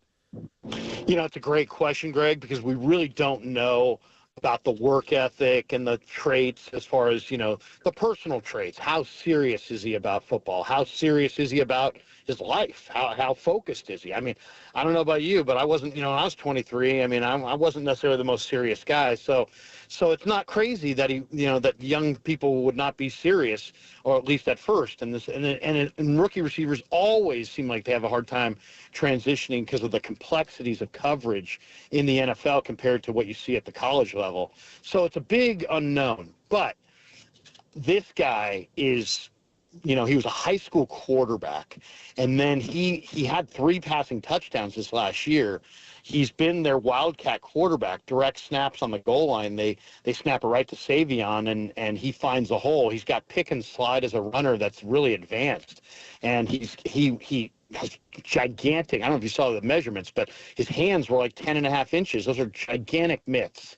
But he also, on the negative side, is like Deebo. He's not a refined route runner. He's not. Doesn't have the greatest natural ball skills. He sometimes will fight the ball into his hands. So he's big, strong, fast, nasty, dominant, and multi-skilled. But refinement as a route runner is a big part of getting open in the NFL. And I think there could be a ramp-up period. Ayuk and Deebo were pretty good as rookies right away. They had the second and third most catches in the history of the franchise for any first-year players. Ayuk was 60 and Deebo with 57. The only guy to have more was Earl Cooper his rookie year, and he was a running back before they converted him to tight end. So if you can play, you can play. Obviously, the draft is months away. Free agency is less than a week away. Next Monday, March the 10th at 9 o'clock our time, and they can call it whatever they call it. And I think they already saw people illegally tampering, but you can do it legally in less than a week, Larry. And I think the interesting, Deebo has moved here. So the next guy is going to be, there's a lot of guys. I think, what is Cincinnati going to do with T. Higgins? I'm hearing they're going to tag him. But Cooper Kupp. The Rams are going to have to make some move on Cooper Kupp. I don't know if they would trade him to the Niners, probably very unlikely, but there's a scenario where he does get released. Just if he's available, just watching him over the years, you would think, man, that is a Kyle Shanahan wide receiver. The way he runs routes from anywhere, his dog mentality, the way he blocks when he's not the one getting the call, both on bubbles and for fellow wide receivers. Is there a scenario out there where Cooper Kupp could wind up a 49er, Larry? I don't think so, but I do think it's intriguing. I don't think he would, the 49ers, he hasn't played a lot of games, as far as injuries in recent years. I think the 49ers are looking for to be healthier, younger, more dynamic, and I don't think he checks any of those boxes. So I think he's going to go somewhere else. I don't think he'll come here. If the Niners weren't I think it's all about how the 49ers view where they're at. And I kind of think John thinks they need to get younger And I think they feel like they need to hit a reset. They're going to sign Brock. They're going to give him over $100 million guaranteed. It's going to dramatically alter their books, and I think it's going to change their viewpoint of the rest of this roster significantly. Talking to Larry Krueger here, and I want to get into some trenches talk. Now, this isn't necessarily a who should the 49ers draft now at 11? I mean, a lot of things could play out, and when we last spoke to you, you said don't narrow in on a position, just draft greatness. But we looked at the D-line when Papa and I were out there, and this is the most depth I've seen at this position in a long time in a draft. And then the O-line yesterday had some wild standouts, and Armand Membu was someone who seemed to gain some stock and could be there at number 11. I mean, what were your general impressions on both the O-line and the D-line and how that could kind of, shape what the 49ers end up doing here in round one? Well, the key workout number that I look for in the pass rushers is the jumping. It tells you about their engine, their lower body explosiveness. So, the jumps mean a lot. And you looked at Landon Jackson, he had a 40.5-inch vertical at 273 pounds, the Arkansas defensive end. Shamar Stewart had a 40-inch vertical. These guys are big-time athletes, and they're going to go, if you want to make sure you get them, you could probably trade back from 11 into the 20s and probably have your pick of those guys. I think that's one. If you want to go D-line, I think the plan is you trade back from 11. Maybe you wait at 11 to you, and then he may, because, he's not a great tester, and we'll see what the testing numbers all look like at the end. But if he doesn't fall to you, I think it's a trade back if you want to go D-line. If you want to go O-line, I think you pick right there. Will Campbell has short arms. There's a chance that NFL people that are so tied to their prerequisites may mark him down. He may fall down. Now, he's not going to fall down 25 spots, but he may fall down 5 or 6 spots. And if he falls down 5 or 6 spots, he's sitting in your lap. And then you got to decide, do you want the best tackle in the draft? Joe Staley had 33-inch arms. This guy's got 32 1/8, I think. So it's, he's a short arm tackle, but he's a blue chipper. He's done it in the SEC against great players. Membu is exciting, though. I mean, I love his film. I loved his workout. Yeah, I was there. I stayed to the very end and watched him run that sub 540, and the way every 10-yard he hit, ooh, ooh, ooh, right. got me excited. He sounded like Monica Seles for that guy, and he's got a barrel chest. One thing about the combine, and there's a couple of players that are really interesting to me, is television shows you some, but it does not show you nearly enough. There was a guy, Tyler Booker, from Alabama. Yeah. I don't know if he's going to be there, but just his dog mentality going through all of the workouts, whether it was a short pull, a long pull, a deep pull. Afterwards, he worked out when everybody else was off the field. He was the only one out there for an hour working on snaps, trying to make the conversion to center, and he is just a badass. Where do you see him going in the first round, Larry? Oh, Greg, I'm absolutely agree with everything you just said. I love this prospect. Now, he didn't work out great, but who cares? The Niners passed the ball on 2nd and goal from the 4 in like week 16. They passed the ball on 3rd and goal from the 4 on the next play. I mean, you can't throw the ball inside the 5-yard line. You have to be able to run it in. If you have Tyler Booker, you will be able to run the ball in the low red zone. He's a destroyer. He's an absolute destroyer. 6'5", 330, long arms, and just buries people. I don't care about the workout numbers. I watch Alabama. I'll give you, there are 2 Alabama guys that played differently in this combine. Booker didn't work out well, but he's awesome. C.J. Dupre had like 10 more reps on the bench than any other tight end. He ran great. He lifted great. He jumped great, except he caught 3 touchdowns his entire career there. He's just like a guy. He's just a great athlete, but he's just, as a football player, he's just okay. Booker's a dominating guard. And if he can play center, yeah, I mean, and I know teams don't like drafting first-round guys, but, I mean, would you not draft Quentin Nelson in the first round? I mean, this guy's a beast. He went number 6 overall. Yeah, exactly. I mean, Quentin Nelson's going to Canton.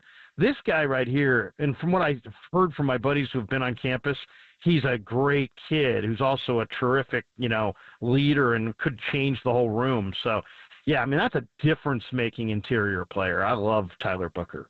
got a couple more minutes here with Larry Krueger, and then we'll let him go and enjoy that Scottsdale sun and make his tea time because, hey, that's way better than hanging out with us. And, I can't say that about many things here. I'm sarcastic, of course. But as we kind of look big picture on the 49ers and Debo Samuel, Morning Show was having a deep discussion about Deebo was one of the, if not the face of sort of this era of the Lynch and Shanahan 49ers. And now they still got some of those guys, right? You still got Warner. You still maybe are going to have Greenlaw. You're going to have Bosa. You're going to have Kittle probably. So as we just kind of look at moving on beyond Deebo, I mean, who do you see right here on March 3rd of 2025 as your top candidate of emerging as sort of this next face of 49ers post-Super Bowl 58 era? Are you talking about offensive weapons who could emerge? I mean, I got to think Ricky Pearsall. I mean, I'll say this about Ricky Pearsall. He's all about it. I mean, he is all about it. He's all about his teammates. He's all about the sport. He's all about, holding himself to high standards. He struggled. He answered a lot of tough questions. This kid is going to have a much bigger step forward than I think people realize. You're going to, at some point, Purdy to Pearsall, you're going to know it's coming, and you're not going to be able to stop it because Brock's that accurate in the short range, and Pearsall's, the timing will be, they'll get the timing down. Pearsall with all the short routes, little stop routes, rub routes, little everything within 5 to 10 yards of the line of scrimmage. I think he's going to become a 3rd and 6 automatic. He's going to be a continuity piece. Now, they still need those dynamic players, and I could see him bringing in a dynamic, tight end, a receiver, a running back. I think they know they need some more dynamic weapons. But Pearsall is a continuity piece that keeps the offense on the field on 3rd and 6. I think he could be, a very dominant player. Not the same physical profile as Puka Nacua, but a lot of the same impact. Without a doubt. That's why, and I know what you're saying about getting younger and less expensive, but Cooper Kupp as a role model around Ricky Pearsall would be so invaluable, and that guy can still play. But what'd you think of Robbie Ray's changeup yesterday, Cruz? 6 punch-outs and 3 innings of work? I'll tell you what really woke me up was Luis Matos put a charge into one yesterday and sent it deep into the left field berm. And I mean, Matos, I'll say it right now, I think Matos and Luciano this year become this year's versions of Elliot Ramos. And I'll say another guy I talked to in the clubhouse yesterday was Casey Schmidt. Schmidt has got the right mentality, guys. He's just like, I'm going to show up. I know my bat hasn't arrived yet, but I'm going to play the heck out of second base. My bat's going to come. I'm just going to put my head down. I'm not worried about, am I making the roster? Am I not? I've got options. But look for Casey Schmidt's bat to come around this year. I think he's going to hit. And he's got tremendous defensive instincts, and him and Fitzgerald at second could be a real highlight. Krug, really appreciate you coming by with us. We won't hold you any longer. Go enjoy spring training. We'll talk a little bit more about the Giants the next time we have you on, but great to do a little post-mortem for the NFL Combine, and we'll keep monitoring what the Niners do because long way to go. They lost a piece, and now it's time to get younger and think about the future. I'll leave you with this, too, guys. I'm really hot to trot on 2 day 3 sleeper quarterbacks. Not that the Niners need a quarterback, but they may go with quarterback. I loved me some Brady Cook, and I loved him, and I loved him in season. This kid was carried off on a stretcher earlier this year, came back and won a game, and I love Riley Leonard. I thought he threw well enough yesterday to be an NFL player. Those guys are gamers, man. I love those guys on day 3. Yeah, I was impressed with Riley Leonard's drops. He drove out from under center, crossing his feet. Kyle McCord, I didn't love his drop, but that guy puts the ball perfectly on point every single time. As Bill Walsh always stressed, a catchable ball. What did you think of the former Ohio State Buckeye turned Syracuse Orange, Kyle McCord? He's got way bigger arm than I ever thought, Greg. Way bigger arm. I mean, I think this guy can put it in tight windows. I did not like this guy's film at Ohio State at all. But you know what? He had a really nice year this year for Syracuse. And I'll tell you, that kid that he threw to this year, Gadsden, the tight end, is also a player. I mean, I could see Gadsden being a dynamic day 3 Kyle Shanahan offense tight end. I think Gadsden would be nice. But I love McCord. McCord's got a hose. I think he's probably going to go early, though. I think he's probably going to be off the board before day 3. Krug, you're the best. Appreciate you. And we'll talk soon. Guys, I haven't played golf in a while, so I just want to warn everybody in Scottsdale. 4! Let me just yell 4 off the opening tee. 16! Have a great day, guys. Thanks, Krug. Yeah, hey, that's order important. as well. That's important, by the way. You got to set the bar low. You got to set the bar low, both in terms of the drink orders and when you're out on the golf course. So don't be like Larry David. If you drive one and you carry it a little bit too far, make sure you yell 4. Make sure you yell 4. That's all I'm saying. I got to go watch some Curb Your Enthusiasm. It's like, I've seen it all, but I need to just reintegrate it into the diet. It's kind of like vegetables, just kind of like sprinkle it in here and there. Always have a little bit of Curb Your Enthusiasm fresh off the top of the dome. Coming back, we're going to react to our comments with Larry Krueger and then also get a little bit deeper into what we saw out at the NFL Combine in Indianapolis. It is Papa and Silver, wide awake on a Monday on the Sports Leader.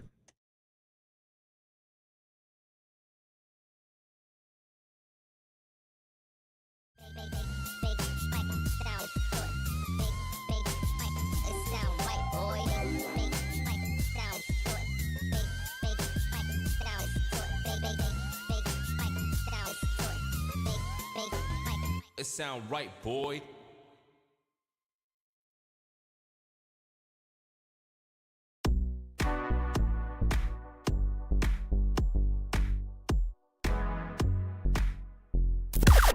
Now, from the O'Donnell Financial Group Sports Desk. Learn more at odfigroup.com. O'Donnell Financial Group, because planning is a process, not a product.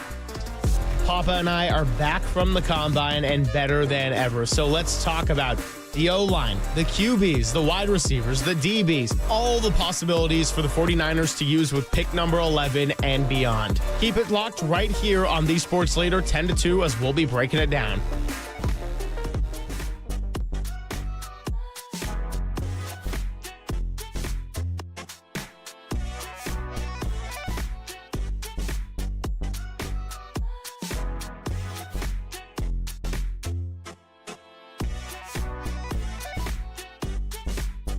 Hey, it's Greg Papa here. The faithful knows all too well. Sometimes the season doesn't go the way we want it to. Injuries, setbacks, tough breaks. It's a reminder that life doesn't always go as planned. One moment, everything's on track, and the next, an unexpected challenge turns your world upside down. That's when you need a team you can count on like Habas Law. For over 35 years, Omar, Tariq, and the Habas Law team have fought for people blindsided by life's toughest moments right here in our very own community. When the odds are stacked against you, Habas Law steps in, taking on big insurance companies with relentless determination to deliver life-changing victories. Habas Law doesn't just settle cases, they rebuild lives, fighting with compassion, grit, and an unshakable drive to make things right.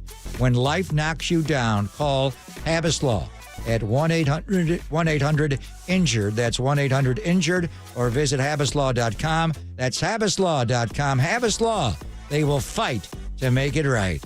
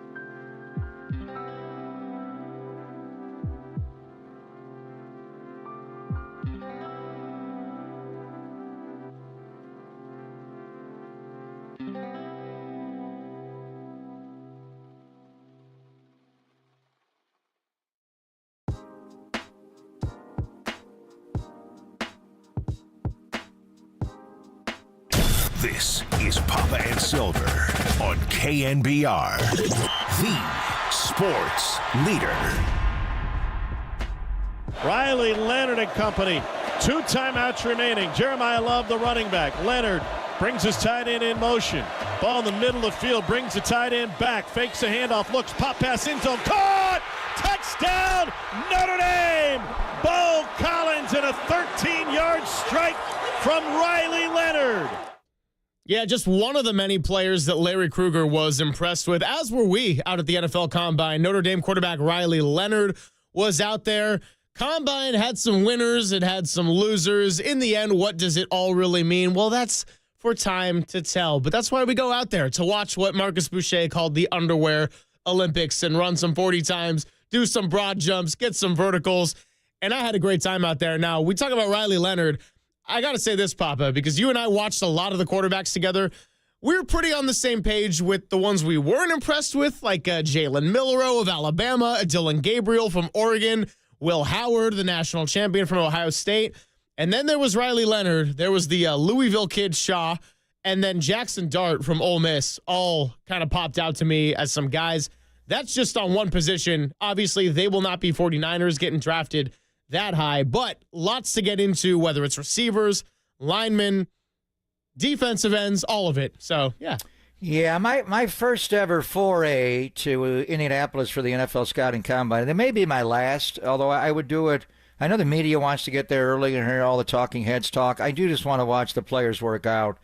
The underwear Olympics term, you see so much.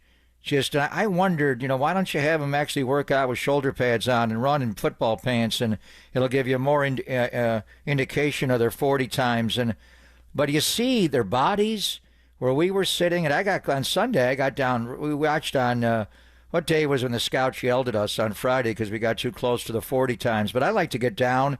I mean, Al Davis and Bill Parcells used to sit right at the 10-yard line at the start of the 40s, and we sat there. I actually like to be a little bit back. Anyway, just watching the guys in their T-shirts and shorts, seeing their bodies, and not in football gear, seeing how they walk, how they run, how they interact, I think it's invaluable. And I know Sean McVay doesn't like to go to the Combine, and Kyle doesn't, and no Niners staff were there. I think a lot of it, R.J. Gillen was there, and Tarek. The people that work on this forever are there. I did see Chris Ballard of the Indianapolis Colts just standing right on the field during the O-line workout yesterday. You don't think that gives him an advantage?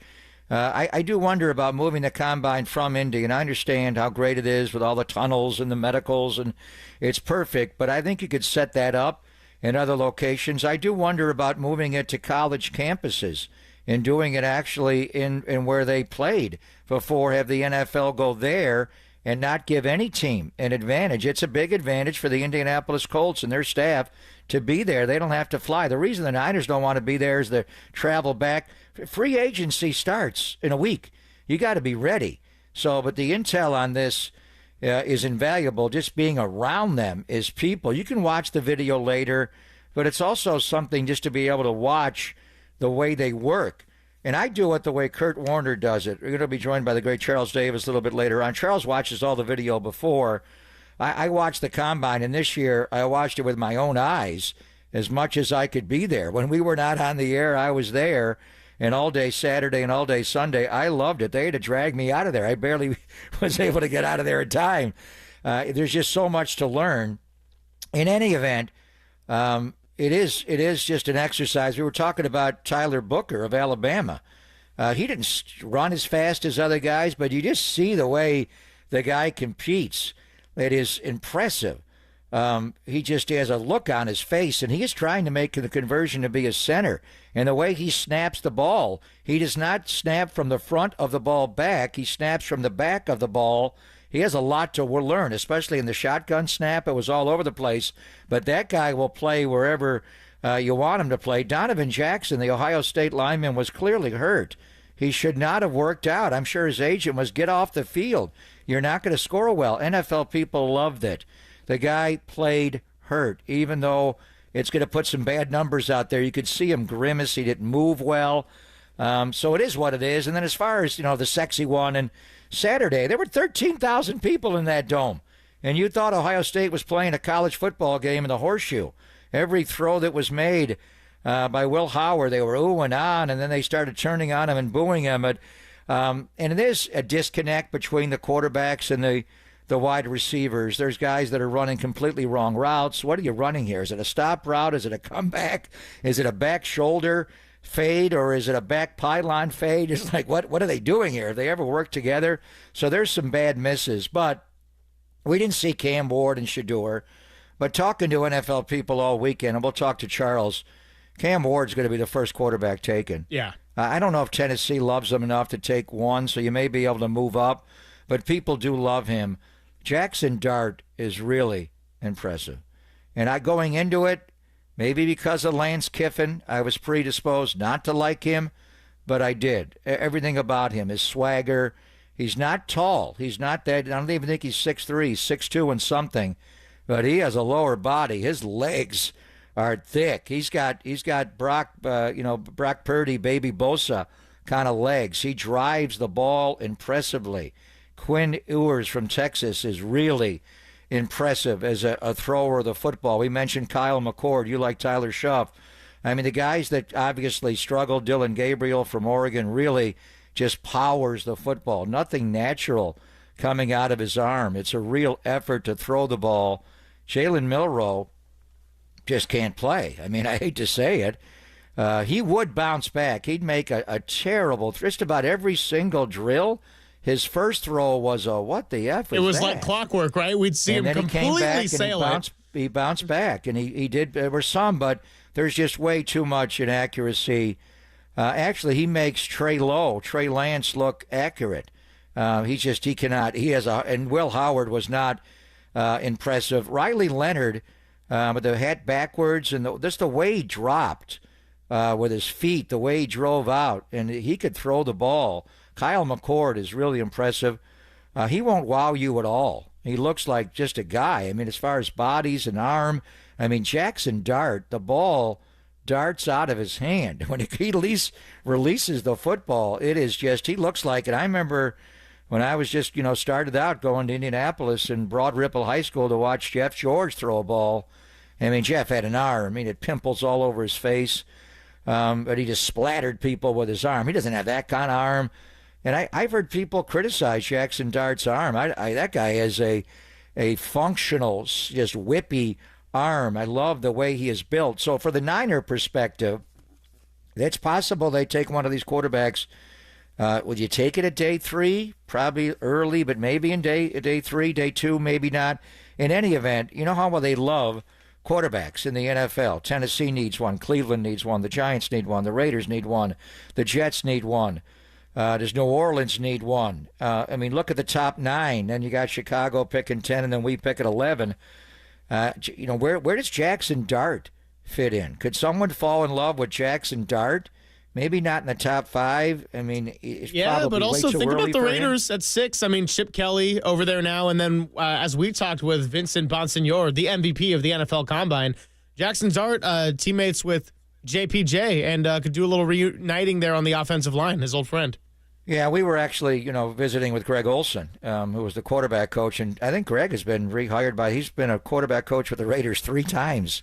I think he's had every job in his 25 years in the NFL. Don't burn bridges, folks. What's that? He said, don't burn bridges, folks. That was his line to you as well. Yeah, don't burn bridges. I detonate him. I ain't going back there again. Anyway, Ole's just a different guy. But Jackson Dart is intriguing. I wonder if someone would prefer him over Shedeur. Probably not. But then, the next, assuming it's those top 3 guys, where would they fall in line? Ewers throws the ball really well. Kyle McCord throws the ball really well. Tyler Shuff not only threw it well, that guy went out and wanted to compete. He actually ran and put up a pretty good time. Riley Leonard, interesting guy. Larry likes Brady Cook. The whole point is, could a third quarterback behind Cam and Shedeur, could they jump up in the top 10?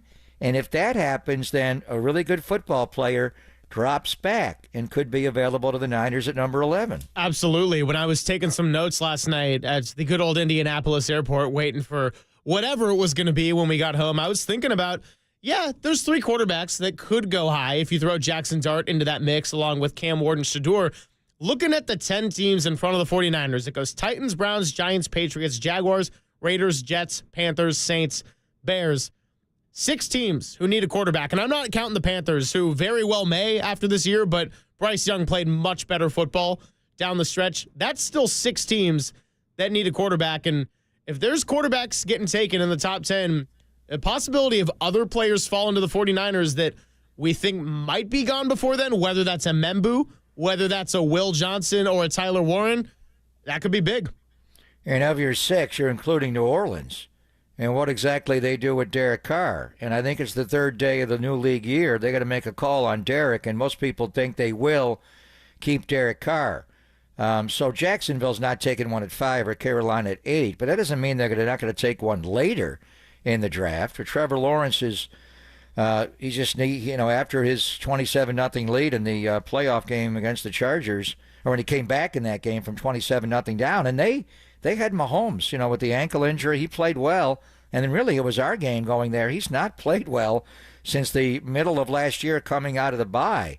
I think they're going to hang around there. Nick Holtz was on that staff, was also hanging out with Greg Olson when we saw him over the weekend. Carolina, probably not day 1, certainly a quarterback, but certainly day 3. And I think the Niners as well. Bill Walsh had the line about you should draft a quarterback every single year. And, we'll see what happens with Brock and the contract, but I could certainly see the Niners picking a quarterback. Maybe not in rounds 2 or 3. Maybe. But certainly in day 3 when the rounds 4, 5, 6, and 7 roll around. Well, and I think if there's anything we learned this year, it's that regardless of Brock Purdy's presence or health, you need to have a better contingency plan as your backup quarterback, because they had to trot out Josh Dobbs, who's probably not going to be there this year, and then we saw the small sample size of Brandon Allen, but I think they could do a lot better on the backup quarterback market. Question is, do they go for it in the draft on a day 3, or do they try to get a veteran signing and see what kind of money they can spend there? Or both. Do both. There you go. Keep this conversation moving on the other side. We'll talk some Dubs basketball a little bit later in the show before we get to Charles Davis, but want to make the focus Debo Samuel, NFL Combine, 49ers offseason as we're going full steam ahead here on a Monday. Papa and Silver on KNBR 104.5 and 680, the sports leader.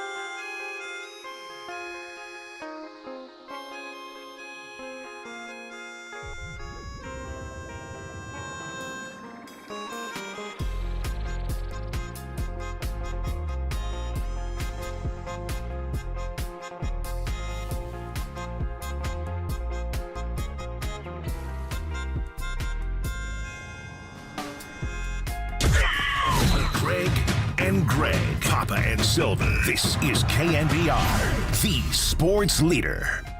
Purdy, even late third quarter, takes it down.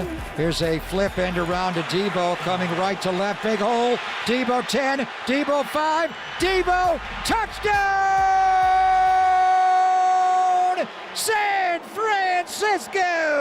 Deebo. Yeah, baby! One of the great Tim Ryan ad-libs right there, and one of the great calls there from the 2023 season. Oh, life comes at you fast, doesn't it, Cole? That's right, we got Cole in for Walter today.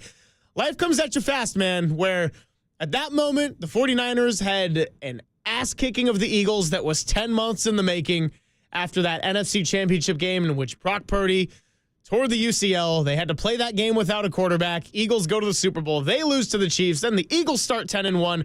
Debo Samuel has 3 touchdowns and runs all over that defense. That essentially broke the Eagles season because from that point on, they were a full-on mess. 49ers get to the Super Bowl. They fall short to the same Kansas City Chiefs.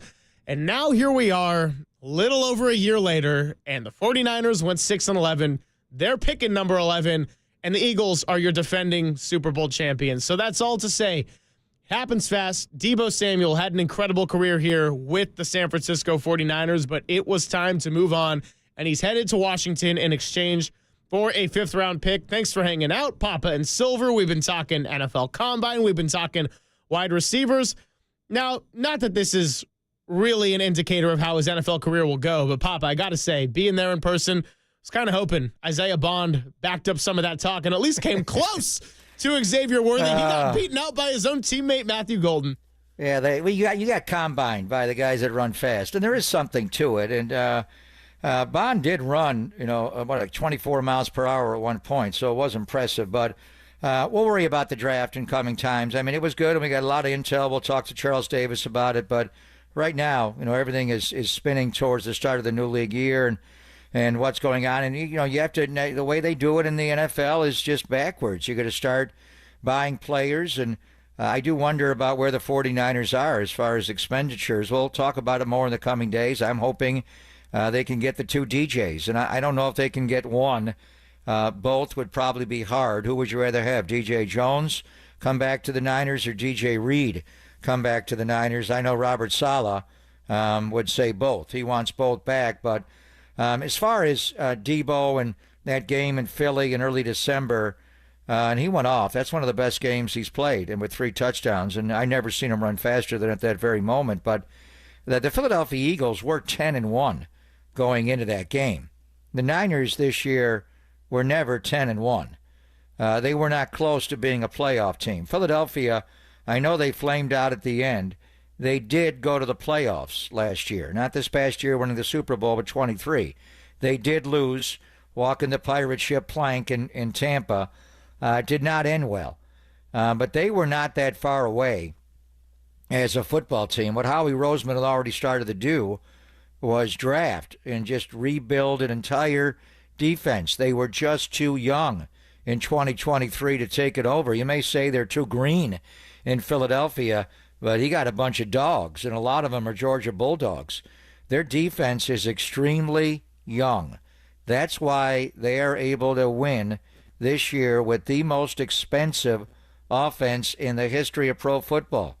I mean, the Niners just made a call. You can't pay Debo Samuel and Brandon Ayuk. Philadelphia pays both of their receivers. Look up what A.J. Brown and what Devontae Smith make.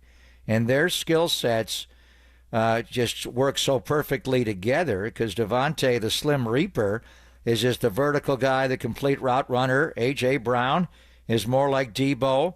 Doesn't need separation, just snatches the ball. They go out and get someone like Dotson, and they've got a room there. And then they got, the tight end room, obviously, with Goddard, but it was bringing in Saquon Barkley, which really is Christian McCaffrey. So I know it seems like a year ago at this time, Deebo was on top of the world, and Philadelphia was in disarray.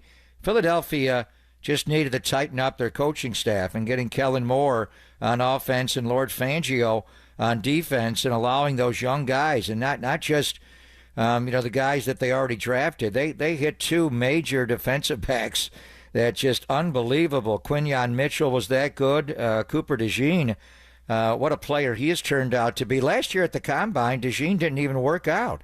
He just sat over at the side. You didn't even know what he was going to do. And then, obviously, the way he played the pick six in the Super Bowl.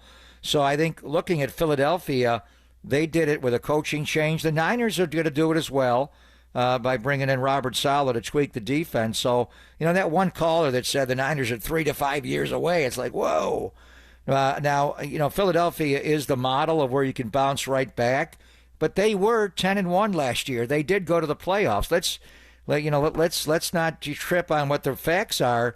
The Niners, the Philadelphia won 11 games in 23. The Niners just lost 11 games. You're picking 11th here. You got to be real. Yeah, no, it's not a perfect analogy. No, I mean, Philadelphia was closer to bouncing back. The Niners just need to get healthy, but they've got a very young defense that dominated at all three levels, and they've made some shrewd moves. But they do have a very expensive offense in Philadelphia. Are they the team to beat? First, you got to beat the Rams in your own division. I heard Sean McVay on this morning on the McAfee show, and it sounds like he's going to be a regular on that show. He's going to be, I don't know if Belichick's going to still appear once a week, if Aaron Rodgers will, but they were talking about McVay going on that show. And it's different in football. It's not like recruiting in college, but free agency is a bit of a recruitment. But you do have a salary cap. So if he's out there every week going on McAfee show McVay, that'll give them a little bit of an advantage as far as recruiting free agents. But the Niners do have work to do. I want to get into the top list of free agents, but I just don't know if they're really going to spend the way they've been talking. Except the exception would be the two DJs. And, could you find a way to bring them both back? DJ Jones, former 6th-round draft pick, who they model all of their D-line play from the interior after what DJ does. He's the example. Put on Evan Anderson. You want to watch how we want you to play? Watch DJ Jones. Why don't you bring DJ Jones back to Santa Clara and have him show it on the practice field? That'd be the best way, and actually do it for your D-line, and likewise for DJ Reed. There are some interesting corners in this draft, but if you could get away with DJ Reed coming back, and Saleh obviously coached him in New York, you could love him. He loves them. So they could do what Philadelphia certainly has done in a short order, but keep in mind, Philadelphia was still, at one point in their down year, 10-1, and they did make the playoffs. The Niners were not close. Couple orders of business here for the 11:45 crowd. First, just got to give some love to 209 on the Golden State Lumber and Showroom text line. Talking about the Combine being in Indy, saying, imagine if Indy didn't have that advantage because, Chris Ballard has already had a little bit of a rough last few years. Thought that was a funny text. Two, couple of pieces of breaking news from this morning in the NFL. We talk about the Eagles and their defense. Well, Adam Schefter putting out there little earlier in our show that Darius Slay, the 6-time Pro Bowler, will be released with a post-June 1 designation. So the Eagles are going to save $4.3 million against the cap. And then the second piece is that the Bengals have placed for the second straight year the franchise tag on wide receiver T. Higgins. So $26.2 million franchise tag on Higgins. That obviously a name that was getting kind of floated around. And I believe it was Mike Lombardi saying T. Higgins to San Francisco would be amazing. I do see that scenario as a little bit more of a pipe dream at this point. Yeah, neither one is surprised. Darius Slay, it'll be interesting, where he does wind up. And they have done this in years past, I think, with Big Play Slay, and then they wound up bringing him back. So, with Fangio, Big Play Slay's more of a man corner. I don't know if they feel like they need to spend money on corners that do that. And we'll see when he gets the streets. But they play a lot of cover 4. I think they played almost all cover 4 in the Super Bowl. It's a soft 4 that Fangio plays, and the safeties are instrumental in that. And, Reed Blankenship got a lot better last year. He really did improve. And then obviously C.J. Gardner-Johnson, the mouth of the South, is another good safety they were able to bring back. So, and then Maddox in the slot. So I don't know what they would do and what the league will say about Big Play Slay. He is more of a press man guy. As far as T. Higgins, that was not a surprise. They were always going to franchise tag him. They have a couple of other guys they got to address their contracts, but Jamar Chase and Trey Hendrickson both have a year left on their deals. So you knew they had to do something. And now, the reason this is a story is tomorrow's the last day you can franchise tag players. It's on Tuesday, March the 4th. Then you can no longer do it. I just kind of assume Sam Darnold will get the franchise tag in Minnesota. Why would you let him leave the building in Egan and get nothing back? But Dan Graziano did say this morning he would be surprised if he gets franchise tagged. He thinks they're just going to let him walk.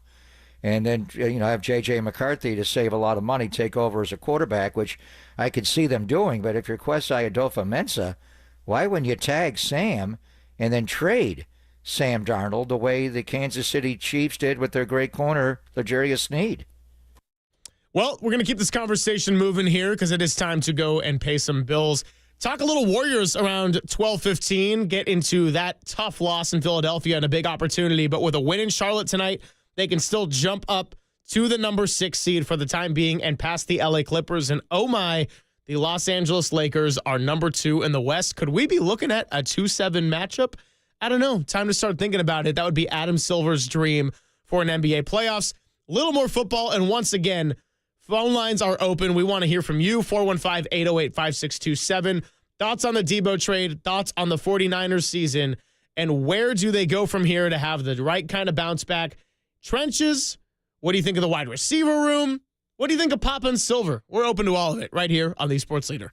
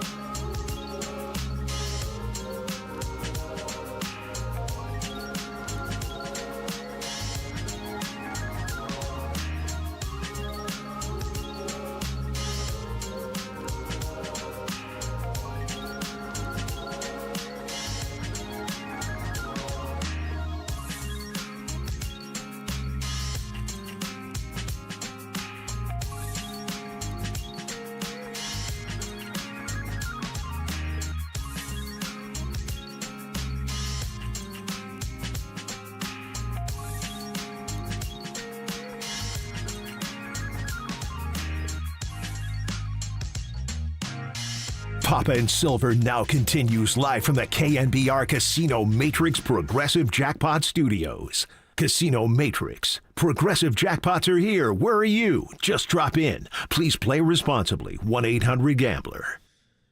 What's happening, everybody? Fresh back in the Bay Area, just like the shrimp that we served Murph and Marcus. And if you want to go back and check that out, I highly recommend it, because with all those other two shows having beef. Now, Murph said when we were sitting in the chair, Papa, he said, they never really do this crosstalk thing because I think they might be a little bit intimidated. No. We just stay in our lane. That? We just stay in our lane. We just not really about the drama. But what we are doing is feeding the spice to the other shows, and so they can have a big discussion. Who questioned the crosstalk? You mean the face-off? The jerk-off? The circle jerk? Who says we don't do that? That's Murph. Straight from the source, man. Show starts at 10 a.m. I pop on during the football season. I'm on with them once a week. So your main takeaway from going to the great St. Elmo's in downtown Indianapolis was that cocktail sauce? How about our waiter, Andre? No, that was the takeaway. That was the takeaway. Yeah, the cocktail sauce is way overrated. Too much horseradish. But anyway, what a vibe in that place. And we were there on Friday night. Jeff Joniak, the voice of the Bears, joined us, and that is the St. Elmo shrimp cocktail, which for some reason is like the highlight, but actually, and I'm not a big steak guy, but the fillets were delicious on when we go? Friday night. We went there Friday night. That was epic. Yeah, hung out with Jeff Joniak, the voice of the Chicago Bears, and trying to do our best to figure out what they're going to do a little bit of espionage, because they got pick number 10, and they're not going quarterback, so we know they might take a player that could be on the 49ers' radar, and hey, that's some serious stuff. It is, and Tyler Warren, I know we were talking about a luxury item. Now, he didn't do anything this weekend. We went there and tried to watch the tight ends work out on Friday before we saw, and Jeff actually stayed around when we were texting back and forth, and I invited him to dinner. He said, I'm going back in to watch the tight ends more. I go, Tyler Warren's not working out. There are other ones that are going to be interesting. Loveland, obviously, is an interesting, really the top tight ends didn't work out very much at all. But it's not all about day one or even day two. As we know, it's about day three and getting those fifth-round draft selections, which is so interesting that they traded Debo Samuel. I wondered, Adam Peters, do you really want a fifth that I got to give you back? All the great fifth-round draft picks that you've hit on, is that exactly the round? Niners didn't have a fifth. They had one with a salary cap accounting error, so at least they got a fifth-round draft pick this year. Well, yeah, and if you want to play a little bit of revisionist history here, they've got some past fifth-rounders that worked out quite all right. If we're talking George Kittle, Talanoa Hufanga, we'll see what happens with him. Diamador Lenore, who just got the big extension, and then another wait-and-see in Dre Greenlaw. So that actually has been somewhat of a sweet spot in the past. Obviously, no guarantees and whatever, but to get the extra pick, I see that as value. And if we're talking about what it does for the cap this year, well, we were talking about it in the back of a cab. Yeah, $31 million on the dead cap this year. It's essentially like they bought a fifth-round pick. So, yeah, and the Warriors have done that with second-round picks in the NBA. You know, they just basically buy second-round picks, and they've hit on a number of second-round picks. But, I mean, if you would have said a year ago you're going to trade Debo Samuel for a fifth-round pick, and I think most of the reaction is, what? You're trading Debo Samuel for a fifth-round pick? What did Stephon Diggs bring Buffalo when they traded him? Like a fourth-round pick? I mean, wide receivers just lose their value, especially late in their contracts. And Diggs, like Deebo, was going into the final year of his contract. He unfortunately got hurt.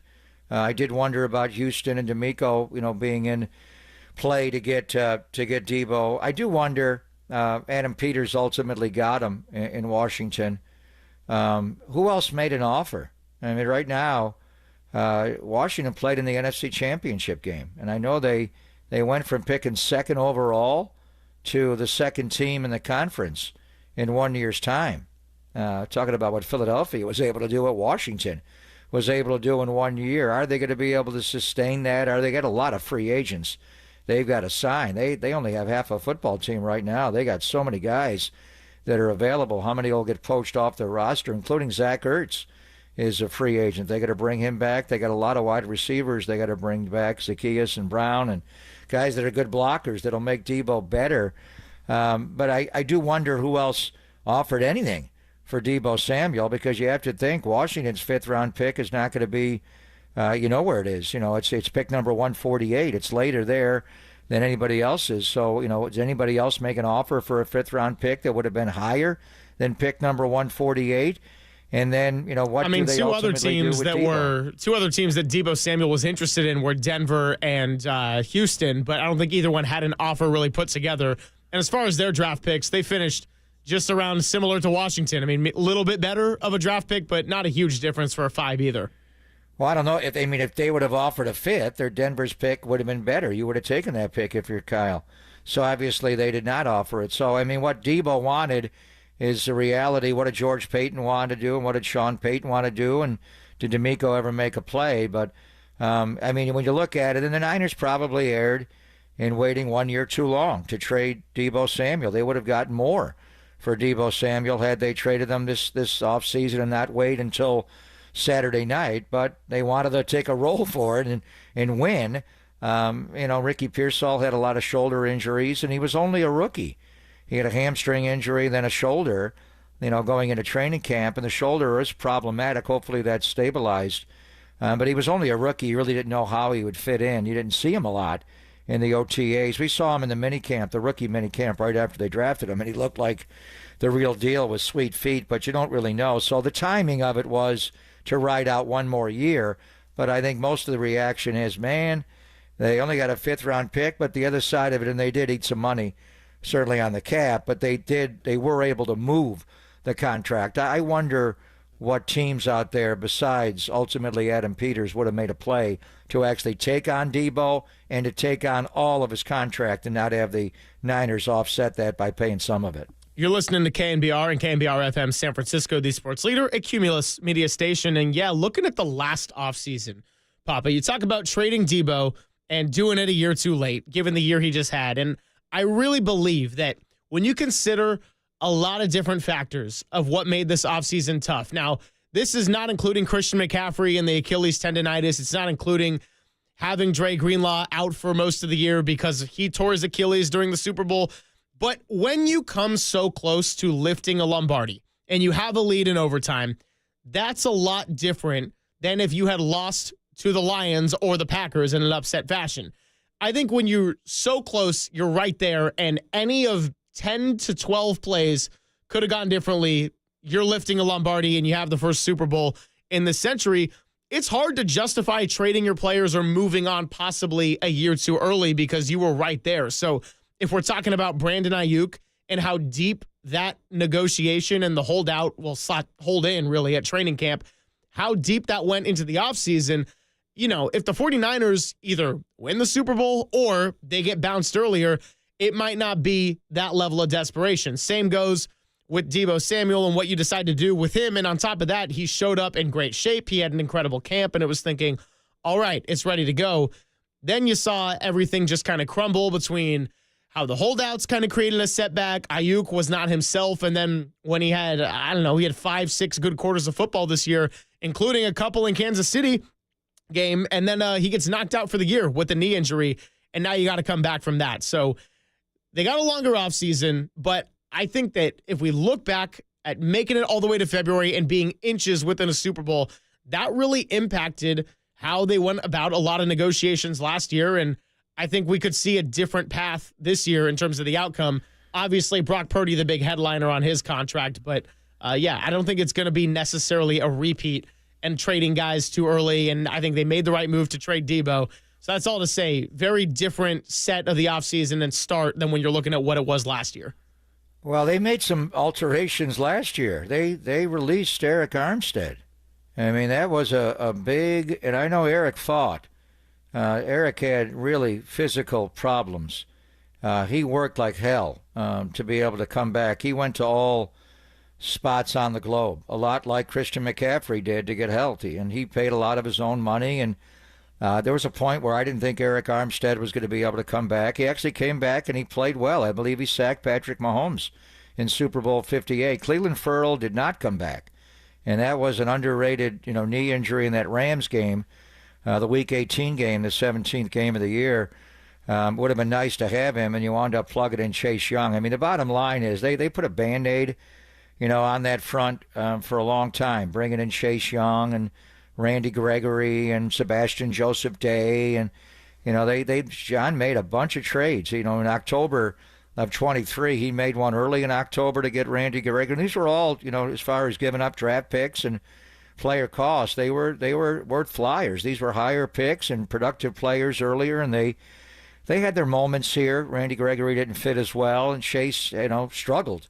Figured it out a little bit later on in the Super Bowl and probably had his best game, but overall, it just wasn't his deal here, the way they rushed the quarterback, and then they let all those guys go in the offseason and then decided to let Eric Armstead go, and they had hard conversations with Kyle Juszczyk about letting Kyle Juszczyk go. They lost a lot of players.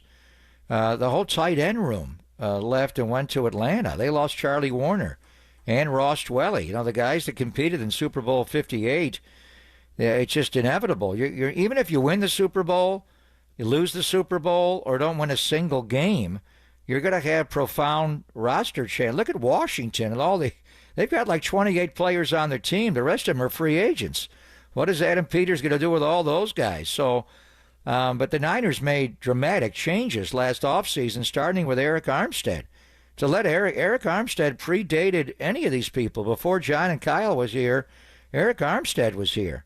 And that was a tough call, much like moving on from DeForest Buckner and trading him to Chris Ballard years ago and trying to get Javon Kinlaw. It's just, and they tried to, Gross Matos, and then he wound up getting hurt in the Raider game, and Jordan Elliott, Malik Collins, and Leonard Floyd. They brought in a lot of people. The Gravedigger. The first day of free agency a couple of years ago after losing the championship game in Philadelphia, we were shocked because we did not think the Niners would be the ones that would go out and get the number one defensive free agent. But about 70 minutes into free agency a couple of years ago, they went out and got Javon Hargrave.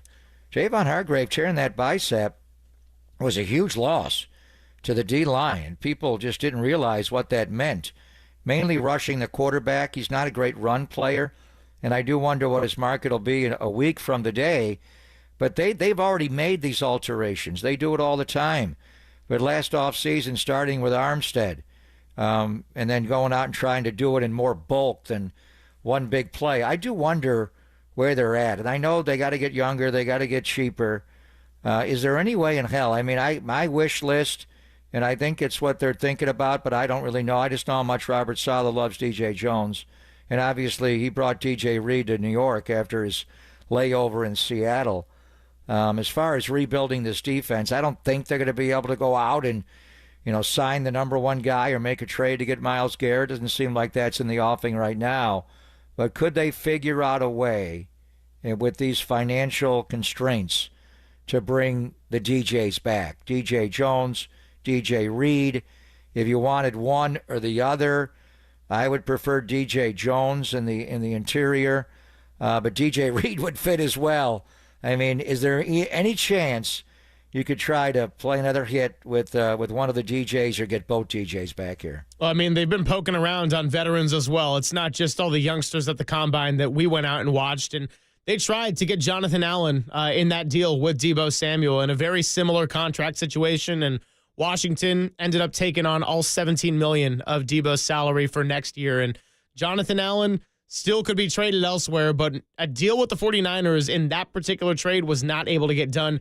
That's someone I would have loved to have had. I know he's coming off a pec injury and missed a lot of the last season, but lots of free agents to go. The legal tampering period starts on March 10th. That's when we're going to learn a lot of news. And then March 12th is when it can officially begin, and we'll start tracking who some of these new faces or maybe older, familiar NFL faces that come in could be for the 49ers and what kind of deals they could get. We know they're trying to get younger. We know they're trying to cut cash, but in order to rebuild this team and especially these lines, you got to do it in both ways. And Matt Maioko has said it to us plenty of times. It's tough for an offensive lineman to come in right away, even at pick number 11, and make an immediate impact. So there's always value in seeing what's out there on the free agent market and seeing what kind of value you could get on a player that maybe has a little bit of an injury history or maybe is a little bit older and teams think that their best years are behind them, like the 49ers did with Deebo. It's a great D-line draft class. We were there to watch it with our own eyes, and we do want to ask. Charles Davis will join us coming up at 12:50 about, Pierce, the edge rusher from Tennessee, and Charles is a former Volunteer, and that guy We were there when he ran that time, and the whole place went crazy. What was it, a 4.47?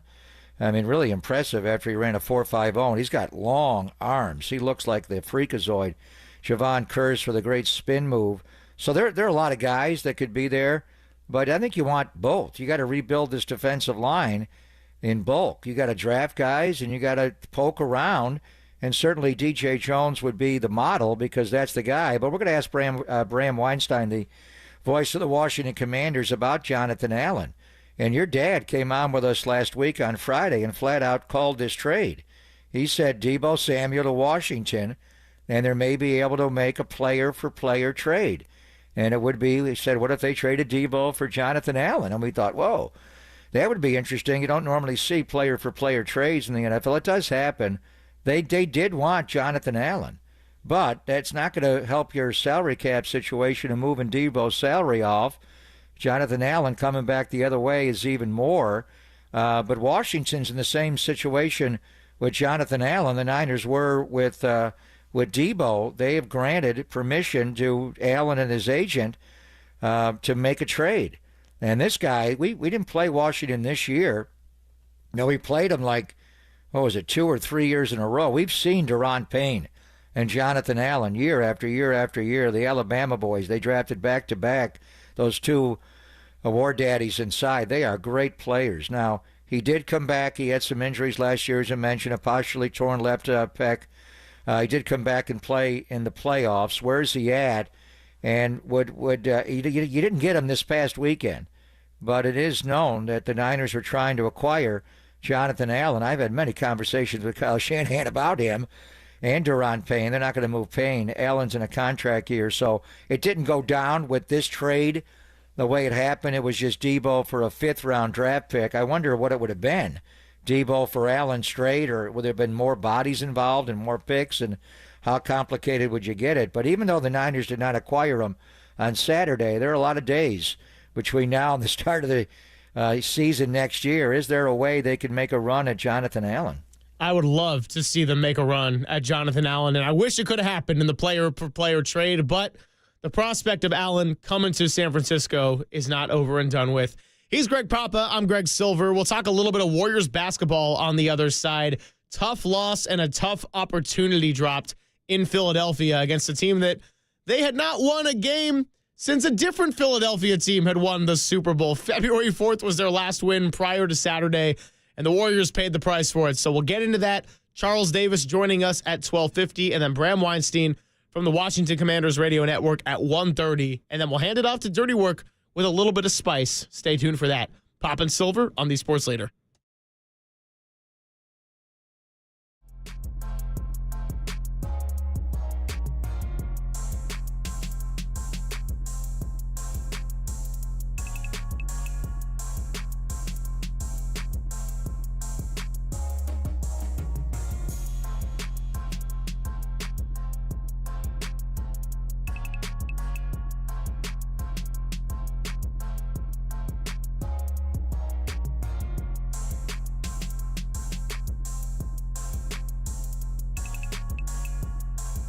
Let's talk to our good friend Steve Moskowitz here to start off the week. He's the founder and tax attorney at Moskowitz LLP, always helping out the people.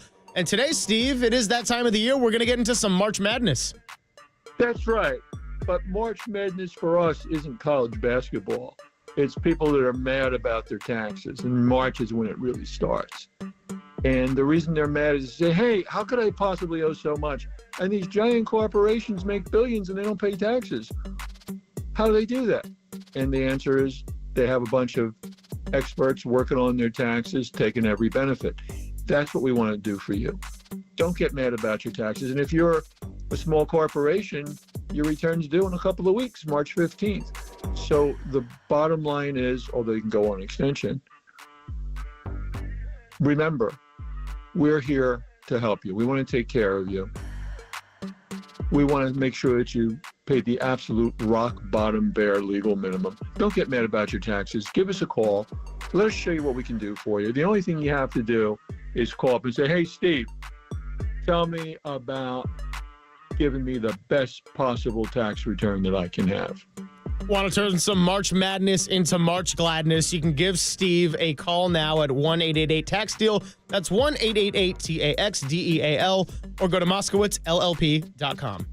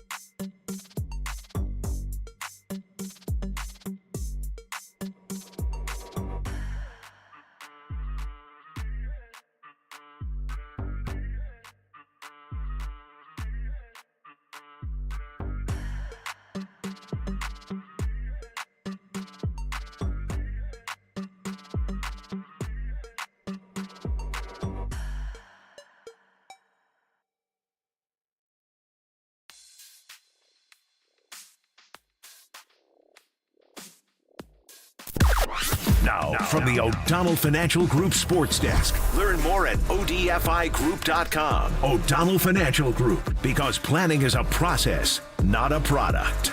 Jimmy Butler missed Saturday night's game, and the Warriors went right back to the pre-Jimmy dubs, dropping a crucial opportunity to get into that top six with a loss to the Philadelphia 76ers. Does any of this change your outlook on the Warriors' ability to make a run come April? Well, share your thoughts on the phone lines, the Golden State Lumber and Showroom text line, or the YouTube chat, the place for Bay Area fans to sound off.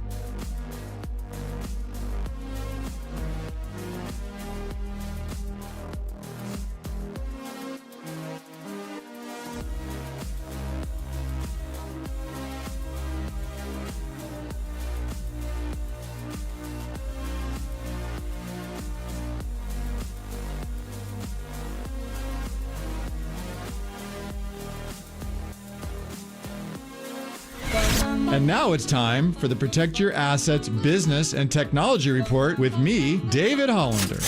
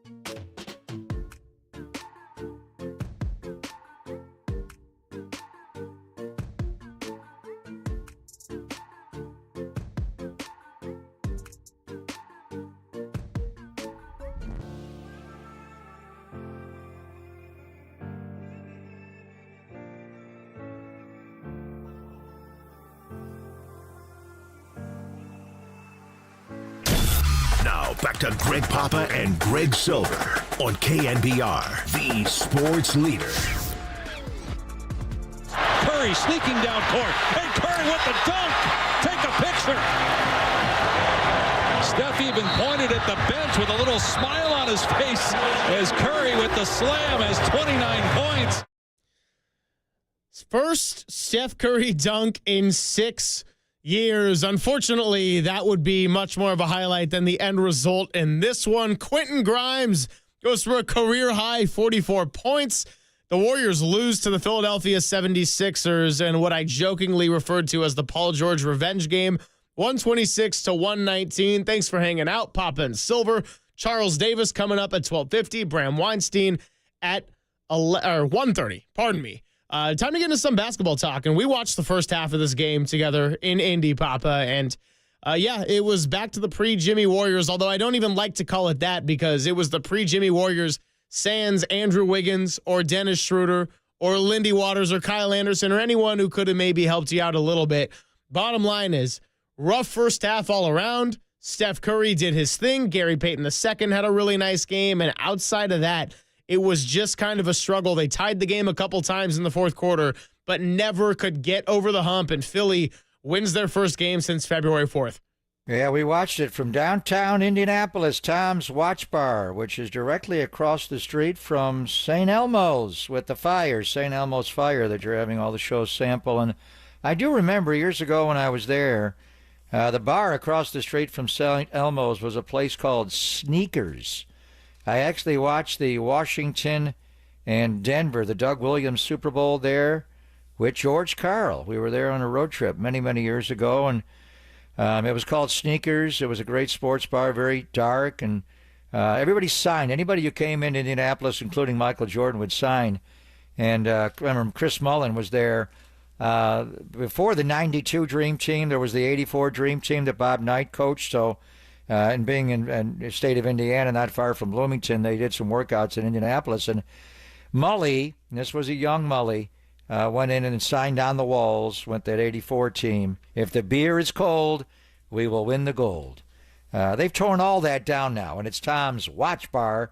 And they were watching more fighting than basketball in the state of Indiana. But anyway, it was fun to watch the game with you and get your thoughts on it as we watched it. And Jerry Stackhouse did call out Steph the morning of the shoot-around about not dunking, and he did get up and 2 foot, one hand set down, barely got it over the rim, but he retired from that. But the story of the game, I give you Jimmy Butler did not play.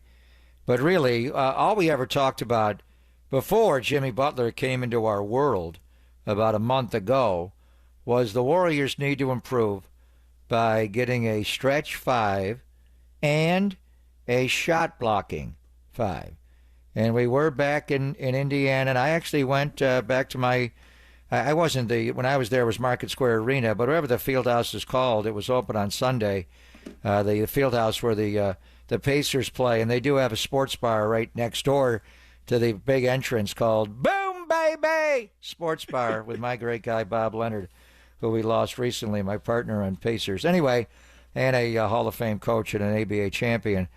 But they got a player there in the final year of a contract in Miles Turner. And we talked a lot about going out to get a big and Nick Vucevic and versus Miles Turner. This is way before we were anywhere on the Jimmy Butler radar. We knew he was a malcontent in Miami. Would you trade for him? Would you do that? But anyway, Quentin Post is playing really well. And now he's back into the starting lineup, and we'll see what they do tonight in Charlotte. Jimmy is back to play tonight with a back injury.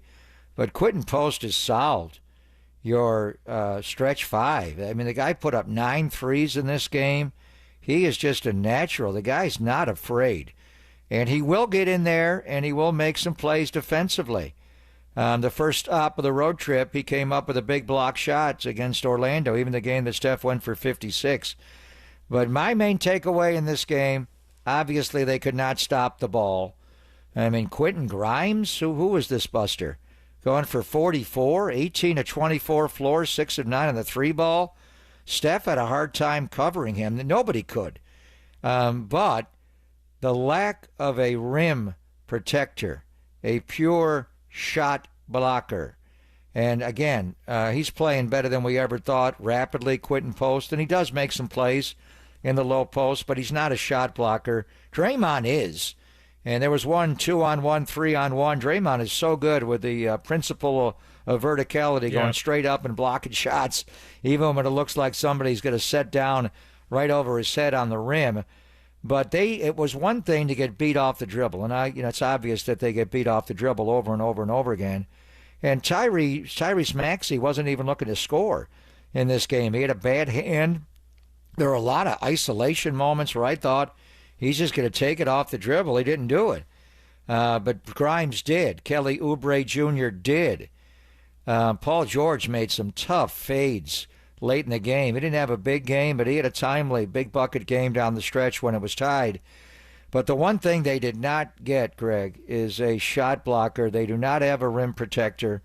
They do have one sitting on the bench who did play not too far away from Indianapolis where we were watching the game. And we had some IU fans to our side wondering, what's wrong with Trace Jackson? Why isn't Trace Jackson Davis play anymore? I don't really know. Quentin Post is playing, and he's a different kind of stretch 5. Draymond plays a lot of 5. They play Kevon Looney at 5. You don't have enough minutes for 5-5s. I get it. But Trace Jackson Davis is the one pure shot blocker. That guy can block shots. His daddy, Dale Davis, was a badass Indiana Pacer on the front line. He could block shots as an undersized 5, mainly a power forward. It's just so obvious that they need a shot blocker. Grimes just took it to the rim. He made some shots spinning away. But if you're going to get beat off the dribble the way they are right now, sans Wiggs, you got to have somebody to make them pay at the rim. Teams are just going all the way to the rim and scoring without any kind of pushback at all. So is there a point here where Trace Jackson Davis can get back into the rotation? You need a big who can block shots. TJD can block shots. No, it's so tough, and this goes back to the isolated skill set discussion we had in the pre-Jimmy days, right? Kyle Anderson, such a good passer, such a good screener, smart player, not very dynamic offensively and not a shooter. Buddy Hield can shoot the ball, and he didn't do that very well on Saturday, but doesn't really do a whole lot else well. Then you had Dennis Schroeder, who did certain things very well, and then other areas where he really struggled. And so when you talk about the Warriors' bigs, it is a little bit of a puzzle piece where Quentin Post, who started, you said it, he has played really well. And I think I told you, I saw before the game, he was 51% on what were considered wide open threes. Like the catch and shoot for a Quentin Post has been the perfect stretch 5 kind of skill set that the Warriors need, because this is a team that, much better as they're playing, they still lack some shooting, even with Buddy Hield on some of his on nights. Kevon Looney has been just rock solid this year. Really good defender, has seen it all, can get you a lot of offensive rebounds. Not very vertical, not very bouncy, not a lob threat. Very different kind of player.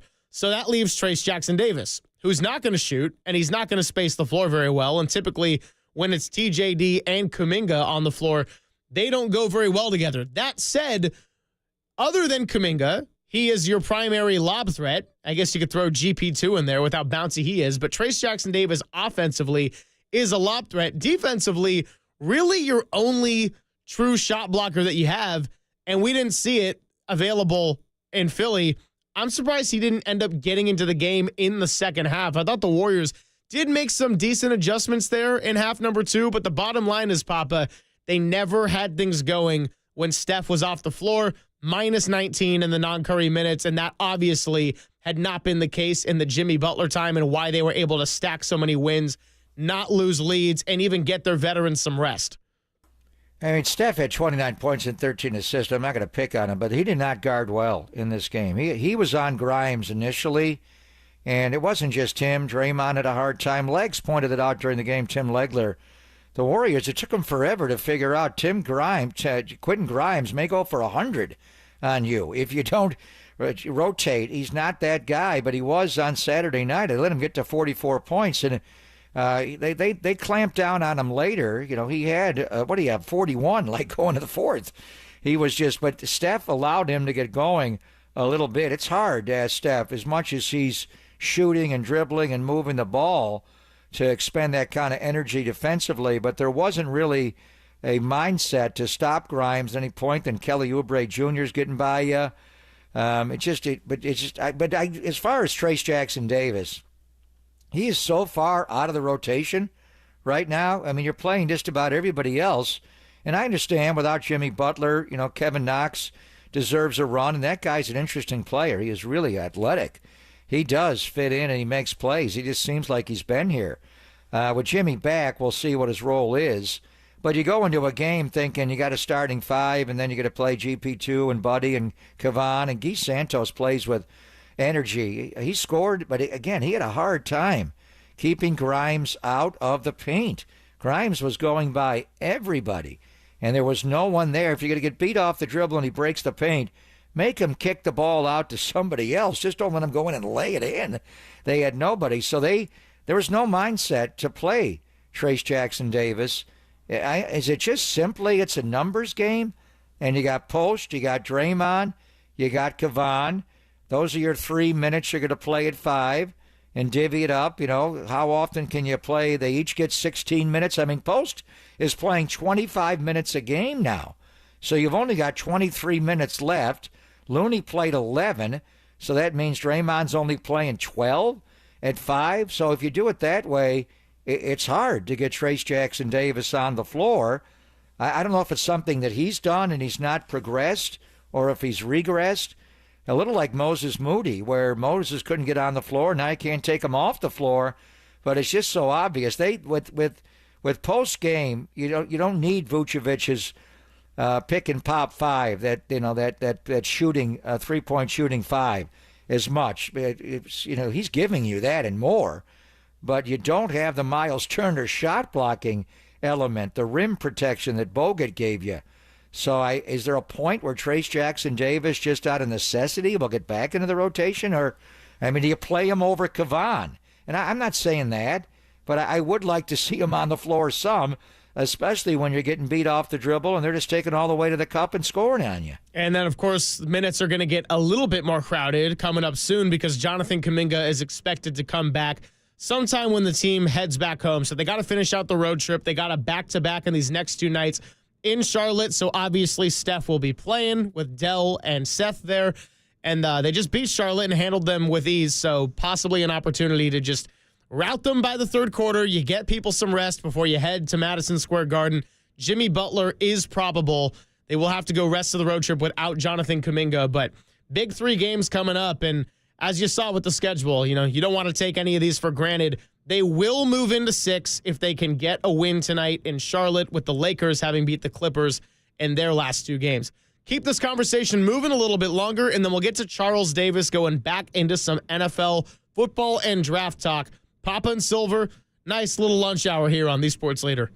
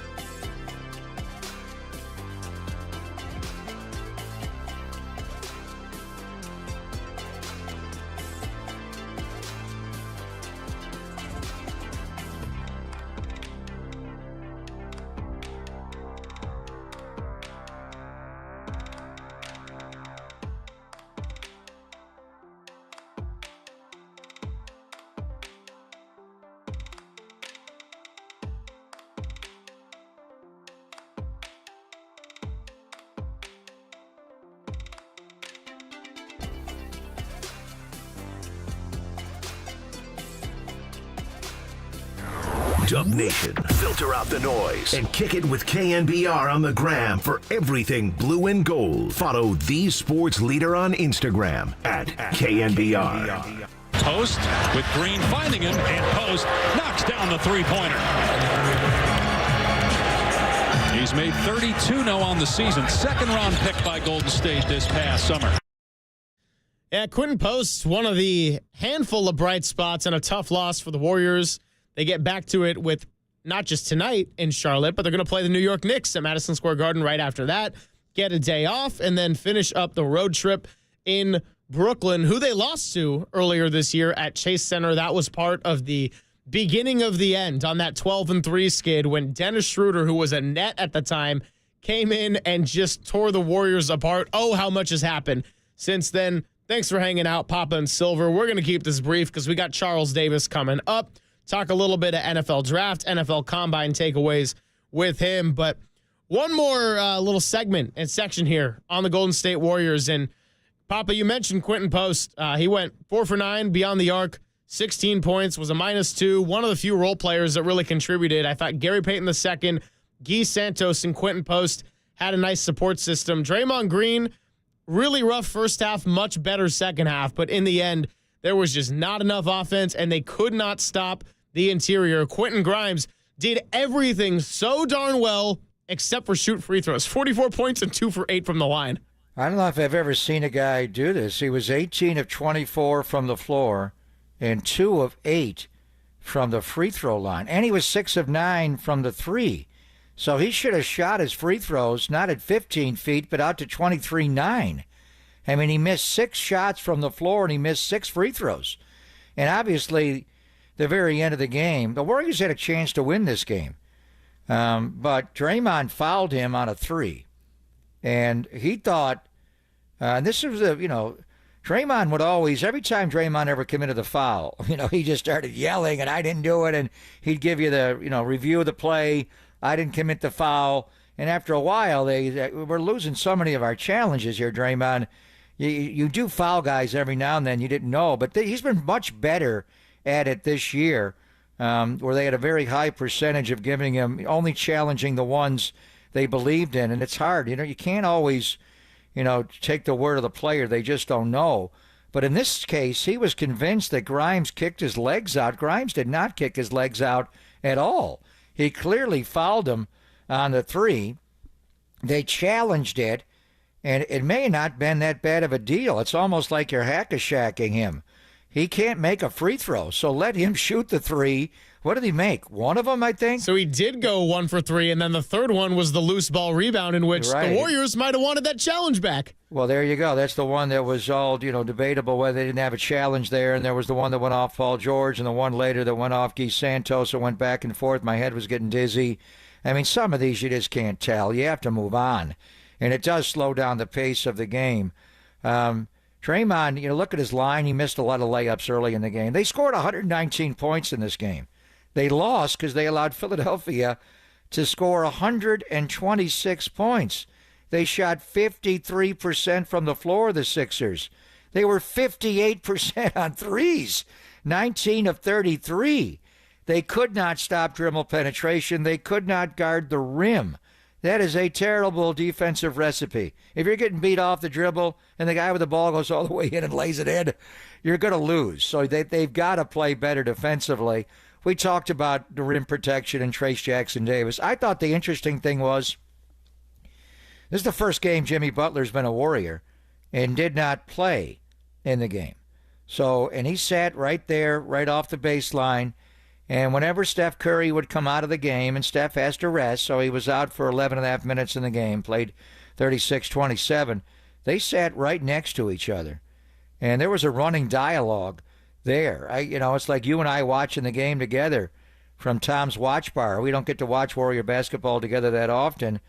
They go back and watch it all.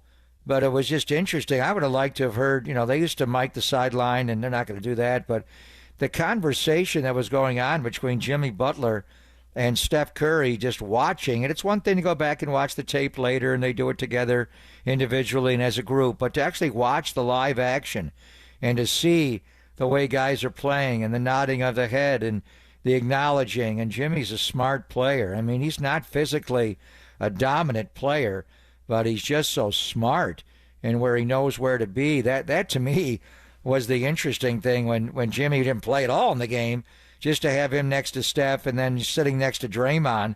And then some of the younger guys, to be able to coach up the young guys was invaluable. So, after what Steph did in Charlotte and how well they played with Jimmy, we thought they're going to win every single game on this road trip. They're going to go 5-0. And then you lose in Philly, and they had lost 9 in a row, and whatever's going on with the big guy, Joel Embiid.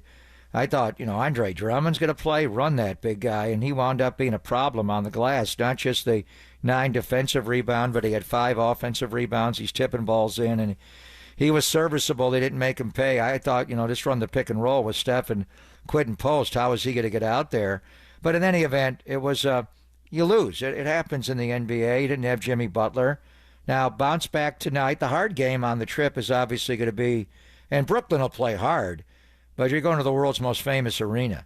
And we saw it when Steph went to Orlando, and we'll see it tonight. I mean, how does he treat this?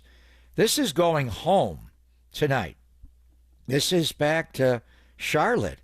And his dad will be doing the game. His brother will be guarding him and shooting over him. And it's a big game. He's not ducking Charlotte. When he went back and was hurt a few times in his career, it breaks his heart. But then you're going to the Mecca. And that game's on TNT tomorrow night. So he wants to go there and play and put up a number against Charlotte. Hopefully they blow them out and don't expend a lot of energy tonight. But it's also like this is the biggest game of the Hornets' schedule. The Steph Curry's coming home.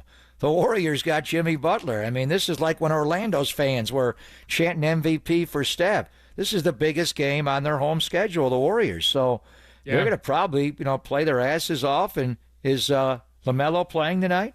Oh, I got to double check the LaMelo injury report. My indication was yes. Don't have official confirmation to be shouting out on 50,000 watts right now. Well, we'll figure it out. But they're going to be up for the game. So, I mean, how do you do this tonight? It's back-to-back. I think he's fine. He's talking about his knees, and, he's dunking now, so that was a good sign. He should be able to play back-to-back, but the Knick game is going to be hard, having to deal with Jalen Brunson and attacking Karl Anthony Towns, and then Brooklyn's going to be feisty. They always are. So he started out after he dropped 56 in Orlando. They're going to win every single game on the road trip. Now you're looking at, how do they handle the back-to-back against Charlotte, and then they go to New York tomorrow night? LaMelo Ball is off the injury report, so they will have to deal with him. It's not going to be quite the same team that they blew out at Chase Center when they could have afforded having not the greatest first half, but just by sheer competence, were able to build up a 15-point lead and then break that game open there in the second half.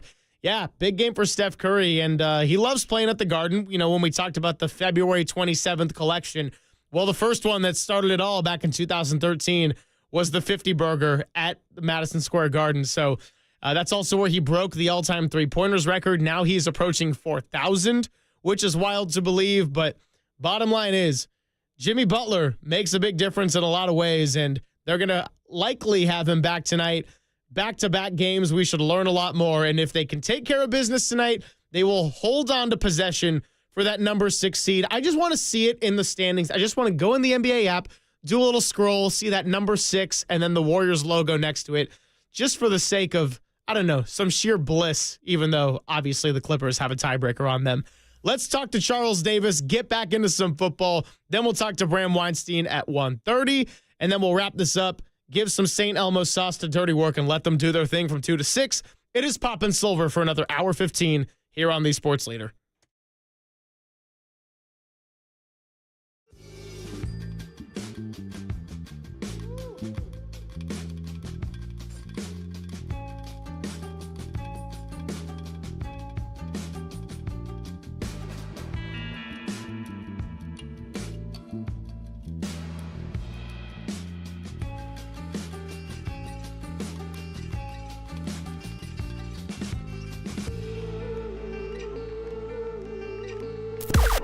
Now, from the O'Donnell Financial Group Sports Desk. Learn more at odfigroup.com. O'Donnell Financial Group, because planning is a process, not a product.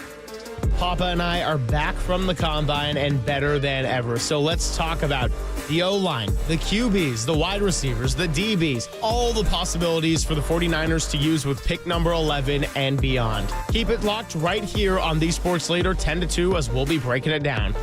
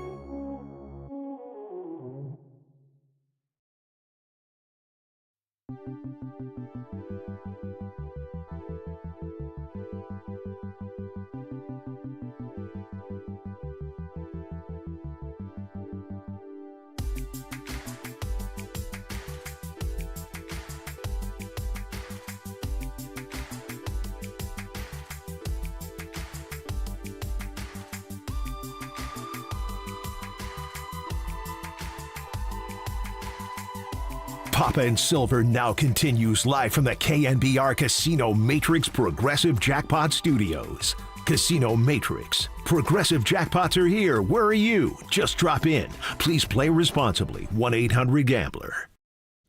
What's going on, everybody? Papa and Silver hanging out with you for another 70 minutes or so. Dirty Work's going to be getting their fill of the St. Elmo spicy cocktail sauce. And the reason we've been talking heavy combine today is because, we were there by now. We did a pair of shows. We had a great time. We did everything but sleep. And now it's time to talk to someone who is one of the smartest in the whole biz, Charles Davis, analyst for NFL Network. He was there for extensive NFL scouting combine coverage and will be there for the draft. And he joins us courtesy of the UMA guest line. Charles, how's your sleep deprivation scale going, and how's the start of the week for you?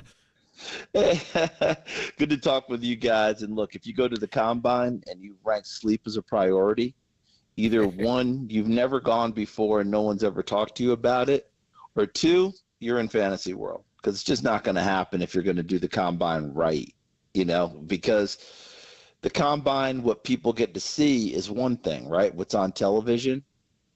I didn't have to be with you guys to know that a big part of the combine is talking to people, being around the swirl, throwing things back and forth, hearing this, hearing that, seeing other people elsewhere.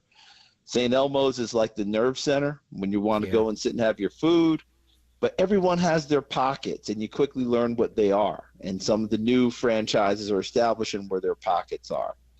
Old school, I'm not going to say names, but there was an old school bar called Moe's.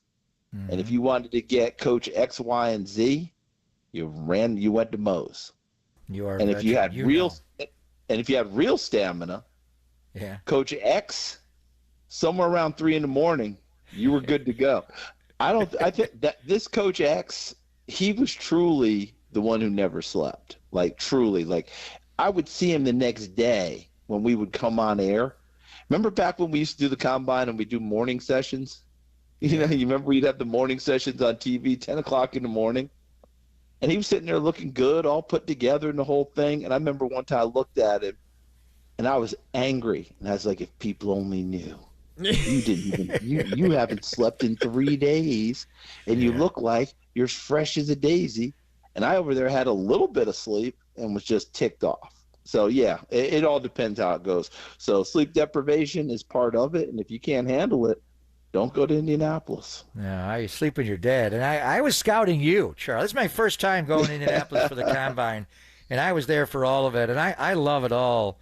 You guys do a great job, obviously, Rich and DJ and yourself on the field, Kurt Warner and all the crew, but you have to take commercial breaks, and I don't like the breaks because you see so much just how guys prepare to do the events, the way they work, like Tyler Booker from Alabama, just working his ass off yesterday. Donovan Jackson was clearly hurt, Charles, and that guy still went through every drill. I know you went over and talked to him, but he was laboring. I know these numbers couldn't have been good, but that guy worked out, even though I'm sure his agent was saying, don't work out, brother, you're not doing well. But he's a football player. He wanted to play hurt yesterday. Yeah, he's an offensive lineman. You're exactly right. And boy, did he exhibit it to the nth degree, where offensive linemen don't want to have a lot of conversations. There aren't a lot of the interviews we got with offensive linemen, or if you saw them during the week, right? Or if you got anyone, that may be the last time you get them, because most offensive linemen, as you guys know around the league, at their teams, their veterans tell them, we are the people who are seen. We are not the people who are heard. Talking to Charles. Sorry, Charles. I didn't mean to cut you off. That's all right. All I was saying was that offensive linemen, they have a reputation of they will fine each other. They have a code. Their omerta is, we don't talk to the press. There's not a lot of that going on. We just get the job done. We saw that on display on Sunday. Talking to Charles Davis, and my apologies for jumping you. You're just so smooth with the cadence that sorry about that. Thought it was the window to jump in the neutral zone. I know. Jump off sides. I went Frankie Louvu on everybody, so I guess. Hey, listen. I just tried to step back and throw it deep because I knew how to free play. Yeah, exactly. That's well put there by one of the best. So, I guess what I did want to ask you a little bit too soon was, what do you really look for in the combine and the whole experience here? Because we can get so caught up in a 40 time or a measurement, and we're talking about a guy like Debo Samuel for a lot of the show today who probably wouldn't have wowed on paper, but the way he was physical and ran and played multiple positions in Kyle Shanahan's offense made him one of the best players in the league for a good handful of years, and now he's going to Washington. So what is it about the combine that you really look for, being an expert, having done this so much? And maybe some of that is some of the off the field too, and just getting to talk to these players and kind of see what their character attributes are too. Yeah, I think in your question, you kind of summarized a lot of what we're looking for. Let me just rephrase that. What I'm looking for, because every person's looking for something different. They all have a different process, a method, what triggers them, that sort of thing, right? And you can have too much to where you become Don Quixote and you're tilting at windmills, right? Things that just don't matter. But oh my God, look at that! He tied his left shoe first. Okay, let me write that down. That's my evaluation. When you start off, you can do stuff like that. Then when you are able to down focus and know what really matters to you, that makes things a little bit easier. For me, the measurables are going to be the measurables, right? Nothing I can do about that. That's what they are. I throw that into a pot. Then you watch them work out. Okay, now here comes the speed testing and the lifting and all that other stuff. Okay, that's another thing. They give you that. Some of it you may arch an eyebrow because what you saw on tape was either faster or slower. So many, many years ago, Mike Maioko, who I worked with and respect as much as anyone in the business, said to me, he said, the combine in a lot of ways confirms what you thought about a person or it leads you to more questions. And to me, that's about as simple as it gets, and that's kind of where I go with it. If I've watched tape, watched a player play, and I thought he was really, really fast, and he goes to the combine, doesn't run nearly as fast, I have questions. But if he runs really, really fast, I get confirmation on what I thought before. I hope that makes sense. And totally. I don't want to belabor this whole point. That's kind of what it comes down to. And my best example coming out of this combine that's going to lead me and probably all of us back to more tape is Brady Cook, the quarterback at Missouri. Because we knew he was a tough kid. We knew he was a leader. We knew he loved Missouri. Like, if you cut him open, he bleeds black and gold. He's one of those kids that, and there's less and less of these kids nowadays, that they threw the Missouri, Tiger mascot in his crib, and he couldn't wait to be a Missouri Tiger. That's all he wanted in this life. And now he goes through the process, right? He has a nice career, but we don't know how accurate he is watching him on tape. We worry about this, worry about that. He blew us away in the measurables and the testing. Whoa. And then I'm going to tell you, I stood down the field next to Kurt Warner, and I'm going to listen to him when Kurt Warner talks to me about watch it. He threw the ball really well that day, okay, in the throwing session. What does that mean? I have a lot more questions, which means I'm back in the tape like crazy, which means I want to talk to people. I want to see some stuff. But he gave me something that I need to go back and reevaluate. And he was the first one to jump in. There were only 3 quarterbacks that even ran the 40, and he ran a 4.59, and Tyler Schuff was impressive with his 4.63. Jackson Dart from Ole Miss, and we obviously have our opinions about Lane Kiffin. Yeah. After the top 2, Cam Ward and Shador, and we're kind of looking at it from a 49er lens, Charles, picking at 11. Yeah. So we want all the quarterbacks to go, hell, take 10 out of 10 right away. We'd love that. But realistically, and last year there were so many 6 going right away. Yeah, 6 in the first 12 picks. First 12. I mean, could Jackson Dart, where does he go? Is he a day one guy? Could he even get into the top half of the first round? What do you see after his performance on Saturday? As the season began, before we even got into the season, I'm not sure how many people had him in the first round, but I will tell you, I spent time with Charlie Weiss, Coach Charlie Weiss. Now, his son, Charlie Jr., is the offense coordinator at Ole Miss. So sometimes when you have that, you're like, okay, I got to understand what the nepotism is, right? He's proud of his son, et cetera, et cetera. But go back 2 years ago, Charlie Weiss Jr. was not the offense coordinator at Oregon. And before the season even began, Coach Weiss said, Charles, Bo Nix. Love Bo Nix. Bo Nix puts up a year of 45 touchdowns, 3 interceptions, ends up going number 12, presses for Offensive Rookie of the Year, the whole deal. When Coach Weiss talks to me, I listen.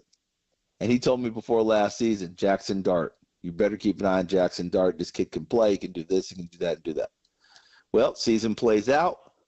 Jackson Dart rises in rankings in a lot of places, but I think that he threw the ball really well on Saturday. I think that from everything I've talked to, heard from people, his interviews were terrific.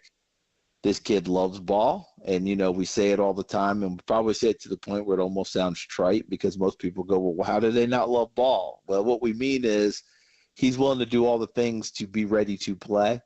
not just loves to play on game day. To me, that's what loves ball is, right? It means you take in the meetings. It means you prepare. It means you do all the physical stuff to play. As you guys know, most guys retire not because they don't love playing on Sunday. They just don't want to do the stuff necessary to play on Sunday anymore. They're done with it, and I get it. This kid will do all of that. Teammates gravitate towards him. Think about a Utah kid goes to USC, transfers to Mississippi, and captures the team, and captures the fancy of the Mississippi fans, and puts up the numbers you expect, that are big time. He's now the all-time leading passer in Mississippi history. That means he's ahead of 2 different Mannings. just that alone will get your attention. I think he's in the mix to be the 3rd quarterback taken. I think he's in the mix to go in the top 10 to top 15 quarterbacks. Great to be joined here. Excuse me, not quarterbacks, top 10, top 15 of the draft. Right. Yeah. I'm sorry.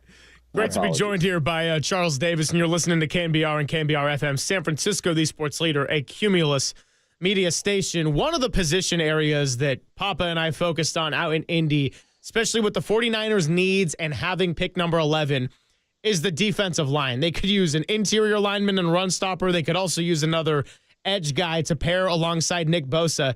Is this the deepest defensive line draft that you can remember prospect-wise? I feel like it's a recency call because that's what happens when you come out of a combine. But, boy, it's hard for me to think of one deeper.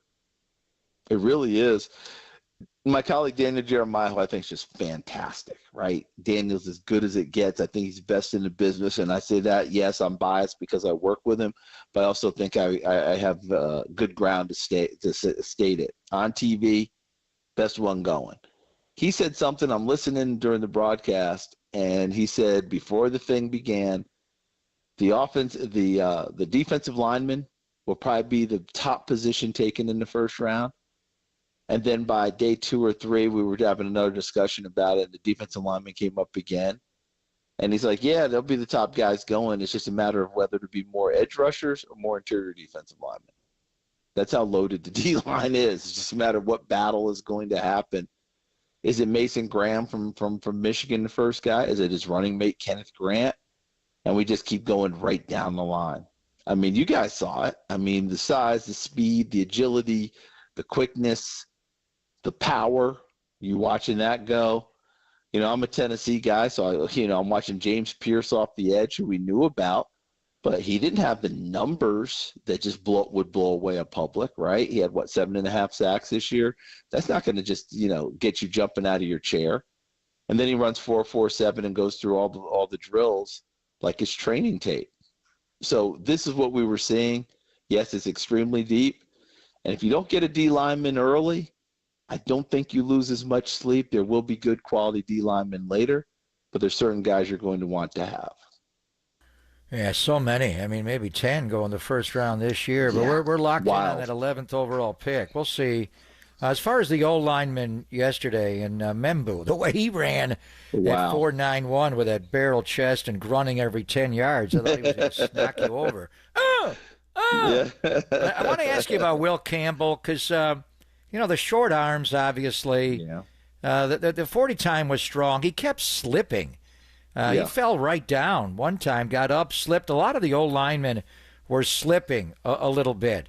I mean, obviously, he's going to go high in the draft. But how do you view Will Campbell versus Membo, Charles? I think it's a favorable conversation, and it's a good discussion. But here's the kicker. Coming into it, it was Will Campbell. Like Membo was people knew who he was, but how many people did you hear have him in the same fight with Will Campbell? You didn't. Now we're leaving here, and even Daniel said, guess what? There may be a fight about who is going to be the first offensive lineman taken, and that perked my ears up because that's not what I'd heard before. Right? It had been Will Campbell was coming off the board, whether you liked him at tackle or guard. The slipping that I saw a number of guys slipping. Yeah. At first, I thought maybe it was the cleats, Greg. I really did. And then over time, I just got much more. Guys were getting a little overextended, and that's not unusual because that spotlight, everybody wants to be the best one going. You go probably a little faster than you should. What's the old adage that you hear from people in the military? Slow is smooth, smooth is fast. Sometimes we forget that part. Now we've sped up the process and we're going a little bit too quickly. Once they got themselves out of that, I didn't see that slipping anymore from the different guys that I saw do it. And Will Campbell showed really, really well. Change of direction. He's a guy who's going to hit moving targets in open field. The kicker is going to be whichever team takes him, what their measurables are. You know, like Bill Parcells, if they didn't hit a certain measurable, he didn't want them in certain positions. Will that change it? All I say is this. Peter Skoronski was a terrific left tackle at Northwestern. Tennessee drafted him to be a guard. It's okay. Those days of we drafted the left tackle, maybe he doesn't hold up there and he moves to guard, which means he's a bust. No, he's not. Robert Gallery from years gone by was drafted number 6 overall to be a left tackle. Moved number to 2 guard. overall. He went 2, Charles. He went behind thank Eli. you. Sorry about that. Two, See, I messed the whole thing up. It's all right. Thank it's all you. right. So now we got a Charles mistake and a Greg mistake. Papa, you're next. We're I've already watching made you. 5. It's all right. It's all right. But you guys, but my point being, because he was drafted number 2 overall as a left tackle and got moved to guard, people viewed him as a bust. Go back and look at his career. That's not true. He had a very good career playing in at guard, maybe where he should have been from the beginning. I think that stigma is a lot less, especially if teams declare it early. But that doesn't mean he can't play left tackle. Rashawn Slater of the Chargers is not the longest, most lengthiest guy you've ever seen. He's holding up quite well out there. Okay? So people can do it. Kelvin Banks from Texas is people are wondering, is he long enough to stay out on the edge? He, again, has that great footwork like Will Campbell that maybe they can hold up out there. We shall see. But all I know is you're getting a terrific football player and the guys I'm talking about. You just have to determine whether it's guard or tackle. Few more minutes here with Charles Davis. And look, as a Tennessee Volunteer in the 80s, I got to ask you what you thought of 2 standouts in James Pierce Jr. and Dante Thornton Jr. And then I guess the second part to the question, do you have a single biggest winner from the NFL Combine? Ooh, single biggest winner? Let me start with that one. I'm not sure I have a single biggest winner, but I will say this.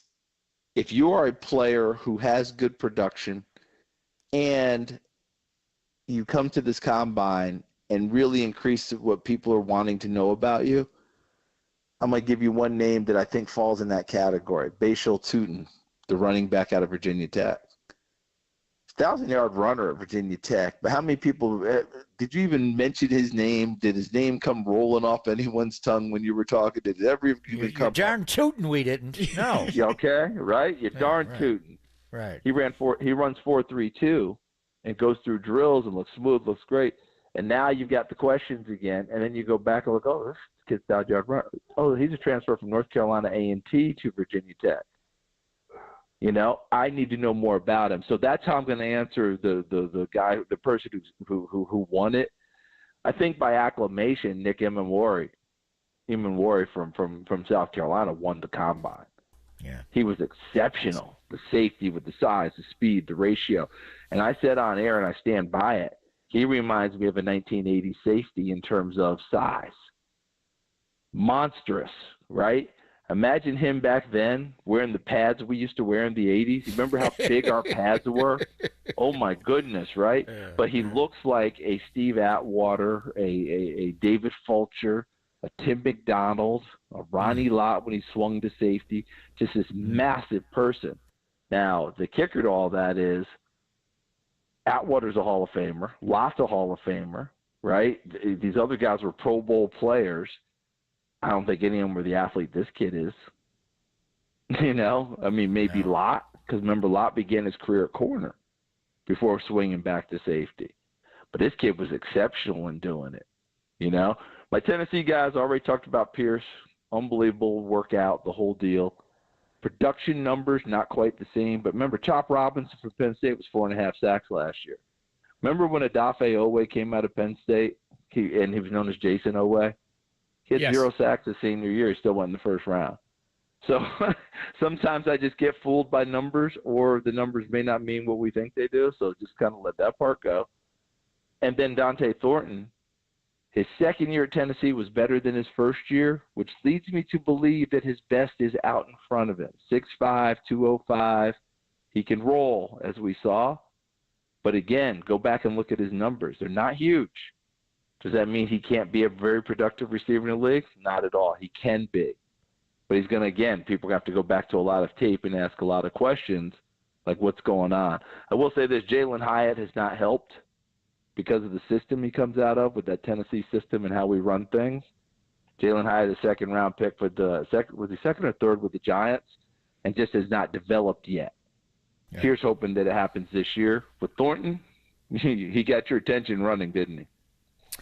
And you got our attention throughout the whole process. You're the best doing this, going right from your schedule with Ian all the way to the Senior Bowl and all the way through, which leads to the big news of the weekend, really. And we'll see what these draft eligibles turn out to be. But it was in the 2019 Senior Bowl that Kyle Shanahan and the staff went to Mobile and found Debo Samuel with the 36th overall pick in the draft, Charles. And you've watched his whole NFL career. Now he's a Washington Commander. They traded him for a fifth-round pick on Saturday while the young wide receivers were all working out. So just give me your thoughts on Debo's time here and the fall off in production. Can he be the Deebo of a couple of years ago again? You know, Greg, what's he, 29 now? Yes, Deebo, sir. 28, 29. Yeah. He's not overaged. Remember that term we were using, which we're not using much of since COVID? You know, ask Tyler Shuck, the quarterback out of Louisville. Boy, is he tired of hearing us media guys talk about him being 25, about to be 26. I mean, that guy was at Oregon when Justin Herbert was a freshman. How about that? He was in the same recruiting class as Penei Sewell. Okay? Wow. So I'm with him. We don't really use it as much. To me, it's an advantage as a quarterback to be mature coming out, but I'll move past that one. With Deebo, the question you have is very simply this. Is he willing to be in shape all the time to do the things that you expect him to do? Because you guys saw him in San Francisco. When he was in shape and at his best, there was no – he was as feared as anyone in the league because he can come at you so many different ways. I think that Washington, it's a great quote-unquote gamble because they're trying to kickstart things. They've got great momentum going. Almost every receiver they have under contract is a free agent this year, guys. They've got to redo their receiver room anyway. And you're going to give him, if Deebo comes in shape and motivated, which I think he will be because it's the last year of his contract, I'm pretty sure he'd like one more big one before it's all said and done. This is his year to prove it and have the motivation to do it. So you use him in the run game, which takes the pressure off of not just Brian Robinson and Antonio Gibson. It takes some runs off of your young quarterback, Jaden Daniels. That helps you. Obviously, you get the ball to him in the passing game a variety of ways, in the slot, out wide, et cetera, the jet sweeps, you name it. He just transforms things for you. I think it's a gamble worth taking by Washington. It's 1 year deal. You pick up the contract, the bulk of the contract, and Deebo, you got to prove it, man. I'm not signing you to an extended contract until you play this year. That's the way I think Washington's going to go about it. My easy analogy, Stephon Diggs going to Houston last year. It was a 1 year deal, right? Unfortunately, he got hurt. Did he show enough? Are they happy with him? What's going on? We have not heard about them signing him to the big deal yet. Doesn't mean that they won't. But if Deebo comes in and does what we've seen before, which he is capable of doing, then guess what? As the players say, because like I'm trying to be all hip now, he gets the bag. That's what happens if it goes. But I really think if I'm Washington, it's a gamble worth taking because you can't stand pat off of last year and think, oh, it's going to be the same. Houston's a great example of that. Mm-hmm. They got back to the playoffs, but was last year the biggest struggle battle that they were like, whoa, this wasn't like this last year. It was pretty rollicking the year before. Not this year. And Washington's going to go through the same thing. Charles, you're the absolute best. So great to get this much time out of you and really appreciate you taking this chunk out of your day because I know that at some point you will have to go and get some sleep. I know last week was not the designation for that, but I know at some point we got to have you ready and go and fresh for the NFL draft, and we'll definitely connect down the line. Can't thank you enough for coming by. Hey, thanks for having me on. I just wish all of us were like Coach X that we talked about. He still hasn't slept. I want to know who that is. That's what I want to know. Yeah, we're going to hunt him down for that answer. But, Charles, thanks for coming on Papa and Silver, and we'll talk soon. You guys be good. Take care of yourselves. Appreciate you. Thank you, CD. He is the great Charles Davis. A lot of NFL scouting combine. Incredible insight. We can react to some of that on the other side. Throw a quick Silver Linings playlist in, and then it's time for Bram Weinstein of the Washington Commanders Radio Network at 1:30. All coming your way right here on the Sports Leader.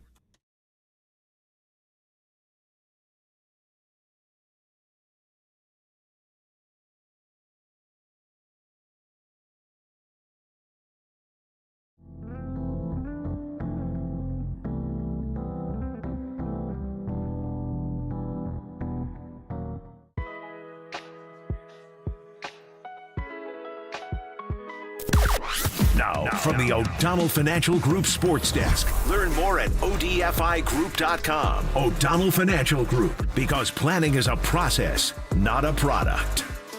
It became official over the weekend. After 6 seasons with the San Francisco 49ers, Debo Samuel has been traded to the Washington Commanders. So what do you think about this move and the fact that he went to a competing NFC team?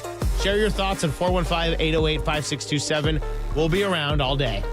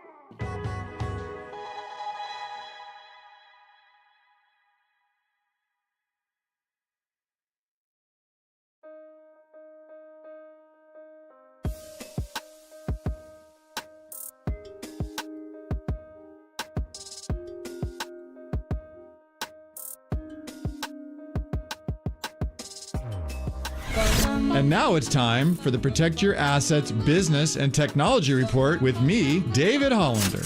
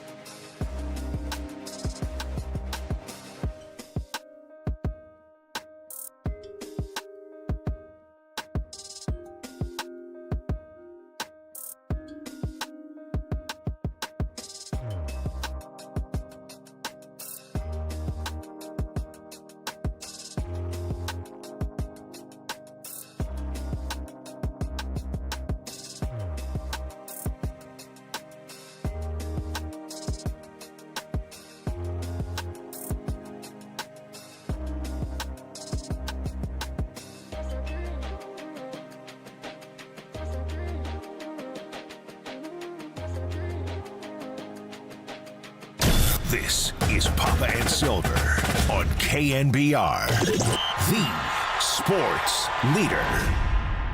Silver Linings Playlist with Greg Papa and Greg Silver. All right, we're going to keep it short and sweet here on a Monday so we can get to Bram Weinstein coming up. Talk about the Commanders and Debo Samuel. There's actually two songs with this title within the genre. Both Rage Against the Machine had one in 1992 and Green Day had one in 2008 off the album 21 Guns. And I'm going to go with the Green Day version, keep it true to the Bay Area. Bottom line is, do you know your enemy? Now, maybe it's harsh to call Debo Samuel an enemy at this point, but you can also spin it as do the 49ers in that front office know their NFC enemy and competition. Team on the rise, Washington Commanders. Deebo was the guy requested a trade. They felt good about trading. They got a fifth-round pick back.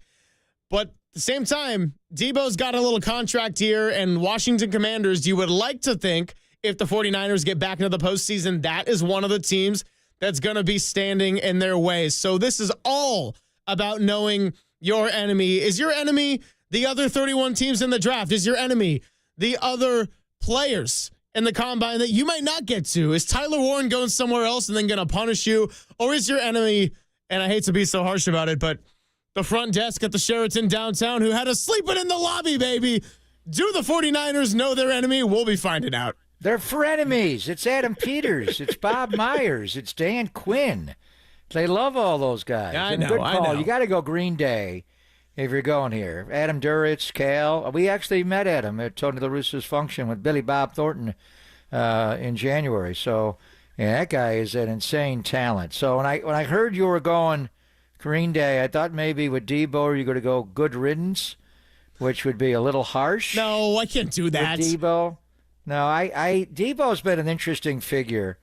And I didn't always get along with Deebo. I got to tell you, Deebo is a moody guy. Just to get him to sit down and talk. And he got better over time. It really showed up this year trying to be a leader. I mean, really actively trying to be a leader. It's really not in his mindset. He leads by just Deebo and people. And he does, with the boombox, and we're going to miss that.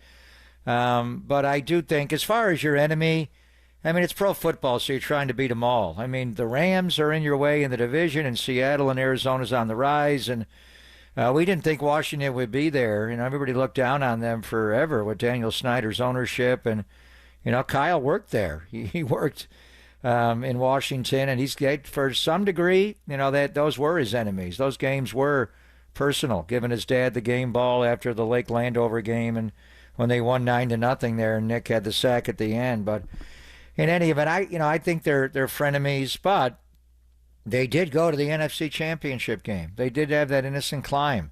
We are going to talk to Bram Weinstein, who was their radio voice, and they changed everything in Washington, including their play-by-play announcer. He got wrapped up. Larry Michael did their games forever, and he got into the whole thing with the cheerleaders. It was not pretty in Washington, what they were allowed to do there for years, and our guy Bruce Allen lost his job. So it is a little interesting that they would trade him, not only within the conference, but to a team that showed up in the NFC Championship game. They're not on the Niners schedule next year.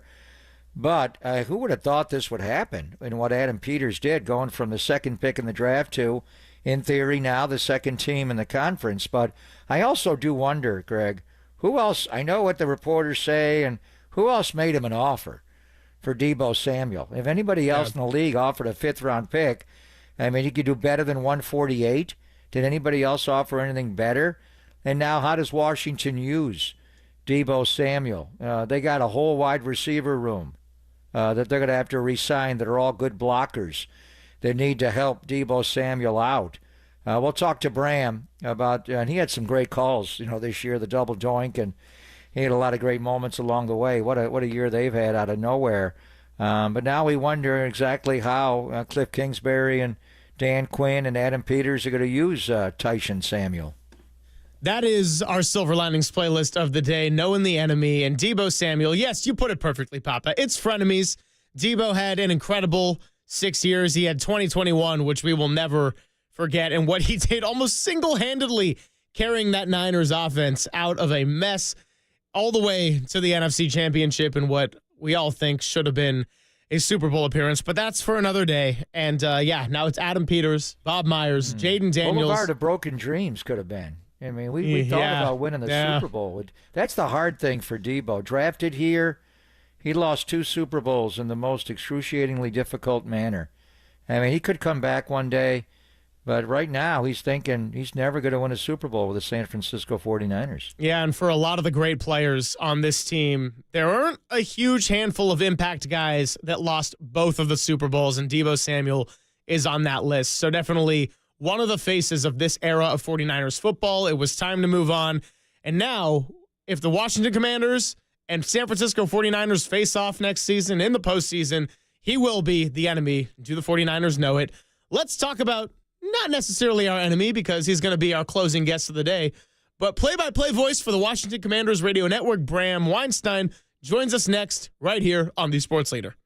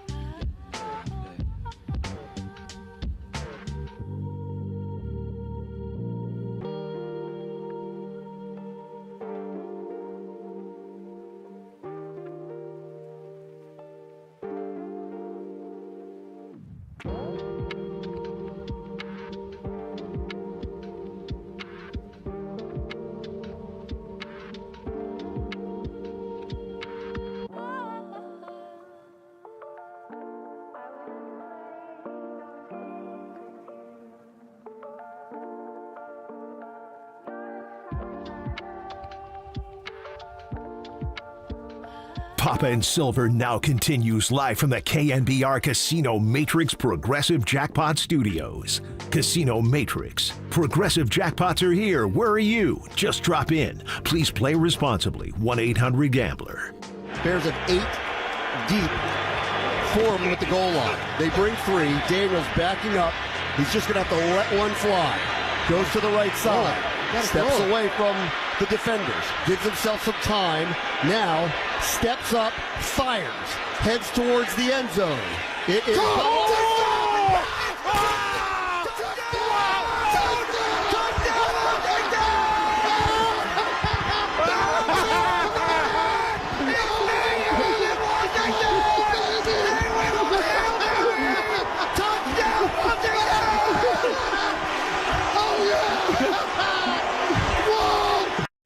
I want to just scream for no reason after listening to that play, and that's Bram Weinstein on the call. Of course, that was the moment right there, Papa, where you realize the Commanders and the Bears were not one and the same because one rookie quarterback won the game, the other teams lost it. It started a 10-game skid. Washington goes all the way to the NFC Championship, and even if we're talking about doinks, it's friendly to one team and not so much the other. We are joined on the Yuma guest line by the play-by-play voice of the Washington Commanders and Debo Samuel's new radio announcer in Bram Weinstein.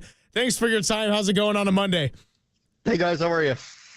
I'm doing well after listening to that call. I mean, that's just a boost of good energy that I needed coming off of a flight that landed well into the midnight hour of a Monday. But I guess I want to start with Debo Samuel. It seems like he's kind of done this every other year thing. His 3 best years were the odd years of 19, 21, and 23, and then he's kind of had a little bit of a dip in between.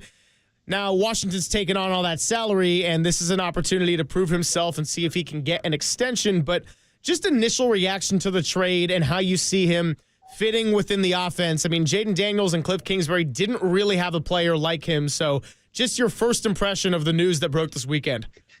So I think Washington needed an upgrade of explosive playmakers. And I honestly didn't care what position group it came from, because really outside of Terry McLaurin, that's what was really lacking for them a year ago. And they ended up winning 12 games anyway. And I think it's largely dependent on the play of their quarterback. He had an otherworldly season. But I think if we're being honest about trying to replicate all of that, they're going to have to find playmakers. And so I'm not surprised it came from this position group at this time. Could they draft a running back? Could they draft a tight end? Could they go after one of those 2 position groups in free agency? It's a possibility. But wide receiver is the spot where there's a deep pool. And they came into the offseason with Terry McLaurin and Luke McCaffrey, Christian's brother, as a draft pick from a year ago, as the only 2 receivers under contract. So this is a position of need. And they got what we hope is a primary, secondary, 1A receiver, which was a void a year ago. And in this offense, when we saw Cooper Kupp is up potentially to be traded, Debo Samuel's potentially up to be traded. One, there's a link to Adam Peters. So, we're going to lean on him to give us what he thinks about him. But secondarily, which one of these type of top tier receivers, if you're not going to be able to acquire or pay for T. Higgins, which one would you prefer? Because they're available. And in the case of Cliff Kingsbury's offense, where there's a lot of motion and they need movable parts and they want flexibility with position groups, it made too much sense for them to go after Samuel. Yeah, we've been wondering, and it's good to hear your voice, Bram, and congratulations. What a great year and so many great calls you guys had this season. But, obviously Ayuk playing collegiately at Arizona State with Jaden Daniels, and he was pretty outspoken about going there. The Deebo component, and we know Adam Peters drafted both guys, and he was really instrumental in drafting Deebo. Do you think they were ever serious about going to get Brandon Ayuk in the offseason? It didn't seem like there was as much seriousness, but maybe because of the contract. And then when did you get an idea that they would move in on Debo Samuel? This really about a week ago that it started to become more than rumor. I mean, you guys know Adam Peters really well. He's a vault. he doesn't talk to anybody. So it's all hearsay with him. I mean, even from my perspective, I'm in the building all the time. They don't really give up much. There's not many leaks around here. So it's really kind of hard to kind of discern where they're going. With Ayuk, I would describe it as it probably was about a year too early. And he was not shy in saying essentially out loud publicly that he'd like to come play with Jane Daniels again. And they have obviously a very deep relationship and they're best of friends. They talk all the time. But, a year ago, when Peters just got here, they're rebaselining the roster. If you go look at all the free agents that they signed, there was a lot of them. They gave almost none of them any kind of real big money or real long term. And so I don't really think that last year was the right time for them to take a swing really at anybody with that kind of contractual length and contractual money attached to it. And so if it was this year where Ayuk was in the same situation, I don't know which way they would have gone, frankly. Like, would they have leaned in on the relationship aspect that Ayuk and Daniels clearly have, or would they have landed in the exact same spot, which is a more versatile type of receiver, a movable part like Samuel, albeit a little bit older? And then you guys can tell me where he is mentally and physically, because I think that's the question here bringing him in. Like, his production was down a year ago, and that's the one concern. But I will say this for this group here, they had a bunch of people that were brought in that we were told were either washed or on the wrong side of their careers, and they came through for them big time a year ago. Austin Eckler, Zach Ertz, Bobby Wagner come to mind. And so the hope here is that Samuel kind of rekindles what he was a couple of years ago in terms of productivity. And certainly no matter what, this is a massive upgrade from what this team had as of a week ago at the position group. Yeah, it's all fair, and we're talking to Bram Weinstein here of the Washington Commanders Radio Network.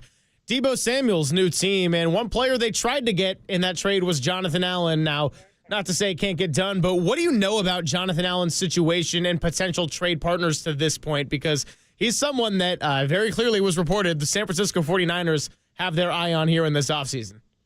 John is he's a really good guy. He's a leader.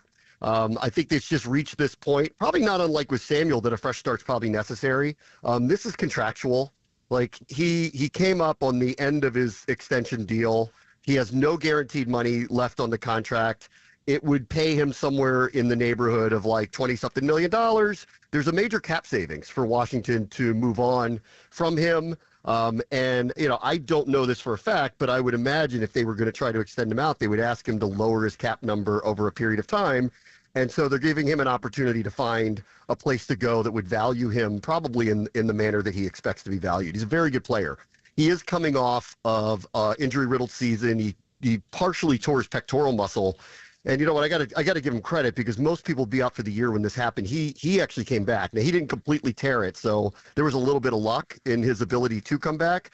But I think he showed his resolve. I think he was doing so contractually. I think he was doing it to show the NFL. I think he was doing it to show this team that he's all in and he won't hang it up on them. And so now, but we've reached this point where there's just such a massive cap savings by moving on that that's really the reason why they're doing it. And we'll see which direction it goes. I had heard that there's general interest in him. If Osa Odigizua is going to get tagged and is not on the market, I would argue he's the best defensive tackle available, and therefore I think it's possible that a deal could get done. And Peters has talked openly about wants to build through the draft. They just traded a draft pick. They can get it back, and probably around the same level, 5th, 6th-round pick for him. On the market, if someone would take on the contract and in all likelihood restructure with him, because again, it's a very team-friendly contract for anyone who wants to restructure, because there's no guaranteed money attached to it. And he talked about all the new guys that Adam brought in, but those Alabama interior guys, Deron Payne and Allen, have been around forever, and they're two of the 3 highest-paid players on your team, Brand, with Terry McLaurin. You got a lot of cap space. So I wasn't going to ask you this question, but now that I'm just thinking, because Ayuk and, doing it last year probably wasn't the right time, you said, the Niners just re-signed him to a long deal, and he's making a lot of money, and McLaurin makes a good amount of money. The Niners may trade Brandon Ayuk. Is there any way the Yak Bros would reunite where you got Deebo now? You think there's any interest in Washington for making another trade with the Niners to get Ayuk? I do think that Washington is going to acquire another receiver, if not two, likely in free agency. I think the money is spent here on Deebo. So McLaurin, who is really, he's entering the last year of his deal too, and is really a candidate to be extended, and I actually expect that to happen here. He had an incredible season, with this team, and he's kind of one of those, he's a lifer. He's going to go in their Ring of Fame. He has broken records with the franchise, and he's one of the best ambassadors for the team. Like, there'd be a revolt here if they moved away from him, which they're not thinking about anyway. But he's going to make whatever the number is. Deebo's going to make whatever the number is. How many 20-plus to $30-plus million receivers can you have on one team? And so that's why I don't think Ayuk would end up here. But that said, granted, the Niners would be the ones eating all the signing bonus. And so that kind of changes the dynamic of that. So I'd go with it's possible. I'd also want to know what condition he's in. He's obviously coming off of a serious injury. So I want to see what that is. But ACL, my gut MCL. says, yeah, my gut says no, because I think he's at a price point that I don't think that they're going to get to now that they have Samuel and McLaurin on the roster. But they are open to more receivers. That is another part of the upgrade. But if you really look, take San Francisco for a minute. Their roster, at least as of a couple years ago, and it seems like you guys are going through a reset here a little bit with some of your stars, obviously. Think about, the depth of the roster 1 to 53 that the Niners had the last few years. Think about the depth of the roster the Eagles have right now. If we're being honest, that is not Washington. Now, what we do have is how what many guys you got be, under contract? 28 guys? Correct. So you're not even near 53. Correct. When everyone talks about the cap room that they have, it's true they have it. They also only have half a roster signed. So minus out whatever it's going to take just to fill the roster out, whether it's with their old players or on free agency or draft picks that are going to come in, they're going to be going through this kind of reset for the next 2 years as they try to find good draft classes, fill it out with veterans that are on affordable deals, and then take swings here and there like they did with Marshawn Lattimore last year and they're doing with Debo Samuel right now. They have cap room, but I think it's kind of misconstrued how much cap room they have because half their team isn't signed right now. And if you're being honest, to go through their roster, they need help on their offensive line. They need edge rush. If they do trade John Allen, they don't really have his replacement. They're either going to draft him or find him via free agency. In all likelihood, they're going to find him in the draft, his deep position pool. They need help at linebacker because Bobby Wagner is older now and not certain to come back. They need potentially help at running back, which I think could be solved. Zach Ertz is 35. They are at so many different position groups kind of in need of solutions for the short and long term that I don't know how they would come to a decision to load up and pay $90 million for 3 receivers. Bram, we got a few more minutes here, and I hate to leave you with this one, but I am preparing you for a discussion point that will probably be brought up to you 785 times until the start of the next season. We saw it with Brock Purdy. We saw it with C.J. Stroud. Defensive coordinators in this league are very mean and can adjust. What are the steps for Jaden Daniels to take in avoiding a sophomore slump? And I know that's ridiculous after the roster he just had, taking them all the way to the NFC Championship, but it is a fair question for us out here in San Francisco. Yeah, I think we need listen, he is where he is different than say Purdy or Stroud is his running ability. He truly is a dual threat, and his running ability to me is maybe second to Lamar Jackson's, maybe Josh Allen. They're very different type of runners. Jaden doesn't look for the punishment that Allen takes when he's out there. He's an unbelievably skilled, elusive runner to go along with being a pass-first passer. What he is doing this offseason, and one of the things he needs to do is he needs to put on a little bit of weight and muscle. He knows that. He hurt his ribs in the middle of the season. If he is going to be someone who's running, he's got to be able to withstand the punishment. And so he knows that part of it. But as far as avoiding a slump, I think it's just hard to know how are teams going to adjust to this offense now that they've seen him. And I will tell you, you played the Hail Mary. They were the best 4th down conversion team. They didn't run one quarterback sneak, so there was no tush pushes here. They had the best 4th down conversion team. They won their last 6 games all in the last possession, one way or another. There's I don't think that gets replicated. We had a special season, obviously, and I don't think they can pull that. They can't rely on that again, which goes back to the main point. They need to upgrade the roster with talent. But there's a clutch gene in this guy that is so unusual and unquantifiable that I think we're just here going, this guy's going to find a way. And he is so uber talented. and so skilled as a runner and a thrower that if this is ground zero for him, we can't wait to see what's next.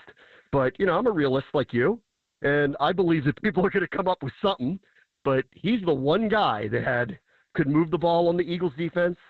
He's the one guy who they hadn't had a record like that since 1991, and he did it in his rookie season with a mismatched, reset roster.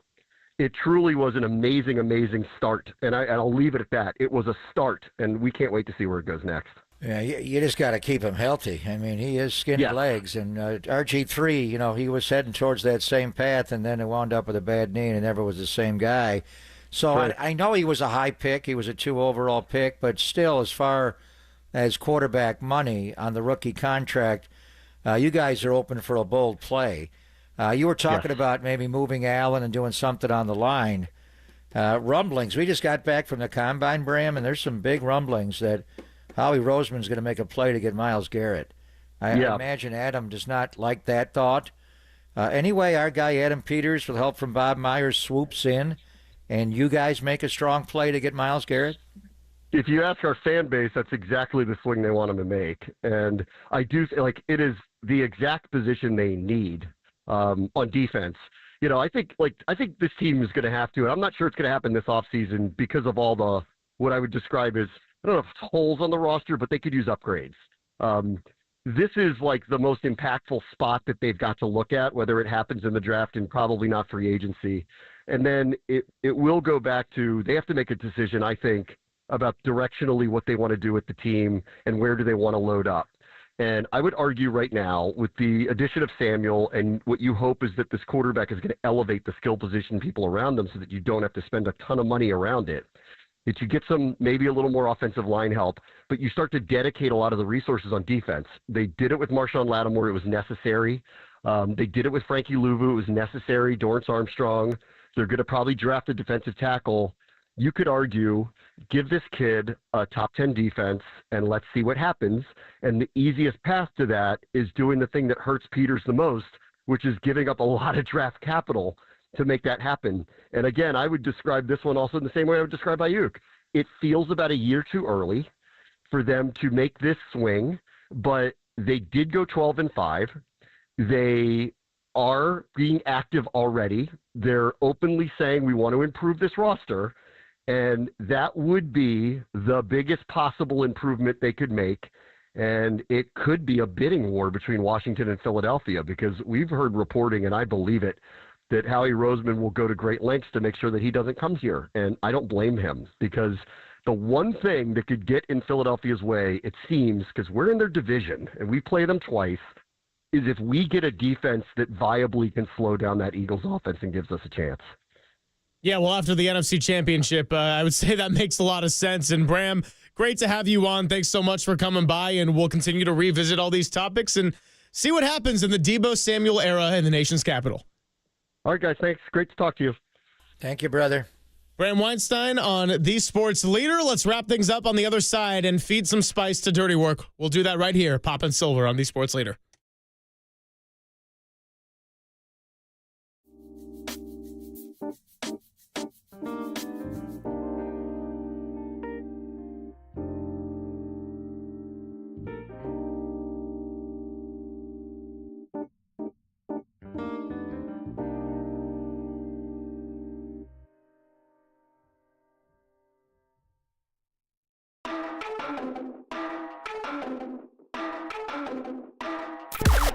Now, from the O'Donnell Financial Group Sports Desk. Learn more at ODFIGroup.com. O'Donnell Financial Group, because planning is a process, not a product.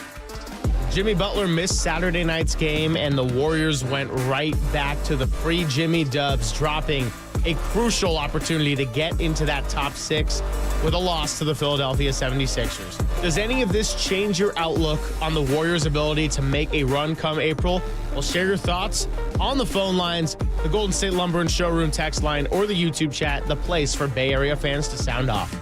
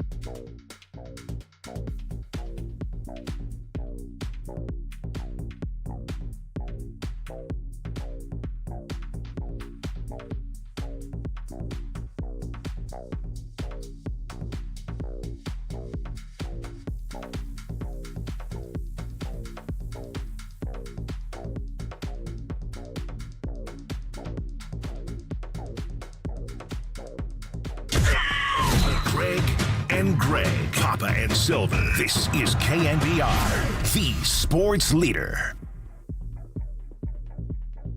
All right, just about ready to wrap things up. Only one more order of business here, as we'll get the camera situation set up here in a moment, but Adam Copeland is somewhere out in the bullpen. Derek Papa is here, so we got 2 Gregs and 2 Papas, and hey, listen, here's the deal. Around 9:55 a.m., we started this thing out, Papa, by feeding St. Elmo's world-famous spicy cocktail sauce, as you can see right here on the stream.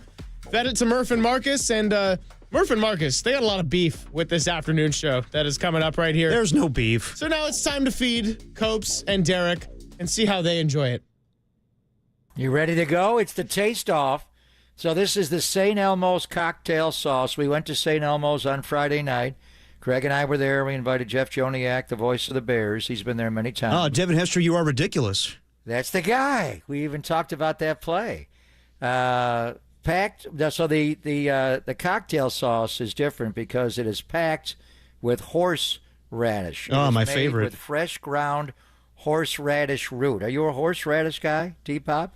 No, I'm not. I've dabbled in it before, but I will say I'm probably the best with hot sauce and spice at this station. So Murph and Marcus handled their spice pretty well this morning. Yeah, because it's a little different. It's not like a sustained spice that you would get in a lot of like Mexican food or something like that. It is, although we are kind of going California ceviche style here with our shrimp selection and the chips. I was going to ask. There's icing on these shrimps, Greg. Are these shrimps good to go? Well, you know what? Hey, they are fully cooked, so no one's getting sick here. And besides, I hope not. Murph did ask me to put a little something on it, so he said like to poison the hot sauce this morning. So I decided maybe a little ice was better than unleaded gasoline. Just me personally, that was kind of my thinking there. So, yeah. But Greg, have you tried this concoction? Me? Yes. I moved there in 1984. I went to St. Elmo's many times. I am not. Yeah, but I know you can't really handle your spice though. Now you know I'm not. I'm soft that way, and this is very spicy. I don't like horseradish to begin with, but the point is, I would rather have the shrimp, the prawns, than you can't taste actually what you're eating because the cocktail sauce is so powerful and overwhelming. I took a bite, and it just gets right. It's a stinging of the nostrils. So I'm not a fan of it. But they're known for it there. So anyway, I've had this many times. All right. Well, I'm going to go in here and hopefully dive in there. I will. I got to inspect the scoop. Hopefully this goes better than Isaiah Boyd's 40 time. Let's see here. He had 24 miles per hour. Yeah, but he's pretty boastful about it. Oh, this is nothing. Hold on, you got to wait a little bit. Okay, just got to wait for it to linger and sting the nostrils. I would say, get a nice hefty scoop, too. Is this the same thing that Siciliano and Joe Thomas were like going crazy over? Yes. Oh, it's not that hot. Did you get the very spicy one, Silver? Which one did you buy? Yeah, of course. Got the same one right here. The Digital Boys. Oh, this is tame. Spicy. Very spicy. Yeah. This is child's play. Come on. St. Elmo Steakhouse. I'm going all in. Cocktail sauce. All right. I'm going to get a chip here. Yeah. All right. Way more. Get more hefty sauce here. Derek lived in Texas, so he loves spice. Yeah, you see that, Rick Silver? Oh, I see it. Yeah. Nothing? Yeah. Just a little nose tingle, little nose rush. I mean, ooh, here we go. Okay, that was way too much. See, now it's coming out. God damn it. All right. Now it's coming. Well, you know what? I had a little bit of some allergies, so this is clearing it up. This is good. All right. Hey, Rick, let the record show I handle it better than the morning show. I want to say, first of all, very well done. And second of all, my first bite when we got there on Thursday night, I lost all concept of time. Oh, man. But I went full shrimp with a big old goop of sauce. It's like the Quaaludes. It takes 40 minutes to kick in. Get the Be careful. ludes. Yeah. The good news is, though, it's not like eating a grilled jalapeno, which I did once. That ruined me for probably 20 minutes because I, too, am weak. But this one, it's a real nice rush. You get a nice tingle, and then so how you a couple of minutes. Derek? Oh, I'm good. I mean, like, usually, like, I'll do hot sauce all the time. Like, I'm a big Hot Ones fan, so I have, like, all the hot sauce. This is nothing. I'm good. Good, man. All right, well, when Copes comes wash in it here. down with the dirty martini, and it's so good. Oh, yeah, I heard you guys did dirty martinis in Indianapolis? I didn't. I'm not a blue cheese and olive guy. Yeah, you know, like, I am a dirty martini guy. It's got to have olives, but I'm talking, like, gin martinis, and it's got to be red olives, Greg, not blue cheese. Really? Well, Yeah. each their own. Yeah. Yeah. So anyway, different strokes for different folks. When Copes comes right in here, we're going to make him do a little taste test of his own. Okay. Got his nice little serving right there. But I just want to say thank you to Cole. Thank you to Murph and Marcus. Thank you to Derek for participating in the challenge. Well, Copes will happy be to. right up there. And we'll reconvene tomorrow. We'll get a little bit more into baseball. We'll talk about the Warriors. They play the Hornets tonight. And we'll see if any other NFL news comes out. But this was the day to recap and watch through the Deebo trade. You are listening to KNBR and KNBR FM San Francisco, the sports leader, a Cumulus media station.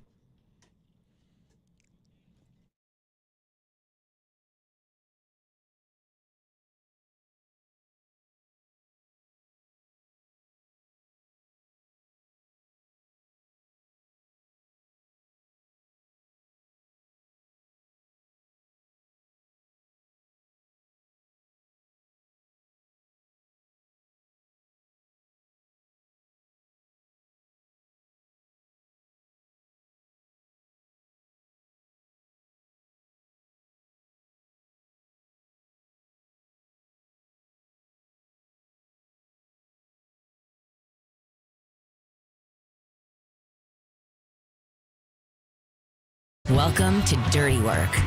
KNBR 104.5 and 680. The sports leader.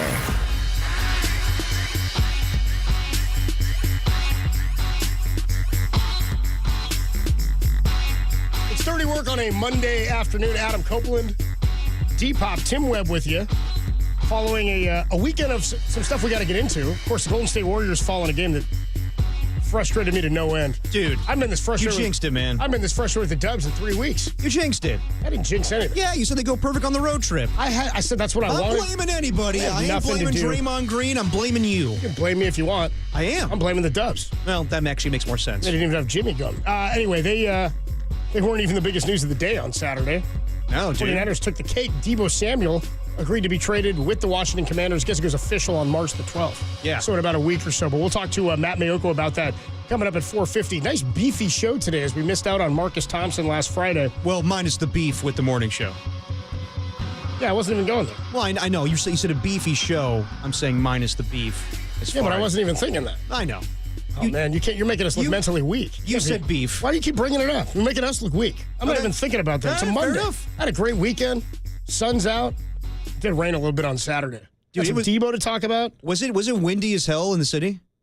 Yeah, it got pretty windy on Saturday. Yeah, dude. For sure. It was nice outside yesterday, but like you could hear the wind howling. In Oakland. Oh yeah, East Bay. It was windy. I wasn't out and about quite as much yesterday, but on Saturday I was out all day.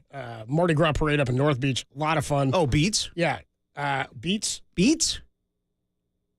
What are you talking about? Like beads, like Mardi Gras beads. Oh, so you were saying beads? Beads. Bees? You were saying beats? Bees? I was like, yeah, there were beads, but you just said the words. I thought there should have been other words that accompanied the beads, even if that's. Give me some context. Beads. Mardi Gras parade was Saturday in North Beach. There's also like a beer fest event you could bounce around to for SF Beer Week, so I did that. That was a lot of fun. Ran into a lot of the loaders, which, you know. More than one? Dude, I got Jack Loader, got his brother, got his mom, got his aunt, got his dad. Got a herd of loaders? Like roommates from his mom from college, met his godmother, met his godmother's husband, met friends of his from childhood. That's a load of loaders. It was a lot of loaders. Yeah, I don't know if I love that whole. It's a lot of drinking and partying for a guy who left early Thursday, and allergies were bugging him so much on Friday. Oh, dude. Yeah, I mean, come on, join the club here, Loader. I turned around, I ran into him on Saturday. My allergies were killing me on Friday. First thing I saw, I was telling everybody, I was like, dude, Derek had to power through. He was hurting on Friday. I got that D up in me. First Claritin D. Thank you. Okay.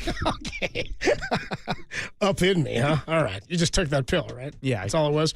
I took the pill. Marcus Thompson at 3:30 today. Not a suppository. Dante Whitner at 3:50. Matt Maioko at 4:50. I wasn't thinking it was. And then we'll do our KNBR vibe check with the vibe desk at Vibe 15. Austin Scott's going to join us, talk about the vibes on what went down this weekend. What about the vibe? Larry Kruger with Diners Nightly. Review of Perco's. What do you know about Perco's, Tim? What's this diner he's doing tonight? Is it any close to like Perkins in Florida where Tiger Woods got caught with some waitresses? See, I thought you might go there. Perco's is a chain that's around the Bay Area for a long time. Still, you can find them in the Central Valley. There was one in Vallejo, if I remember correctly. Perco's. We'll get a nice review. Okay. Nice. Tell me what's going on with this sauce that's sitting in front of us. So Greg Silver hit me up yesterday and said, hey, I'm going to buy some of this famous St. Elmo's hot sauce. Would you be willing to try it out when we do the crosstalk tomorrow? And I said, absolutely. You know me. I love a good hot sauce challenge. So he brought it in. I don't know if these shrimps are fully cooked. They're bay shrimp. They're like, I don't know if anybody can see on this chat here. I sit down at my desk. Yeah, they're babies. Show, and they're bay shrimp. Oh, yeah, they're bay shrimp. So they're just like, they're the ones that might show up on a shrimp Louis. Something you wouldn't really find me ordering. It's a salad with a lot of stuff. The worst kind of shrimp you can get. And like Thousand Island dressing, something like that, right, Tim? Isn't that like a Louis? Am I right on that? It was a quick thing for Greg Silver to get some shrimp this morning. The real thing was a disaster. As I came in and they were just sitting out. And so how long were they sitting out? And I get that it's a cocktail sauce. It's not really the kind of cocktail sauce I would be dipping. Like I wouldn't take little bay shrimp and just right. And also, Greg, take a chip. Greg Silver didn't know what he was getting into with the Derek. I mean, Derek's iron stomach. This is fine. You know? This is child's play to me. What is this? It's just like cocktail sauce with like horseradish in it, probably, right? That's all it is. Not that bad. It's just cocktail sauce with horseradish. Yeah, kind of tingly. It's not really a hot sauce. No. We collectively have done the worst of the worst. I also love horseradish. Ooh, this is good. Yeah, hit my nose a little bit. Yeah, it's good.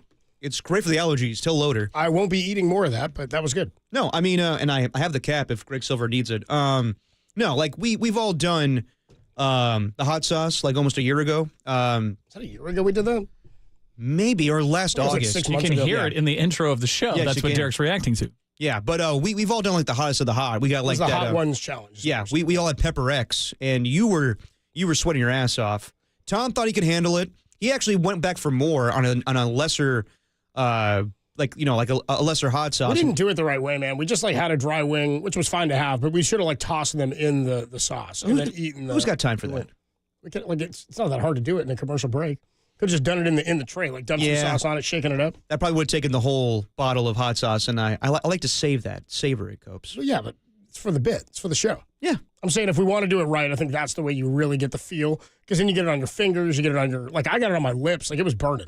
Oh, yeah. It hurt me. You got it bad. For a minute. I did get it bad. Well, I ate a lot. I think I ate the most of any of us in that competition. Yeah, because you were hungry. No, I wanted to make sure I wasn't looked at as somebody who didn't take enough. Like Tim went a sauce down, and then he came back for more with a hotter one. I went sauce down, and I went up, and I also wore the gloves. Yes. And the gloves definitely made fun. But again, I had a pretty decent excuse. No, Tim. Hundreds of thousands of dollars of equipment. It's not, shouldn't be spicy equipment. Not only that, Tim had a bad experience with his contacts, where he had you were cutting onions or something like that. Grow up, Tim. It was a Serrano chilies, and I got the capsaicin on my eyes, and then I took it out and literally wept because it was one of the most that could be easily spicy. one of the most painful experiences ever, and I've broken bones. It was worse than that. It was worse. Well, it's your eyes, man. Come on, man. What do you do with your eyes? You can't do anything. Now is the next most painful experience going to be when you watch? Now, you're staying in the studio for 28 hours. Yes, I will do that, and that won't be painful. You're not doing the wicked thing, because I was watching the Oscars last night. I was like, oh God, I can't imagine just sitting through this for. We'll give some background, 2 hours. give some context and some background here. Tim months ago, Tim and Derek met in the KNBR in the fantasy football playoffs. Semis, yeah. In the semifinals. And the loser was going to have to, I think originally we were tossing between two things. It was the loser was going to either have to go see the movie Wicked back to double back. Barrel. I thought that was a great punishment. I thought you got to go see Wicked in theaters. It's not bad. And then It go wasn't see bad. it again right after, like in the same day, see it back to back. And then the other option was spend an entire day in the studio. So Tim shows up for work. Tim ended up losing. So he shows up for work. Then he's got to work our shift and stay here until we finish the show the following day. He's got to be here overnight and all that stuff. So that's the background here. You're bringing up Wicked via the Oscars. Yeah. Okay. Just saw the performance. Stream of consciousness here on Derek. He's like, by the way, you're staying here 28 hours. And I was like, what? We're talking sauces and burning the eyes. Tim was talking about his most painful moments. Yeah. Well, you're jumping into a punishment Tim's gonna have to pay off and make good on. So. Yes. That punishment is going to be more about boredom and hanging out with overnight Dave than it's going to be about. I'm following. I'm back in. I've got you. Pain so much. I was thinking about that last night when I was watching the Oscars and they were doing the Wicked performances. I was like, oh man, I'm so glad I did not lose, because if we had to do that punishment, that'd be terrible. I can't stand musicals. I'm sorry. If it's a good musical like South Park, Bigger, Larger, and Uncut, everything else just sucks. If it's a good musical, if it's a musical I like, then Exactly. I like it. Okay, I got you. Yeah, pretty much. I'm down to see something on stage. I think I told you this before. I'm down to see. I got no hate on musicals. Movie musicals aren't really my thing. No, but I'm down to go They're to. just I'll go see one. I've seen Broadway shows in New York. I've seen many musicals. Seen some great ones. Seen Wicked on Broadway in New York. Okay, enjoyed it. Book of Fantastic. Mormon? Seen the Book of Mormon here in San Francisco. I think it was at the Curran when I saw it. When it was here. Anyway, yeah. No, I've seen musicals for years, but I'm an on-stage guy, I think, because then it's a production. It's like it's the script and performance in how it was written and intended to be performed, right? They wrote it for the stage and they adapt it for screen. So it's like reading a book versus seeing the movie. Is kind of how I feel about it, I don't know, like when you see a movie and people are singing, I'm like, I respect like one character be like, what the hell are you doing? Why are you singing right now? Yeah. Well, it's kind of like how a montage happens in a movie. Yeah, Like exactly. That just ate up a bunch of we're time. all doing this right now? Yeah. Or slow motion in a sporting event movie. Anyway, it's Dirty Work on a Monday afternoon. Are we giving stuff away this week? Oh, we are, baby. We're giving stuff away. This is a big one. I thought the Lebowski giveaway was big. Some people will consider this a little bit bigger. Holy crap. And just like the listeners, I found out about this right this minute as I looked at my sheet for the first time. Actually, I looked at some of the other stuff, but I didn't really care about the... It's pretty big. It's a pretty big giveaway. I think two headliners. I think there's a couple. Is the morning show giving these away too? Yes, they are. So you got two opportunities every day this week to win 2 tickets to go see Billy Joel and Stevie Nicks. Joel. I saw this advertised on TV the other day, and I was like, that sounds like a pretty good show. Yeah. Here I am sitting in my seat at work on Monday, and we're just giving tickets away to it. That's what we do on Dirty Work. You got an opportunity with the morning show and an opportunity with us all week long to win 2 tickets to go see Billy Joel with Stevie Nicks at Levi Stadium this fall, October 4th, 2025. Tune in between 3 and 6. We'll give you the cue to call. Be caller 10 to the studio, 415-896-KNBR, and you'll win. Furnished by Live Nation. You can find the rules at knbr.com. Tickets are on sale Friday, so they're not even on sale yet. You can win these tickets before they're on sale. This is an exclusive deal, people. This is fantastic. Stevie. This is fantastic. Little edge of Haunting. I love that song. Oh, yeah. I'm down. Well. Little piano, man. What do you guys want, dude? Oh, it's all good. Are you a Joel guy? Can't say that I am, but there are some songs Only I get 80s down with. Joel, right? If I'm being honest, I couldn't tell you enough about him to differentiate. I know that there are a few songs I like, and there's some where I'm kind of like, he's a little cheese D. Program director Mike Holler, a big Bill Joel man. Also, least surprisingly, I've heard all day. Also, a friend of the program, Chris Mullen, huge Joel guy. Oh, man. Again, not surprising at all for a guy who was out there in New York. Anyway, if you want to see Billy Joel, the tickets at Levi's, go get those now. At Levi's.com/Chase Center.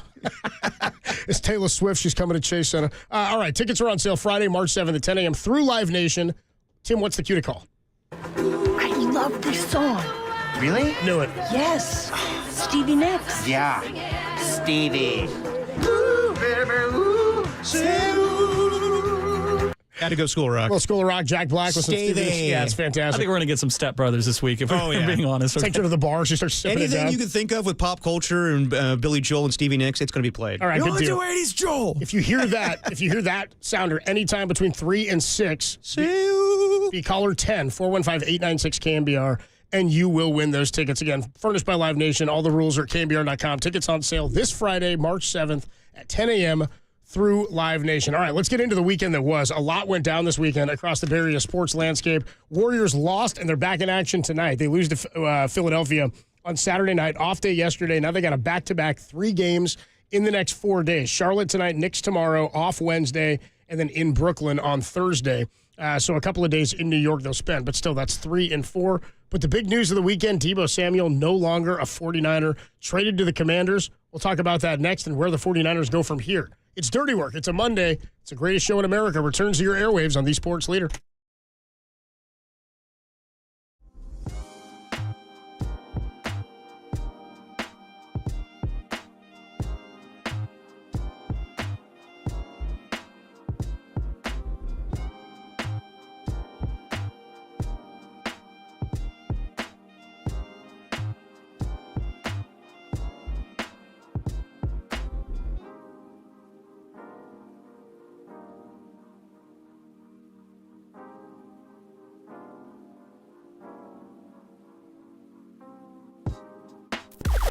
Now, from the O'Donnell Financial Group Sports Desk. Learn more at odfigroup.com. O'Donnell Financial Group, because planning is a process, not a product. The voice of the Warriors, Bob Fitzgerald. Yes, sir! Checked in with Murph and Marcus in the midst of the Warriors' 5-game road trip. Hear his thoughts on how Jimmy Butler has changed the dynamic of the team at KNBR.com and the KNBR app. The Fitz Leader.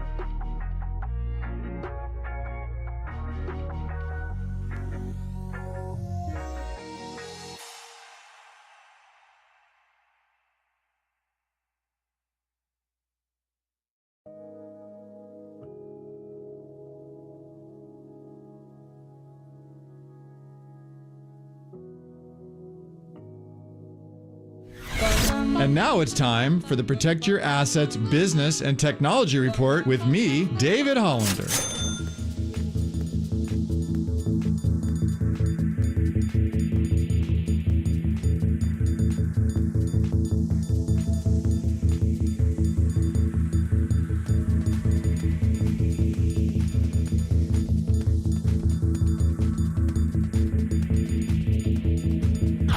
This has been the Protect Your Assets Business and Technology Report with me, David Holland. When your paychecks stop coming in, it's important to know where your retirement income is going to come from. Are you planning correctly? Let's talk about it. Join me this Saturday from 8 to 9 a.m. for my show, Protect Your Assets.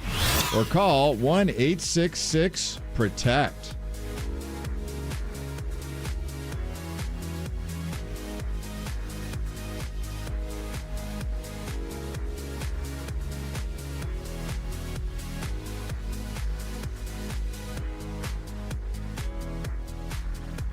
Now, back to Dirty Work. Adam Copeland and Derek Papa on KNBR 104.5 and 680 AM, the sports leader. Dirty Work on a Monday. Adam Copeland, Depop, Tim Webb. We'll catch up with Marcus Thompson, 3:30, Dante Whitner, 3:50, Matt Maioko at 4:50. Our vibe check with Austin Scott at 5:15. But the news of the weekend, 49ers landscape is changing a lot. So when we talked a lot last year, and I know a lot of it was just proverbial or storytelling and trying to paint a picture, is this the final run for this 49er team? Is this the last dance? Like, was that Tim saying no, it wasn't? Was that a mistake of the day? No, I think the board just sounded off by itself. The board... We got a spooky ghost back there. What happened there, Tim? You know what it is I think that some of the other board operators were probably... See, I'm not pressing that's not even Tim. That's not even Tim. Some of the other operators were probably using their hands that they had dipped their into the hot sauce and got it all over this board, so we're getting some auto fire. That wasn't... I saw the second one happen. It was not on Tim. No. I will not demand the mistake of the day right now. No. I won't demand. There's still plenty of time for that. Before we go any further... Tim, get cleaned up back there, all right? Before we get any further, give it to me. I was right about this. Come on. Oh, you were out, dude. Derek, give it to me. Derek was absolutely right. I was on Debo Samuel for a fifth way before everyone else. If Tim weren't cleaning up the filth of the other board ops back there, I'd ask for an applause for you because Derek was the first. I'll get my own applause. You were asking early on in the offseason and near the end of the season. Then you got a little gratuitous and you asked for George Kittle to be traded to, and I was like, why don't you back off? Hands off George. Whoa. I'm not saying you really asked for it. You suggested it was on the table. Yeah. And the fact that now apparently, and we'll talk more about this later, they're listening to two offers on Brandon Ayuk. Yeah, I don't know about that. I don't either, and I think the cap hit is probably going to be too heavy to take alongside this. Fact of the matter is, based on his performance this year, based on the dollar amount, based on what they were going to have to commit and figure out this offseason to rebuild both lines and pay Brock Purdy, and I believe next year is when the Ayuk contract starts to kick in because they haven't paid him that money yet. Right. That you thought there was a real possibility they're going to have to move on from Deebo. It's also why you thought they drafted Ricky Pearsall last draft. So here we go. Deebo traded on Saturday. News breaks in the afternoon. Washington's going to take on Deebo's entire $17.5 million salary. The intriguing part is that apparently the 49ers, and you mentioned him last week too, were discussing Jonathan Allen potentially in trade conversations with the Commanders. That'd be so hard. I mean, like to add like another player in there. It all gets real convoluted. It shows that the Niners are interested in Jonathan Allen, though. So that's interesting on that part. And that the Commanders are willing to work. Adam Peters, a former front office member of the Niners, willing to work still with the 49ers. Jonathan Allen's name was brought up in those conversations. He's due $16 million this season. Niners now get a fifth-round draft pick. Remember, they lost a fifth-rounder in 2022 for an accounting error. $31 million cap hit for trading Deebo. We'll talk about the implications of that and what that means for the Niners with Matt Maioko a little bit later. But your immediate reaction to this, you get to be right, Derek. You were right on this one. Damn right I was. Take your victory lap. What do you think? Well, when I saw the news, I was like, damn, you rarely see trades done this early. Now, I know in the past there's been trades like the week of the Super Bowl for like Alex Smith to go to Washington or Matthew Stafford to go to the Rams. But like during the Combine, it's rare to see like actually like, yep, a deal is done. It will be official on March 12th. My reaction is like we saw this coming. Jordan Schultz had the report the day before. Even our guy Matthew Berry, who's tapped in pretty much with the Commanders, Washington. You know, I mean, I guess he lives in Washington or he's a Washington fan that he knows. He's both. Yeah. So he knew that was going to happen. He basically said that the Niners are not going to release Debo Samuel. They're going to trade for him in the next couple of days here. It makes sense. It's perfect for the 49ers. Now, the hard part is the $31 million in dead cap. And my question to Matt Maioko is, can they designate this move as a June 1st thing? But I guess not. I don't know. I really don't know the whole ramifications of all that, so we'll ask him at 450. But for the 49ers, it makes total sense because Debo Samuel was diminishing as a player, and you don't have a fifth-round pick. You recoup that, and you don't have to take on any of his salary for this year. You're saving salary, and this is what's going to happen. Like, I know that I put on the table that George Kittle could possibly be not on this football team going forward. I assume he's going to be here for this season, but I'm not so sure that they're going to sign him back. Like, little by little every year, once they sign Brock Purdy, they're going to have to make decisions on guys, on veterans. And last year we saw that with Eric Armstead. We saw it again right now with Debo Samuel. For fans out there saying, we only got a fifth-round pick for Debo, you should be happy you got a fifth-round pick. I don't think there were that many people. I don't know how many people are saying that. When I was... People were comparing it to, like, we got a fourth-round pick for Trey Lance. We could have got anything higher for Debo. Debo was diminishing as a player. And also, like, you're lucky that that Washington was going to take on his salary and be willing to give up the pick, because there was going to be a point in time where the Niners were going to cut Debo Samuel. And I'm sure, like everybody else that was interested, the Texans or whoever else, I'm sure the Texans were like, all right, we'll give you a seventh-round pick. You're going to end up cutting him anyway. For the Commanders, it's easy. They're just like, all right, we don't have to beat anybody else when he hits free agency. Who knows if he really wants to come to us? So that way we have him. Adam Peters knows him. He's a perfect fit for that Washington offense. They can run like the same stuff they were doing with Olamide Zaccheaus. I'm with you. I think it's a fit. What I'm saying is I haven't seen the outrage that this was a bad get. What I've seen is the frustration or the sadness that Debo Samuel's now not a 49er, which I think are sort of the two things that Warrior fans were struggling with when it came to Andrew Wiggins. People loved Andrew Wiggins. People love Debo Samuel. He's one of my favorite 49ers ever because he's a blast to watch. When he was at the peak of his powers, 2021 does not happen without Debo Samuel. They lost running backs like by the handful. It seems like they do it every year, right? With the exception of last year or 2 years ago when McCaffrey wins Offensive Player of the Year now.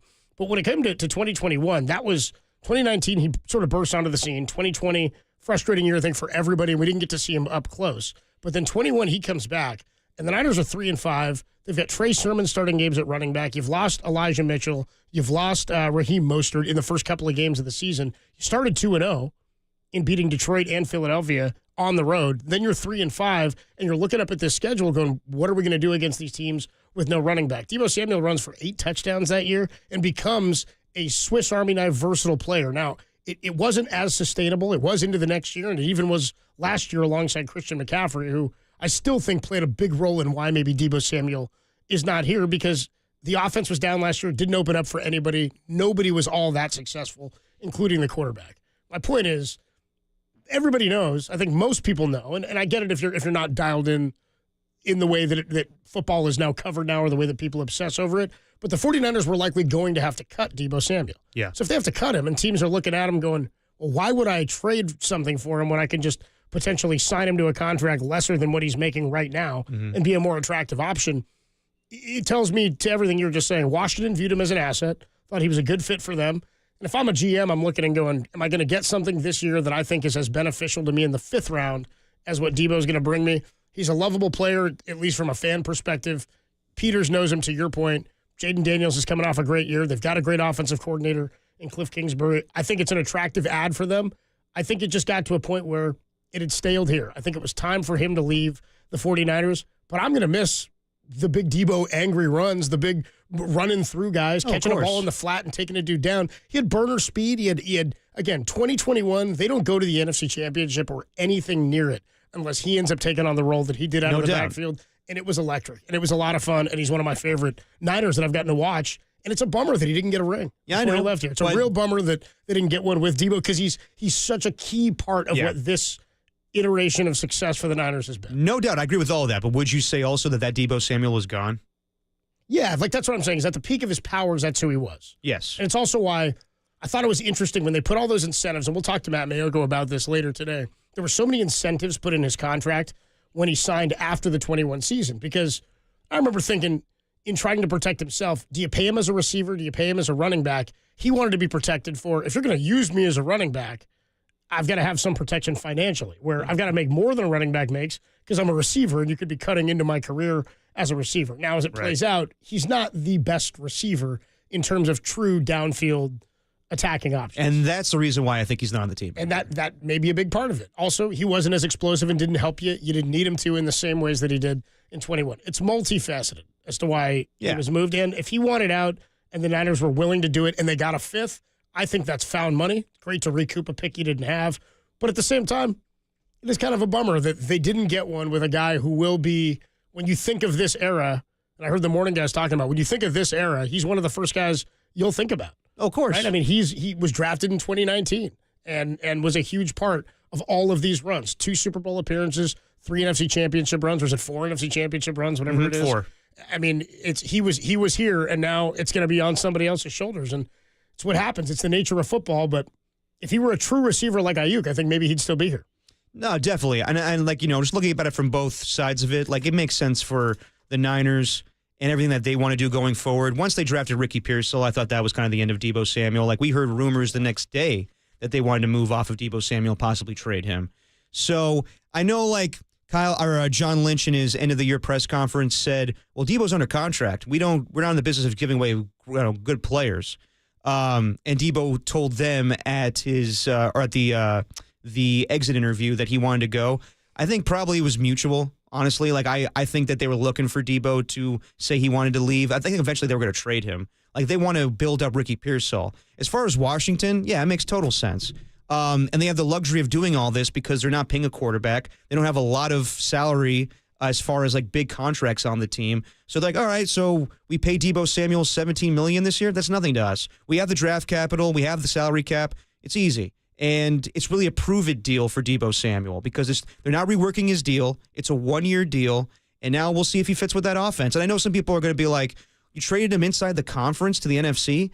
At this point, like, I don't think a lot of GMs care about that stuff. Like, when you trade within your own division, I think that's a big deal. But we saw it last year in the draft. The Bills were willing to make a deal with the Chiefs so they can move up in the draft to take Xavier Worthy. And then Xavier Worthy kicked their ass in the AFC Championship game. Stuff like that happens all the time. Like, I wouldn't say that Myles Garrett's going to get traded inside the AFC North, but when it comes to inside your own conference, the Commanders had the best deal on the table. If the Texans were offering a 7th-round pick and the Commanders were offering a 5th-round pick, you take the 5th-round pick. Also, couldn't the Bills have drafted Patrick Mahomes and didn't? No, and they messed that up too. Didn't they trade that pick like to Kansas City or something? Yeah, they did. And the Chiefs moved up and got Patrick Mahomes. Dude, that's got to be the most. At the time, Copes, they had Tyrod Taylor, so everything was fine. What a hell to live in if you're a Bills fan. Dude, you just lose to Patrick Mahomes every year in the playoffs, and you traded them the pick that they used to draft Patrick Mahomes? Yeah. Now, that's alarming. One thing I did see on Twitter this weekend, and we can ask Matt Maioko about this, with the dead cap hit, does this mean that maybe Brock Purdy's contract is not going to be front-loaded? It's going to be more back-loaded so that the Niners can save some salary, especially this offseason and maybe next offseason, so the cap figure when they make this deal doesn't hurt them as much. That's really more general than that. I just want to ask him, how does this affect everything going forward with the 49ers right now price-wise? Are there other guys who are candidates for restructures in their deals? Because there was talk about that with George Kittle. Is there any update on that? Also, how does it affect Brock Purdy? And he was, I mean, to your credit on being right on this trade happening, we asked him, what do you think will happen first, Deebo traded or Matt was right. The Brock Purdy contract being handed out? And he said, I think the Deebo contract or the Deebo situation will be the first domino to fall this offseason for the 49ers. He said, I think that'll be the first thing to get handled. Yeah, no, definitely. But I don't think that they needed to do this deal to facilitate the deal happening. Like, I think that... No, I don't either. They took care of this first. Yeah, exactly. They've been planning for this deal for a long time. Just a matter of when at this point. 808 KNBR 415-808-5627. I want to get your thoughts, your listener thoughts on the Debo Samuel trade. Are you with me where you're like, man, this year was really, really frustrating and maybe it was time to move on, but I'm gonna miss seeing Debo in a 49er uniform at his absolute best? I think what it comes down to is I'm a number 19 Debo guy. I'm not really a number 1 Debo guy. Okay. Everybody with me? Was he still 19 in 2023? Yes. So was he only 1 for a season? He was only 1 for 1 season. Yeah, I think I'm a 19 Debo guy. Like during the draft, they announced that he's changing his number to 1, and I was like, we'll see if that even actually happens. 808 KNBR, are you with me? Are you a number 19 Debo guy? Sort of. It's like Hagar. Are you a number 8 Kobe guy? Or are you a 24 Kobe guy? Yeah, you do. Which do you choose? I'm a number 19 Debo guy, but one of my favorite 49ers, and you can't really look at this era of success, and it has been a successful era. I don't care what anybody tells you, because they haven't won one does not make it unsuccessful. Of course. You don't have this era without Debo Samuel's impact, and he's no longer here. 808 KNBR, 415-808-5627. We also got to talk next about what Matt Maioko was talking about with Deebo. One of the other factors that may have played into this, weight issues were becoming a thing. Always tough when this is in the news. Guess we'll get into it. Dirty Work rolls on the Sports Leader.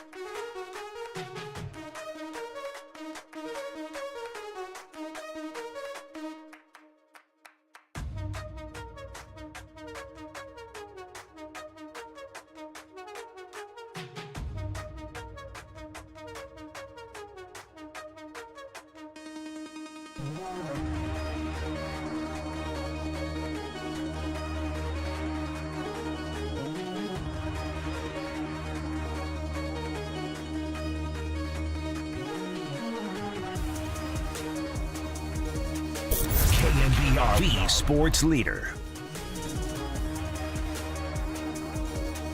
Third down and 19. Hasty to the right of Garoppolo in the gun. Quick throw out left to Deebo. Breaks a tackle. And he'll run out for a first down, now gone. Into the secondary, one block, 40, 30, 20, 15, 10, 5. Debo Samuel all the way to the goal line. Is he in? Touchdown! San Francisco!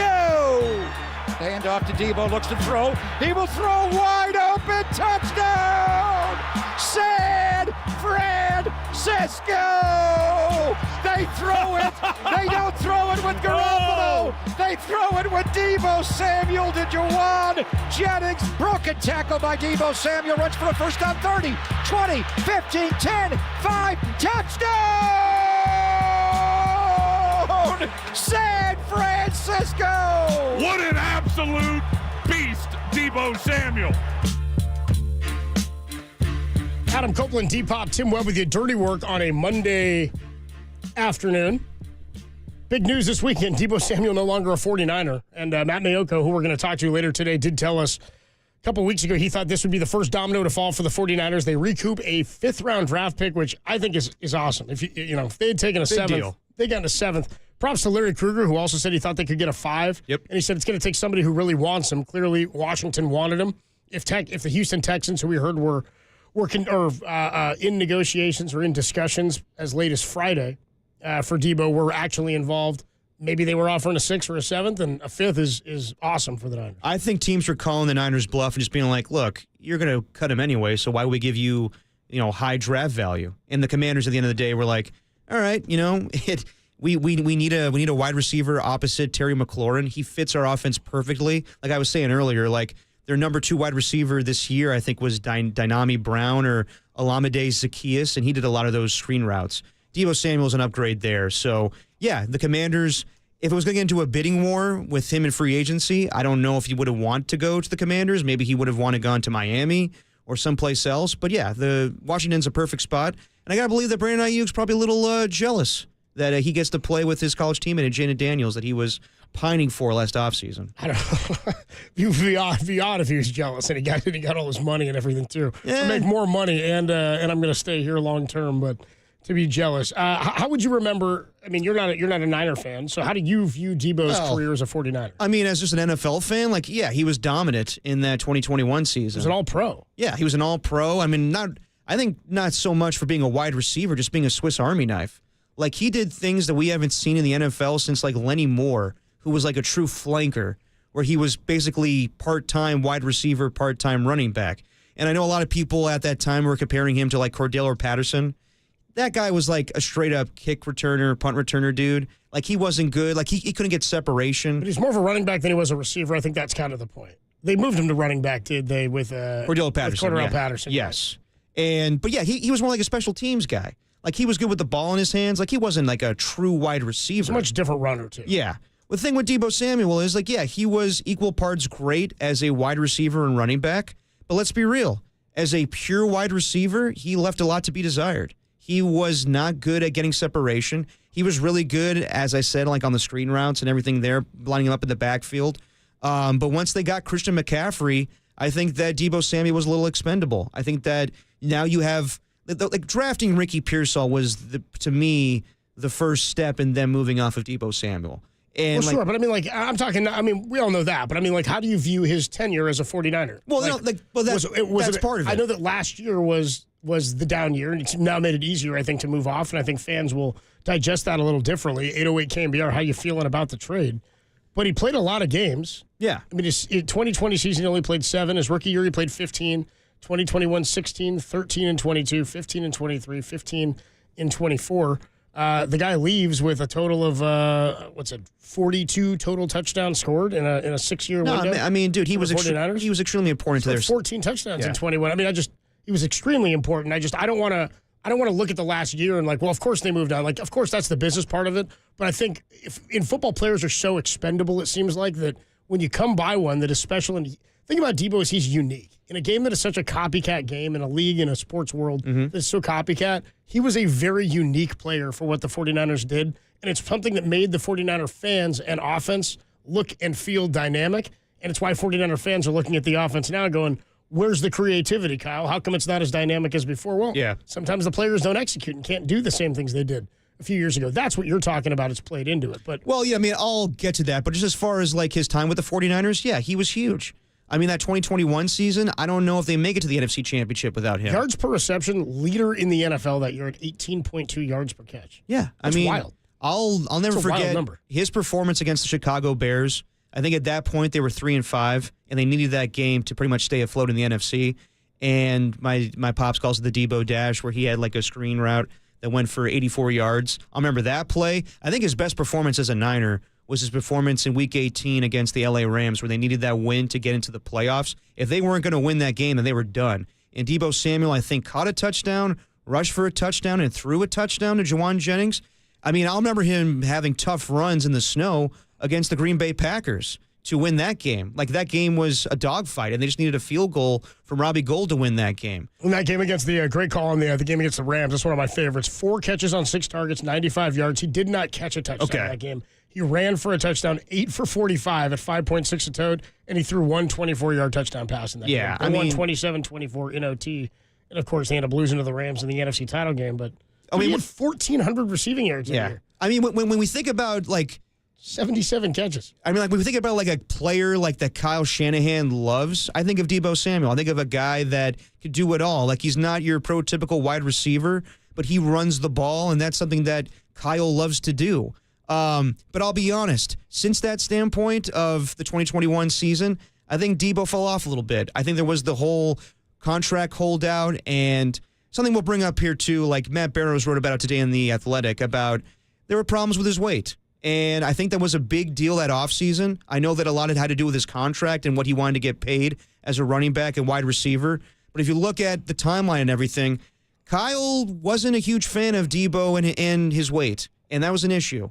We can read the quotes here from Matt Barrows in a little bit here, but they point a lot of these quotes to Wes Welker in this article as well. So I don't know how much of it is Kyle's quotes, but I don't believe they're Kyle quotes. A lot of it is about Wes Welker's relationship with him and the problems the Niners as a team were having, which of course you'd say goes to Kyle Shanahan and what his demands. But I do think that led into the trade request, along with the contract. I think there was some worry about his weight, and I think that got back to Deebo, and he didn't like that. Well, this is the thing. I was watching one of what's the Julian Edelman podcast? Oh, the Names with Games. Names with Games. See, this thing is great. Or Games with Names. Julian Edelman sits and he talks with just all kinds of athletes, either from former teammates to guys around different sports, Boston athletes. It's a lot of fun. He has Bill Burr on. It's a really fun podcast. Anyway, he's talking to somebody from their team. I can't remember. And he goes, were you ever in fat camp? And apparently Bill Belichick had a thing where certain linemen couldn't be above a certain weight, and that the weight stood for the entirety of the time Belichick was there. And these guys would be on special programs. They would get fined. They wouldn't be allowed to eat and do certain things. They had to do extra workouts because you had to be in shape. So I don't know that Kyle Shanahan is putting that restriction on it, but there is at one point a line that says they do not want him to cross the 220 threshold. Here's the Matt Barrows line. A big issue was Samuel's weight. He had pneumonia in week 7, an array of injuries, calf, ribs, oblique, and wrist throughout the year that kept him out of practices. This was back in the beginning part of this year is when that happened. When Samuel didn't practice, he gained weight, a lot of weight. Let's just say he crossed that 220-pound threshold with gusto, and at one point tipped the scales of what you might say your starting tight end would be, which then begs the question, what does George Kittle weigh, right? Yeah. Everybody want to know? Yeah, so he got heavy. That's the bottom line, and that was a problem for a little bit of time as with Debo Samuel's tenure as a 49er. That said, we all know that if Debo's healthy, this season is still not what it needed to be. No. He's not the reason things didn't go. But at the same time, they were glaring frustrations because of where you were. Of course, and at the same time, Brandon Ayuk goes down. You look for him to step up as the true number 1 wide receiver, and he didn't take that. It proved to be more that Juwan Jennings is the more reliable wide receiver. So while we look at Debo Samuel's time as a 49er as fun, him coming out with Trent Williams in the boombox, and he ran hard, he epitomized everything that you want to see in a Kyle Shanahan player. At the same time, he didn't cut it as a true wide receiver in my book. And I think that the writing on the wall from him was evident in the Super Bowl. I bring it up all the time, but it's a fact. He cannot get off the line of scrimmage. He cannot separate himself from the Chiefs' cornerbacks. And that played a factor this whole season where guys are playing man against him. Yeah. So he's very limited as a wide receiver. He's electric with the ball in his hands. He was awesome that 2021 season, but I think it makes sense for the Niners to move on from him. They want to have a different offense where they go downfield. 808 KNBR 415-808-5627. How are we feeling about the Deebo trade? Are you happy they moved on? You happy about the 5th? Any sad feelings that Deebo's no longer a 49er? I mean, I know it's easier to when a guy has a bad year or a down year to sort of get off of him, but now finding out, and by the way, if you're wondering, George Kittle clocks in at 250 is what they're calling him. So Deebo, when he was drafted, they said he was around 214. They wanted to keep him around 212, 210. Shot up a little bit, 220. They said do not cross that threshold. And they said he this year got a little closer to what your starting tight end might check in at. Let's go to Rob in Sonoma, 808 KNBR 415-808-5627. Rob, you're on Dirty Work. What's up, man? Hey, thanks for taking the call. You guys just summed up my whole platform. Was he got the contract. He got a little bit bigger. He got I don't want to say an attitude, but it just wasn't as much fight, and all that led to more injuries, and he just got older, too. Great year in 2021. Yes, something you don't see. Maybe like Scottie Pippen, there were other people to guard, other people to watch, so he let him run around a lot. And then when he was one of the few players you had to focus on, he's a little slower, and you can actually shut him down. Sorry to see him go, sure. I mean, he did give a lot to us. But I thought the slow decay over the last few years, attitude-wise, weight-wise, has said yes. And 5th round, perfect. You can't ask for more. And they're not, 7th is too little, but you guys just said it. Do you go out in the 5th round and get a guy like Deebo? Probably not. Yeah. Or maybe you get lucky. So, sure, give that 5th round away, and Daniels can have some fun with him. Yeah, good deal, man. Appreciate the call, Rob. Thanks for that, man. It's good to get something for him. Like they were basically going to cut him, and to get a 5th-round pick, I think was the best case scenario. Yeah, I'll take that. I was going to take a 7th, so they'll me a 5th. And also, like, I know that, like, you know, Rob was saying there, like, he got an attitude, he kind of cared less. I disagree with that. I think the weight issues played a factor even before he got the contract. If you watch that receiver show on Netflix, Debo Samuel was 100% committed to this football team. He was practicing he wasn't practicing all the time. He was injury prone, no doubt, but he was working hard. Played a lot of games. I told you, if you go through his game log, he didn't miss that many outside of the 2020 season where he played 7. Yeah, but he was spending time in the sauna. Like, obviously, he was trying to overcome, obviously, the time in the sauna. Well, no, like to sweat it out a little bit. Yeah, I get you. He's trying to play. He's spending time in the sauna. I would too if I had access. He definitely, like, if you watch that series, he busted his ass. I know. I don't think that's what but he said attitude. And I don't think anybody, it was very public what happened with he and Jake Moody on the field. I mean, you can point to other things. That was a bad look. Point to other things like that. You can point to then his attitude in the media. There was the perception this year that he didn't want to speak to the media after games, right? Yeah. Yeah, no, because he basically had like a blasé attitude after games where he had his hands on his backpack just being like, yeah, whatever. Well, after tough losses, there were guys who were speaking and he wasn't necessarily. And then afterwards, then there was he had to go on his podcast. And remember, we were the ones talking on the show about how, man, he's not talking to the media. Well, I think a lot of fans had issue with the podcast, like with the way he was playing, and then to go on the podcast. And then not speak people to the mock the podcast with how, non-entertaining it was. But to not, I do. But personally, it's me who's just saying it every day. Yeah. He doesn't really have anything to add on the podcast. But I'm saying, like, when he speaks, there was a perception he wouldn't speak after the game, and he wasn't executing, yet he's coming after a guy like Jake Moody after games. And we're like, dude, you can't. Jake Moody wouldn't be in this position if you guys would pick up you create some separation and pick up some first downs. Well, not only that. Bottom line is, I think that's more to what he's talking about. I don't think it's an attitude or a lack of effort to being better. But when he couldn't practice this year because of the health issues, and he did have pneumonia and some other things going on. No doubt. It makes it tough to be able to get out there and actually practice. Clearly, weight was a fluctuating issue for him, and it maybe was just the, for lack of a better term, the thing that tipped the scales, right? 808 KNBR, 415-808-5627. Jay, I see you waiting on the line in Gilroy. We'll get to your call when we come on back.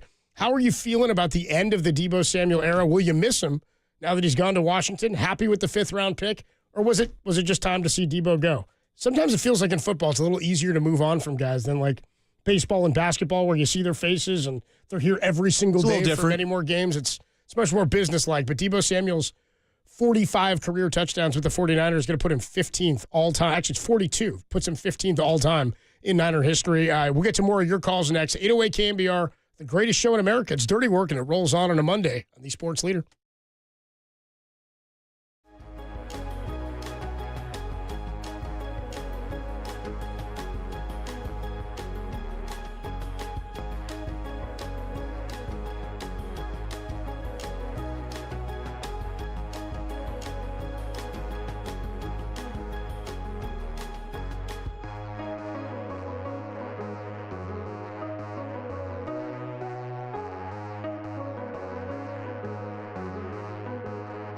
The Warriors take on the Hornets tonight on the first half of a back-to-back. Lock in with John Dickinson immediately following the game with your takes on Daquan Jeffries, Malachi Flynn, and Nick Smith Jr.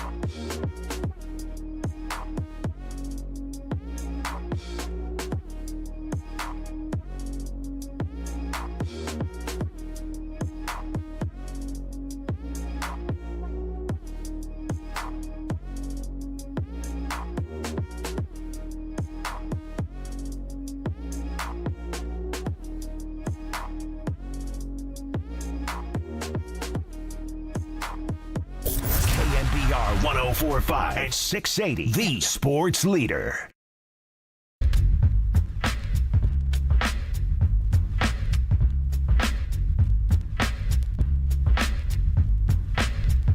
Dirty Work rolls on a Monday. Tim, why are you off camera? I know we're having some technical difficulties with the board, but that has nothing to do with the crap cam. We're repairing stuff in here, and it's not pretty, so. Too much cocktail sauce on the board? I think you're overselling it. Nobody needs to see me wiping down screens. You're not wiping anything anymore. In general. You're just hanging. Should I do the VOs leading into the segments now? If it's cocktail spills, it's dirty work. On KNBR, the sports leader. It's got to become everything. If it's this, it's dirty work. If it's Giants baseball, it's dirty work. Or is it that, or is it if it's dirty work, it's Giants baseball? If it's Giants baseball, it's dirty work. Makes no sense. 808 KNBR 415-808-5627 is the number to call. Or you can check in on the Golden State Lumber and Showroom text line. Oh, or the showroom. The YouTube chat, where Bay Area sports fans sound off instantly on things like the Debo Samuel trade. Are you with me? Or are you a number 19 Debo guy? Let's go to Jay. He's in Gilroy. Jay, what's up, man? You're on Dirty Work on the Sports Leader. Right on, guys.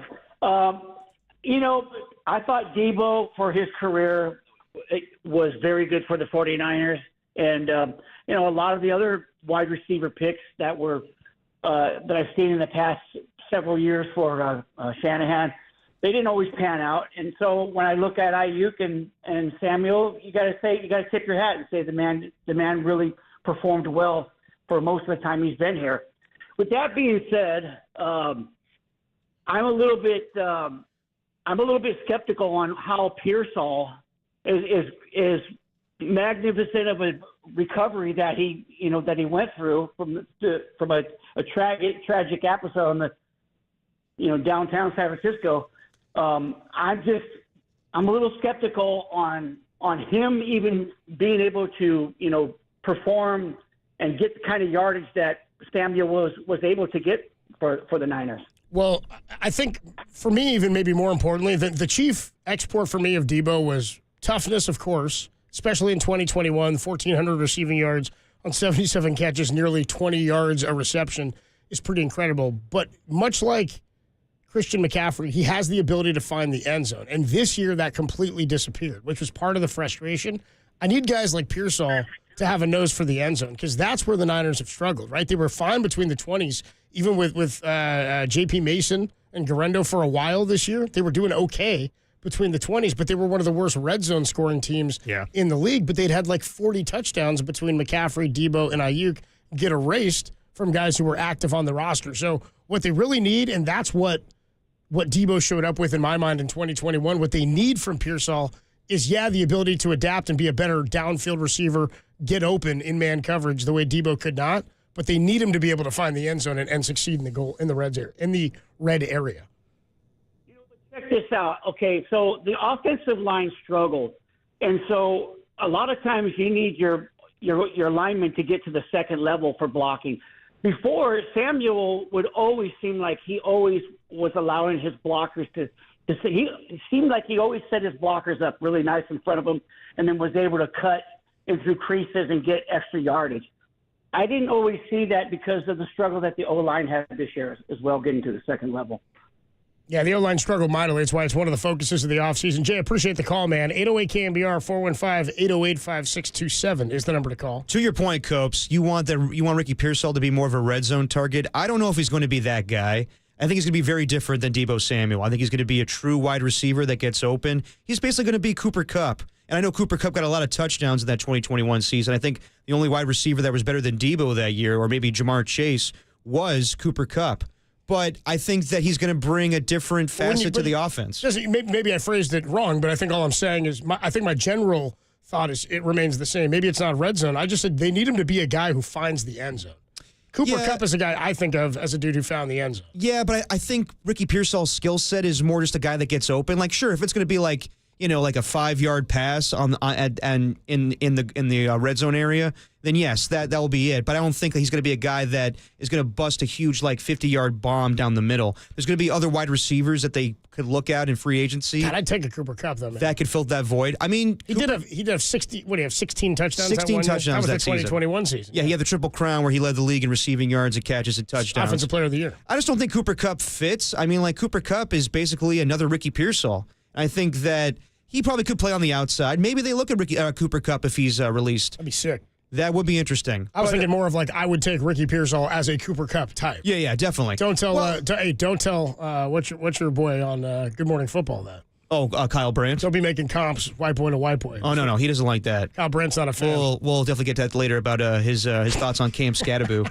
But no, dude. I mean, yeah, I think the big with the way that fans view Debo Samuel's time is kind of like a love-hate relationship.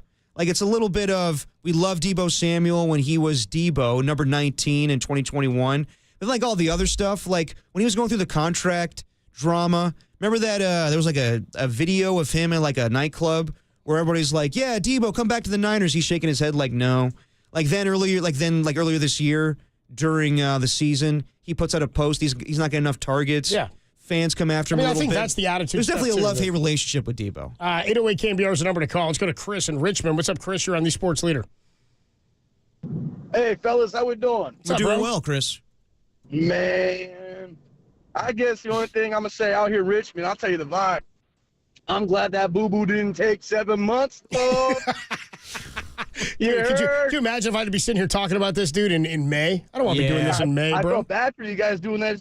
Oh, I almost said it. No, you're good, bro. I almost feel bad for you guys doing that stuff for the past 2-3 years, man. Yeah, I know. It's I try to think about what some of the worst ones were. Remember we thought forever Jimmy G was gone that whole offseason. Then all of a sudden one day they're like, hey, he's back. He's back from the practice field. That was a shocker. They renegotiated the contract. That was kind of weird. That was very weird. Yeah, I was already he's gone. No, then he's back. We did that for months, dude. We did the Ayuk one forever. Did the Trey Lance one. Did Kyle break Trey Lance? Remember that whole thing? Yeah. Do I remember? Yeah, God, do you remember? Remember we had to go through Bo. So we had to go through Deebo. I think that's the worst one. I called you guys probably dang near every day, biting my nails any word. It was horrible. And then we found out during the games that they're playing in preseason. Come on, bro. Yeah.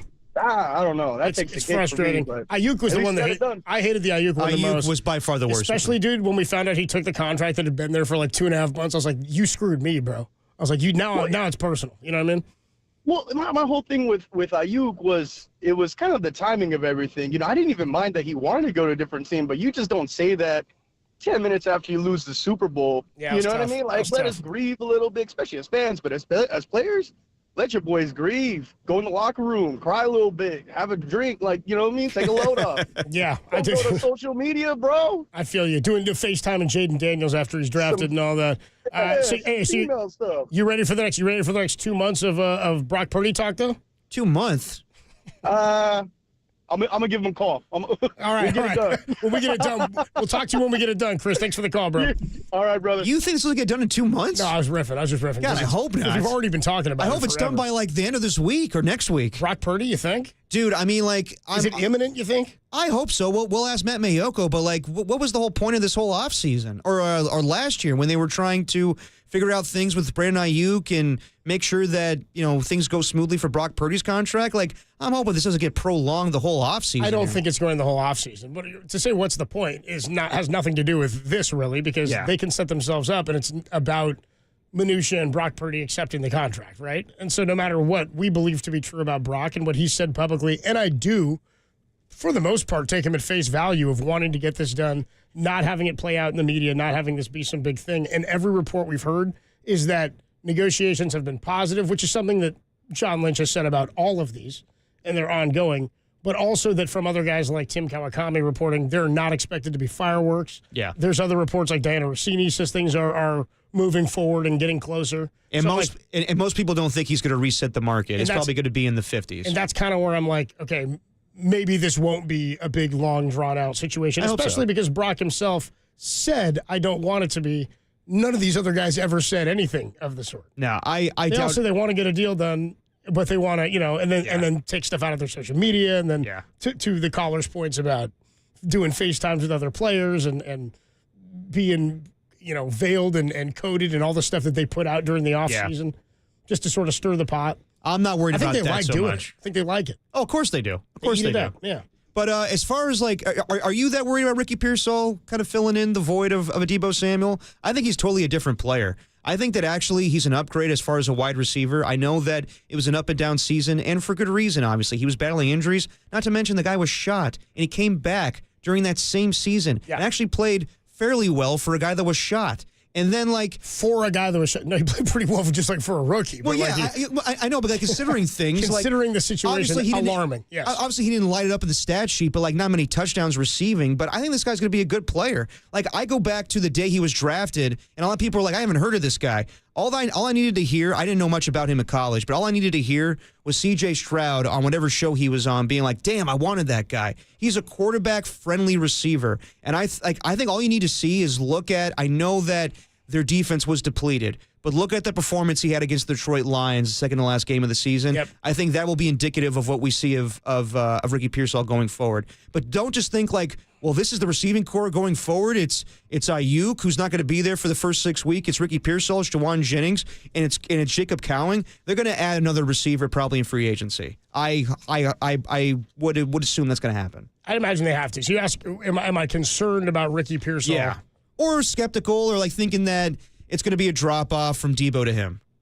I think in general, by nature, whenever a player is going into a second season after having any success in a first season, I am skeptical.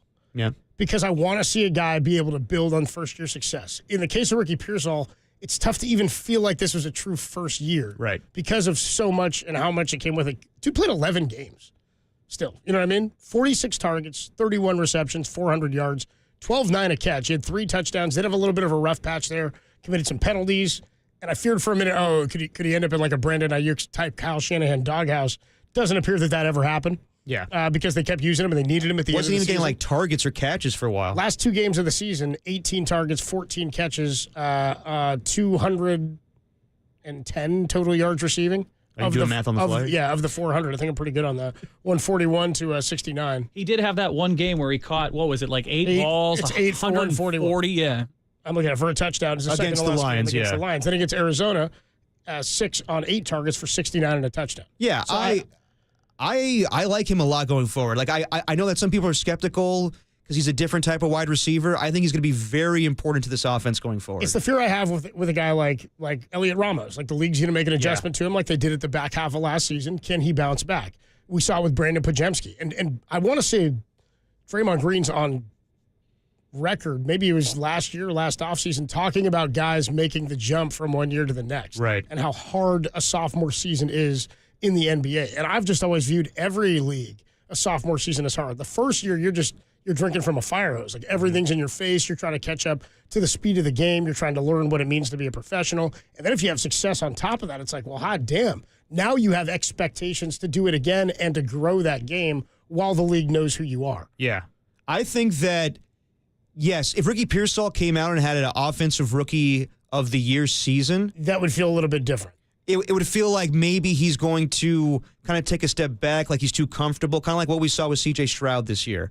I know this is going to sound bad, but I think that everything that he went through this season will help him be a better pro going forward. Nothing will be as hard as what he had to deal with this season, with the injuries to being a rookie to obviously almost losing his life. Nothing will compare to this offseason and then getting into this season. It's going to feel fairly easy probably, or easier, I should say. But no, I am not skeptical. I think that this guy will be a great wide receiver going forward. I want to run through, and we'll do it maybe a little bit later when we talk about how you replace Debo Samuel and what they do maybe in the veteran market. Maybe Matt Maioko has an idea now that we figured out what the cap hit's going to be, and maybe it all is depending on what happens with Brock Purdy and where else they go in free agency. I mean, who knows where they're going to try to pour some of that money. There's a lot of names out there. But in terms of the track record, I've said this, in the time that they've drafted, and they've drafted well, they wouldn't be successful if they hadn't drafted well. They've drafted well at just about every position on the field with the exception of defensive line.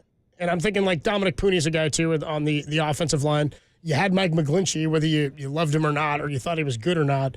guy was a good enough player to go get a big contract somewhere else, right? You couldn't afford to keep him. So they've done well at just about every position. The other one I would say that's a little bit of a mixed bag, but they've had great success with a couple of them, is wide receiver, right? Dante Pettis, swing and a miss. Definitely a mixed bag. We'll see what happens with like Jacob Cowing. Ronnie Bell, kind of dicey, right? But then you got... Who's the other guy? Danny Gray? Danny Gray. Yeah. Then you go Debo Samuel and you go Brandon Ayuk. So of a couple of the guys you took in the first... Because Debo's a second rounder, right? I believe so. Ayuk, they traded back up into the first to take him. Yes. And then, of course, Ricky Pearsall, a first rounder, very end of the first round with the early guys. But Pettis, I think, was also a first rounder. Yeah, 49ers haven't had a good track record lately of drafting wide receivers. Should I bring up A.J. Jenkins? Okay, that has nothing to do with what's going on right now. I know. I just wanted to throw an A.J. Jenkins reference. The reference. stone's on you, dude. The stuff. Would they trade him to the Chiefs? Yeah, they did. Ugh. He was not a good pickup. What a nightmare. What a nightmare. Debo was a second rounder, 36th overall, so early second. I mean, honestly, the only two wide receivers they hit on were Debo Samuel and Brandon Ayuk. The rest, Dante Pettis, Ronnie Bell, Danny Gray. We'll see about Jacob Cowing. It's kind of a mixed bag because two of that you've hit on have ended up being pretty. Who's the other guy? The guy that they got out of who's the big dude? Dante Pettis was a second rounder. Hurd? Was it Jalen Hurd? Jalen Hurd. He was a third rounder out of Baylor. He was huge, but... Out of Baylor, I think. Yeah. I had a 2-touchdown game against Dallas in the preseason, and I was like, here we go, baby. This is the one. I want to say that was Greg Papa's first touchdown call in the preseason, and he screwed that one up. got the wrong player's name. Oh, man. Let's go to Bob. Bob's in Saratoga. What's up, Bob? You're on the Sports Leader. We can't forget the old saying about the game of football is won in the trenches. Definitely both lines are the highest priority. On the wide receiver thing, I think we need to get back to pass-catching running backs. And you guys have discussed this before. The guy that we had last year is a pretty good pass catcher. So Correndo? Yeah. If we can get people like that, because that's what made McCaffrey such a great player. He could run and he could catch passes. Definitely. You know, and the other thing is I hope they have a psychiatrist or a psychologist on the screening team, because we got to stay away from these guys that are only about the money. When you miss 4 to 6 weeks of practice, you're going to get hurt in this violent game. And we just got to try to screen out these guys that are not team players who all they care about is how much money they're going to get and hold out, then they miss the practice. It's just vital to avoid injuries. That's it for me. Thanks. Thanks, Bob. Appreciate Bob. the call. You know, one thing I want to bring up with fans, like whenever, like I've noticed a trend here with 49er fans. You guys seem put off by Brandon Ayuk and Debo Samuel and Nick Bosa and all these guys that miss training camp. It's part of the deal. Like it's just business. Like I know, like everybody's like, come on, get your ass to practice. That's how you get leverage. Like I know people are put off by that, and then it probably bleeds into the regular season when they get hurt. That's just what happens sometimes, guys. Like it's not that they're weak or they don't want to practice. They also want to get paid. I don't understand that part of it. You know what I feel like, though, hearing you as the Raider fan tell us this? You know, it makes me feel like the scene in Billy Madison when he's like, no, I'm not. He's like packing up his stuff. He's like, I'm not a loser. You guys are losers, not me. That's how I feel like Niner fans are. This happens to you guys, not us. Do you know how many times I've told Raider fans, like, stop being ridiculous? Back in my day, I was a king of this high school. 100 friends, million parties. You guys are losers, not me. No, man. Come on. Football fans in general are sometimes crazy about stuff. Like, I know. Like, oh, come on. Who cares about the money? Like, same thing with, like, what Raider fans are telling me, like, Khalil Mack. Oh, he sold out. He should have just showed up to training camp. Guy wanted to get paid. The Raiders were cheap. Are you in loser denial or something? Seriously. Yeah. I had a bad case of loser denial myself. And you know what? You know what I noticed, too? People bring it up with Ayuk and Deebo a lot. Not so much Nick Bosa, got to say. Yeah, I bring it up with Bosa all the time. I'm like, when's my guy going to, get that one dance in on national TV? I'd like to get a few more. If you can dance, just hit the quarterback like 20 times. You know what I mean? Give me 20 sacks and you can dance as much as you want. Yeah. You know what I mean? If I got to live with it, then at least give me some sacks to celebrate before. If you got to live with it. If I got to live with it, you know what I mean? Can we make an agreement, Nick? I don't want to see it, but if you're going to, just do it. Yeah. Just knock the quarterback down. I hear you. If that's the bit, you know what I mean? By the way. Never did that. We forgot to mention wide receiver-wise, can't believe, 7th rounder Juwan Jennings, 217 overall. Oh, yeah. They hit on him. They definitely hit on him. Ayuk, Debo, Jennings as like guys you've hit on, and then the ones they've missed on we talked about. Jalen Hurd was a 3rd rounder. Yeah. Never played a game. Quite a missed picks on wide receivers. Preseason. Dante Pettis, a 2nd rounder. That one was tough. 44th overall. Richie James. Can I offer you Richie James? He was okay for a little bit of time. He's all right. It means a 7th rounder, too. It's tough to call it a miss at 7. Yeah. And then Trent Taylor would have been the... Trent Taylor. The first-year number. I thought Trent Taylor was going to be the next great white slot guy. La Tech, Trent Taylor. Nope. Ryan Peacock, friend of the show, was a big Jenkins guy. Big A.J. Jenkins guy? No, I'm sorry. Who did you say right before? Who was not Trent Taylor? Richie James? Richie James. Big Richie James. Oh, okay. I'm sorry, Brian, if you're listening. I apologize. He loved Richie James. He was a big A.J. Jenkins guy for the one catch he had in his career. Seems like somebody that you'd get on to be like a sexy draft. Like, you'll find this guy in the 6th or 7th round, Middle Tennessee State. It's like an obscure college, you know what I mean? It's a great guy to just It's a Krug special. It's a Krug special to latch onto. Krug was right. We'll talk to him later about the 5th rounder that he predicted the 49ers would get for Deebo when Diners and Niners Nightly comes up at 6 o'clock. Marcus Thompson in about 15 minutes to talk some Warrior ball. Dante Whitner, 350. Matt Maioko, 450. Before Marcus joins us, let's get into a little bit of what happened. Warriors lose to the 76ers. Dude, come on. I was looking at a 5-0 roadie, another 1-1. It's your fault. I need tonight, I need tomorrow, and I need Brooklyn. We'll talk about that piss-poor performance against the Philadelphia 76ers. Oh, what's left of them, is what Greg said last week. Next, Dirty Work on the Sports Leader.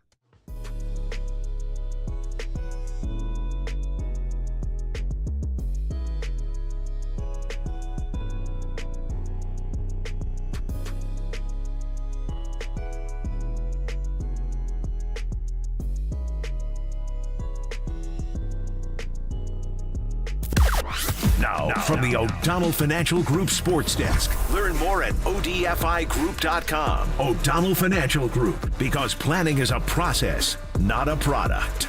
Charles Davis, man, do I love Charles Davis. He joined Gregory and Gregor today with his takeaways from the Combine and his thoughts on the trade of Debo Samuel. Check out Charles and all of our podcasts at KNBR.com and the KNBR app. The Charles in Charge leader.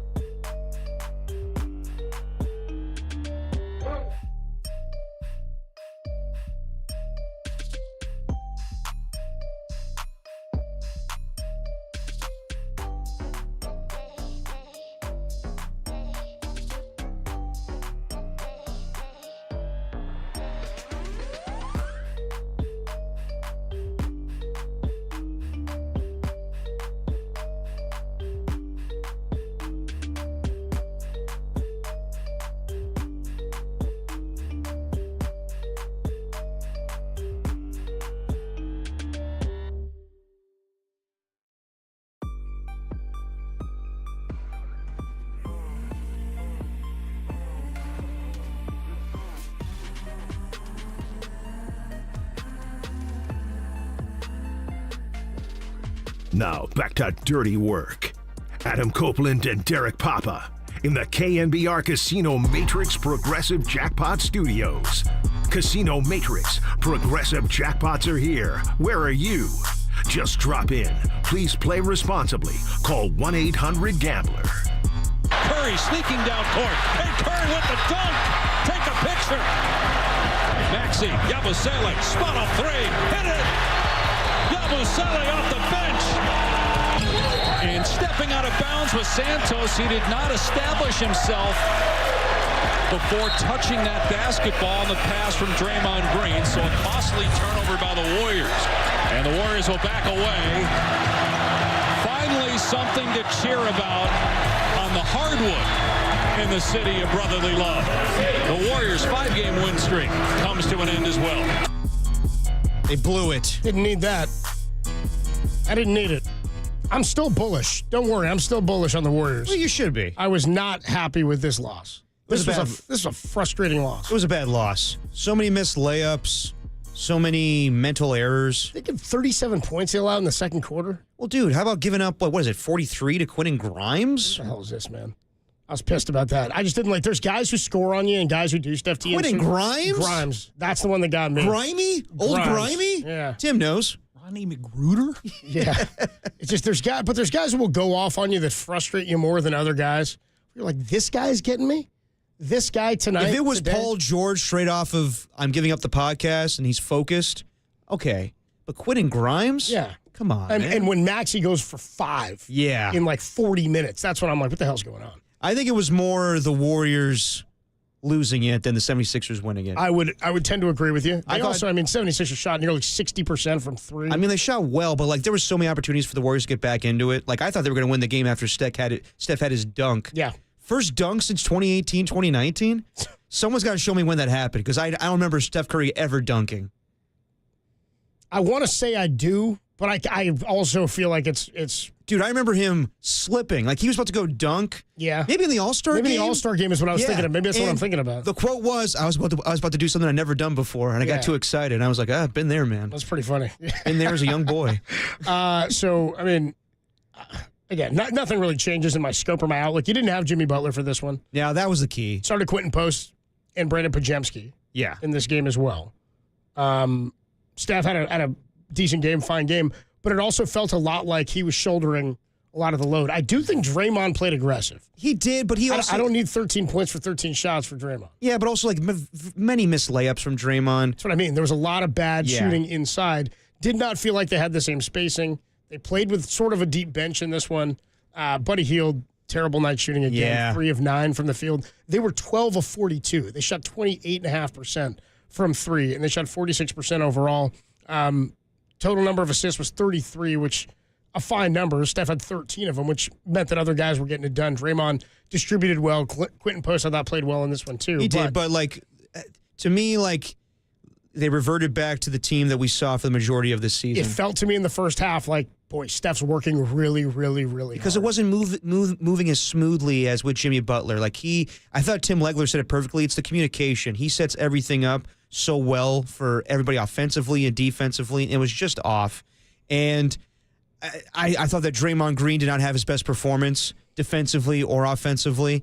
For him to then tell, like, I know probably like it didn't matter in the grand scheme of things, but honestly, like for him to be so confident and tell Steve Kerr, challenge that play, challenge that foul with me on Quentin Grimes. It was clear it was a foul. He could have used that challenge for, there was a out of bounds play where it could have been off of a 76er. They called it on the Warriors. Could have kept that challenge.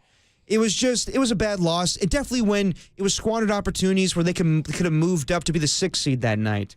But my thing is, like Kendrick Perkins, I watched the pregame show, and they were going around, and Bob Myers is confident in the team going forward. Even Stephen A. Smith, he said he was wrong about Jimmy Butler, as was I.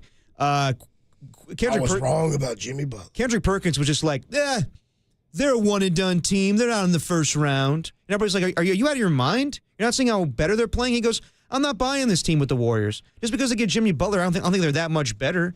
I think that who cares? They I know that they improve. He also said he was the leader of the Oklahoma City Thunder. I know. He's definitely got some weird opinions, but he's basically saying like the Warriors need to get more in the offseason. And I would agree with him. However, like his whole thing about like, yeah, the Warriors are definitely done in the first round this year. You can't say that. How many times have we heard people write off the Warriors? I know. In the playoffs? I don't really care. Nothing deters me for their success this season. However, I think we are a little hyperbolic with how well they've been playing recently. Like, obviously, they've improved. But there's just little things. Like, right now, the Lakers are rolling. Like, I don't know if it was a 4-5 matchup who would win that series. But yeah, Lakers. That's what we were saying last week when talking to Mark Spears. Is really we don't know what they are yet and what they're capable of, and I think they're going to be pretty damn good. I'm when just they move saying, the ball. Defense is still going to be an issue for them and protecting the paint. But so far in this road trip, I haven't been very impressed with the Warriors. I know that they won that game against the Orlando Magic, but it took a historic effort from Steph Curry, 56 points, for them to get that victory. So far, I'm not liking what I'm seeing in the Warriors in this road trip. 209 checks out on the Golden State Lumber and Showroom text line. Says, I like Post, but I don't need him looking for shots like he was.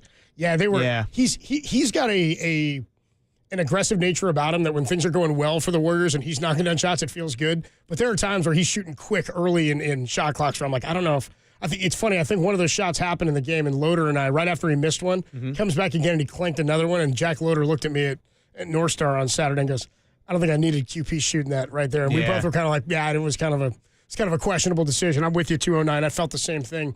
707 says, they're talking about there's a 49er text from a while ago. Somebody else saying Guy Santos was awful that game. It was a 0. Mental error by Guy Santos at the end of that game. I mean, he played 17 minutes, a lot of minutes. They were down. They needed somebody to help get something going. Yeah, but also like Draymond was looking for him right on the inbounds, and he didn't establish himself fully on the court. That was a mental error there. But like, yeah, just a really bad loss when you think about it. A team that they lose like 9 in a row. The 76ers. That was a golden opportunity to move up and be the 6th seed. They're 10-20 at home. Yeah, so it's a bad loss. It's not going to make you think, oh God, they're back to the way they were before Jimmy Butler. And Jimmy needs to play tonight. It sounds like he will. But yeah, it's just. When they don't have Jimmy on the floor, what's it going to look like? Is it as smooth as it was during the win streak? I just feel like I've really set up some strict parameters on this road trip for my own happiness, and now I need 3 in a row, 3 in the next 4 days. Dude, I mean we thought this was going to be easy for the Warriors, and we'll see if they win against the Knicks. What's up? Is Jimmy going tonight? Am I got Jimmy playing tonight? He's probable tonight. Because you guys know I'm a Jimmy Butler Warriors guy. Oh, I know. So they're 7-2 now in the 9 games since Jimmy's arrived? 7-2. 7-2. And by the way, Sham Sharania had a report on Jonathan Kuminga. Don't expect him back tonight. Don't expect him back until this weekend. So we'll see how that goes when he finally about returns. an hour ago, per Anthony Slater at the Steve Kerr press conference earlier this evening, Steve Kerr said Warriors have no plans to rest their veterans during this Charlotte-New York back-to-back in the next 2 nights. Steph's in a great place right now.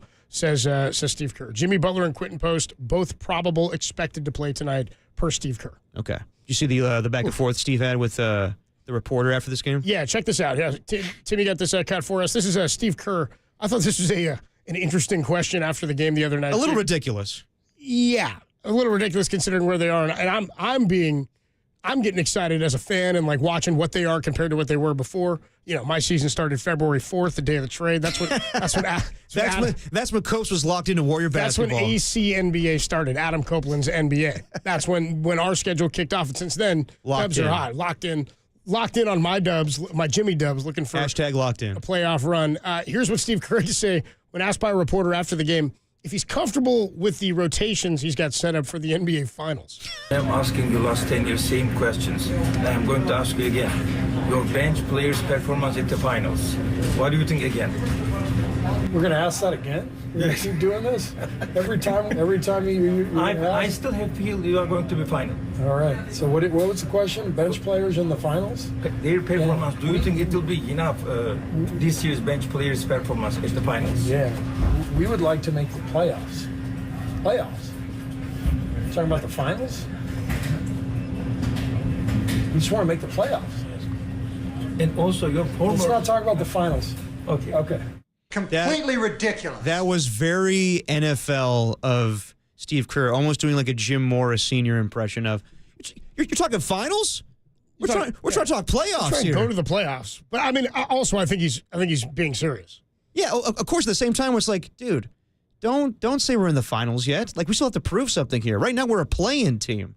Yeah, I thought that was a ridiculous question. I've been asking around to see if anybody knows who that guy is. Like, he's not usually on the home beat, so this is a guy that shows up at their away games, I'm assuming. And Steve Kerr seems to be familiar with his question. Just seems like a ridiculous thing to ask. Well, I thought he was maybe like a part of the international media, and maybe he's covered them in the finals or something like that before in the playoffs or something like that. And maybe he's doing it earlier this year. I don't know. What you got, Tim? Steve's also a really smart guy. It would be really easy for him to swat him. He tries to put it down kind of gently. He's like, we did this already. I gave you my answer. He's being nice about it. But I think Steve's reacting the same way we're all reacting, which is, what are you talking about, man? Like, just let it breathe just for a second. We're on a push right now. We're on a win streak. We had a little stumble here. You're the one thinking about the finals. We're thinking about the game in front of us. Warriors mathematically tied with the Clippers right now, 32-28, but they are losing the tiebreak. So they're sitting in the 7. Clippers are sitting in the 6. T-Wolves are in the 8. They're also tied mathematically, I guess, or a thousandth of a percentage point off. It still looks good for the Warriors to get to the 6. One more loss. They still control, for the most part, their own fate to get to the 6. Yeah. And then Houston in the 5, Grizz in the 4. Lakers surged to the 2 this weekend. And now Denver and the Lakers both look like they're actual contenders in the Western Conference. We'll talk more about this. Marcus Thompson of The Athletic, best sports writer in the nation, grows the greatest show in America, Dirty Work, right here next on The Sports Leader.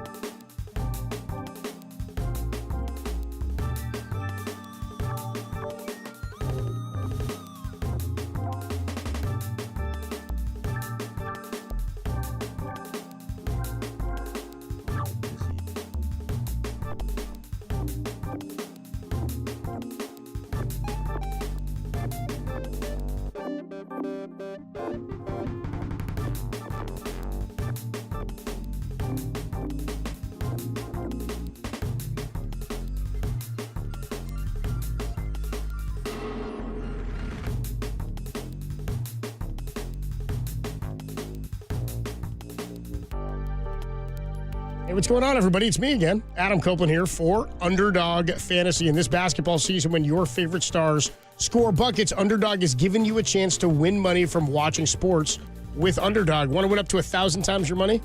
You can by playing Underdog Fantasy. With their pick'em game, all you got to do to play is choose whether a player goes higher or lower than one of their stats, like points, assists, rebounds, and more. I would take a look at Jimmy Butler before the Dubs tip off today. Maybe higher on his number of assists. Look at Steph today for some big scoring, as Steve Kerr says he is playing well, and they are not going to rest their vets either today or tomorrow when they play against New York. You can create entries with all hoops picks, or you can mix and match some hockey picks to stay away from whoever Derek picked in the Sharks pool. You can play with as little as $1 or up to $1,000, and if your picks hit, you can win up to 1,000 times your money. So turn $1 into 1,000 with just your hoops knowledge. Millions of fans have already done so and won billions by making picks on Underdog. Plus, their app has over 100,000 5-star reviews and millions of players. Download the Underdog app and sign up using promo code KNBR to unlock a special offer of up to $1,000 in bonus cash when you make your first deposit. Join in on the fun and sign up with promo code KNBR to claim your special offer today and get up to $1,000 in bonus cash instantly on your first deposit. Must be 18 or older and present in a state where Underdog Fantasy operates. Terms apply. Concern with your play. Call 1-800-GAMBLER or visit www.ncpgambling.org.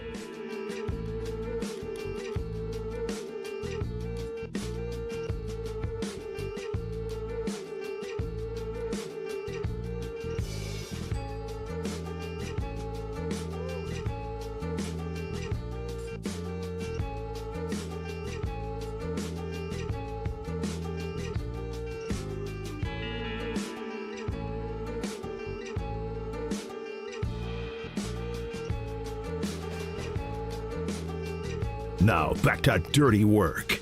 Adam Copeland and Derek Papa in the KNBR Casino Matrix Progressive Jackpot Studios.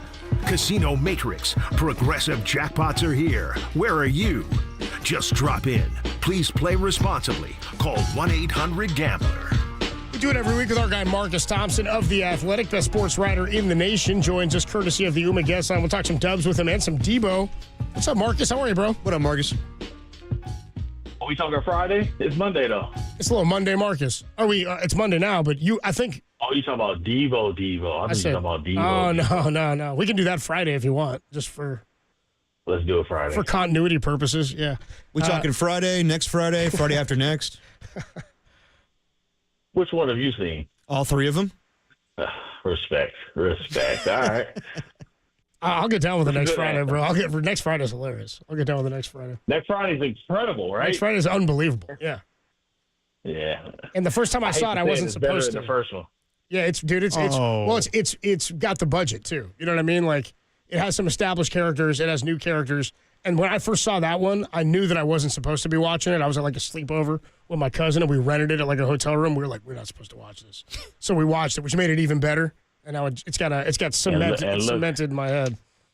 And look how you turned out. See, that's why you shouldn't have watched it. So it all worked out, man. It all worked out. You watched it too, and look at both of us sitting here talking to each other. I was older. I was an adult. So I wasn't like 9 at a sleepover. Yeah, I didn't know how old you were. Black don't crack. So anyway, the Warriors on Saturday. That was a frustrating one, man. I mean, I know Jimmy didn't play, and I was being greedy on all 5 on this road trip, but that was a frustrating loss. You know, I think it's great that we can now enter Quentin Grimes into the Hall of Fame of people you've never heard of that torched the Warriors. So I said it's frustrating. That's a very classic Warriors game right there, right? In honor of, just the Golden State recent history. First, I thought it was going to be Kelly Oubre because he started off, aggressive and playing well. It's like, the Oubre game. But it turned out to be Quentin Grimes. That one hurts because, like, they need to run off these wins. The opportunity's there. Like, they would be in 6 right now if they won that game, just because the Clippers lost 2 back-to-back to the Lakers. The Lakers are rolling. Denver's playing pretty well. Everybody else is struggling. Like, the window is now. They need to rack up wins. So they might have to get that game back. On a game we probably don't think they'll win. They probably need to get that back. But they need to rack up wins in a bad way now, especially against the bad teams. So what's the biggest issue you saw from them without Jimmy Butler on Saturday? Was it where they reverted back to the team we saw for most of the season, or was it just a night where Quentin Grimes got hot and they couldn't do anything about it? I mean, the inability to turn off the faucet on Quentin Grimes is troubling, right? Because, GP2 is out there. It's just curious. You're like, hey, how come you can't, stop this guy? And some of that is like scheme. When you got a scheme set up to do a couple of things, it's hard to adjust to this rando who's just going off, right? That's just like on the fly, it's a little bit tougher. But to me, the big issue was the issue that made them get Jimmy. You watch a team say, hey, Steph, you're not going to go off. Like, we're just going to not allow you to do this. We're going to make other people beat us. And they couldn't do it. They couldn't make shots. They were the rest of the Warriors. Steph was 5 for 12. Everybody else was 7 for 30 from 3. And you just can't win games that way. So Buddy Hield couldn't make a shot. Moses Moody was struggling. Nobody else had a big game. So that's a game where they needed somebody else to have a big game. They couldn't do it. That's the same Warriors we saw that made them get Jimmy. That's why the Warriors shelled out $58 million to bolster Jimmy's contract status. So, like, now you see it, right? Like, that's it right there on the road against a very beatable team with a suspect defense playing without their best player, and the Warriors couldn't score outside of Steph. That's the problem. That's why they got Jimmy. Talking to Marcus Thompson on the Yuma guest line, I felt like before the weekend, and I mean, still now, jury's out, of course, and there's a lot of games to be played. But I think the Lakers have thrown kind of a wrench into what we thought the landscape of the Western Conference was. I mean, they have, but it's kind of the same, though. We just swapping the Lakers out for a different team. For Memphis, you mean? Like Memphis won't fall? It was Memphis, yeah. I mean, Memphis is a game up on Houston now.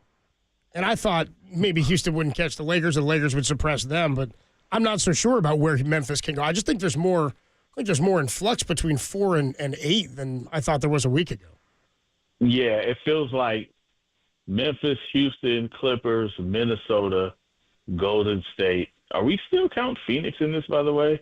No. And They're Dallas. They're 4 back of the 10 now, Phoenix. Dude, they're already talking about how Kevin Durant's going to get traded in the offseason. Yeah, I'm but not not buying for that. this year. They're 4 back of the 10 right now. no. I think they're cooked. Yeah, so they're probably out. So then you know Dallas in the mix like that. Like the Warriors were the hot team. That's why you got to keep winning because these other ones like this is a struggle season for a lot of teams. Yeah, and the Lakers might end up too, right? I mean they're just taking off, and Lucas just now getting together. Like he's starting to finally start to look like Lucas. So imagine when he gets on the road, and then you got Bron, and they've got all these reserves playing like excellent basketball, and they actually play defense. Surprisingly, like Lakers might be tough. So if you push them up to the top 3 or whatever, like if the Warriors go on a run, like a 12-3 type of run, they could get to 5. They could get to 4, as long as these other teams keep like kicking themselves, which they are. They're pretty good teams that could be good some nights, but they're like the Warriors. They could be good, but they could also be bad. They could like win a tough road game somewhere, but they could also lose to a team that like barely is fielding the squad. Like that's 3 to 10 for the West. That's what it is. Potent and impotent almost simultaneously sometimes. So if they could take advantage of that, they could be the team that gets hot at the right time. It could pay dividends. Houston is a team where it's like you like them, but they're so young. We've been waiting for this part anyway, right? Yes. Like, all right, when is Houston gonna? All right, come on now. As much as I love them Thompsons, they got a Thompson on the squad, so we about to rock with Houston, but they are so young, and then Memphis is just perennially a mess. Memphis, Memphis, they're gonna do something. They're gonna hit on the crap stable. They're gonna go do great, and they're gonna put it back all in on red or something stupid, right? That's what Memphis does. So we already know what that's about. The only teams I think are elite in the West is Oklahoma City, Denver, and now I think we could put the Lakers in that mix. No Jonathan Kuminga again tonight. Your guy Shams Charania has said that most likely it's going to be this weekend. What'd you make of? I know you were saying that he's probably going to start when he comes back, but what'd you make of Steve Kerr basically saying that when he returns, it's going to be off the bench? How do you think he's going to be used when he returns?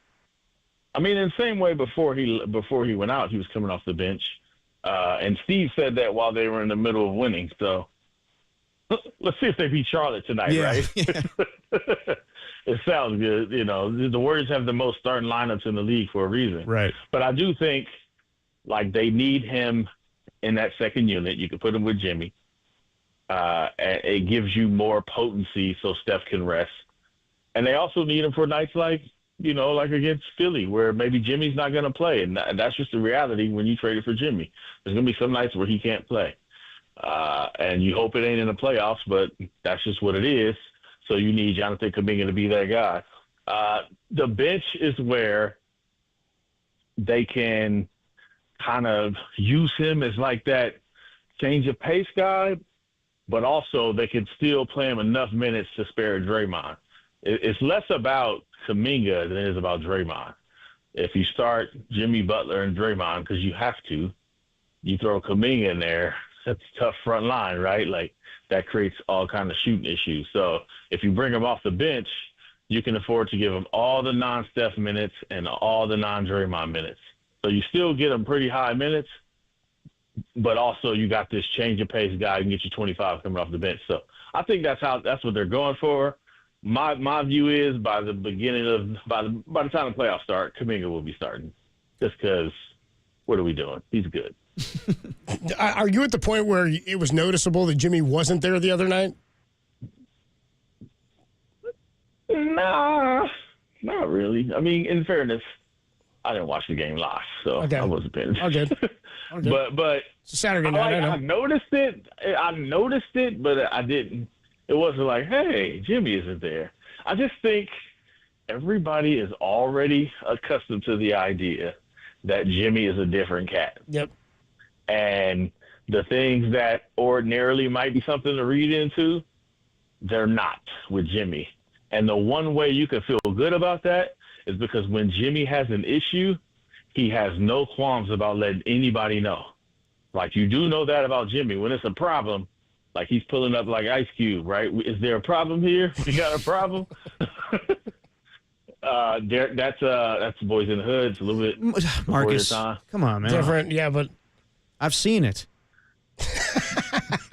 Derek was like, Barbershop. I know the movie. Yeah, I've seen it. Yeah.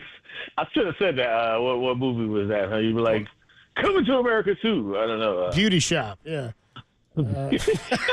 Are we there yet? Isn't that from Are We I've seen There them Yet? all. Soul Plane, maybe? I don't know. Yeah. Ice Cube wasn't in Soul I just Plane. feel like Jimmy will know, right? If Jimmy's got a problem, you'll know when Jimmy has a problem. So until then, all of the little stuff, you just kind of got to chalk that up as, Jimmy does his own thing, and that's just how Jimmy is. What'd you make of LeBron the other night saying that he understands why Anthony Edwards doesn't want to be the face of the NBA and how the NBA kind of covers, or the NBA media covers the players right now? What'd you make of all that? Well, first off, I took it as a personal affront. Yeah. You know what I'm saying? Like, it's just I don't know. I hate to make this about me, but why not, right? Since I'm here. Yeah. Like you. What else you have to do? I mean, I've been covering this league for 20 years now. Like, there's a lot of us out there who talk great about the league. A lot of us. A lot of people. I mean, when the league deserves to get ripped, we'll rip it. But when it's great, we'll say it's great. But talking heads always get all the shine. So I wish they would just say the people who are on the flagship shows that talk about the NBA are hating too much. Like, I got that. But let's not act like all of us, like nobody celebrates the game. That's insane. We literally have a book out at The Athletic, the Basketball 100, celebrating the 100 greatest players of all time with in-depth story. Like, a lot of us do this. So to me, I was like, all right, Brian, like, cut it out, man. Yeah. Like, just stop it. But the other thing is, like, I don't know. I just felt like I wanted to get my mini violin out for all of these have it so rough players like Anthony Edwards, who's going to collect, $500 billion in salary before he's 30.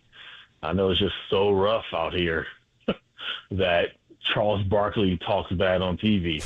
Like, listen, man, I was raised when Magic Johnson shut down the internet before it was even created when he signed for $1 million a year for 25 years, right? I remember everybody I knew going crazy because a player was getting $1 million a year. Now, now, like, it's 300, right? It's $40-50 million a year. Like, OG Anunoby is going to get $40 million next year. What? Like, part of this is like, hey, man, I feel you. Like, you're not wrong. You're not wrong. But in the words of John Hamm in the TV show Mad Men, that's what the money's for. Okay, I haven't seen that, Marcus. You haven't seen Mad Men? Haven't seen Mad Men. That's crazy. You got to get on Mad Men. That is like the most. It's a great show. Like the most pandering statement I've ever heard you make to a black man. Hey, you guys have fun with Mad Men. I'll watch The Wire. Black movies. I've seen all of these random, like, mediocre black movies, but I haven't seen one of the great TV shows of all time. I haven't seen Mad Men. That's crazy. He's like, but I've seen The Wire. I appreciate it. I know, right, bro?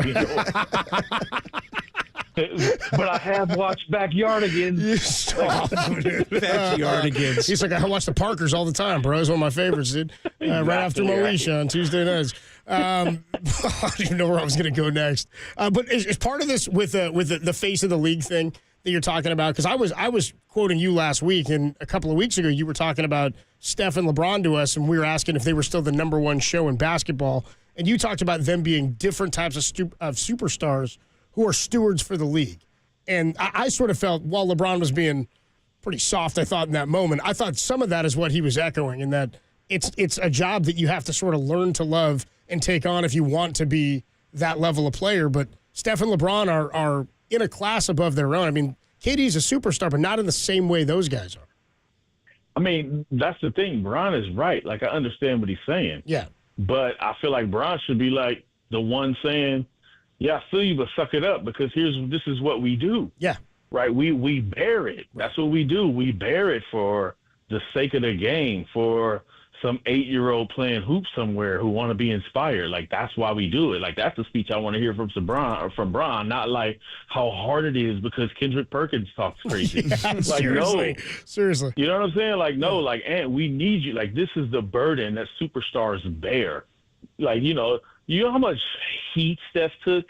They talk about his wife They talk about his shoes, right? I'm saying he can't do it. Like that's what they paint derogatory words on Bron's house. You know what I'm saying? Jordan was accused of having his gambling habits murder his father. Like every superstar bears this. So like that's the game. And these superstars are getting paid more than anybody has ever been paid. So yeah, that's what the money's for. Yeah. Somebody's got to get out there and do it. And it's even more important now because as the game has gone global, there's so many international superstars who have a different home crowd to care about, right? Their home crowd isn't America. They out. Like, yo, it's summertime. I'm going home, right? Yeah. They aren't as, let's do the work here. So when you get the American star, like, you got to do it for the sake of the game. And then that message also needs to go to the international stars. Like, yeah, no, I feel you, go home. Do you have home pride? Like, that's great. But also, here's where the money's coming from. So invest in this right here. That's the message they need to be telling people. Like, all right, everybody's paid, everybody's good, but somewhere is a 7-year-old who wants a league to come to, right? Some of you have children who's going to want to have a league to come to, and you need to like suck it up and do this. Heck, yes, it's bad, but so what? Suck it up. Ant, I'm talking to you, Ant Edwards, suck it up. I mean, that's the level of the guy you talked about. Steph, Jordan, LeBron, they all will have left the game in a better place than they found it, as evidenced by the contracts that are being handed out. Marcus Thompson of the Athletic. Warriors play tonight against the Charlotte Hornets. They better get a win tonight, man. We'll talk to you on Friday about Debo Samuel. Thanks, Marcus. All right, have a good one, homies. All right, later, bro. Good stuff from Marcus Thompson, best sports writer in the country. We will get into the Deebo conversation in just a minute with Dante Whitner. Hopefully. I think he's having phone issues. I may have to go back there and call him, and we'll hopefully get connected. God, I love talking to Dante. We haven't talked to him in a while. We haven't. But we can talk more about shows that I've watched back in the day. No, I don't know. Why would you do that? Yeah. Throw Derek's shows. Have you watched this? Yeah, I've watched that. Yeah. I haven't watched I know about the Parkers. You haven't watched the Matt? Thank you. You're hanging with the WB. That's where that whole bit came from, dude. A frog dancing around it. Oh, that frog. Yeah, dude. Parkers, WB, Moesha. Everybody hates Chris. Andrew Stern's laughing a little bit too hard in there. I don't know if it's with me or at me. We'll find out next. Adam Copeland, Depop, Tim Webb. It's Dirty Work on a Monday afternoon. We'll see if we can connect with our guy Dante Whitner next. Otherwise, it's more Parkers and Moesha on the Sports Leader.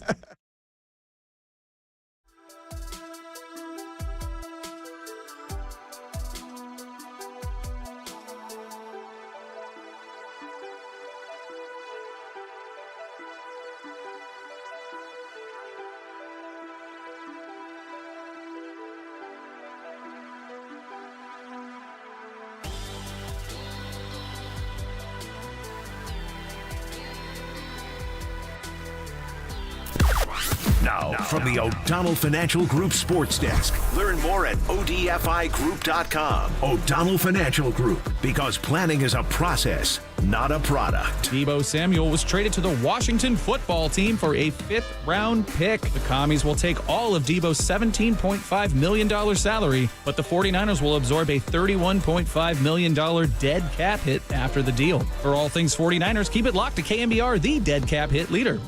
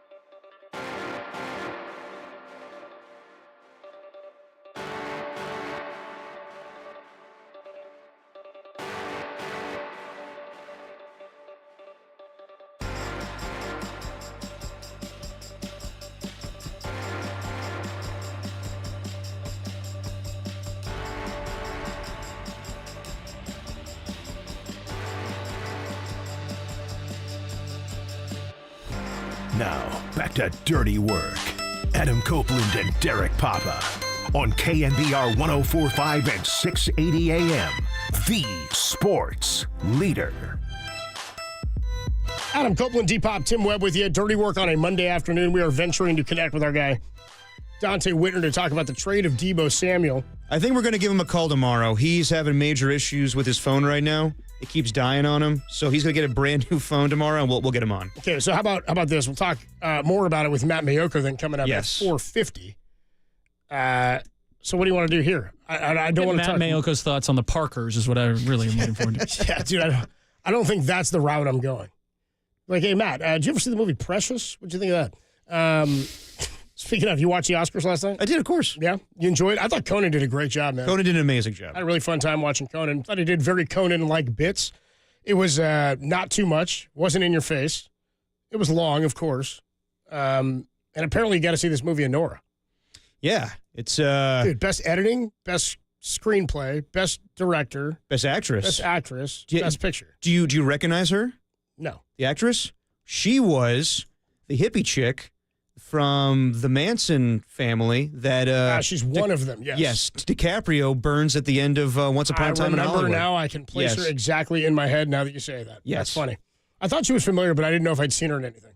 Yeah, I wasn't familiar with the movie at all. I was surprised actually it won as many Oscars as it did. But yeah, I need to bone up on some Anora, which I guess is being described as a feel-good comedy of Pretty Woman meets Uncut Gems. Interesting. I've read it as a sex worker Cinderella. Yeah. That's kind of what I was hearing it as, too. A sex worker meets a Russian son of an oligarch, and then they get married or something. Then they got to family's not having it, so they come over to try to take care of it. Seems like a simple plot, but I guess it's interesting to watch. The bigger deal is that it was an independent film that was made with like a $40,000 budget or something, they said, on location in New York. And it was incredible. The same guy who wrote it, who directed it, who edited it, has to go up and each time. He racked in 4 Oscars himself last night.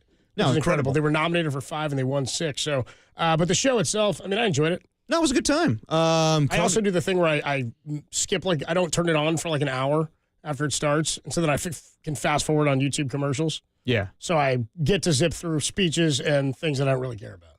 Right. Sound design. You know what I mean? I'm like, all right, well. Oh, come on. Those are hardworking people, Copes. We work in the audio medium. And AI is killing all of them off. Okay. I don't think my fast forwarding on YouTube TV has anything to do with it. No, I know. I agree. Like a lot of that stuff after a while, it's like, all right, do I care that much? But I love Conan O'Brien so much. Like, we'll play more sound of it in the Sound Soiree.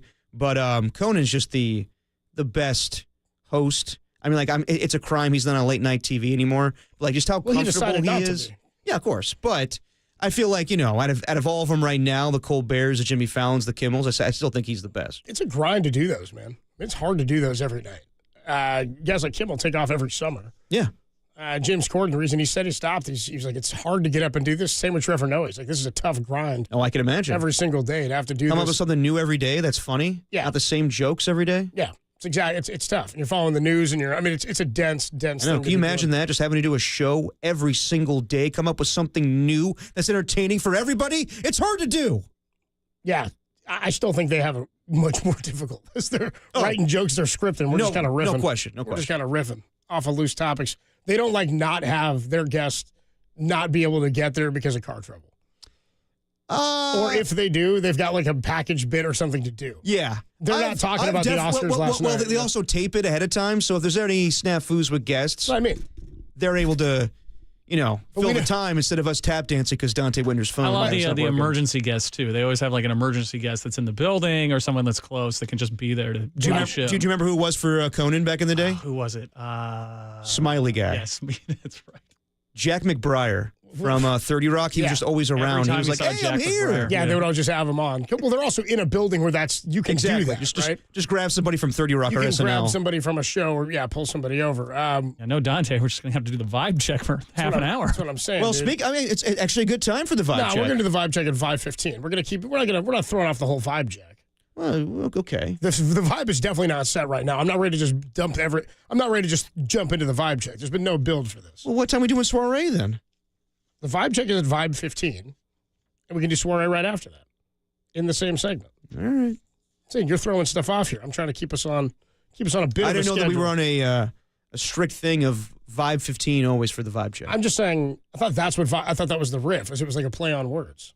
Well, was everybody on with that? It is, but the idea is that it could be at any time because true. any time is Vibe 15. It's true. It certainly did not feel like the right vibe when Derek just tried to throw to it right there. You with me on that, Tim? That felt rushed and not. Austin Scott was in the room. Oh, yeah, it was whiplash, big time. Yeah, you just saw him and you were like, let's do that. I was like, no. All right. You got stuff to take care of. You know what I mean? It's all bad vibes in this room right segment? now. My point is that when Jimmy Kimmel doesn't have a guest show, Marcus Thompson doesn't go on Monday and Friday. You know what I mean? That I'm just like make it up. We got a bit of a different situation here. A little bit, yeah. Anyway, Oscars. First time I think ever I've not seen a single one of the Best Picture nominees. Yeah, I didn't see any of them. That I can remember, like since I was a kid. They've gotten worse over the years, to be completely honest. How can you tell if you haven't seen them? No, I'm just meaning, well, I could say because of... How do you know? As far as the movies could be good. I'm not saying that. I mean, they've gotten worse over the years. My level of interest in these movies. That's a much different thing. They've been very, how I say, like... Why'd you say it like that? how you would say, like, it's kind of more, like, depressing, I would say, these movies that are coming out, or more, I don't know, just... What do you mean? Like the year that like Nomadland came out, like all those movies were like depressing. It was coming right out of COVID. You're like, I want to be something a little more feel good. I mean, doesn't art reflect society? Most of the time. Yeah, I mean that's kind of what it is, right? So if that was what came out of that, then that's what came out of that time. No, that's the evolution of what those stories. Those just stories those were made that year. Okay, but I'm just saying there's stories that are being told. So you're upset that movies that were more downer came out after a downer time in American society? This is more of me where I think the movies that are being nominated for Oscars are just not... You're just not a fan of them. It's what it sounds like. It sounds pretty simple. Yeah, it sounds like you're just not a fan. Well, like last year Oppenheimer won, and I was like, hey, we all saw that. That was a big deal. That movie ain't a happy-go-lucky movie. I'm not saying happy-go-lucky. I'm just saying, like, well, most of those movies were, like, extremely just, like, depressing. Like, oh, my God. Dude, Best Picture nominees sort of by nature historically have not been very uplifting movies. They're generally heavier stories. I think I would say Forrest Gump's a really good uplifting film. Yeah, how's it end? Don't give it away. A villain, man. Don't give it away. How's Gump end? Yeah, Saving Private Ryan. Spoiler alert for Gump. Could you be maybe making the argument that a lot of these runs haven't had big theatrical runs, so it's like you needed to know what a Nora was before seeing it. Otherwise, I mean, it's playing at the Metreon right now. Exactly, but like if you're not watching a ton of network television, you're probably not seeing ads for big movies like this, and you'd have to seek it out to find it. Yeah. Whereas like per your example, Oppenheimer was a massive budget and a massive advertising budget, so maybe the advertising has changed. Yeah, maybe it's just me. Maybe I'm not as interested in some of these indie movies that come out. Like I'm really well versed in movies, but like some of these movies that are coming out, I'm just like, What about Top Gun Maverick got nominated? For Best Everything Picture? Everywhere All at Once, I think, won it. Like these aren't like terribly sad. No, I'm not. Avatar: The Way of Water. You're focused more on the sad part. What I said. What I'm saying is basically like they're really going more. They've always not been mainstream movies, but they're really going I think they are. like a Nora is like really indie. Are you trying to really say it was an independent film, perhaps? No, not art house even. Like I don't know. Like just it's more of a me thing. None of them piqued my interest. I saw the Best Pictures, like the Bob Dylan movie. I can easily watch that streaming. None of them I wanted to go out of my way to go to the theater to watch any of them.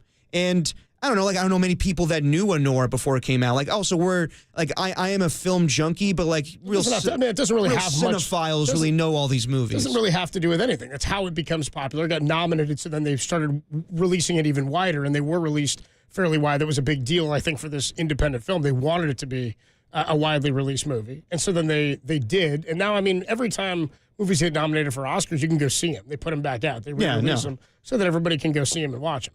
And by the way, Netflix had more nominations than like any studio this year. So most everything was available to watch. Yeah.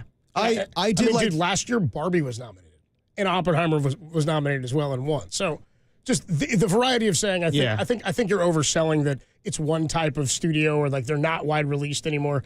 It's just the one that happened to win. A lot of times big movies win. Oppenheimer was like the major movie last year. No, that's fair. And it won. Holdovers, big one. That was on Amazon. It just sounds like it just sounds like you're not a big fan often of the art house or independent. No. That's not true. It's just movies that pique my interest. I think that this year, for whatever reason, I saw the list and I was like, I have no desire to see any of these. Last year, it was more like obviously everybody saw Oppenheimer. I love the Leftovers. I kind of want to see Substance and I want to see Conclave. I'm actually down to see both of them. I'd be down to see. I'll probably watch. I hear the Substance is just nuts. It looks insane. It's crazy. Doesn't seem like something you'd want to see. It looks dope. No, definitely. That's so there are things you would. Yeah.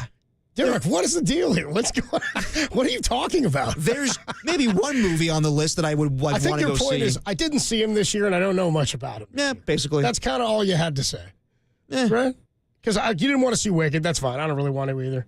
I thought Conclave sounded good. With Ray Fiennes, I'm down with that. But also, I'm not going out of my way to see the Substance in theaters. Like, if it's on streaming, I'll check it out. Nobody said anything about having to go to the theater to see anything. These were all, I think, wider released. Yeah, but like I thought a good point was made last night. The director of Honora, I think his name is Sean Baker. Yeah. He was like, it's important that we all go back to the theater, and we all got too comfortable in our houses. But now you're saying exactly, but your point right before you said that was, I'm not going back to the theater to see it. No. It depends on the movie.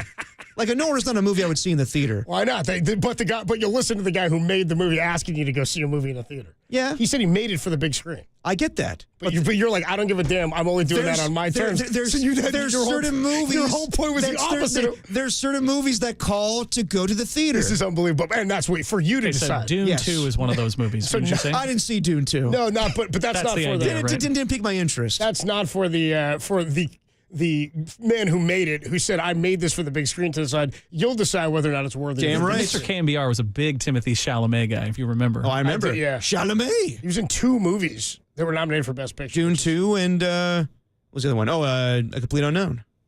Man. Good year for him, right?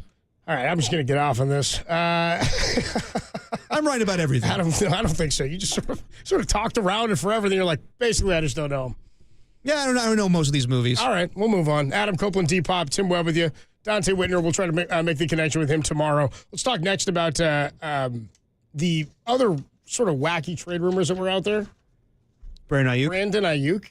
Potential trade rumors for Ayuk. This doesn't even seem to make sense. It doesn't. If somebody would take him, would you give him up? It depends on how much they're offering. 808 KNBR, if somebody would take Brandon Ayuk, would you give him up? We'll get into that next. There are rumors out there from Diana Rossini that says the 49ers are fielding calls about Brandon Ayuk's availability in a trade. You got to listen to him. What would it take you to give him up, and how confident would you be in the team this year if he weren't here? 808 KNBR is a number to call. Matt Maioko joins us at 4:50 this evening. We'll get more into this Ayuk stuff next on the Sports Leader.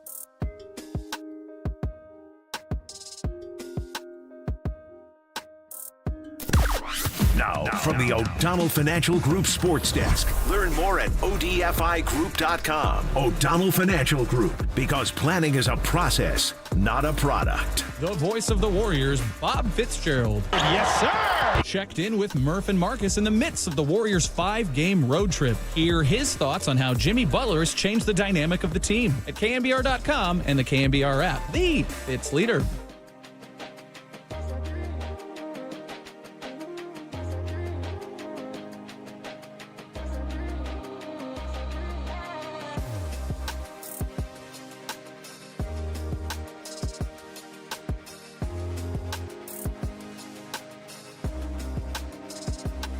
Hey, what's going on, everybody? Adam Copeland here. My good friend Steve Moskowitz is hanging out on the line. Steve, we all know about the hoops when it comes to the madness in March. What does it mean for taxes? March Madness to us is people are getting mad about their taxes right around March and saying, hey, I should know all this money. Look at the big corporations making billions and not paying taxes. Why am I paying all these taxes? Because the big guys have teams of guys like us saying, do this and don't do that. That's what we want to do for your listeners. We want to do everything for you, including doing your tax returns, getting whatever you may owe down to the rock bottom bare minimum, taking care of your taxes. There's so much that's available to you. There's so much you may be eligible for, but you have to know about it. And I was talking to somebody just today, and I said, well, I'd recommend we do X, Y, and Z, and that person's accountant never heard of it. So again, people concentrate on taxes at different levels. We want the absolute best for you. We have a free consultation. The only thing you have to do is give us a call and say, hey, Steve, I want to turn March Madness into March Gladness. Steve can help. Give him a call, 1-888-TAX-STEAL, or find him online at MoskowitzLLP.com.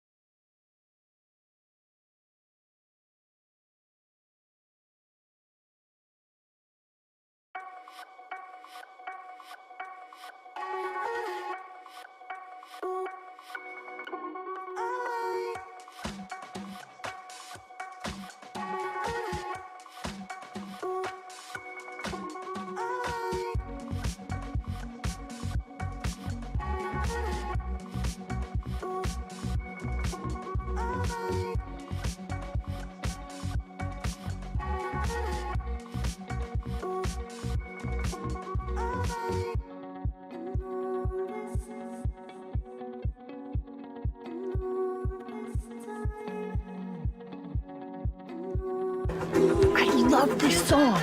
Really? Yes. Stevie Nicks. Yeah, Stevie.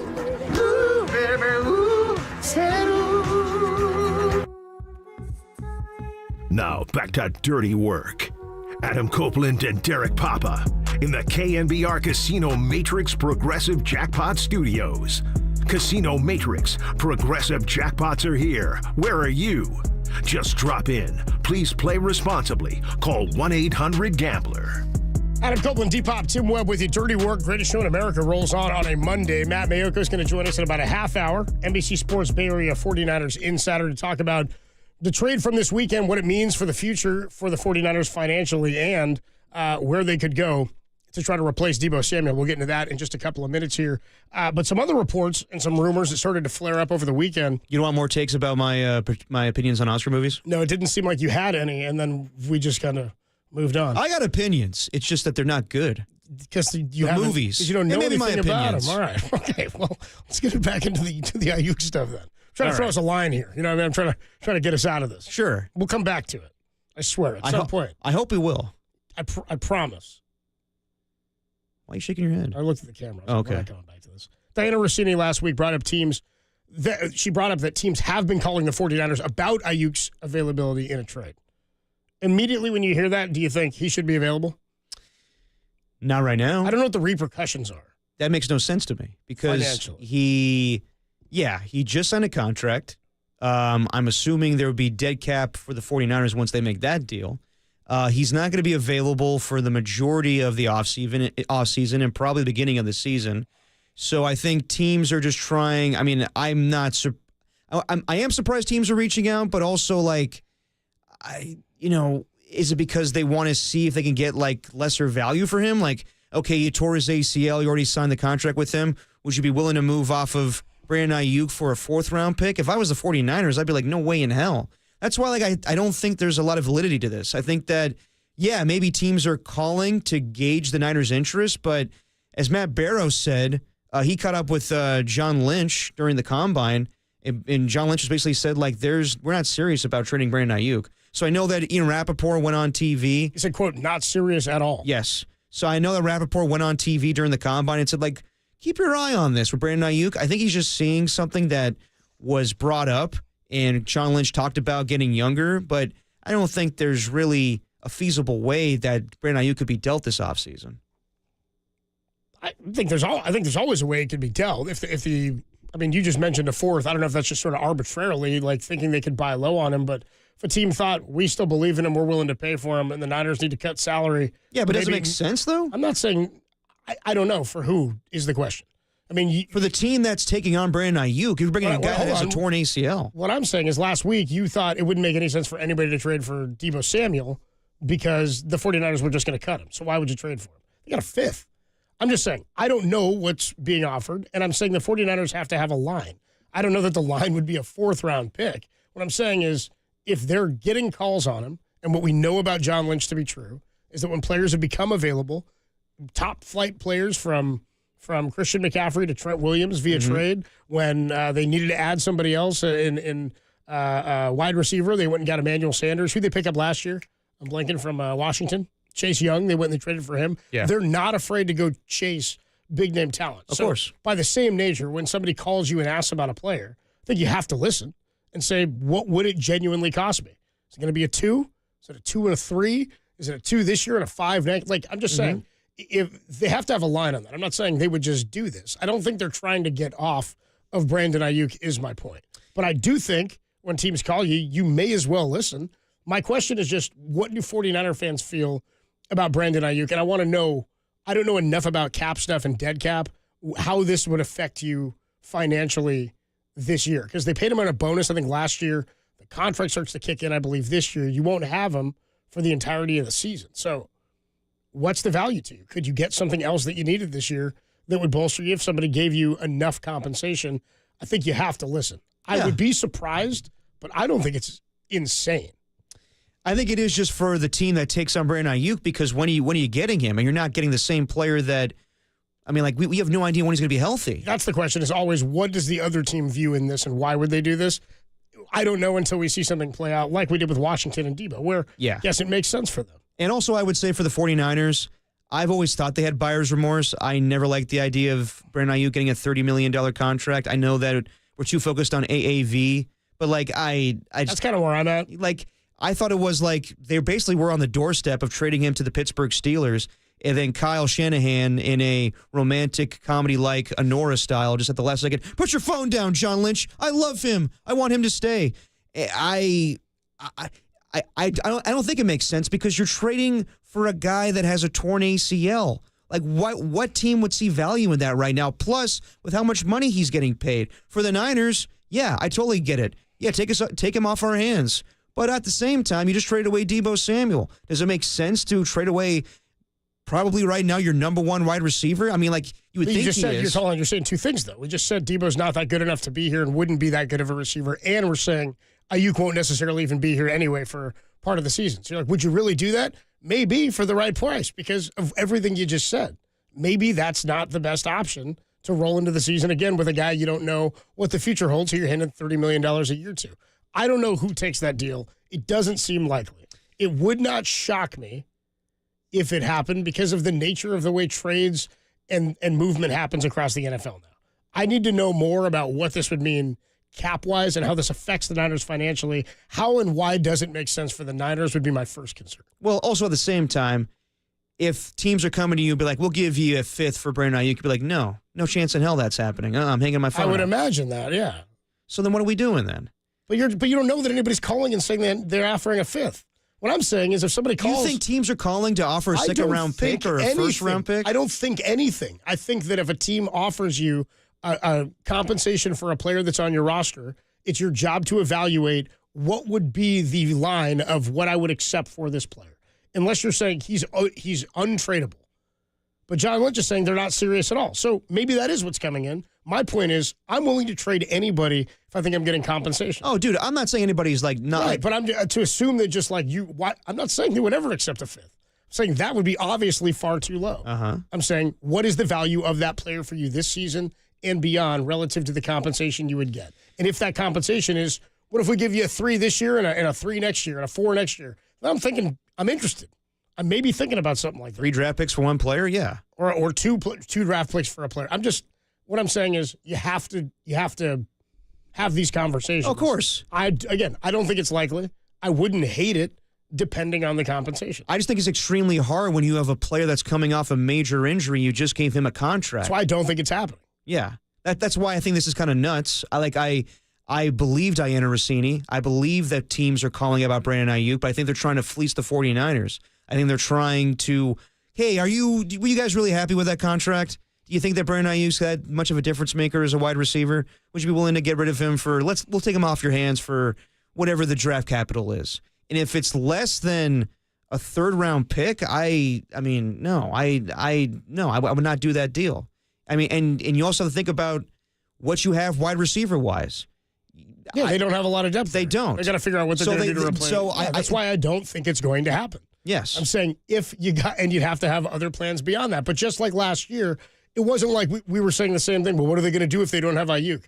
The whole plan, if they were to trade Ayuk, was to land either another receiver via trade, or they were going to turn right back around and go to the Broncos and try to get Cortland Sutton or somebody, whoever it was from, you know what I mean? Like they had other things lined up that we found out. It's not all happening in a vacuum. So if this were to happen, they would line themselves up to do something else as well. It wouldn't just be move on from him and now we're sitting here with a pick not knowing where we're going. Well, I think it's interesting that they're entertaining it. Like I think they have to listen to everybody that they get calls on. Yeah. But I wouldn't be surprised down the line maybe they would move off of Brandon Ayuk.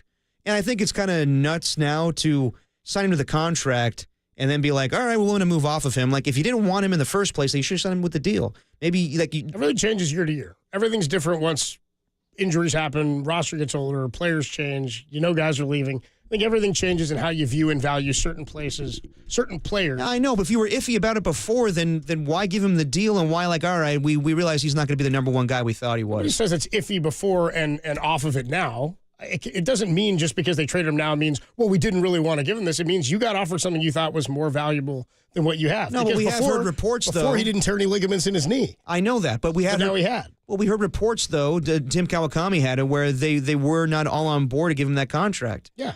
So I do think they have buyer's remorse right now. And then if he was in a better situation where he was healthy. We're projecting for saying they have buyer's remorse. I'm saying anybody who gets hurt after a big contract, nobody feels good about it. No, right, but if he'd had the same season he had before, would you have buyer's remorse? He tore his ACL. Of course, you feel bad about handing a guy $30 million when he tears his ACL in the first 6 weeks. Of course. What I'm saying is that's not all necessarily the reason they'd be moving him. It might be more beneficial to get off of him because of that, not, well, we didn't want to keep him a year ago, so now we have a chance to get out of it. I don't know. None of this happens in a vacuum. We're all just perceiving what's come from a couple of rumors that John Lynch says are not serious anyway. Yeah, I'm not buying into anything yet. Let's go to Al and Chico. What's up, Al? You're on the Sports Leader. Hey, thanks, guys, for taking my call. Great show. Thanks. Yeah, I totally agree with you guys that Copes, that if somebody offers, definitely listen to them. And if they wanted it, I'd do it in a heartbeat. And then after that, go after Devontae Adams, bring him back to the Bay. So we'd have Adams, Jennings, and Pearsall. And that's pretty formidable. And then this year, the draft is loaded with wide receivers. I checked out the combines. It's incredible. And then also there's a lot of good free agents out there too.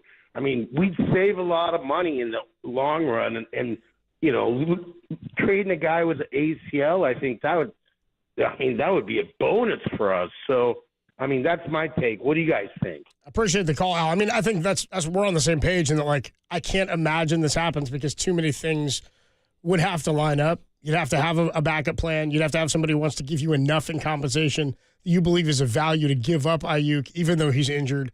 And that team would have to want to take on a recovering player from an injury. Again, I don't think these injuries are as serious. They're serious, of course. I don't think they're as detrimental to guys' careers as they used to be. So I don't fear all that much Ayuk not being able to come back as the same player. The bigger question is how long is it going to take before he reaches that ability or that status again? Football players have so many setbacks. We saw with Dre Greenlaw this year. I mean, Achilles is different, and Achilles is sort of the snake bit one now. Like when that happens, there are bigger question marks, I feel like. But knee injuries now, guys come back from them, and I mean, look at what Saquon's done. Saquon tore his knee up 2 years ago. Nick Bosa came back from a knee injury and is still an elite talent on the field. My point is, I feel like Ayuk's inefficiency this year was more tied to not being in camp than it was to just some big step back all of a sudden after a Super Bowl season where he was fantastic. Right. The question now is, can he regain that form? I have confidence because of the position he plays and because the injuries now don't, in general, have the same impact on guys when they haven't had it before. Right. Well, I also wonder. Still a question, of course, but. Well, I also wonder, is this Diana Rossini, putting this out there because teams really want Brandon Ayuk, or John Lynch wants this out there, or Kyle Shanahan wants this out there to see if anybody's willing to take on Brandon Ayuk? All possibilities. Yeah. Why not? Why not test the waters? I mean, it's fine to test the waters. I just think that any team that would trade for Brandon Ayuk right now is dumb. Like, I think that's just stupid to do. I think that it's a player, obviously, and I know that players come back. Nothing would be more delicious if we got news that the Raiders were in on Ayuk. That would be one of the most. If you were like, whatever team does it is dumb. They are. No, dude, I would just love it to be. No, but I don't care if it was the Raiders. I don't care whatever team it Whoever was. does it. It would be a dumb move. And I know players come back from ACLs all the time, and I'm not saying that Brandon Ayuk's career is over. But you can't tell me that you're willing to trade right now draft capital for a player that had a significant injury. You don't know when he's back, also. Like, there's still quite, like, he's not going to play the entirety of this season. It's the beginning of a major Most likely contract. he'll be back week 6. Again, I can't imagine this happens. And that's, but I'd listen if they could. Yeah, and that's why I think the Niners are in a good spot. You paid it, Brandon Ayuk already. He might as well play and see what you got of him. Debo's gone. Make him the number 1 wide receiver. You'll see what he is once he's healthy again. But you do have to go out there and test the waters of free agency and get a veteran wide receiver. And you can also draft somebody. You're not, that doesn't preclude you from doing that as well. But yeah, they got to do some work wide receiver wise. But I think Ayuk was already pretty clearly the number 1 by 2023. You should make him the number 1. Like, he was already the 1. But as you said, from season to season, things change. I think we all would agree right now we have the most confidence in Juwan Jennings. Sure, he played the most this year and had to become. He rose to the occasion for sure. Yeah, so I'm interested to see what Brandon Ayuk is post-injury, but I'm not going to pull the plug on him just yet. And I completely understand if the Niners are like, well, damn, we didn't want to give him the contract in the first place. He tore his ACL. But given the way things are right now, it's best to go forward with him. And then once he's healthy, if you really don't want him around, then go test the waters again in the trade market. Well, where do they go this offseason? That caller, was it Alan Chico just said? Alan Chico. A lot of good free agents out there. Now that they've moved on from Debo Samuel, we'll take another look at the free agents that are out there. I mean, Stephon Diggs coming off a knee injury, Keenan Allen, potential option. Amari Cooper, how much does he have left? He was a name that was mentioned out there last offseason when they were potentially going to trade Brandon Ayuk to Cleveland for Amari Cooper. I thought at the time that would have been a nice swap. Now you could potentially just add him to the mix, sans Debo Samuel. We'll talk more about who the potential replacements are and how much faith you have in a guy like Ricky Pearsall taking over a number 2 or number 3 spot in this offense. Matt Maioko joins us in about 15 minutes. We'll pick his brain about all this stuff and where the money goes for the 49ers offseason. More on the receiver market next on the Sports Leader.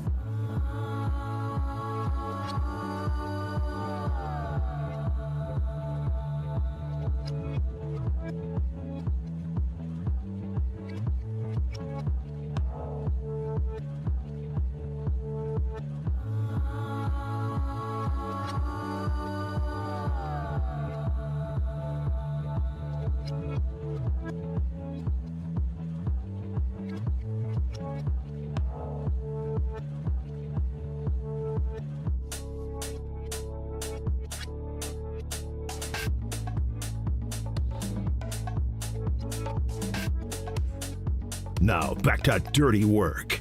Adam Copeland and Derek Papa in the KNBR Casino Matrix Progressive Jackpot Studios. Casino Matrix Progressive Jackpots are here. Where are you? Just drop in. Please play responsibly. Call 1-800-GAMBLER. Adam Copeland, G-Pop, Tim Webb with you. Dirty work on a Monday evening. We'll catch up with our guy Matt Maioko in about 15 minutes or so. 49ers Insider, NBC Sports Bay Area. We've been through some of this list before. We have. In terms of like who would replace Deebo. This isn't a new conversation because we've assumed already for some time that he's not going to be a 49er going into 2025. It's now official. Well, will be on March the 12th. It's getting real, though. A week from today, we start shopping. Free agency starts a week from today. And we'll talk to Matt Maioko about that, too, about where they could go and where their focus could be. And if now it feels more like they would turn it towards a veteran receiver. I guess the question is when they really think Brandon Ayuk will return, what form he'll be in, and how much you're going to need from a receiver that you add. Like, what is the load you're looking for him to carry? Because I know we talked about this prior to this trade, and your thought was, well, you don't want to get somebody who doesn't want to be the number one once Ayuk comes back. Like, yeah, you can't have a Devondre Campbell situation. I would say that's probably unique. But it's also why you're looking at a veteran guy who I think you need to be able to trust with a bit of a workload prior to that return. Like, a Chris Conley type is too low on that list. Now, I think that you really can't rely on Brandon Ayuk to help you out this season. I think that it's kind of like last year, like he came into camp so late and he was used sparingly in the offense, and then it picked up a little bit. But, yeah, he was never going to be his self that he was in the 2023 season.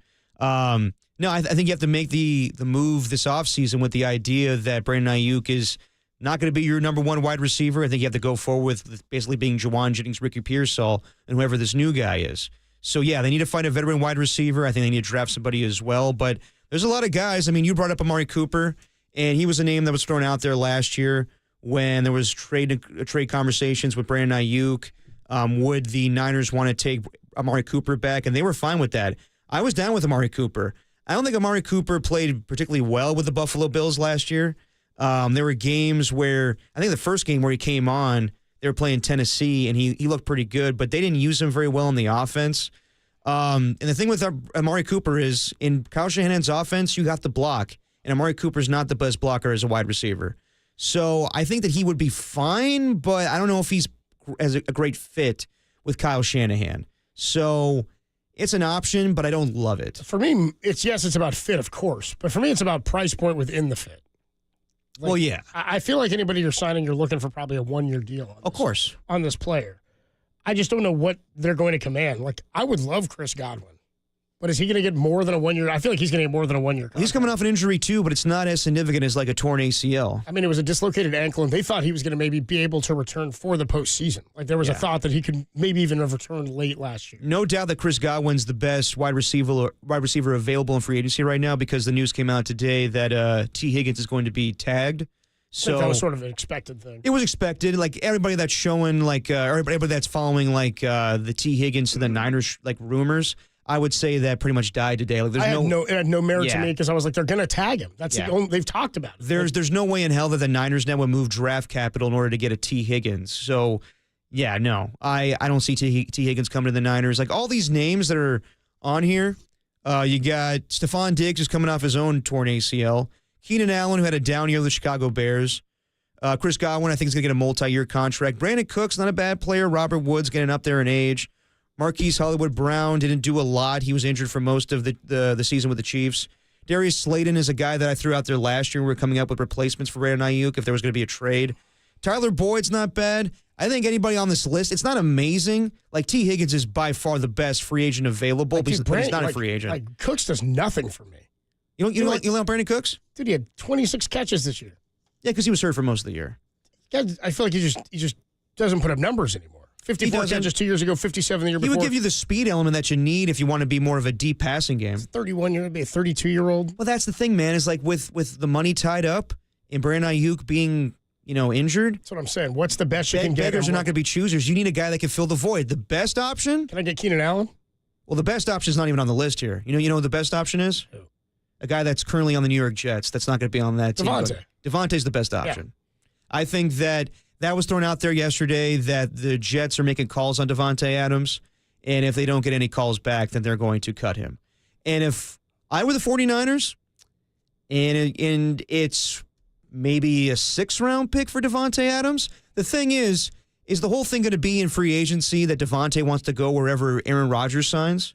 Like, I know that the whole notion of the Debo Samuel trade, You can't just follow him around forever. but he might want to. Like, every insider is throwing that out there. Like, Davante's going to go wherever Aaron Rodgers goes. The thing with Debo Samuel is the Commanders didn't have to compete with any other team. Like, everyone talks about, like, well, they just would have released him anyway, so why would you waste the draft capital? Teams would trade for Davante. Other teams would trade a 6 for Davante. Exactly. Like, but my thing is, like, do you feel comfortable in your chances when Davante's released that you can compete with him or compete with other teams in free agency? Like, is it appealing enough? He might get more. He's getting more expensive financially, probably. Exactly. So you would have to rework the contract. There's no way you're gonna trade him for the value he has right now. So yeah, I think that the Niners should call the Jets, say, are you willing to go off of him for a 6th-round pick, 7th-round pick? And then can we work with Davante where we take years off his deal and he's only worth like 1 year and we make it a manageable number? That way we would do that, and that way we don't have to compete with any other teams at free agency. We don't have to worry about, well, Aaron's going to sign with the Colts. Aaron's going to sign with the Steelers. I may want to go there. If that just gets rid of that and you have Davante Adams, I would do that. But if it's going to be a whole process where Davante's like, I'm not changing my contract, then by all means, try to make it work in free agency. But I think Davante is the number one option for them. It gets very convoluted when you start talking trade.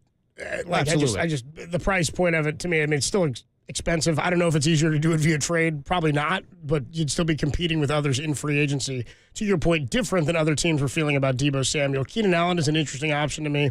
I don't know what Chris Godwin would command. Brandon Cooks doesn't do anything for me. Deontay Johnson, DeAndre Hopkins, Mike Williams. Deontay Johnson. I mean, there's not a lot there. Once you get down beyond like the top 5 or 6 guys, there's not much to be excited about. We'll talk more about this with our guy, Matt Maioko. He joins us every week, our 49ers insider from NBC Sports Bay Area. We'll talk about the Deebo trade, what the cap ramifications are for the Niners, where they stand with a guy like Brock Purdy, and whether or not this opens anything else up for the Niners in terms of who they'd go after at wide receiver in free agency. Dirty work, greatest show in America. Matt Maioko joins us next on the Sports Leader.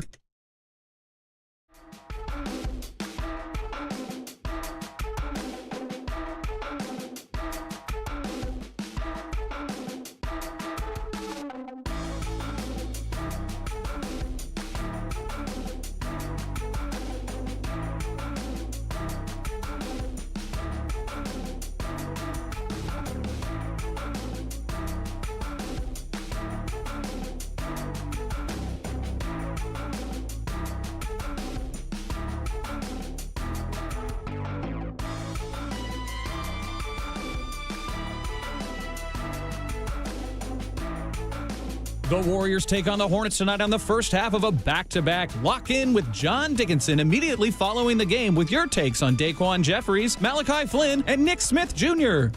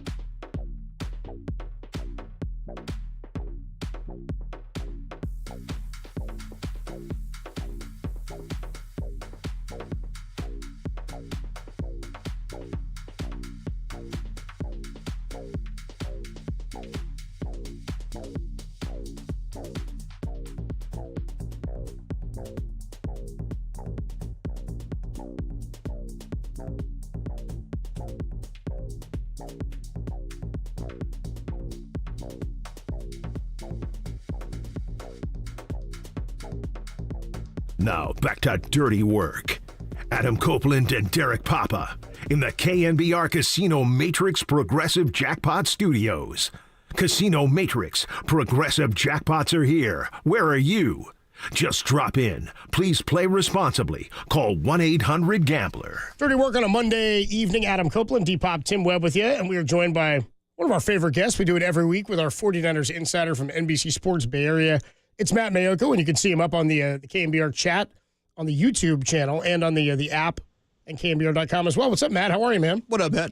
I'm doing well. And it's fun watching on YouTube because it was kind of like the equivalent of the Collinsworth slide in, watching Copes just kind of walk across my screen and slide in and then just immediately pick things up out of the commercial. Now, so here's very a guy. very smooth. Here's a guy, Matt Maioko, who's always here on Mondays. And you're, dude, we've been teasing you all day long because even before the show, I was like asking Derek dead cap questions.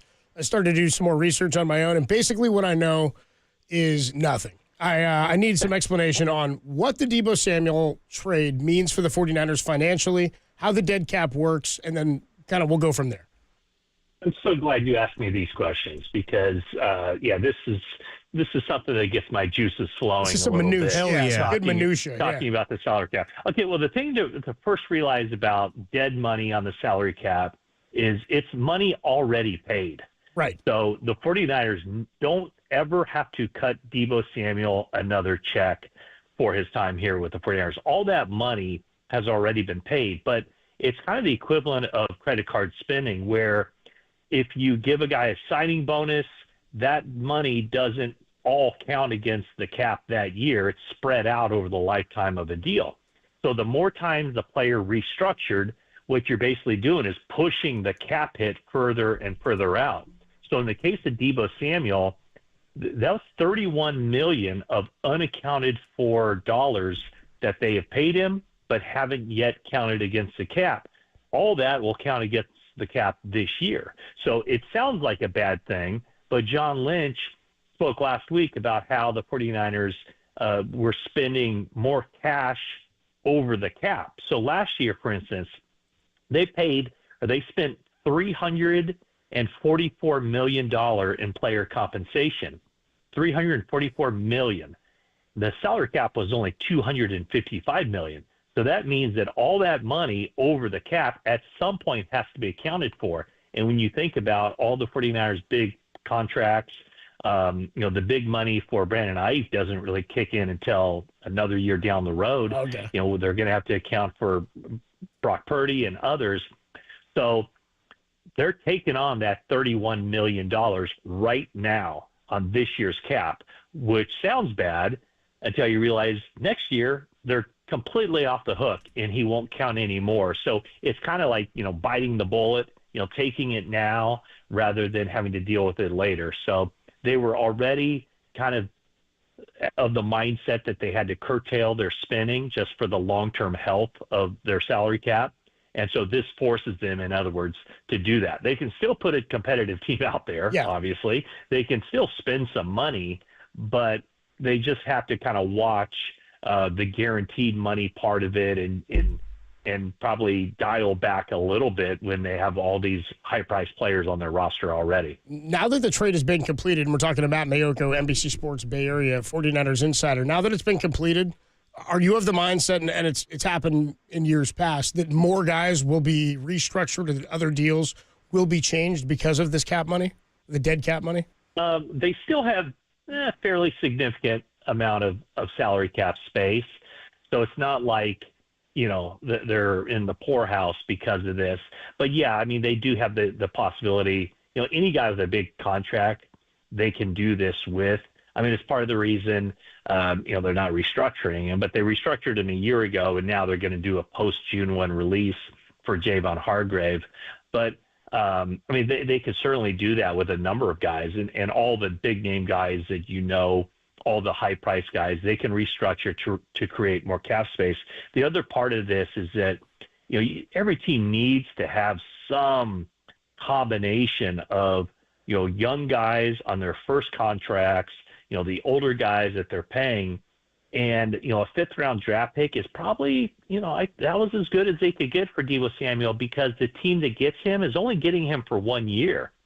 Washington would have to do something, they'd have to tear up that contract and do something if they want him for more than 1 year. So by getting him for 1 year, that just automatically kind of tamps down the market value that he would have on as a trade piece in this. The thing with, if the 49ers had kept Debo Samuel, it would cost them, as it's going to cost the Commanders, $17.55 million for this year. That includes that option bonus that he's due on March 22nd. The player the 49ers will get in return for Debo Samuel will cost a little bit over $4 million, but for 4 years. So you can see right there on the trade-off of how financially it's more prudent to have a guy making $4 million over 4 years rather than a guy making $17 million for 1 year. Now, obviously, the trade-off is Debo Samuel, by and large, has been a very good player for the 49ers, and it's going to be difficult to replace him. Matt, how much would the dead cap have been had they waited post-June 1st? If they waited post-June 1st, they would have saved money on the cap this year because he was scheduled to make $15 million salary cap space. Yeah. So it would count $10 million dead money this year and $20 million next year. Okay. So it's basically $31 million being spread out over 2 years as opposed to $31 million all counting this year. Got it. And I could be totally wrong on this. I know that now there's a way to designate a post-June 1st move. Is there any way for the Niners to do that when this deal becomes official, or is that's not a possibility? No, because it's a trade. So a trade, they don't have that option. Gotcha. If they were to release him, yes. That would have been an option, and that's what they would have done if they had released him. But because it's a trade, they're getting some compensation back. It's $31 million in dead money right now for this season. Got it. Talking to Matt Maioko on the UMA guest line. I think I asked you 2 weeks ago whether or not you thought the Deebo trade would happen first or the Brock Purdy contract. And you said you thought the Deebo trade would be like the first domino to fall this offseason. Do you think the next one is Brock Purdy? Do you think it's don't know if imminent is the right word, but based on what John Lynch said in Indianapolis last week, what do you think about it? Yeah, I don't get the sense it's imminent by any stretch, but I don't know what another domino to fall would be. Yeah. George Kittle at some point, their plan is to give him another contract that will go a long way toward ensuring that he's, finishes his career with the 49ers. I guess you could say the next domino could be something with Dre Greenlaw. I don't know. I guess I still think the Brock Purdy thing is going to happen. I think it's probably going to happen in a timely fashion, but I don't know. I mean, there was that door kind of left open that, it just might not be as easy as, maybe I thought it would have been several weeks ago. I don't think there's any question that Brock Purdy's camp looks at the contracts that have been signed around the NFL, specifically the Dak Prescott contract that was done a year ago. He's making $60 million. I'm sure if you look at the comps as Brock Purdy's agent has done, I'm sure he's saying Brock should make that much. And I kind of get the sense that the 49ers aren't willing to go there. Where that number falls, who knows? I said I thought it'd be 55 to 60, somewhere in that realm, because there's enough quarterbacks who maybe haven't even experienced the kind of success that Brock Purdy has had, who are making 55 or more. So I still think he's in that ballpark. I don't think he becomes the highest paid quarterback in the league, but he's going to become the highest paid player on the 49ers. That's for sure. Matt, how would you describe Debo Samuel's time as a 49er? I think once you kind of eliminate just the bad vibes surrounding the 2024 season, I think it'll be looked back upon fondly. I mean, he was a game changer, and he was so unique. He brought a juice to the 49ers that maybe they didn't otherwise have offensively through some really good years. 2019 when he was a rookie, obviously George Kittle and Debo Samuel and Fred Warner. I mean, I think in a lot of ways those guys kind of defined that era where the 49ers made it to the NFC Championship game 4 or 5 seasons. He was unique. He was the only guy that when the 49ers broke the huddle, your eyes would go to and see where he's lining up. All in all, I'd say a very successful run. John Lynch described him as perhaps his most favorite draft pick during their 8 years since John Lynch has been running the drafts with the 49ers. So it kind of, came apart at the seams this last season. But I think all in all, he was a very popular guy.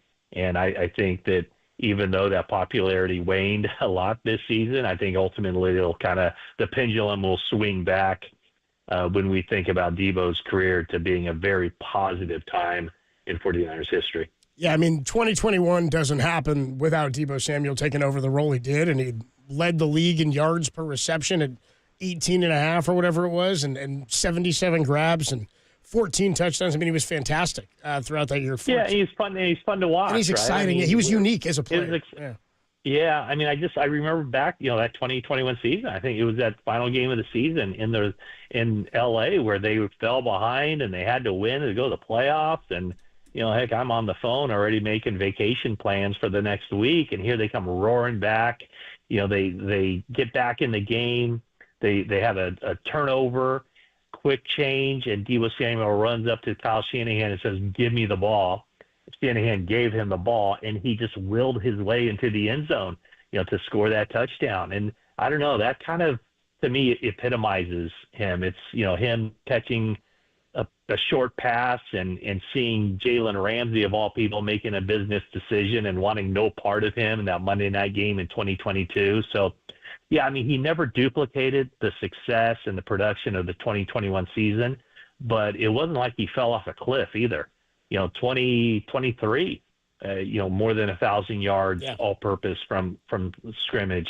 He was a good player, and he's fun to watch, and he just brought something special to that team that even the defensive players acknowledged.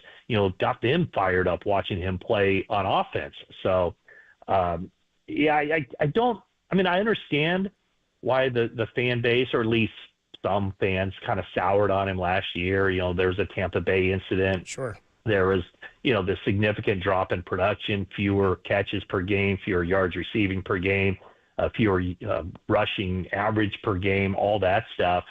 There was the, social media, I'm not getting the opportunities, and then he dropped the pass against the Rams that probably would have been a game-winning touchdown. So I understand a lot of that, but I think when you take a deep breath and you kind of take a step back and look at his body of work, I think it was really impressive, and it was a lot of fun to watch.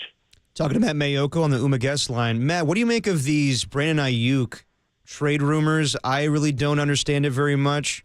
I mean, what do you think is the likelihood that the Niners would actually get adequate trade compensation for a guy that tore his ACL and signed a contract last offseason? And I'm with you on that one. I don't see it happening. John Lynch acknowledged that they have received phone calls. He certainly didn't say the Warriors have been calling teams about him.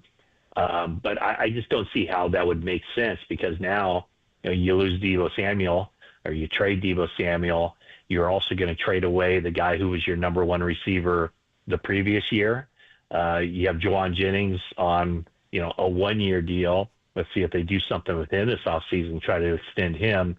But, you'd be, and nothing's wrong with this, but you'd be admitting you made a huge mistake in signing Brandon Ayuk to the contract in the first place. So I don't know why you wouldn't want to stick with that. If he went through that weird training camp where he was a hold-in, if they stuck with him through that and signed him to that kind of contract, I would think they would at least like to see this thing play out a little bit to see, he and Brock Purdy were a good tandem. I mean, those guys have a very good chemistry. It didn't show in their brief time together last year, although Ayuk appeared to start to come on before he got injured. But I don't see why another team would want him so much at this point that they'd give the 49ers compensation that would make the 49ers reconsider and say, oh, yeah, we're going to make this trade. So I don't see it happening at all. Yeah. Is there any thought, I mean, it's so far away, but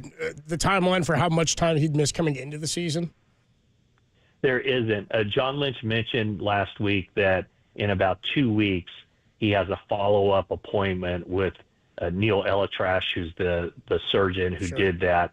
And so they'll have a better idea once they get an idea of how his rehab is coming along, of what that time frame is going to be like. But right now it's very much open-ended, and I don't know what that is. Is that middle of training camp? Yeah, I don't know. I kind of doubt it. Would it be just before the start of the regular season? I don't know. I mean, I would think that, a good marker to kind of look at would be he starts the season on the PUP list. And now you're looking at maybe week 5 of the regular season. Well, that is just a total guess. Yeah. I do think that 49ers would have to look into free agency.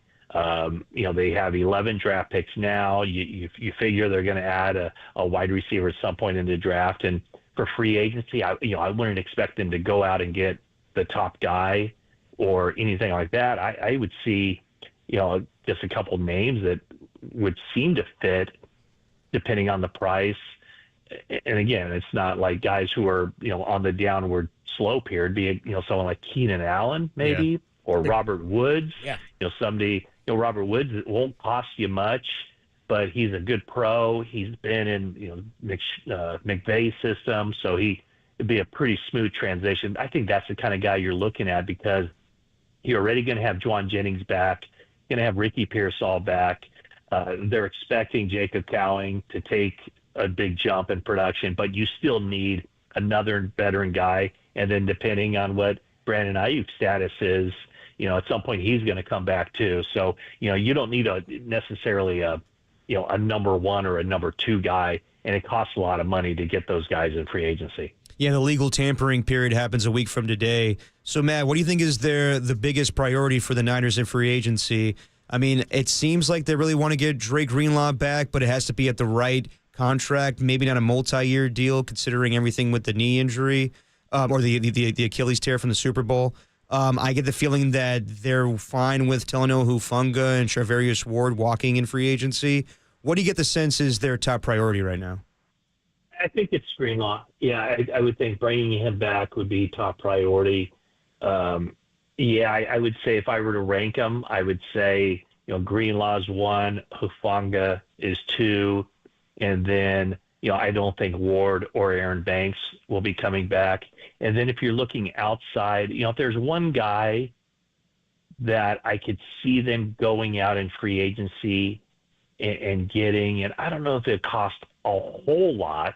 It'll cost more than, I'm sure they're willing to pay, but maybe a Drew Dahlman, center from the Falcons. That could be a position where, it's tough to find centers in the draft just because there's a lot put on the plate of NFL centers, and especially a guy coming into this system. But I could see them making a play for a player like Dahlman. And then it's just, probably more of the same where kind of second-tier free agents looking to build up more depth on the defensive line. So those would be, and probably cornerback too. They whether it's Isaac Yiadom coming back, Rock Ya-Sin, I don't know what they're thinking there, but you're probably looking at more guys like that they can, kind of borderline starters, guys who could be a third cornerback. Their starters at cornerback, I think, are pretty well set, barring them, spending the 11th pick on a corner. But I think they feel comfortable with Renardo Green and Diamador Lenore, but they do need some guys with experience who can step in and play. And I think they can get those guys fairly inexpensively in free agency. Matt, before we let you go, just in general, I think you said to us maybe about a month ago you anticipated Niners would be in like the second wave of free agency. Do you still anticipate they will be? I mean, surprises always happen, but do you anticipate they will be sort of waiting back? Yeah, I mean, maybe day one of free agency, maybe they sign a couple guys. Maybe they re-sign one of their own, like they talked about. Greenlaw would be the biggest target there. Maybe they can get a guy like I just threw out Drew Dahlman's name. Yeah. Right. But I wouldn't expect like a huge splash, like them going out and getting the top paid defensive player or the top paid offensive lineman or I wouldn't expect anything like that. But yeah, I mean, I would expect them to make some moves in free agency, but I would say more or less it's going to be, that second wave. And would that include guys that possibly get cut? Like we were talking about possibly Devontae Adams. If nobody wants to trade for him, obviously no one wants to take on that contract. He's an option as far as a veteran wide receiver. We've been hearing rumors now for the last 2 years about Joey Bosa getting cut with the Chargers, and maybe he wants to team up with his brother. Would those be two guys you would consider? Yeah, I would say so. I mean, and the key there is they like to play this compensatory game. Yeah. So basically, compensatory is, if you lose more free agents than you sign, you get compensatory picks the next year. So they like to play that game. And when guys are cut, those don't count against the compensatory formula. So you can sign those guys, and it doesn't hurt you from that realm. So, do they have the money to pay for a Devontae Adams or a Joey Bosa? That would all have to be stuff that would be worked out. I guarantee you, if Joey Bosa gets cut by the Chargers, 49ers are making an immediate phone call to see if they can work something out. Right. I mean, that would be a no-brainer to give him a call and just say, this is what we can do. Are you interested in teaming up with your brother? And I don't know that, Joey would give the 49ers a home brother discount, but you got to make that call. No question about it. I mean, that would be that's a no-brainer. It'd be a sweet ad. It would be a sweet ad for sure. Matt Maioko, the voice you hear. Make sure you're checking him out and reading him and listening to the 49ers Talk podcast with Matt and Jennifer Lee Chan. Matt, thanks so much. We'll talk to you next week. Thanks, Matt. All right, gentlemen. Thank you. Take care. Good stuff. Appreciate you, man. Dirty Work rolls on a Monday. Matt's always fantastic. Oh, yeah. Good information. Somebody texted in at one point when he was talking about the dead cap and said, best explanation I've heard, made it digestible. it's not something that's going to damage the 49ers' abilities to do something this offseason. I mean, just looking at the cap space the 49ers have currently, they're 11th in the NFL right now with $51 million, so I'm assuming that's going to stay there. And the $33 million in dead cap has already been accounted for, is what I'm assuming. That's what he's saying. That stuff usually updates pretty quickly, but he goes, it's money you've already paid. So it's just how it affects you and where you sort of placed it, and they restructured it last year. So the trade's not official yet, so I'm not 100% sure about March that. 12th. Yeah, but I'm assuming that right now when the new league year starts, they still have that $51 million available. Adam Copeland, Depop, Tim Webb with you. Dirty Work rolls on a Monday. We do it now every Monday. It's a regular thing here on Dirty Work. We do this every Monday now? Yeah, the Vibe Check. All right. KNBR Vibe Check. We go out to the KNBR. Better bring it, Scott. The Vibe Desk, and we'll get the Vibe Check for how people are feeling about the Warriors who lost on Saturday and what the vibes were for Austin with Debo Samuel exiting the 49er roster. Maybe some Oscar vibes, He's been around Debo Samuel quite a few times, covering him, locker room, getting content, getting videos.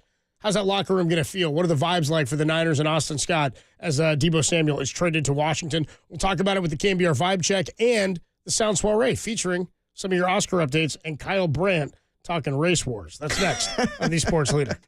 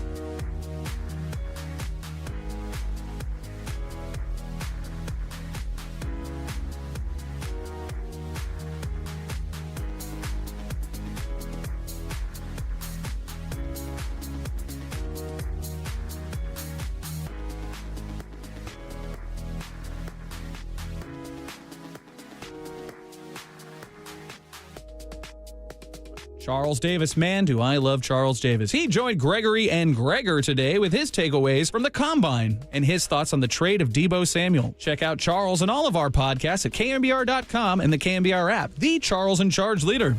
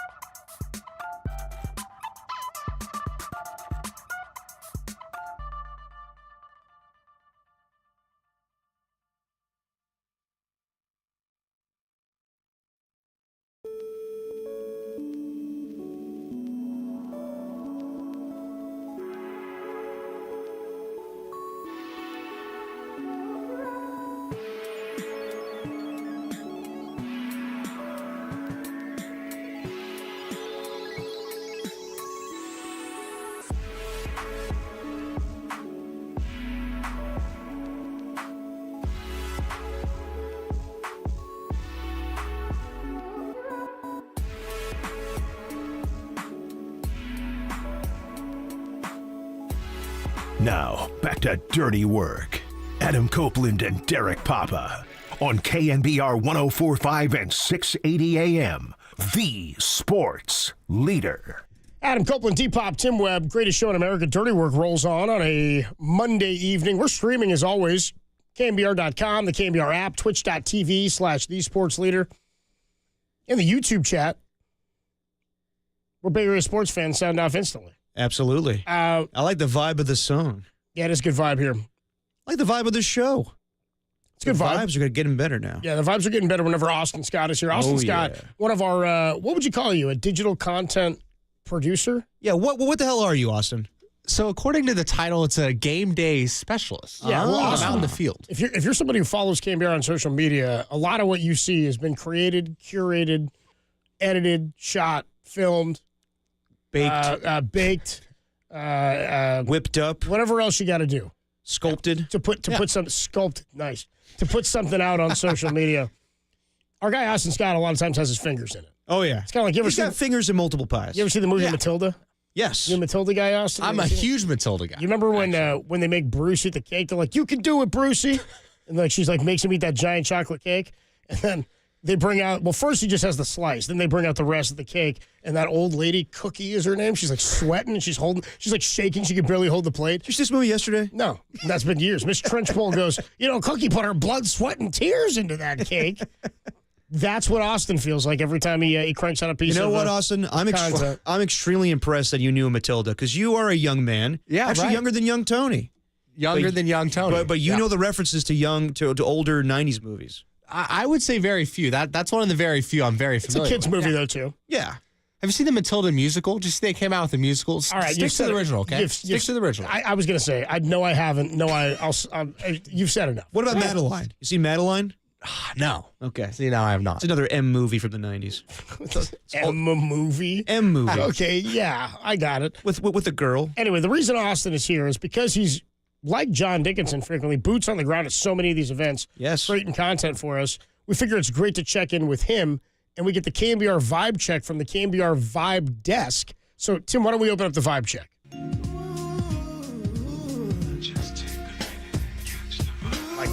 Wherever there's vibe, he's cool on the scene. He puts the cool in cool. This man's never flinched in his life. He's the cat's pajamas and the cat's meow at the same motherfucking time. Hide your ladies, cause this cat's about to pound. It's the Vibe Check with Austin Scott. Now let's check those vibes, baby. It's a little wordy. I'm very aroused. Yeah, right. So the KNBR Vibe Check comes your way at 5:15 on Mondays. Austin, so when did you start at KNBR? 2021? September of 2023. Okay. Actually. There's a gap in there. We'll just ignore the gap. How long did you have that first job? Yeah, About a month and a half. We'll ignore the gap in employment. That wasn't a good vibe. Yeah, that was a bad vibe. But the second time around, better vibe. Brought him back. Even better vibes. We needed the vibes. So, I mean, you're a guy who's been at so many Niner games. I've been there covering the games. You're at almost every one that I'm at. You're boots on the ground. You're on the field before the game. You're getting video of Deebo. You're in the locker room afterwards. What do you and what will you remember about Debo Samuel's career as a 49er? As somebody who covered him that close, creating content around what it is that he did on the field. I mean, for me, being exposed to Deebo in that final season, something I could always depend on after a game, 90 seconds or less every time. You get in there, quick vibes, 4 questions, 5 words or less, and you're out of there. It's incredible. So from that sense, I would say a good vibe, but I don't know. It was an interesting year for sure. Like Deebo and Ayuk were both the two guys to always keep it short, keep it simple, but yeah, it was an interesting vibe. But you were in Vegas with us covering the Bowl last year. Deebo had a much different season in 2023 than he did in 2024. It feels like, kind of like what Maioko was saying, 49er fans soured on him in this final season, but when the pendulum swings back and you get some distance from it, I think he will be remembered as a very good 49er and one of the stalwarts of this era. What do you remember about the Super Bowl year and what he accomplished? I mean, it's crazy. I'm trying to think back. Like, I feel like most Niner fans will try and remember Deebo for 2021, and then it just kind of like set the expectation through the roof. You expected 2021 Deebo, or you're like, all right, maybe we get 85% of that for the rest of like his career, and it just didn't work out that way. But the Super Bowl year was really cool because I just remember being at Super Bowl Media Day where he was maybe the happiest he's ever been as a Niner. I mean, before, leading up to the game, obviously after the game, and the whole 2024 after that, the vibes were a little shot, you could say, shot. But leading up to that week, he stats were shot too. But go ahead, yeah. He had a really good vibe, good aura going, and he was like, he would be at the podium for 45 minutes. A lot longer than 90 seconds, and he hung in there. I have to give him props for that. He hung in there for 45 minutes. Things have soured. So given this past season, do you think the vibes take a turn in a negative direction, or vibes are on the way up in 2025 with no Deebo around? Full transparency, on paper, Deebo leaving, I think the vibes have to go a little bit down. But as the vibe guy, you are the vibe guy. I have to stick to my mantra that the vibes are going to go up. Yeah. This has kind of a last dance written all over it.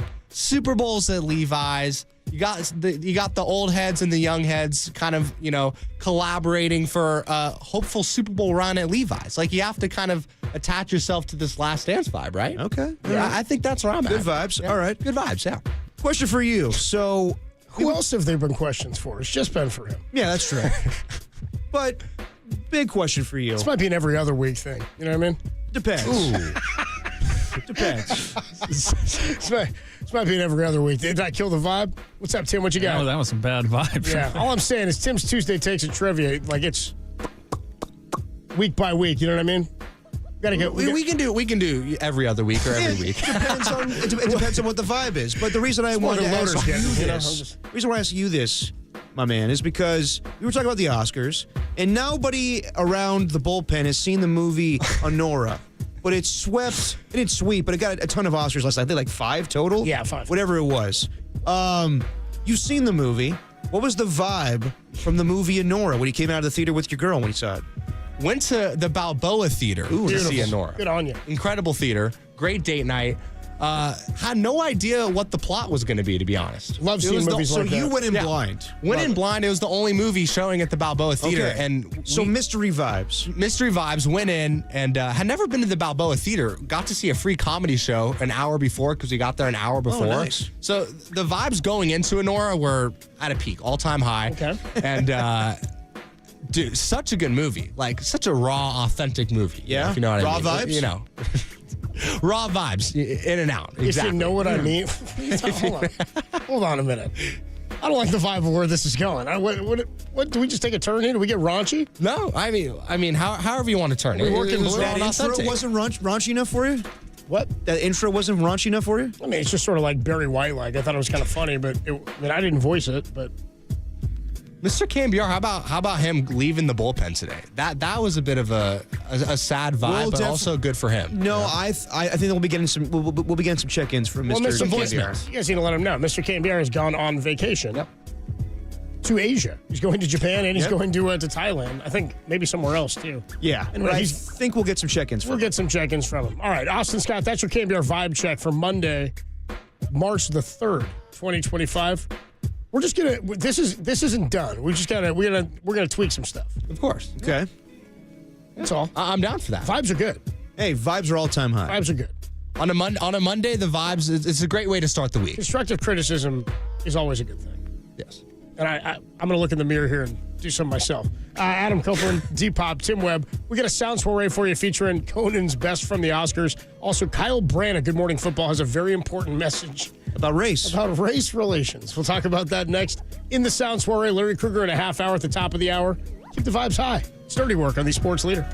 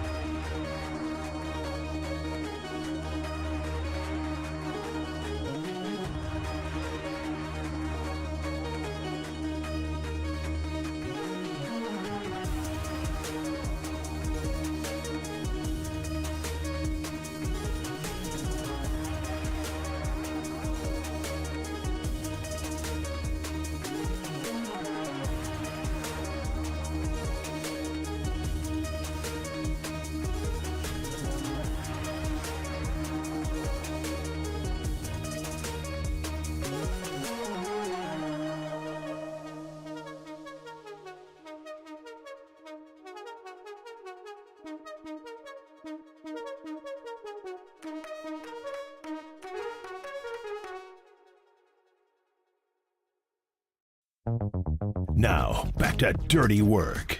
Adam Copeland and Derek Papa on KNBR 104.5 and 680 AM, the sports leader. Dirty Work on a Monday. Adam Copeland, Depop, Tim Webb with you. We got a sound soiree for you featuring some Conan O'Brien. We do. From the Oscars last night.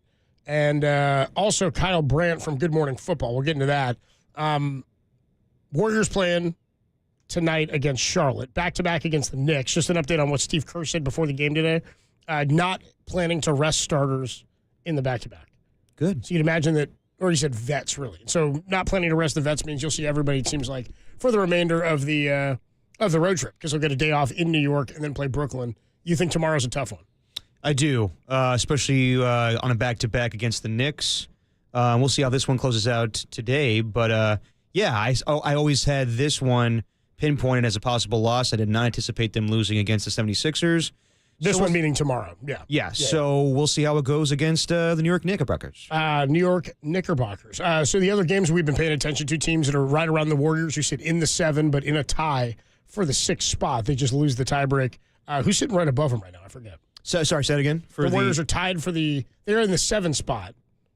Yeah, right now the Clippers are the 6th seed. The Clippers are right above them. Clippers are idle today. They do not play. Rockets are playing right now against the Thunder. So it would be a nice one to get a Thunder victory in this one in Oklahoma City for the Rockets. See them fall a little bit. Yep. Grizzlies are playing right now against the Hawks. They're up 3 in the first quarter. Grizzlies are at home. Grizzlies tumbled a little bit. They fell. They're in the 4 spot right now as the Lakers jumped up to number 2. Man, it's crazy the Lakers have jumped up all the way to 2. That's what I mean, dude. They've won 6 in a row, and they don't look like they're slowing down since that first loss out of the break to the Charlotte Hornets. I wonder if it's sustainable in the postseason. I know that LeBron and Luka are going crazy with each other right now, but it's a different game in the postseason. You got to be a little more physical and points in the paint and all that stuff. So I wonder if that's going to translate very well to the postseason. We don't know exactly. We don't know what the Warriors are capable of. Yeah, they're not at full strength yet, but the Lakers are already more of a bulldozer, kind of in the Warriors' same sort of way. Yeah. In the 9 games with Jimmy, 7-2, they're 6-1, I guess, since they've traded for Luka. I'm just kind of like,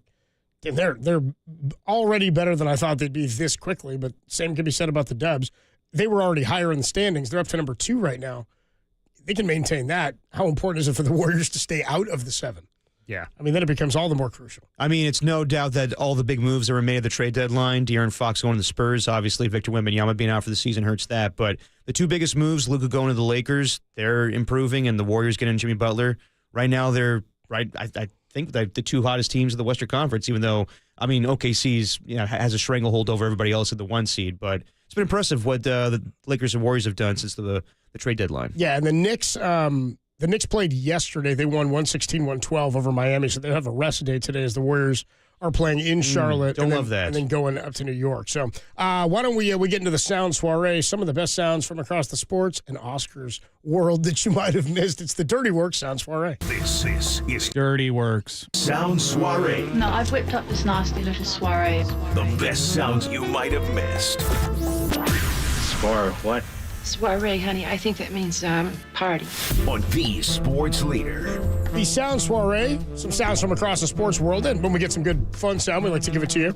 Especially when a guy like Conan is hosting the Oscars. Dude, love that Conan was hosting. Did you watch beginning to end? Yeah. When did you notice that Nick Offerman was doing the instantly? The voice, or did you notice instantly? I know his voice pretty well. I love Nick Offerman. He's a big reason why I watched Parks and Rec back in the day. Favorite character? Ron Swanson. That's so Conan because I think him and Nick Offerman are tight. Some of the things you saw Conan do was just, it harkened back to the old days of the late night show. Like, we'll hear the best moments of him hosting the show, but like him having the sandworm from Dune as like a character playing the harp. And then he did it first as he was playing a different instrument, right? I believe so. I think he was playing piano the first time or keyboard or something. They brought him back playing the harp. And when a costume is that expensive, you got to do it twice. Yeah, it was pretty funny. No, but it was just so Conan, and like Conan's hosted a lot of things, the Emmys and the Golden Globes, but it was awesome to see him like do this. This is by far the biggest thing he's ever hosted, and I thought he nailed it. Shout out to Ron Swanson and his alter ego Duke Silver. Oh yes, Duke Silver. I'm a Duke Silver guy. Was he he play like the clarinet, or what was his go-to instrument, Duke Silver?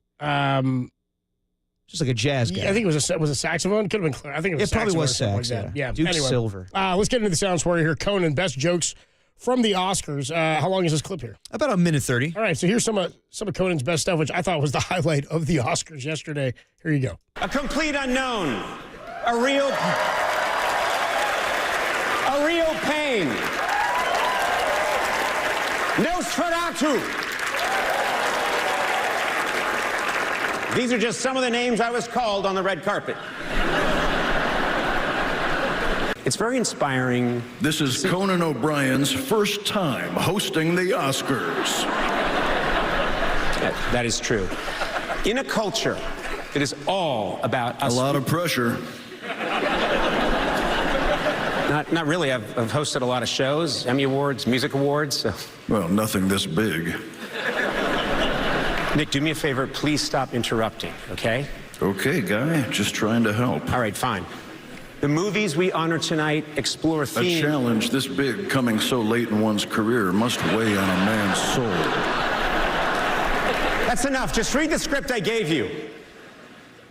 He's one of the great comedians of our time, Conan O'Brien. Well, we're halfway through the show, which means it's time for Kendrick Lamar to come out and call Drake a pedophile.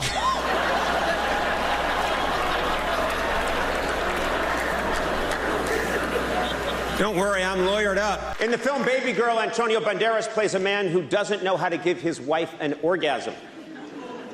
Banderas described it as the most challenging role of his career.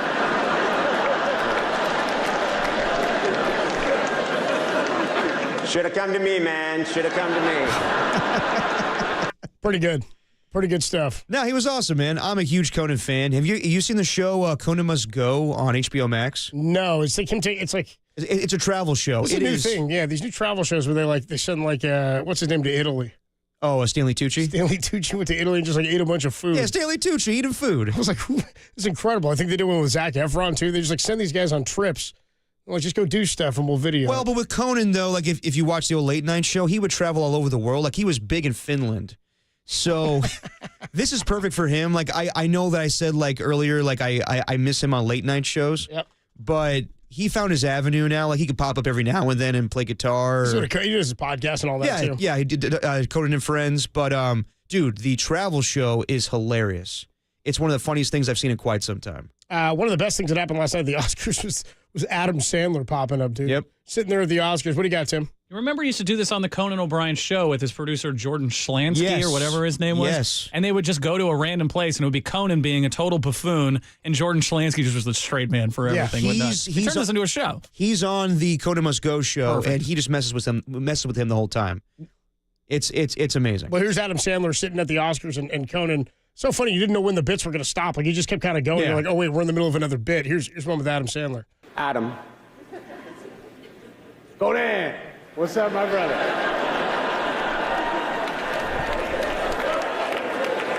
What's going on, man? Adam, what are you wearing? What are you doing right now? I'm asking you what you're wearing.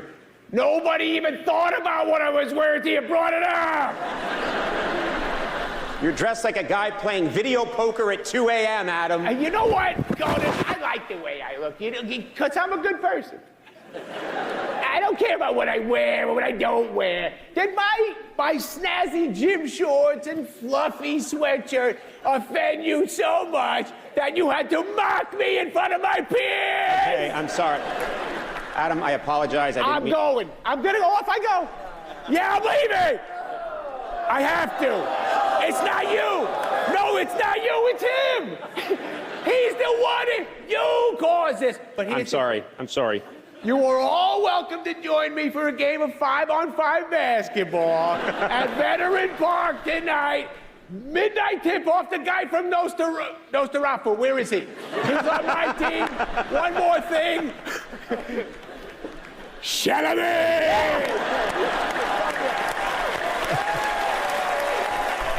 Pretty good. That was great. Pretty good, man. Yeah, Conan and Sandler are old friends back in the SNL days. So, that was funny. That was pretty good. One more here. You found this one. Set this up for us. So, Kyle Brandt. Yeah, so... big Angry Runs guy. Yeah, big Angry Runs guy. Good Morning Football. Yes, he's on Good Morning Football, and he's talking about Cam Skattebo. And you and I were talking about Cam Skattebo. I watched him against Texas in that college football playoff. He had a great performance. I think he rushed for over 100 yards, some touchdowns, even threw a touchdown. But a lot of people... Arizona State running backs. Yeah, see Cam Skattebo, and they're like, oh, white running back. Let's compare him to other white running backs we've seen in history. And Kyle Brandt took exception to this and asked everybody, step up your analyst game. My favorite player in this year's draft is the running back from Arizona State by way of Sacramento State named Cameron Skattebo. Okay, I love this guy. He's my favorite player. He's my favorite player maybe in years. But I've been noticing something in the analysis of Cam Skattebo that's starting to percolate a little bit that I want to get ahead of and I want to nip in the bud and I want to make a little bit of a public service announcement about it.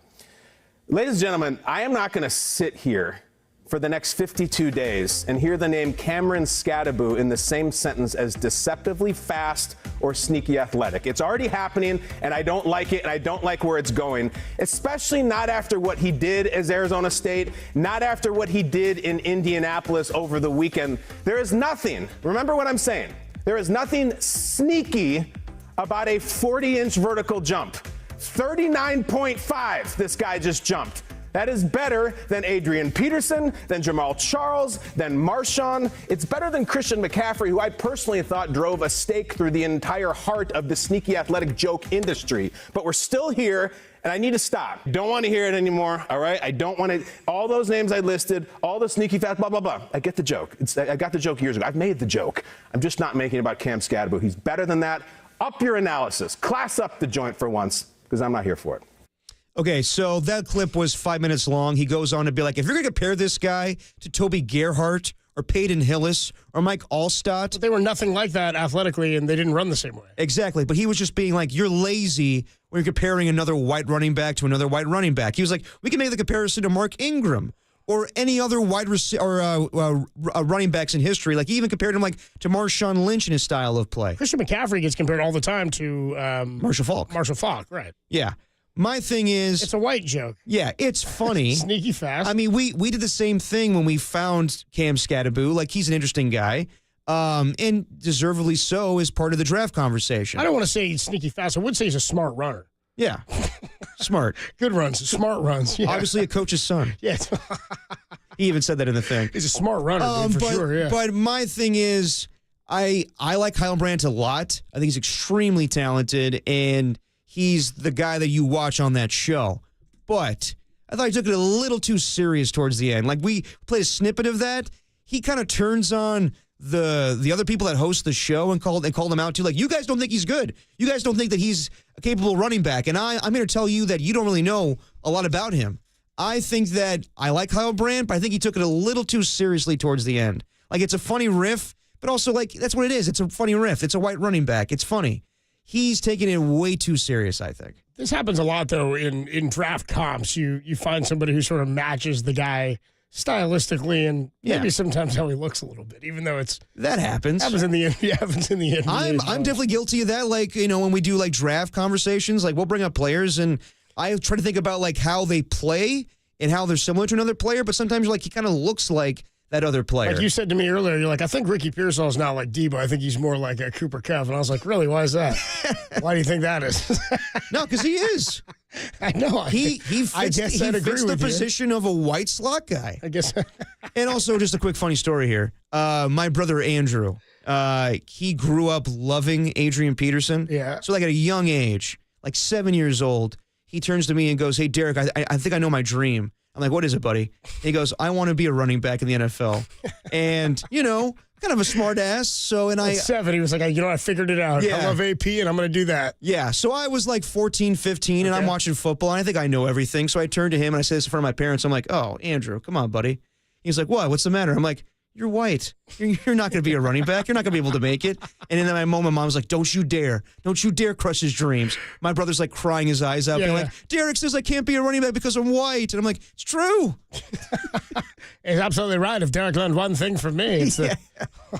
You're lucky I wasn't your father. As I told you to your face, you couldn't be a running back long ago. Best in the league, though. You get Christian McCaffrey, man. That is true. One of them. There's exception to the rules. Obviously, Larry Zonka and Christian McCaffrey, Mike Allstott.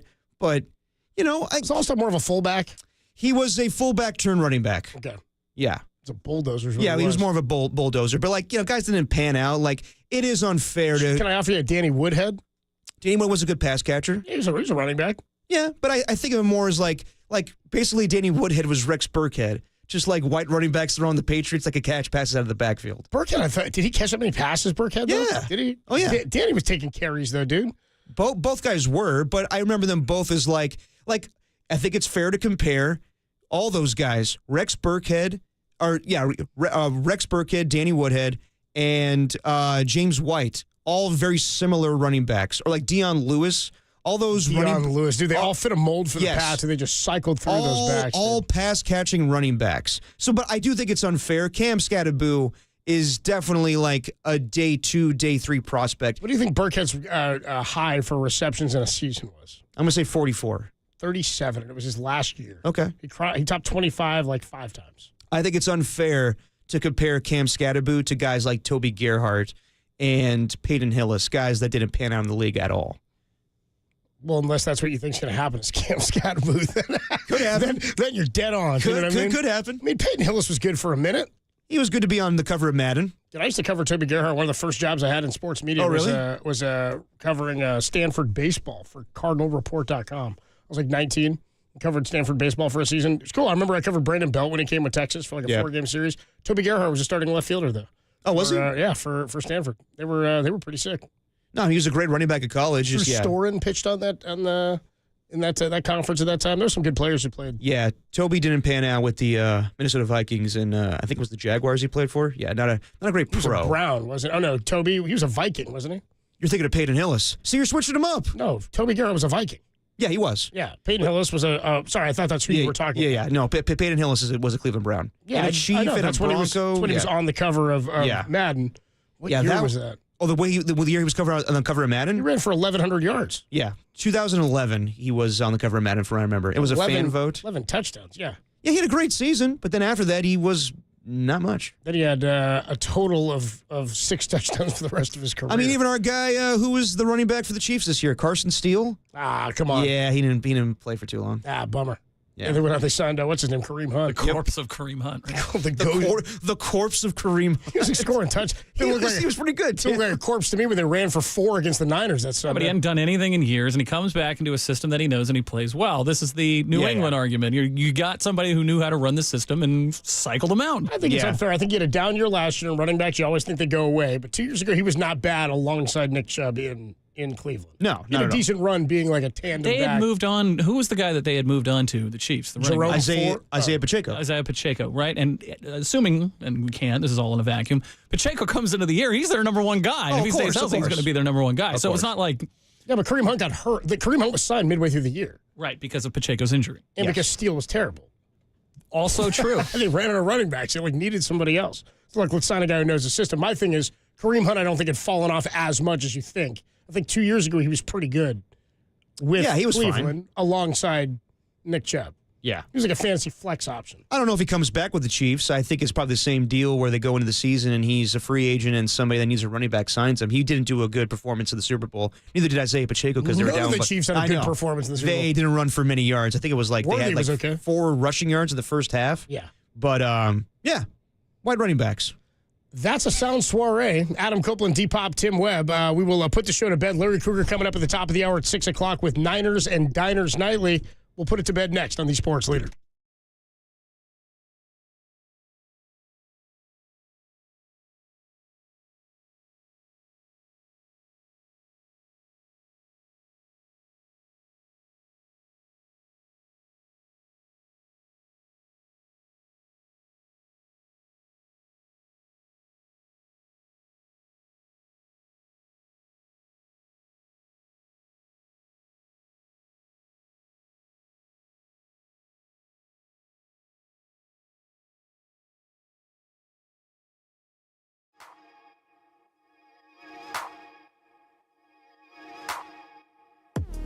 Debo Samuel was traded to the Washington football team for a 5th-round pick. The Commies will take all of Debo's $17.5 million salary, but the 49ers will absorb a $31.5 million dead cap hit after the deal. For all things 49ers, keep it locked to KNBR, the dead cap hit leader.